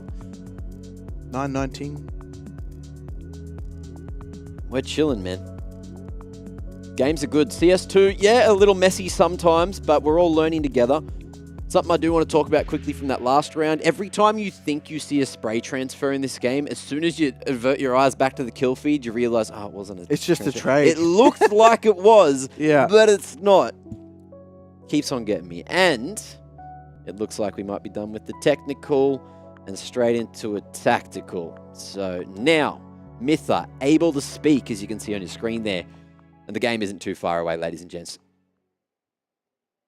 Ace of Predator Economy here, going to let us know that Apex will be buying. If not, well, that'd be a huge mistake because they're on death's door. And Gaming Legion just need this one round to close out the festivities. Their economy strong enough to buy into the next with a mixed approach. And Apex figuring out exactly what they want to do. Each piece of utility has reason in the 23rd round. Yeah, they're going to need to be very, very measured in how they approach this. They've only got select pieces to work with, as you mentioned, Mac. Yeah. What can they conjure? What can they cook up for us here? Gamer Legion, they've got money to burn at the moment. We've seen already some aggression coming out on the city side. Snacks, he wants to take the fight. Oh, the team grenade comes through. That's suboptimal. Uh-oh. They're in all sorts at the moment, Gamer Legion, and Acor, the spray transfer, not quite there with the AUG. Yeah, couldn't double it up. Almost did. That would have put Apex in a horrendous position to try to close out the round, but now things could be that little easier. They know that Snacks was in con a while ago, and they've seen him flank so many times. That's why you're seeing this adaptation by everyone coming all the way back here. Snacks going for the silent creep up the ladder and looking for timing, but this time Apex were ready. And that's that adaptation you were waiting for. 3v1 now, and they still need to get past Isaac. Oh, respect to Isaac for the Vox Eminor sticker. But let's just see how much respect Apex give him. So they're going to regroup. They're going to head towards this B site. Got a full belt of utility on Nork as well, so that should provide them with plenty of cover. Isaac has a fighting chance, though. He's got some utility of his own.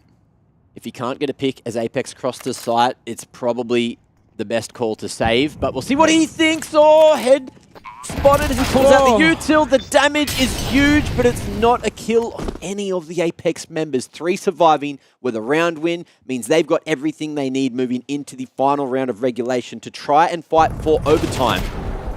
And Gamer Legion, with everyone dying, they'll have a bit of a mixed bag. Probably going to see some XMs in the mix, maybe a couple of SMGs, but let's see what they opt to go for. Yeah, the money's going to be a little wild, that's for sure. But do they go for something unconventional like the XM? I don't know how you can make an XM work on Overpass with some ranged jewels. But stranger things have happened, that's for sure. Stranger things have happened already today. Gamer Legion, you got to remember, they still are on series point. So they're going to be able to get that buy through. It's looking pretty good. They've got decent amounts of util. A core back on that AWP. I'd argue he's actually had more success on the rifle. Particularly with some of those long with some of those long pushes. Maybe this game, this map rather, I did enjoy him on Vertigo with it, and I have seen him strike a few times. But yes, at long, that pressure with the rifle has been picking Apex apart. But as you've seen, they've started to adapt as the game's gone on. And no one knows how this is going to go, but Acor, they're trying to find him an early pick and put him in the position to succeed. Yeah, this time they've been a little bit different in their approach. They've tried to play hide the AWP. PL's here over at Broken. Apex have actually been able to take some quick territory here. They've got connected control, they've got middle control. Gamer Legion seems steadfast in this hold of B. They know that their retake on this A site has been somewhat successful. Acor had success already jumping. That's something I feel like we didn't see a lot of in CSGO, but it was still there. It was there, yeah. It's good to see some teams still bringing that across to CS2. Even without the door being broken, Spam was still super effective. Still is. And Acor, of course, staying extremely mobile, and he's on the right line to power on through that first shot onto Kixon. Bomb has been spotted falling on the map as well, and Gamer Legion are going to start to send up some of those rotations. It's enough to get Snacks involved too, so they're all here, Mac. They're already, there's a leg coming through. Oh, and it looks like Apex are on death's door, but Nork keeping them alive with 2 swift picks. 1 flash to make it work. Bomb retrieved, and Kios coming in on the flank. How's the patience going to work here, Gamer Legion? Buddy system over towards that dumpster side and just waiting for Kios to slide on in up long. But Apex are stuck on site. They're on an island. They don't know which way to look, which way to go, and the CT's just drawing out their attention for long enough. It's a lineup. And Kios, he said he loves ya, and he loves the damn game. 13-11 on map number 2. Apex, see you later. They tried to take it through to a third, but it wouldn't do.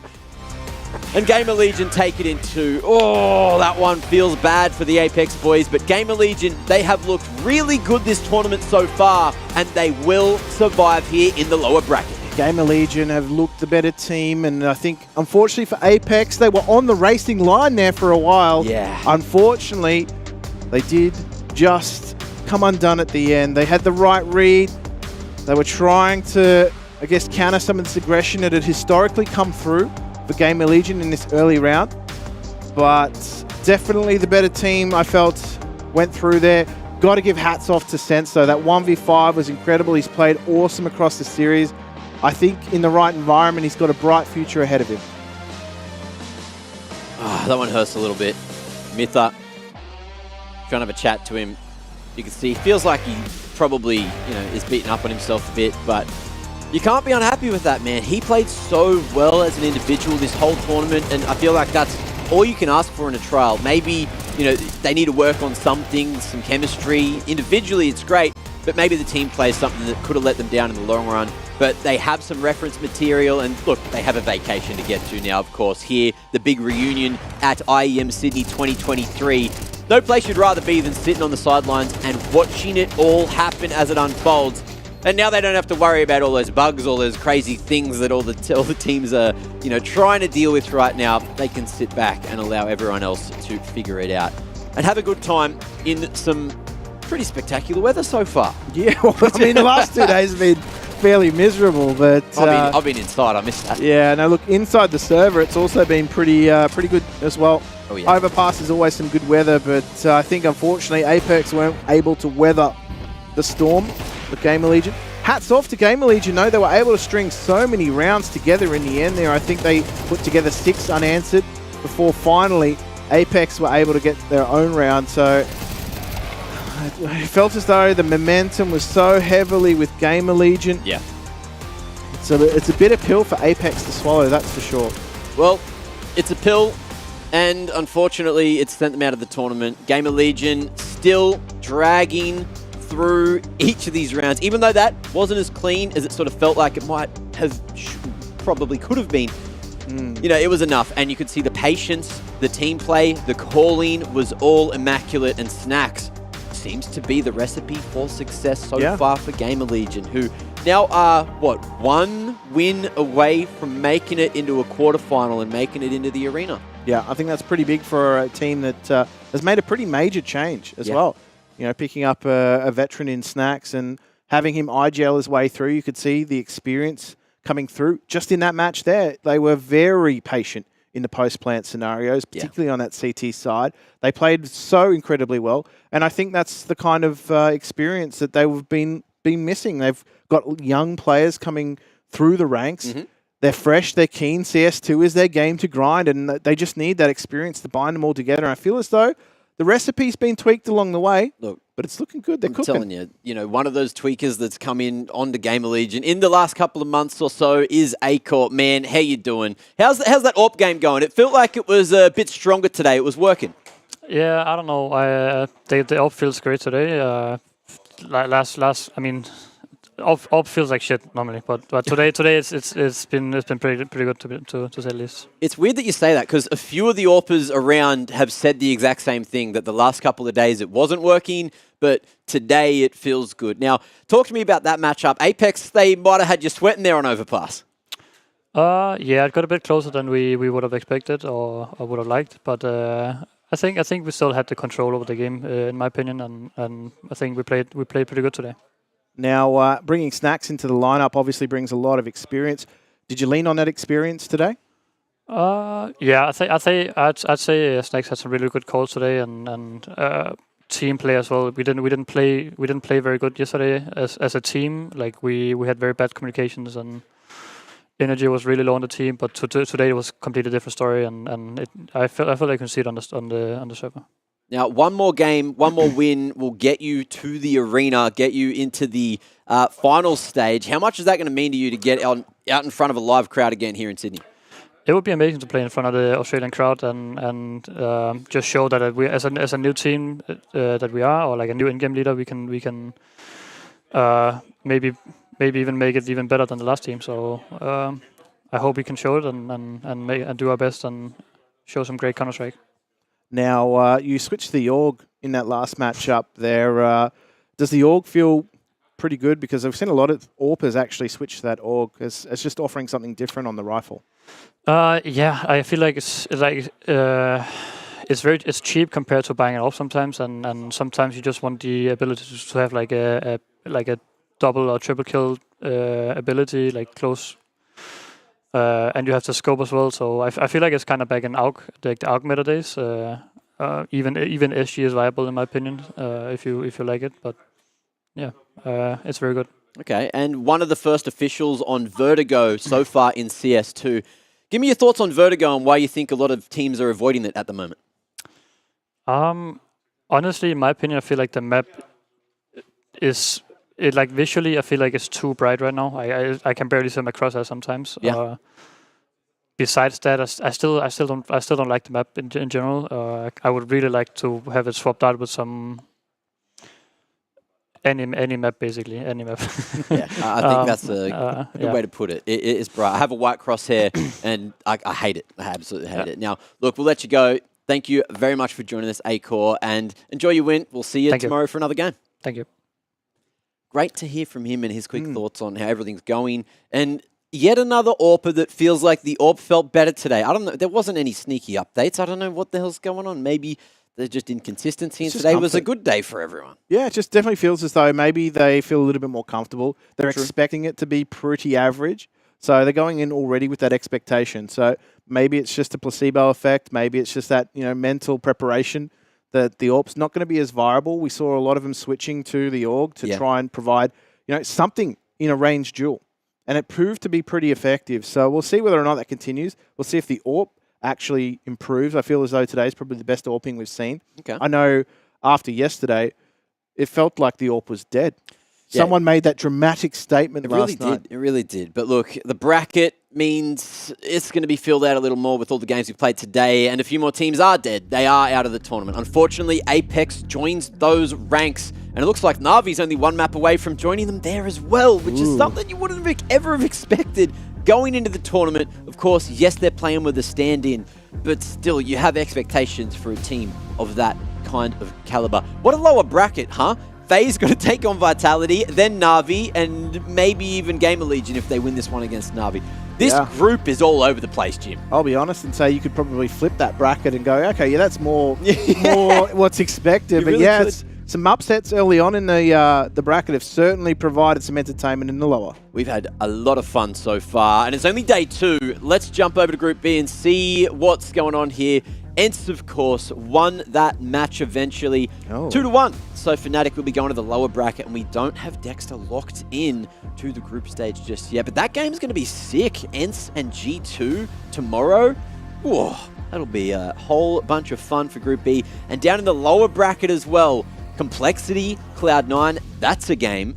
Complexity been in... Well, Cloud9's looking a little bit messy, right, against LinVision today. Whereas Complexity, some of the strats that they're bringing in, like they're playing Counter-Strike 2. They're not playing Counter-Strike Go. And on the other side of things, Monty looked convincing against Greyhound. They're starting to feel it today as they shake off that jet lag. And Fnatic have been stellar so far from everything I've seen. Yeah, like Complexity, definitely one of those teams that feel rejuvenated as well with the addition of Elige. So I think those guys will probably want to improve throughout the competition because as we saw, they're in the lower bracket, but they've got a tough matchup ahead of them. So I'm keen to see whether or not some of that new strategy, that new meta play, is actually going to play out for them, because I feel as though their opposition are also kind of playing it as well. Well, that brings us one step closer to the end of day. We don't have the schedule ready, but you saw which games are going to be played tomorrow. They're just going to be played at whatever time, this time, that time. But me and Jim, we're tired, even though we got gifted with 2 zeros all evening. I'd like to thank you all for joining us here at Intel Extreme Masters Sydney 2023, and it's time for the Monster Moments. We'll see you tomorrow. I'm such a weirdo. Tattoos from my toes to my earlobe. Was a role model, I never had a hero. I learned how to live through the stereo. Coming from where I come from, the inferior. Everything you see ain't what it appears though. Everything that I built made that from zero. Then added a zero. I am my hero. You couldn't imagine what it's like in my mind. Catastrophe at the same time. Remember they laughed at me when it was game time. Now I know that you're mad at me. I'm what you can't find. I'm not from the day. I come alive at night. I'm not what you used to. Couldn't recognize. They all on the ground while I'm taking flight. Yeah, you're welcome to join me. I promise I won't bite. They say they're never getting in my way. And even if I make mistakes, I will always see them through. 'Cause I don't wanna play your game. I had enough, I'm burning up so hard I just break your chain. You can never stop what's building up inside of me.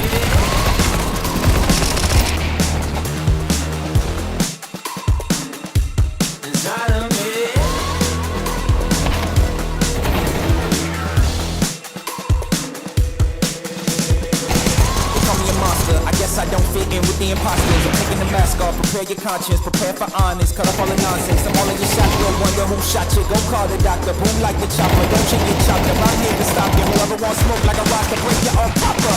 They say they're never getting in my way. And even if I make mistakes, I will always see them through. What's that? 'Cause I don't wanna play your game. I had enough, I'm burning up so hard I just break your chain. You can never stop what's building up inside of me. Play your game. I had enough, I'm burning up so hard I just break your chain. You can never stop what's building up inside of me. They say that I'm such a weirdo. Tattoos from my toes to my earlobe. Can never stop building up inside of me. They say that I'm such a weirdo. Tattoos from my toes to my earlobe. Can never stop what's building up inside of me.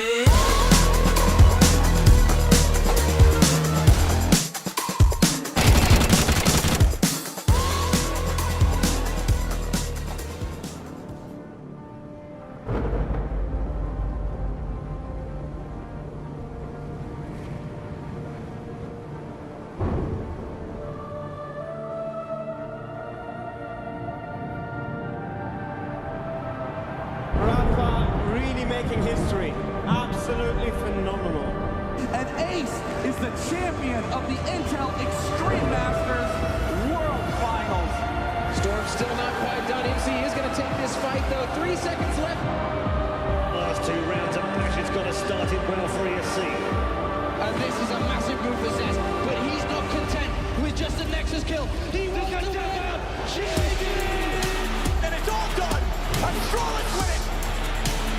Unbelievable Rogue with a 4-0 victory over Classic. And they did it again in the grand finals. It's Norwood! Give it up for your Intel Extreme Masters World Champion!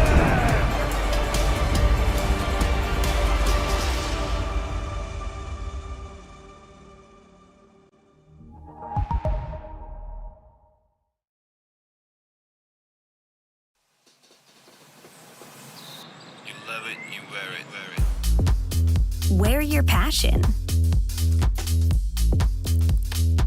Share your passion. Wherever, whenever. Gaming is a lifestyle.